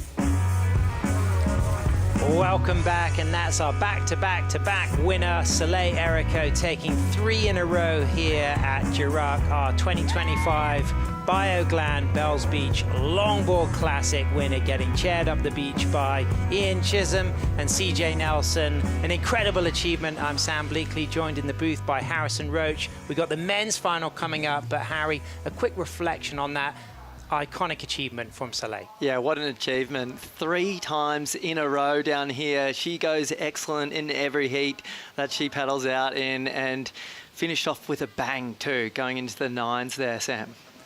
And continuing to improve as well. You know, her surfing staying cutting edge, contemporary, and getting even more fresh each year. That is something special to think you can come back and every single year you bring a little bit more liveliness to the rail work. Incredible lift and length of time on the 10s, and that energy and motivation to still compete. Yeah, she's just going from strength to strength. Got a great team around her.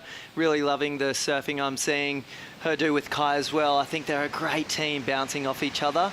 Nice to not be competing against each other also. Yeah. But exciting stuff there for the Californian surfer. But back into this one, Sam.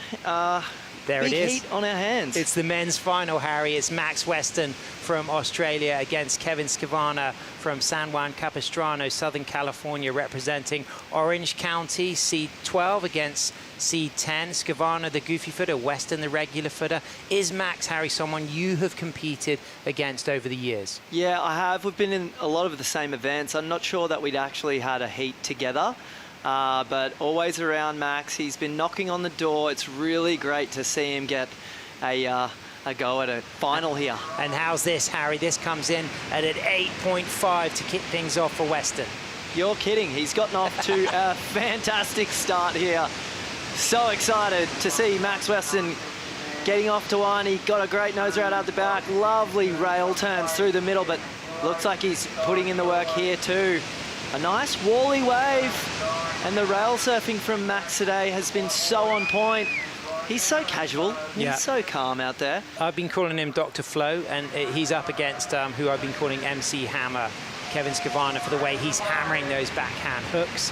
As we see now on a second wave, adding to that 8.5, Weston on a big overhead wall, smooth, flex low in the roundhouse cutback, and then out into the face. He'll go back on rail to cut back and stay in the pocket, setting a high line here, cross-stepping forward, and then again going low for the little speed check, control in trim, walking in for a 5 on the inside, down to the tail, through the bowl, into the shore break, and he's still got a little bit more here on the corner as he goes back out onto the rail, and this one has just gone all the way through, almost to Winky Pop.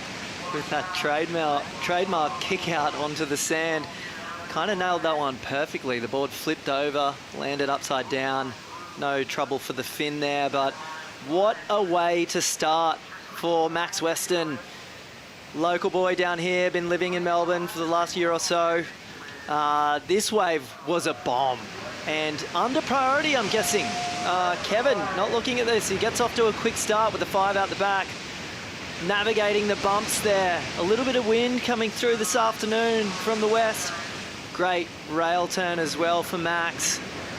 Yeah, like I said, this is such a good start for Max. He will be stoked. An 8.5 to kick it off, and this one's looking good.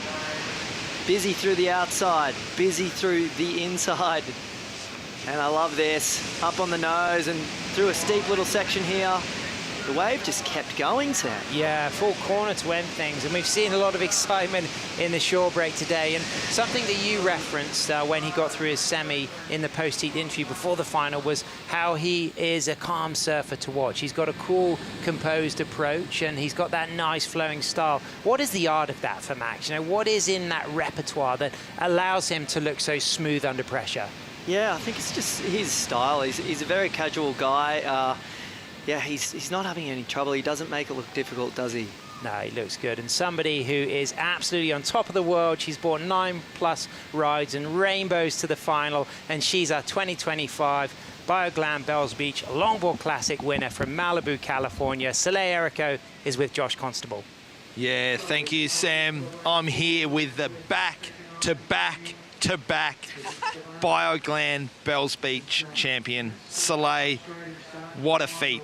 Talk to us about that first, just back to back. Oh my God.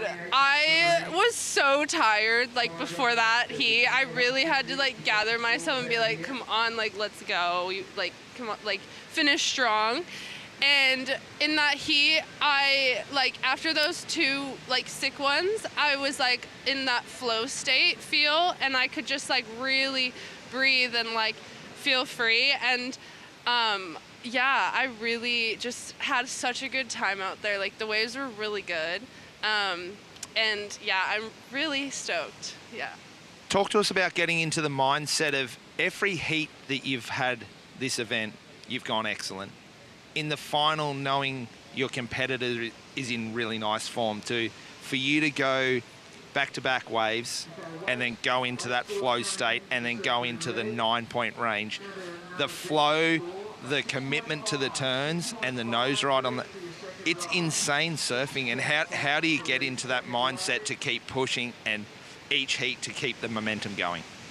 Well, I knew that I had 35 minutes and I only needed to get 2 waves in 35 minutes. So like the pressure was a bit off. Like Kai Ellis told me, like, you literally just need 2 waves.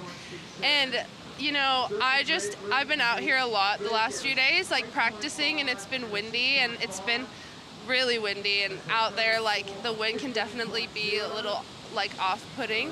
So I think just putting in the time, like being here, and really helped, and just getting like comfortable with the area again and everything. But yeah, this place makes me really calm for whatever reason. Like the energy of Bells is like definitely my vibe. Like me and Bells are like this. So I'm very thankful for Bells. Like I think like I was out there just like thanking, you know, the ocean, being like, you know, like thank you for this wave, thank you for that wave. And I think that's really important to have like a connection with the ocean and in surf contests. And I try to do that with other spots. Anyways, yeah. Gratitude. It's gratitude. Yeah. And you're gracious and you're feeling it. It's really hard to win an event. And to win a world title, it's not easy. To come back year after year, keep improving on your surfing and take your surfing to a new level and draw different lines to keep the judges interested, keep one step ahead of your opponents. Talk to us about the work. You've got an amazing coach in CJ Nelson. Your father is a big supporter and really helps, and he's a great calming person. Talk to us a little bit about that. Keep coming back invigorated and drawing cool lines and improving your surfing year after year. Yeah, you know, like out of all of this, I just want to display good longboarding, and I want to like inspire the next gen and just boost the sport. And I like am an advocate for that because it's such an amazing sport and not everyone quite understands it. So, and yeah, CJ and my dad, like and Kai Ellis, like I literally would not be here without them. Also my mom, of course. My mom sacrifices so much for me to be here. So yeah, like everyone in my corner, I'm just very blessed, and I feel that like this is the sport I meant to be in my life. And sometimes, you know, I think like, you know, because these longboards events, it can be tough sometimes, just competing and traveling and spending money. But like moments like this make me realize like this is where I belong, you know? We're grateful that you do belong here, and I want some of that good juju right now. That surfing was phenomenal. Congratulations. Back to back to back. Bioglan, Bells Beach champion, Soleil Erico. You are a legend. Congratulations. Back to you guys. This one's a heater out in the water right now too.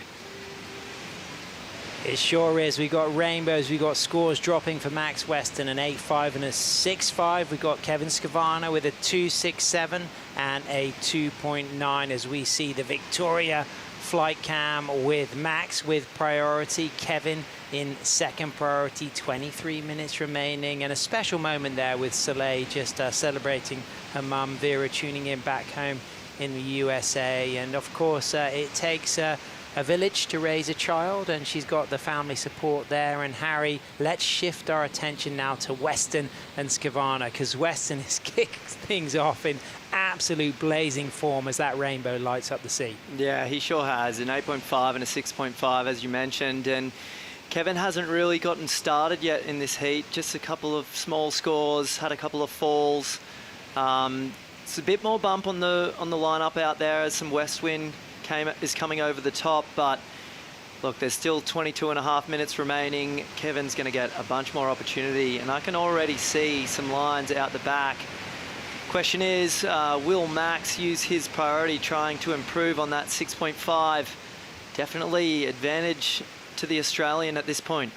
As we can see, the nice little set walling up there, looks promising. So with priority, Max out there in the lead, looking to improve on that 6.5. He kicked things off in heat number 5 with that opening round with the win, beating Kai Salas and Joe Maria Buesa, and you knew there was something special in the alchemy of Max's surfing, as you see now in this final, his first World Longboard Tour final.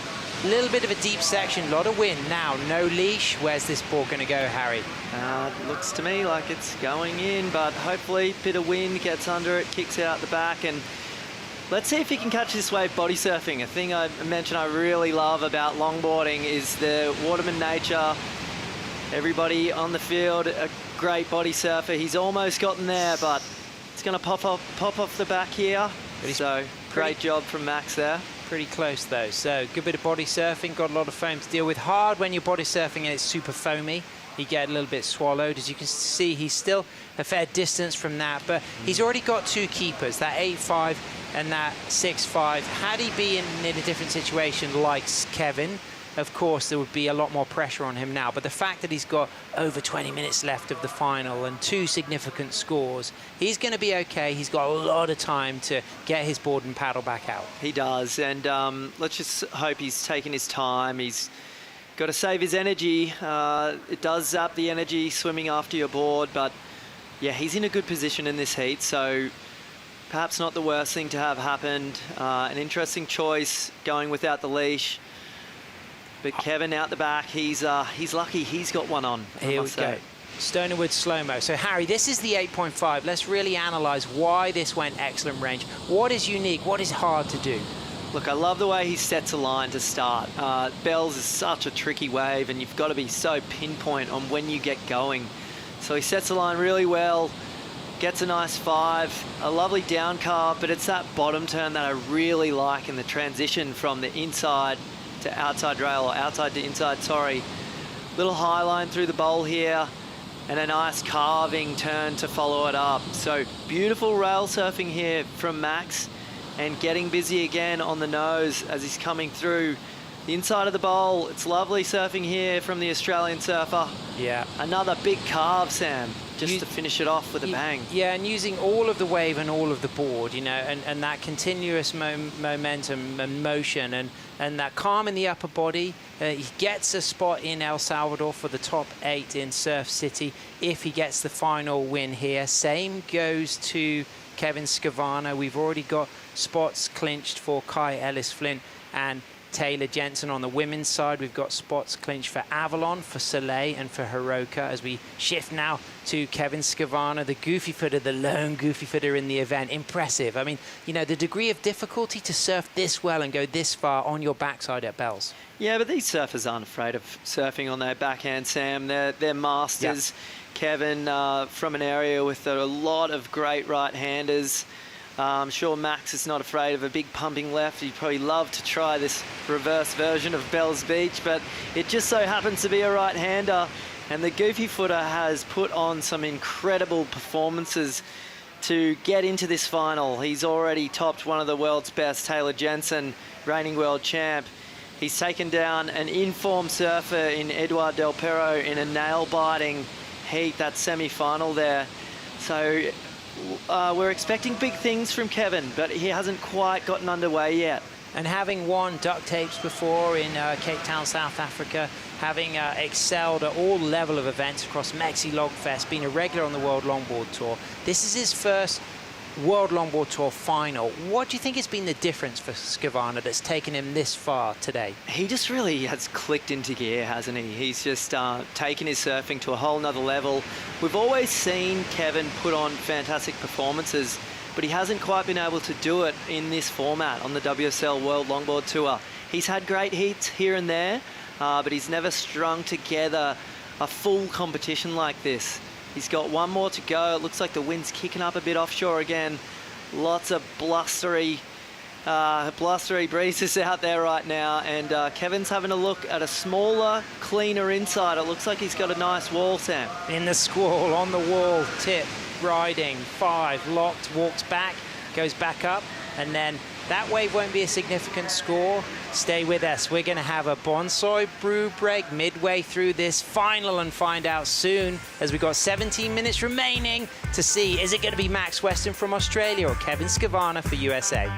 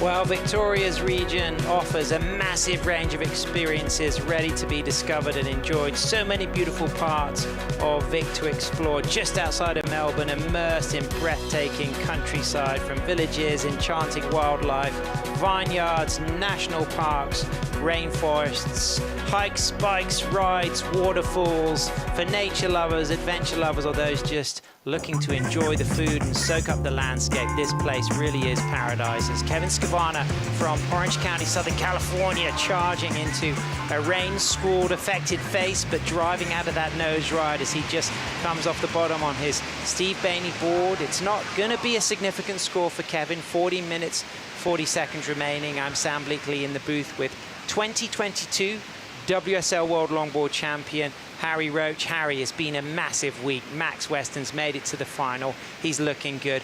What has been so special about these two surfers for you? Skavana and Weston, Goofy, regular for California, Australia.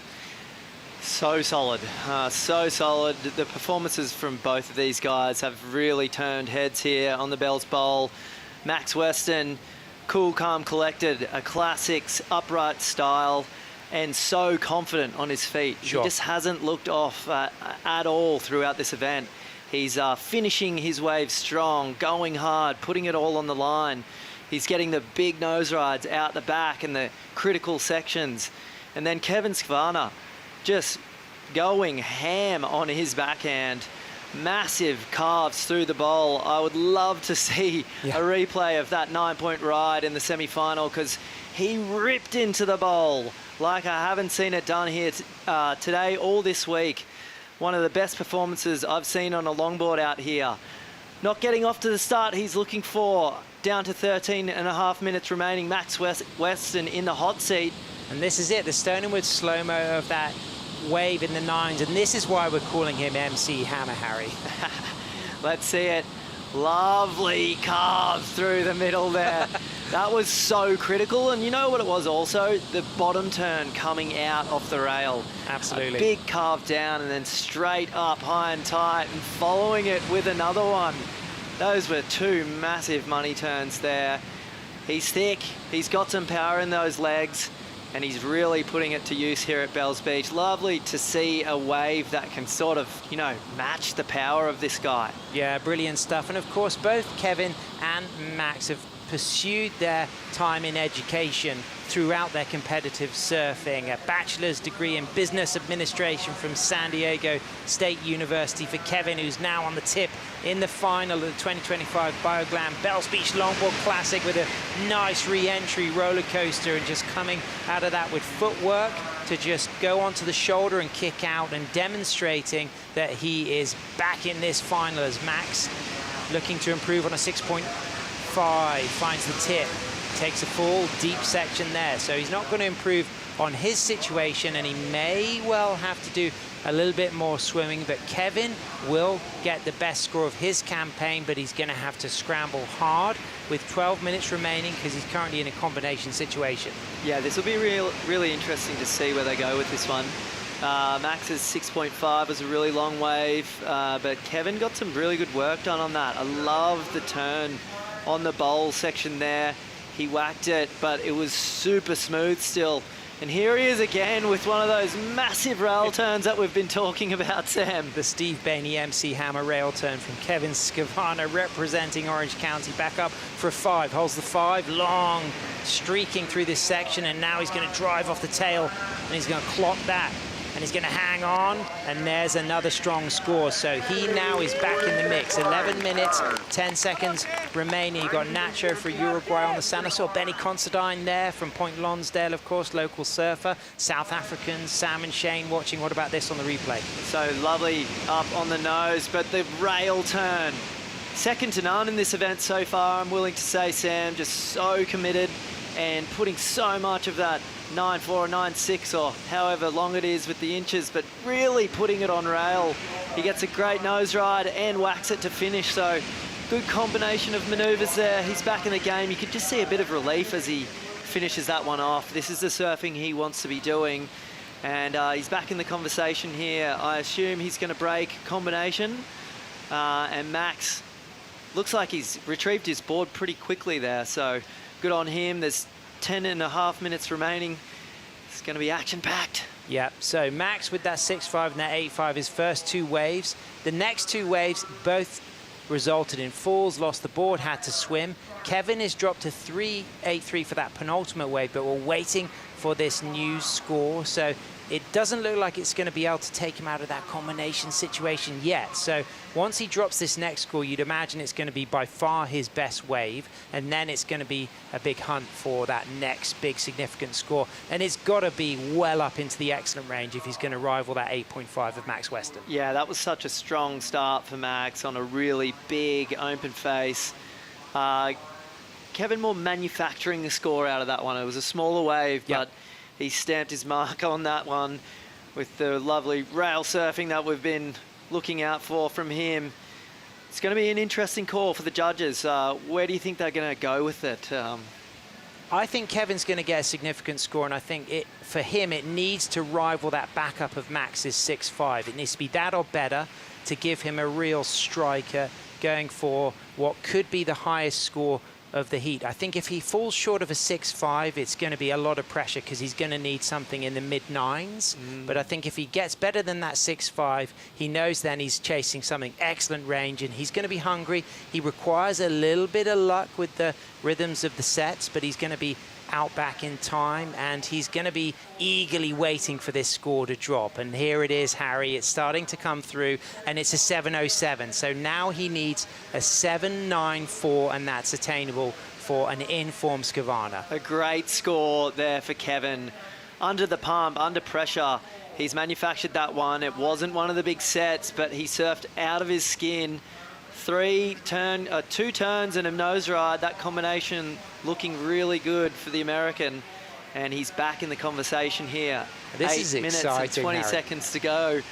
We're going to see some more opportunity for sure, Sam. Yeah, and it's exciting for it to be coming down to the wire. What about some of the local support we've had as well? All the crew getting down. Yeah, it's great to see the local Victorian crew down here supporting their mate Max, and I'm sure there's a few people back at home staying up late to watch Kevin Scavano in California. But yeah, just what a day it's been so far.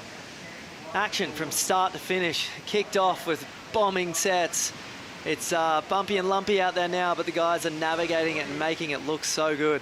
And one of the things we were talking about, Harry, last night back at the house that we're staying at with the Waxhead and Josh Constable and Berlin Alvarez Kimball, is we were just saying how it's going to be a real champion of champions to win here, because you had to shine in such a variety of conditions, including the sometimes double overhead, even triple overhead waves of yesterday. Yeah, what a great event. We kicked it off in a great way. It was pretty tricky on day one. Day two, the elimination round was absolutely pumping. Day three was massive, gigantic. Some huge beatdowns, some crazy surfing, some big rail turns, big nose rides, and people flying down the line. Rachel Tilley discussed that, says nose riding on a Big Bells wall feels like flying. And now today, it's just been epic down here today. And Kevin's asking the question here, Sam. He needs a 7.94. Skavana finds the 5 in the pocket, out of the 5. Driving on rail, that dynamic down carve has been one of his trademarks. But then, as he just come out of that down carve, you could see setting himself up, just a little bit of kind of hands to the head from the Skavana camp. They knew there was a good bit of scoring potential in that. What do you think, Harry? Look, the wave sectioned off. He surfed this wave really well, and I like that he's not leaving anything on the table. He's putting it all out there. So this down carve here, so on edge with the single fin. He's laying it over, but yeah, coming up, the wave sort of closed out on him, and yeah, he'll be back out there in no time. He didn't ride that wave too far, but out the back, Max is on another bomb. Oh, it's a big one for Weston into a tight 5.10, and then good flow, and then kicks out. That's probably running away from him. That's why he's kicking out. Of course, we're on that tight camera angle, or is he just working these last 5 minutes and being a smart competitor to take the win? He may have identified that wave had a few big ribs in it and wasn't going to offer him up another excellent score or the high 7 that he wants to sort of put this out of reach for the Californian. But yeah, now he's in the hot seat. He's controlling the last 5.5 minutes. It's very mature, competitive approach from Max Weston, and we shouldn't be surprised. He's been around for a long time. As we said, his first final, and he's playing it like a true legend. Skavana out of priority. 5 minutes, 10 seconds remaining, still chasing a score, pretty much an 8, a 7.94 to be precise. There's the 5, walks out of that nose ride. Big sweeping roundhouse cutback, rebounds off the foam, and then drives. And I love the way he drives into the turns and then uses the cross steps immediately after those rail turns to just take his weight forward on the board and keep that board trimming. Back up through to the inside. Things building a little bit here, Harry. This looks like it's going to have a bit of a finish for him. What can he do as he goes into that down carve? One little moment of control to demonstrate here, and there it is. It's the kick out. That was good, but was it the 7.94? We'll have to wait and see. I love the kick out, one of the most underrated maneuvers in surfing. Devin Howard, always a big fan of a good kick out, and longboarding generally, we love the kick out here. Having to dodge under a wave there, but yeah, he's asking the question, 4 minutes remaining, can he get back out the back in time if it doesn't reach that 7.94 score? But let's analyze it here. Great fade takeoff. Good to get this wave underneath Max. Asking the question, nose ride to start. Big rail turn, doesn't quite compare to his last one, but does hit the foam. Bit of downtime as he comes through the middle. He's not afraid. He got a huge score in his semi-final heat, getting busy through the inside. And here he is up on the nose, hanging 10, hanging 5. Another down carve to finish. Well, it's an interesting scenario we find ourselves in, and Kevin's on the paddle back out. He's got a long way to go. Let's talk about variety, use of all of the board and all of the wave. Yeah, the fade takeoff to start too. It's I love seeing that. It really shows the intent for the wave to progress. Nose ride, turn, weaving through the inside. Another nose ride. We'll get a look at this 10. How long did he hold on to it for? Pretty critical. Little bumpy face there, and he's navigating it well, but the score's coming in. It's not high enough, a 5.93. So still chasing a 7.94. Skavana on the replay there. He's going to have to get out back if he wants to take the win. Max, as it stands, if he does take the win, he guarantees himself a spot in the top 8 to go for a 2025 World Longboard Title in Surf City, El Salvador in November. But before that, we have another event in Abu Dhabi in October, which will help finalize our top 8.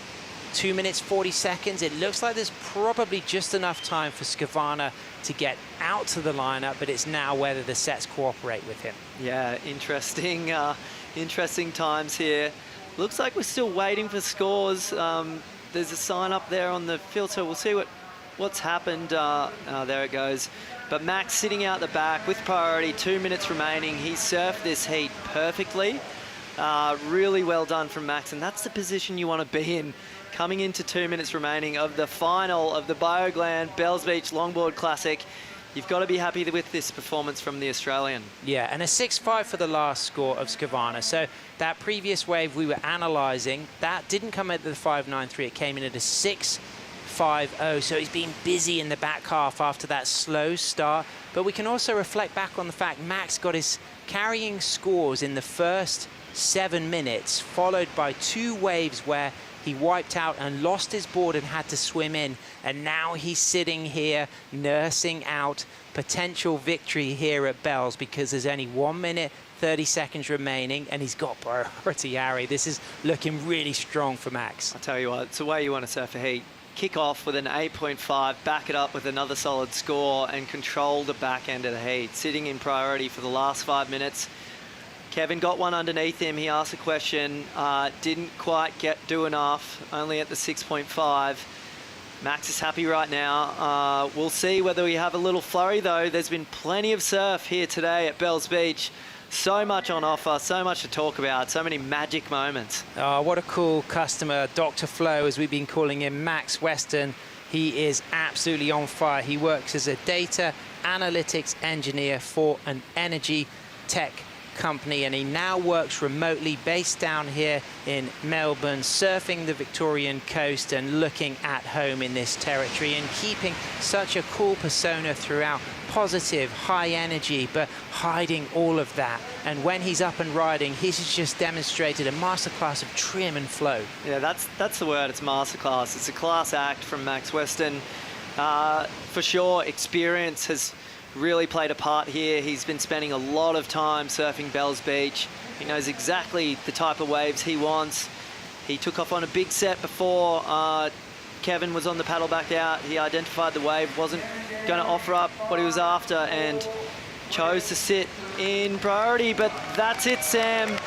The new winner is Max Weston. What a performance. Wow, riding his Kai Ellis Flint boards, the higher state surfboards. They'd been on a trip to Indonesia together before they committed to the World Longboard Tour, kicking off in Huntington. And Max started with a 9th, losing out to J.R. Esquivel. But right now, he has really shone and come alive. And he is our 2025 Bioglan Bells Beach Longboard Classic winner. Our champion is Max Weston, originally from New South Wales, Avalon, now based down here in Victoria with Skavana and Max sharing a wave through to the inside. Harry, what a fantastic performance for the Australian, and the Aussie fans tuning in will be stoked that we have a home winner as well. So great. His first final in the WSL and taking it out in fine form.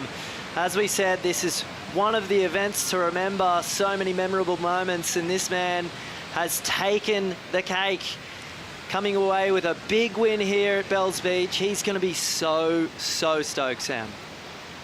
And the amazing thing to reflect on as well, Harry, is not only has he had to shine today, surfing 3 times from that quarterfinal through the semis into the final, he also had to go big yesterday on the huge swell. But then on our lay day, we had waist-high waves, and you know the transition between the chilled lay day surfing knee to waist-high waves going into what for some surfers was a triple overhead face on those big bombs. He demonstrates full versatility to win this year at Bells. He really has. I tell you what, Victoria has everything on offer in the way of surf, and the longboarders have been making the most of it down here this week.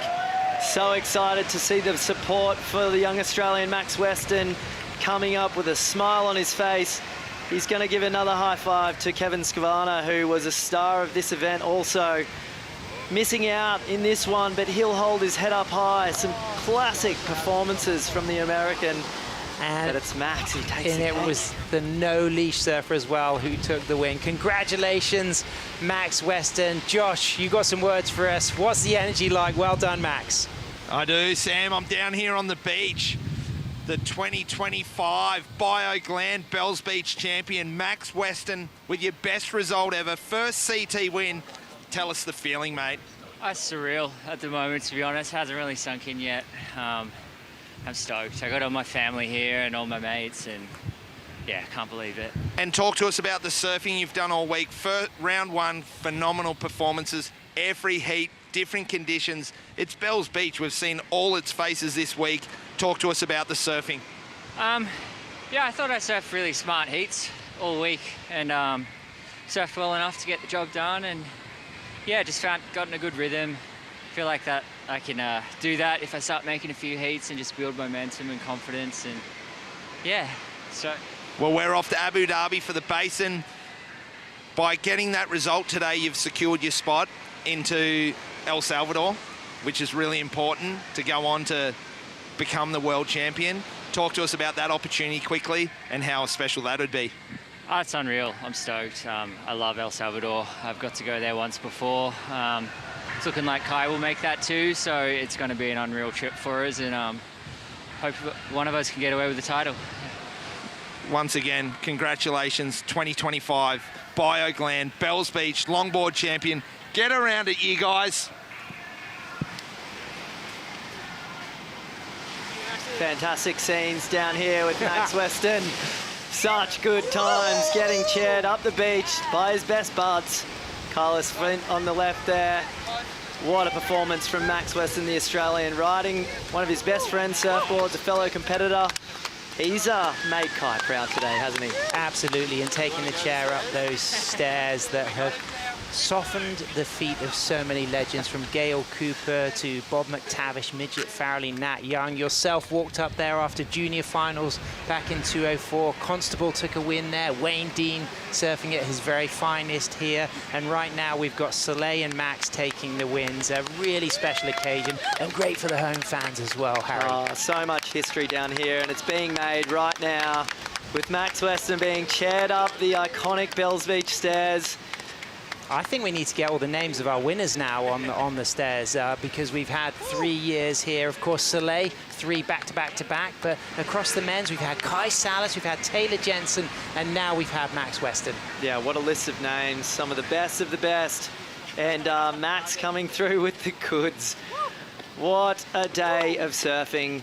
So much to celebrate here. For longboarding in particular, it's really taking a step in the right direction, Sam. Yeah, and Harry, it's been a pleasure as well to have you sharing the action. You know, just being back around the energy of competitive longboarding, what's that been like for you? It's an honor to be here, Sam. I can't believe how much fun I've had talking with you, talking with Wax, with Berlin and with Josh. So much fun down here at the Bells Beach contest. I'm gobsmacked. What can we say? Well, you brought great energy. It's been a pleasure to have your company. But stay with us because we'll be going to the Stone and Wood post show. Waxhead will be coming in to host that. Stay with us because we've got a lot more to look forward to, including crowning those champions with those Bells Bowls at the presentation.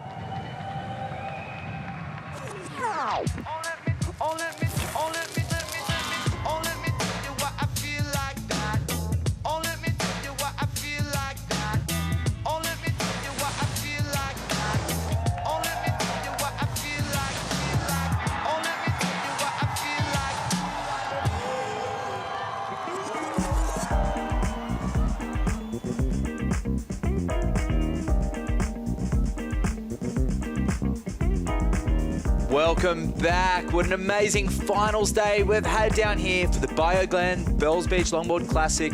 You're tuning in to the Stone and Wood post show, and we'll go through the presentation shortly after we recap an incredible day of action here at the most beautiful right-hand wave in Victoria. Josh Constable joining myself, Matt Chinoski, the Wax Head, for the Stone and Wood post show.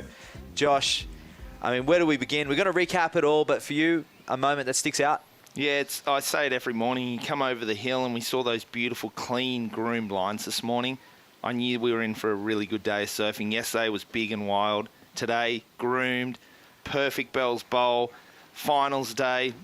You just can't ask for much more, Matt. Absolutely. Consistent throughout the whole day. And the men's finals, wow. I mean, we kicked off early in the day with some incredible matchups as we have a look at Max that took on J.R. Esquivel in the quarters. And then Max obviously progressing through to the final. But Declan and Kyle's fin was the Hydrolite heat to watch today. That was an absolute banger. Kevin, Taylor, controversy, but it was the goofy footer versus the regular footer. That was the battle throughout the whole day. And Edouard Del Perro put on a fantastic performance, but couldn't get through. But the final came down to Max Weston. He's the guy who took the championship at the end of the day. This is his road to the final. Yeah, Matt, this early conditions this morning was fantastic, and Max just had such a beautiful read on the Bells lineup all week, especially today. He tapped into something a little bit more than what we've seen.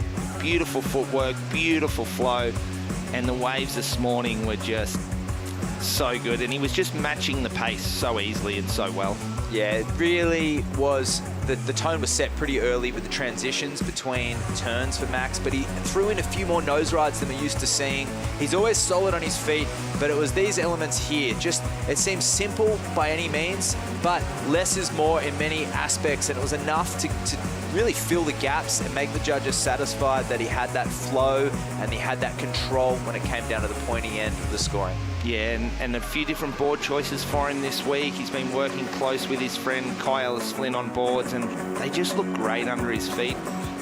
You've got to have a read on the wave. You've got to have trust in your board, and he just had that beautiful flow. Here it is, and like you said, Matt, a little more nose riding than we've seen in the past from Max. Max has always had this beautiful flow in rail surfing, but he has stepped up his nose riding game, and we saw that a lot today, and that was a big saviour through a lot of his heats. The way he's able to use the middle of the board, the nose and the tail equally is also what stands out. He isn't dominant on the tail. I saw some competitors wondering why their scores are going so high. The fact that some of his fellow competitors that got knocked out don't understand shows the complexity of what he's actually doing. You know where I'm going with this, Josh. Yeah, just letting that board really run and trim, using that roll and that little wider point back and just letting it flow, getting really compressed and low. And a lot of his turns, he was laying it on an edge and bringing it right back to the power source. So that was a big win against Declan. That was a big heat,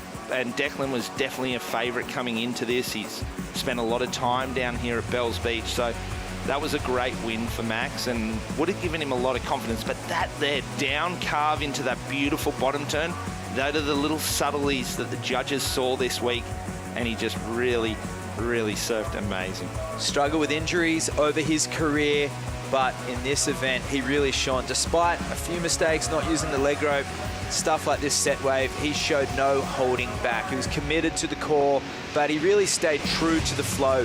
Very few shuffles. The way he was able to manage the bumps here down at Jirac at Bells Beach was incredible. Silky smooth. Matt, that's a big wave with the flow, beautiful footwork, and he just looks like he's surfing a 2-foot clean wave at a Malibu or a Noosa, and he's just doing it with ease. The judges really appreciated his surfing this weekend, and especially today. Yeah, I mean, the way that he was able to just connect the dots from those 6-foot sets down to the 3-foot ones, the judges just made their point pretty clear at the beginning of the day, and Max just played into his favour. There he is, his brother lifting him up, and Kyle Flynn, and he is the Bells Beach champion for 2025. Incredible scenes.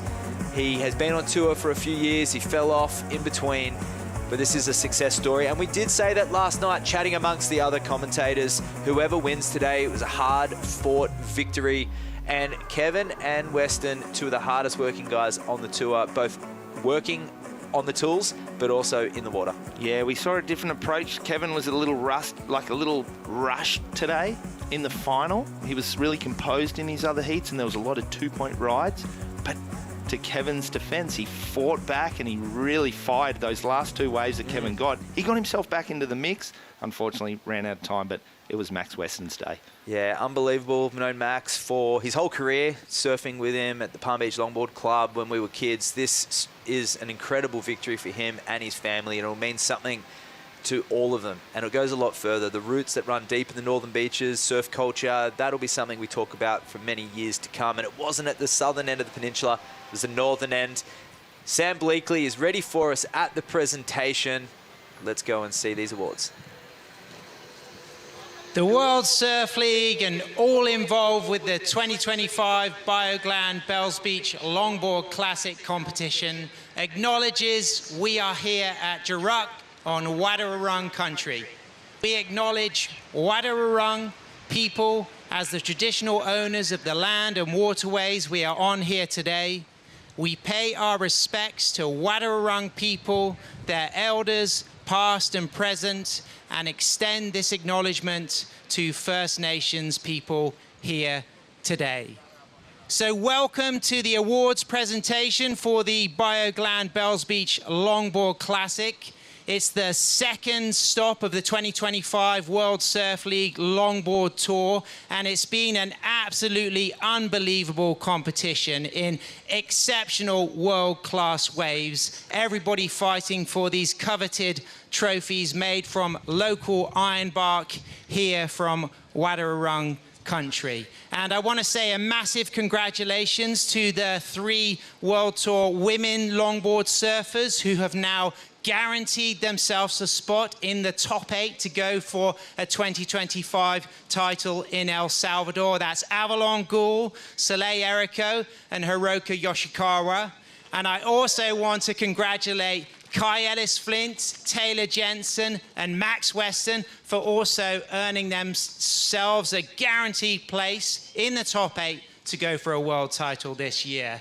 And I want to say a real special congratulations to all the local shapers represented in style here this week. Ian Chisholm, Matty Shea, Sharma Buttonshaw, and all of the local surfers like Ben Considine and B. Conroy, and we can say Max Weston is now part of your team as well. Thanks so much for having us. We love being here representing the international longboard travel community. You welcome us each year, and we're extremely grateful. And I want to say a massive thank you to Bioglan, our title partner for this amazing event, and also to Bonsoy, Stone & Wood, and Hydrolite. And a special thank you to Surfing Victoria, the local community, of course, and the surfers, the local surfers and water users who share this incredible place, which is a spiritual home of surfing, both for Australians and internationally. So thank you, and of course, thanks to all the fans who have tuned in around the world, and all of you fans who've come down to watch the action and celebrate world-class longboarding. Okay, to help us with the trophies today, we have Will Hayden-Smith, World Surf League Senior Manager, Regional Tours and Longboard. And as part of today's presentation, we have proud First Nations people, Geordie Campbell and Joe Murray from Surfing Victoria, and World Longboard Tour competitor and absolute style maestro, an Aboriginal woman, Angela King, and her daughter to do the traditional face painting with ochre. So Geordie, Joe, and Angela have been given cultural permission, granted cultural permission by Wadawurrung woman Karina Eccles to perform this special face painting as part of our closing ceremony. Okay, the champions, they were warming up. It's been a massive day. So let's first kick off with our 2025 Bioglan Bells Beach Longboard Classic runner-up for the men's, representing Orange County, California, Kevin Skivana.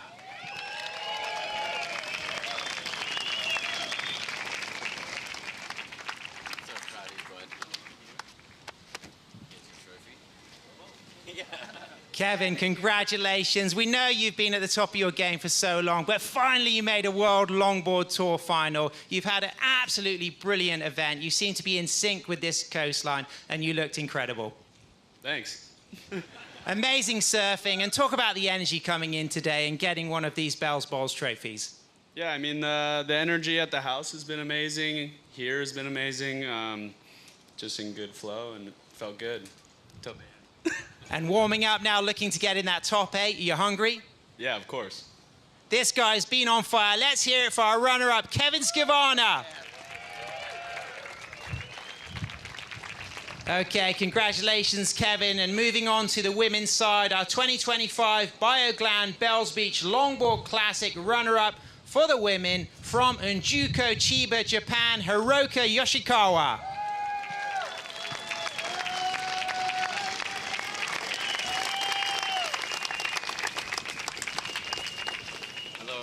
Congratulations. Here's your trophy. Brilliant stuff. Congratulations, Hiroka. And of course, last year, your good friend Natsumi, she finished in second. Was it inspiring to see Natsumi's success last year for Japan? This is my first time coming here, and I arrived 2 weeks ago, and I practice with Natsumi every day, and I'm so happy to be here. Yeah. And you look so at home at the waves here. You had a big experience yesterday. I mean, how much adrenaline did you go through in those big waves yesterday?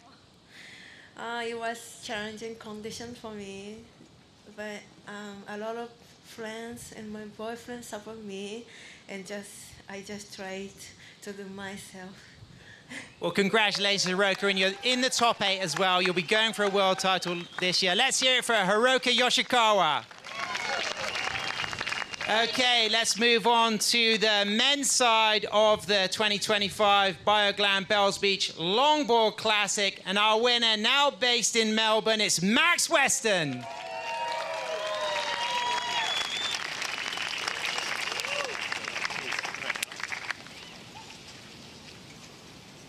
Two lines on the top, that represents knowledge.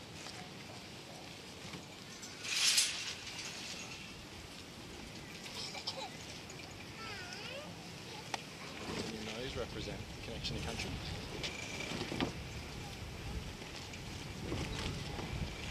And the chin represents language.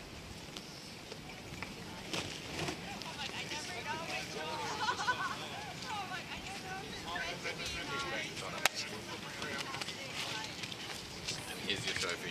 Congrats, mate. So proud of you. Well, congratulations, Max. We were calling you Dr. Flo today. You just look so composed under pressure. You have a PhD, you're mixing both your physical skills as a surfer with a very exciting career, but this place has become home for you. Why is it so special down here in Victoria? I mean, I think it's a special place for everyone, you know, you just have to rock up and you can feel that connection straight away. There's rainbows all day today, and we had an unreal forecast, it just kept delivering, and yeah, really special place, special event. Well, you did it today. You had momentum. I mean, you kicked off with an 8.5. Talk about that first wave. It's a perfect start. It was unreal, and then I lucked into another pretty good one under Kevin's priority, so I got off to a flying start. Lost my board a couple of times and had a few swims, which kept me honest, but yeah, it was unreal. Awesome final. Congratulations, your first World Longboard Tour win. Let's hear it for Max Weston. He's also booked himself a spot in El Salvador for the finals. Huge congratulations. Okay, who would have thought it? Back to back to back. Our winner for the 2025 Bioglan Bells Beach Longboard Classic from California, it's Soleil Erico.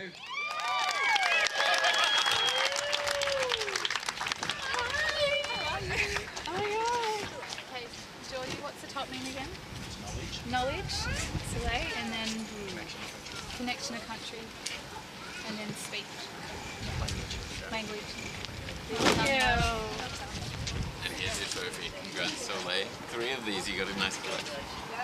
Congratulations, Soleil. Deja vu. But you spoke after the final about the connection you developed with this incredible Wadawurrung country. And talk about that. Yeah, this place is amazing. I feel very connected to this place. Also the people. Ian Chisholm and Angela and Delilah and Charlie, like, they're like my second family. So it's really amazing to come here every year and just feel that comfort from them. And just, this place is great. The waves were really fun. Another great year of waves, like, who would have thought?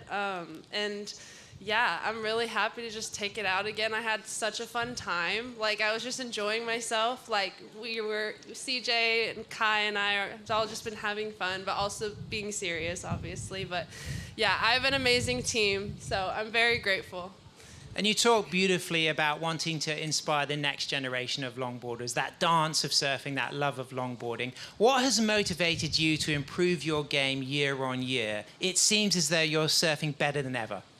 Yeah, I mean, I just love this sport. Like, it's my everything. It's my whole world. And yeah, I just want to inspire the next gen, and I just want to, like, get better every year to just progress the sport. That's the most important thing in my whole life, and I dedicate so much to it. And again, it is such an amazing sport that we all get to do. And it's, yeah, I'm very grateful to be here and to be on this tour.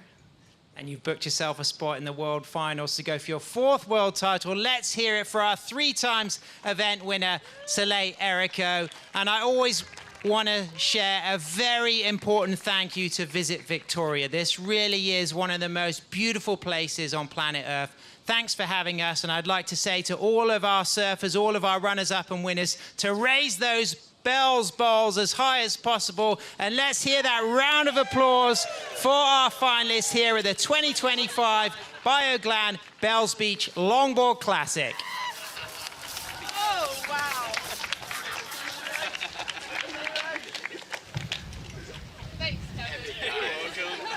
Great scenes there, and a very comfortable Soleil Erico on stage there at Bells, winning it for the 3rd time. No wonder this place does feel comfortable for her. Not only come back the 3rd time, but taking that win. It's a beautiful place, and to just connect with the Rincon walls, which is what she's won on before, and now to win the Bells Bowl, she's going to be hoping this event returns for many years to come. 3 in a row, Matt. Like, it's a really, really good, like, it's a special achievement, but to come back, improve your surfing, the level of women's surfing each year, year after year, has improved so much. To stay one step ahead, especially, it's challenging out there. It's not an easy lineup to come back year after year and not put 1 foot wrong, because 1 foot wrong and you're out, you lose. So back to back to back to back heats year after year, it's insane. But that performance from Max Weston, and even up there on the stage, like him talking and how real and how much he was feeling, I kind of got emotional. I was kind of feeling it with him, you know. For sure. Really special moment today. An incredible achievement for both those surfers. Let's have a look at Soleil's road to the final. The women's bracket, it was stacked. Anyone who took out the victory today, it was going to be hard-earned. Hiroki Yoshikawa, her first final, beating Avalon Gao in the semis, eventually making her way to the final. Avalon Mason, goofy footed, regular footed battle. Soleil, Chloe Calmon, Khalees Kaliapaa, Tully White. It was an incredible finals day, and I mean, Soleil the favorite, but Hiroki Yoshikawa, out of everyone in that list, that was probably the one you definitely didn't predict. Yeah, you wouldn't have expected it, but the performances and the work that she put in through the week. But man, how's that soul arch nose ride, laying it on a rail, bringing it back to the pocket? Like, this surfing is really inspiring, and Soleil talks about it being inspiring the next generation. But it's not the next generation she's inspiring. She's inspiring surfers like us, absolutely, Matt. Men and women all around the world. And yes, she is a great role model for that younger generation coming through. But that surfing is really, really good. Just the way that she connects with the board and her body, the way that she times everything, connects the rail turns. She really has a broad understanding now of holistic elements of surfing. She connects all the dots, and it's not coincidence. In her younger years, she had great people around her, putting her on the right equipment. She still has that now, but she's figured it out, her own recipe, and she's looking confident. She's looking like a leader, and she is the one to watch. She's a level above everyone, and she is so technical. Yeah, the effort that she's put in with CJ Nelson, but after the final, the winner, I went up to Taylor Jensen. I actually congratulated Taylor because Taylor got her in her really early years and really built a foundation that she could then go and take it level after level. And Taylor won world titles with Soleil, so we've got to give Taylor a lot of credit to get her surfing to where it is, and then CJ just taking it to another level, a different approach in the judging criteria, a little bit more traditional, and she's really embracing this format and style of surfing and really going down a great path. And the longboarding has adapted. This is the type of surfing that you do see in the cultural pockets around the world. The Philippines, you see it in Bali, all through the west coast of Central, South, and North America. That was the one in the final that was just mind-blowing. I was sitting there just going, man, I've got to lift my surfing game because that is where it's at. That was super, super cool. Yeah, that was the 9-point ride that about 8 of those points were garnered in that combo alone. The way she stepped on the hip and hooked the board around, the way the board accelerated forward with the hang 10. I knew that was going to be the best single wave score of the women's division so far. A 9.37 was the final wave ridden of the whole event and the women's side of the draw, and it was so justly given because she saved her best to last, literally. And that rainbow that popped out during both the men's and the women's final really capped off an incredible day of surfing. I mean, to see what has come about from women's longboarding, the images of Kalia Moniz, the images of the surfers at Malibu, and Noosa in the last decade, of course Waikiki with Tommy Piaruki's images of Queens, and just to see this in the rugged cold conditions of Bells Beach, it is truly amazing, and it has been one of the biggest highlights, I think, of the surf industry, women's longboarding, in the last decade. Yeah, and legendary Joel Tudor talks about how it's easy to do in 1 foot clean waves, but do it in a beach break or trying conditions. That performance Soleil did today, last year, the following year, the year before that, like, it's phenomenal surfing. And that's not just Soleil. All the women, that's tough conditions out there. And they were all surfing fantastic. Khalees Paha, she was looking fantastic. Avalon, amazing, following up after that clean Huntington Beach surf. Insane, really good day of surfing, and I'm stoked to be a longboarder.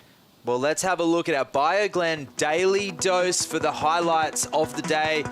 Bioglan, an absolute powerhouse when it comes to vitamins and supplements. And it was Hiroka Yoshikawa, number 5, early final day upsets.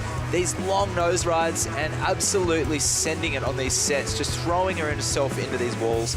Big rail calves and sketchy nose rides. Yeah, and just on a big wave, looking super calm. This was a really tough heat. She's up against Rachel Tilly, current world champion, and Rachel's no slouch out here. She surfs it well. She's connected to her board, so to get the day off with that momentum, really nice. Declan Wyden, he did a phenomenal job to take out a raging hot Kai Ellis Flint.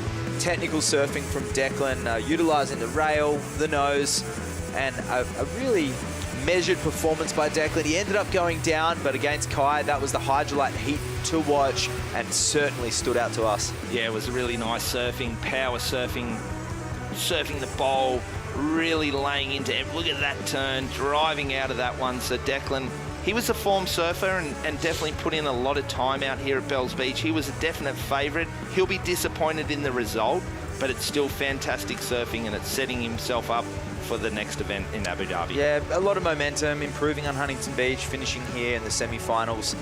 He was the favourite, so yes, he will be disappointed, but to take over Kai in that quarterfinal, that's going to be a matchup in years to come. That's going to be stinging for both of them. Kevin Scavano, the SoCal special, silky smooth Kevin, some of the finest form we've ever seen in his career. Yeah, it was really cool to see Kevin today. He went to another level. He's got a great crew around him at the moment, and the vibes were really high, and it just sort of oozed out into the water with him, and he's surfing some of those down calves back into that power source down like that. bouncing off the whitewash, flowing, and then sticking it here. This is against Taylor Jensen this morning, and man, taking Taylor Jensen down in 6 foot Bell's Bowl, like, you've got to be on your game if you're going to push it to the champ like that. So fantastic surfing. And he really made no mistakes throughout, giving the judges no choice in some of those waves. They kind of boxed them in at one point, but he just kept turning up. Like these rail carves he was doing and the technical nose rides, the feet close together. It was a career best performance, and to make the final, just exceptional. Coming in at number 3, we had Khalees Kaliapaa, 9s all round. Yeah, the surfing, this is one of my favourites, and as a commentator we shouldn't have favourites, but this surfing, it's just beautiful. Technique is just so perfect. Beautiful flow, big waves, great footwork, and tight nose rides. Like, does it get any better, Matt? Yeah, the judges appreciating those walls today that ran all the way down and kept their size. You think of Kevin's 9s, you think of Khalees's and Soleil's as well. Khalees, I mean, she's really proven herself. We talk about Avalon Gal as an impressive competitive powerhouse this year, but Khalees, she has really been competing professionally since 13 years of age. She's still so young with many years ahead of her. There's people twice of her age almost on this world tour, and the fact she still turns up and delivers her best. She went down to, Soleil Erico in career best form, so that was a great result for Khalees. Coming in, number 2, Max Weston, our 2025 Bioglan Bells Beach Longboard Champion. We talked about it before. Dr. Flow, silky smooth, linking all the dots in fine fashion. Yeah, just using that hip, using that rail, keeping nice and low and just pushing without doing too much. Just kept it clean, simple, and a big part of the judging criteria was timing, and his timing today was impeccable. Look at this wave, big wave, just staying nice and low, and just those knees, getting that sort of back knee bent down and in. Beautiful style. You could watch it all day long, and a deserving winner. Certainly looking at the lineup today, and you look at all those surfers in the corners, it was going to be a success story for one of those surfers, whether it was Taylor that went back-to-back, or eventually Max Weston, or somebody who hadn't taken a WLT victory. Kevin made his first final, so did Max, but it was Max that took the win. Dr. Flo making history here at Bells Beach, and coming in number 1 for the Daily Dose, presented by Bioglan, was Soleil Erico, your 2025 Bioglan Bells Beach Longboard Champion, back to back to back, the three-peat for Erico. Yeah, like three-peat, it's crazy to think that someone can be that dominant at a wave like this, because it's very challenging to surf. So that's the wave, Matt. That was insane, that just the high and tight nose ride into that big carve, coming off the bottom with so much acceleration, driving up into the lip and then just rolling down. It was insane surfing, and oh man, I'm super inspired. I want to go home. I want to make new boards. I want to go surfing, and wow, how good is longboarding? Longboarding is phenomenal. It is what we live for. An element of surfing that is crucial and important. We saw it today, surfing Bells Beach through all its forms, the high tide, the low tide. We surf Rincon, we surf the Bells Bowl in all conditions. But up next, we'll have Surf Abu Dhabi at stop 3 on the World Longboard Tour, somewhere where a lot of those elements are controlled. Comes down to a pressure cooker situation. We had all of the conditions. You have the salt in your hair, you have the wind, the tides. We don't get that over in Surf Abu Dhabi. Yeah, it's just who can stay composed, who can stay calm under the pressure situation. Your wave's going to come, performance is going to matter. No fault, you cannot make mistakes. Everyone's there, everyone's watching, and it's going to be super exciting. Can't wait for that. And for those surfers that actually need to qualify for El Salvador, somewhere like Surf Abu Dhabi, for the viewers, really is going to tighten some bolts, and some surfers are going to come out on top that we don't expect. Got any favourites who you think could come out on top? Stevie Sawyer was a bit of a spin last year to fit into those tubes and qualify himself. Johnny the Ripper has a little bit of pressure on him. He should have gone well at this event. He got knocked out in the elimination round. He was fizzing. He's been down here sort of watching all the heats, feeling the energy. I feel like we can expect a great performance from Johnny, and he did really well coming second last year to Stevie as well. Yeah, fits tight in those barrels, explosive, nice nose rides and turn. Yeah, good choice. I really like that, Matt. And for you, Josh? I'm going to throw a little spanner in the works and maybe young Cash Hoover. Yeah, light, nose ride, sitting up, perfect, nice little tube stance. So in the women's, keep an eye out for her. I don't think that's too wild of a guess, knowing what Cash has got experience in the wave pools. But the good thing is they're competing against themselves, not necessarily other surfers. They'll have a guaranteed 2 lefts and 2 rights, and they'll have multiple opportunities to practice beforehand. Phenomenal day of surfing here at Bells. We even snuck out for a few waves before and after. Josh, you won the Australian title in the Open division. Harrison and I were in the juniors that year. The high of that event compared to working at this event, what sticks out as more memorable? Oh, obviously, winning a title yourself and doing it for your friends and your family is something that you hold on to for a long time. But to be down here and experience all this with everyone and the team and talking at night and watching the performances, like it inspires you to get home and get fit and surf and make boards. So can't compare them, but I've had a great time this week. Really looking forward to next year. And, yeah, really good week. Unreal. This is just a success story for longboarding. The WSL have created a great platform. If you want to compete, check out the schedule for the World Qualifying Series. We have our longboard QSs in different regions. You can go to the events and schedule, type in longboarding, and you will see something that you can enter in the next few months. And we look forward to seeing what the schedule will be next year. Yeah, we've got great locations. We know we're definitely going to be back here at Bells Beach next year.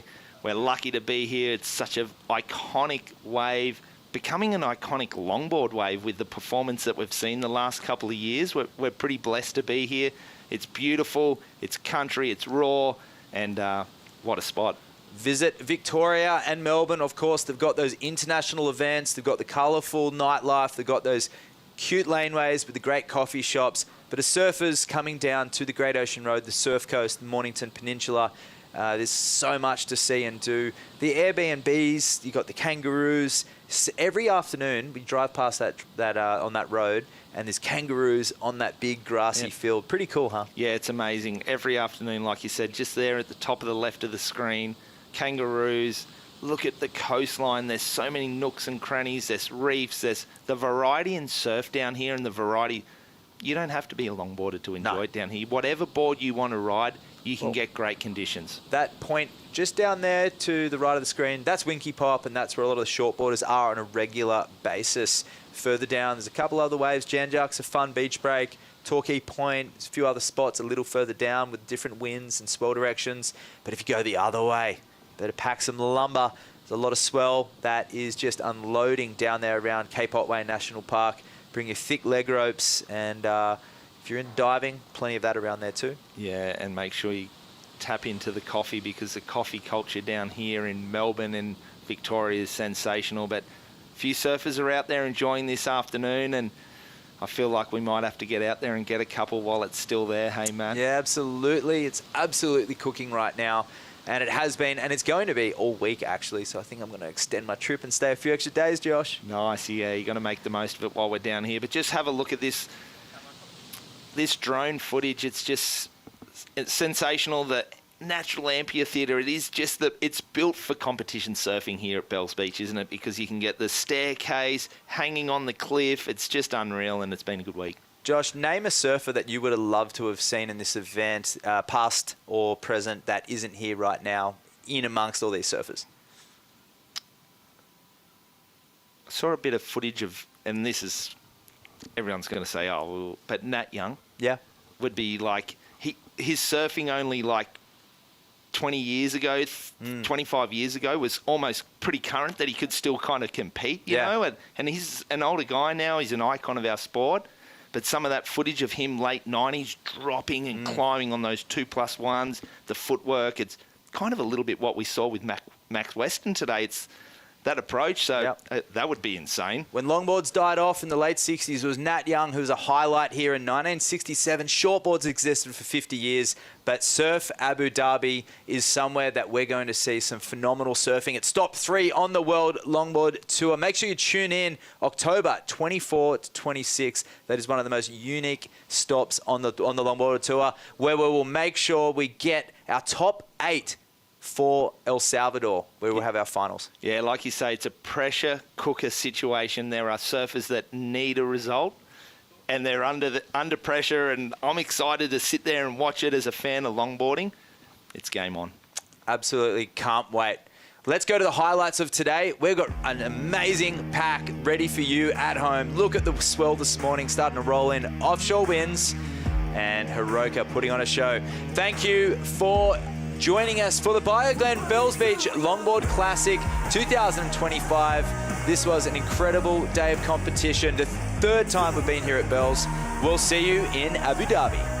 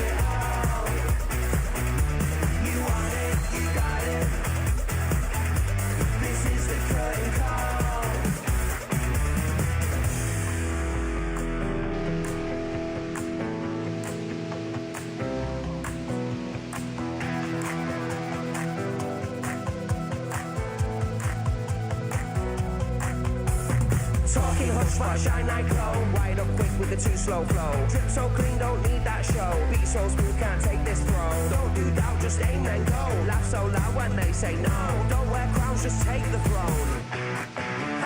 Too off track, but I still right. Didn't see shade, just flip that light. Move for the noise with a quiet bite. Didn't back down, didn't take that fight. One word wrong, still hold that mind. Never said please, yet I earn these highs. Sing off key, but I still sound tight. You want it, you got it.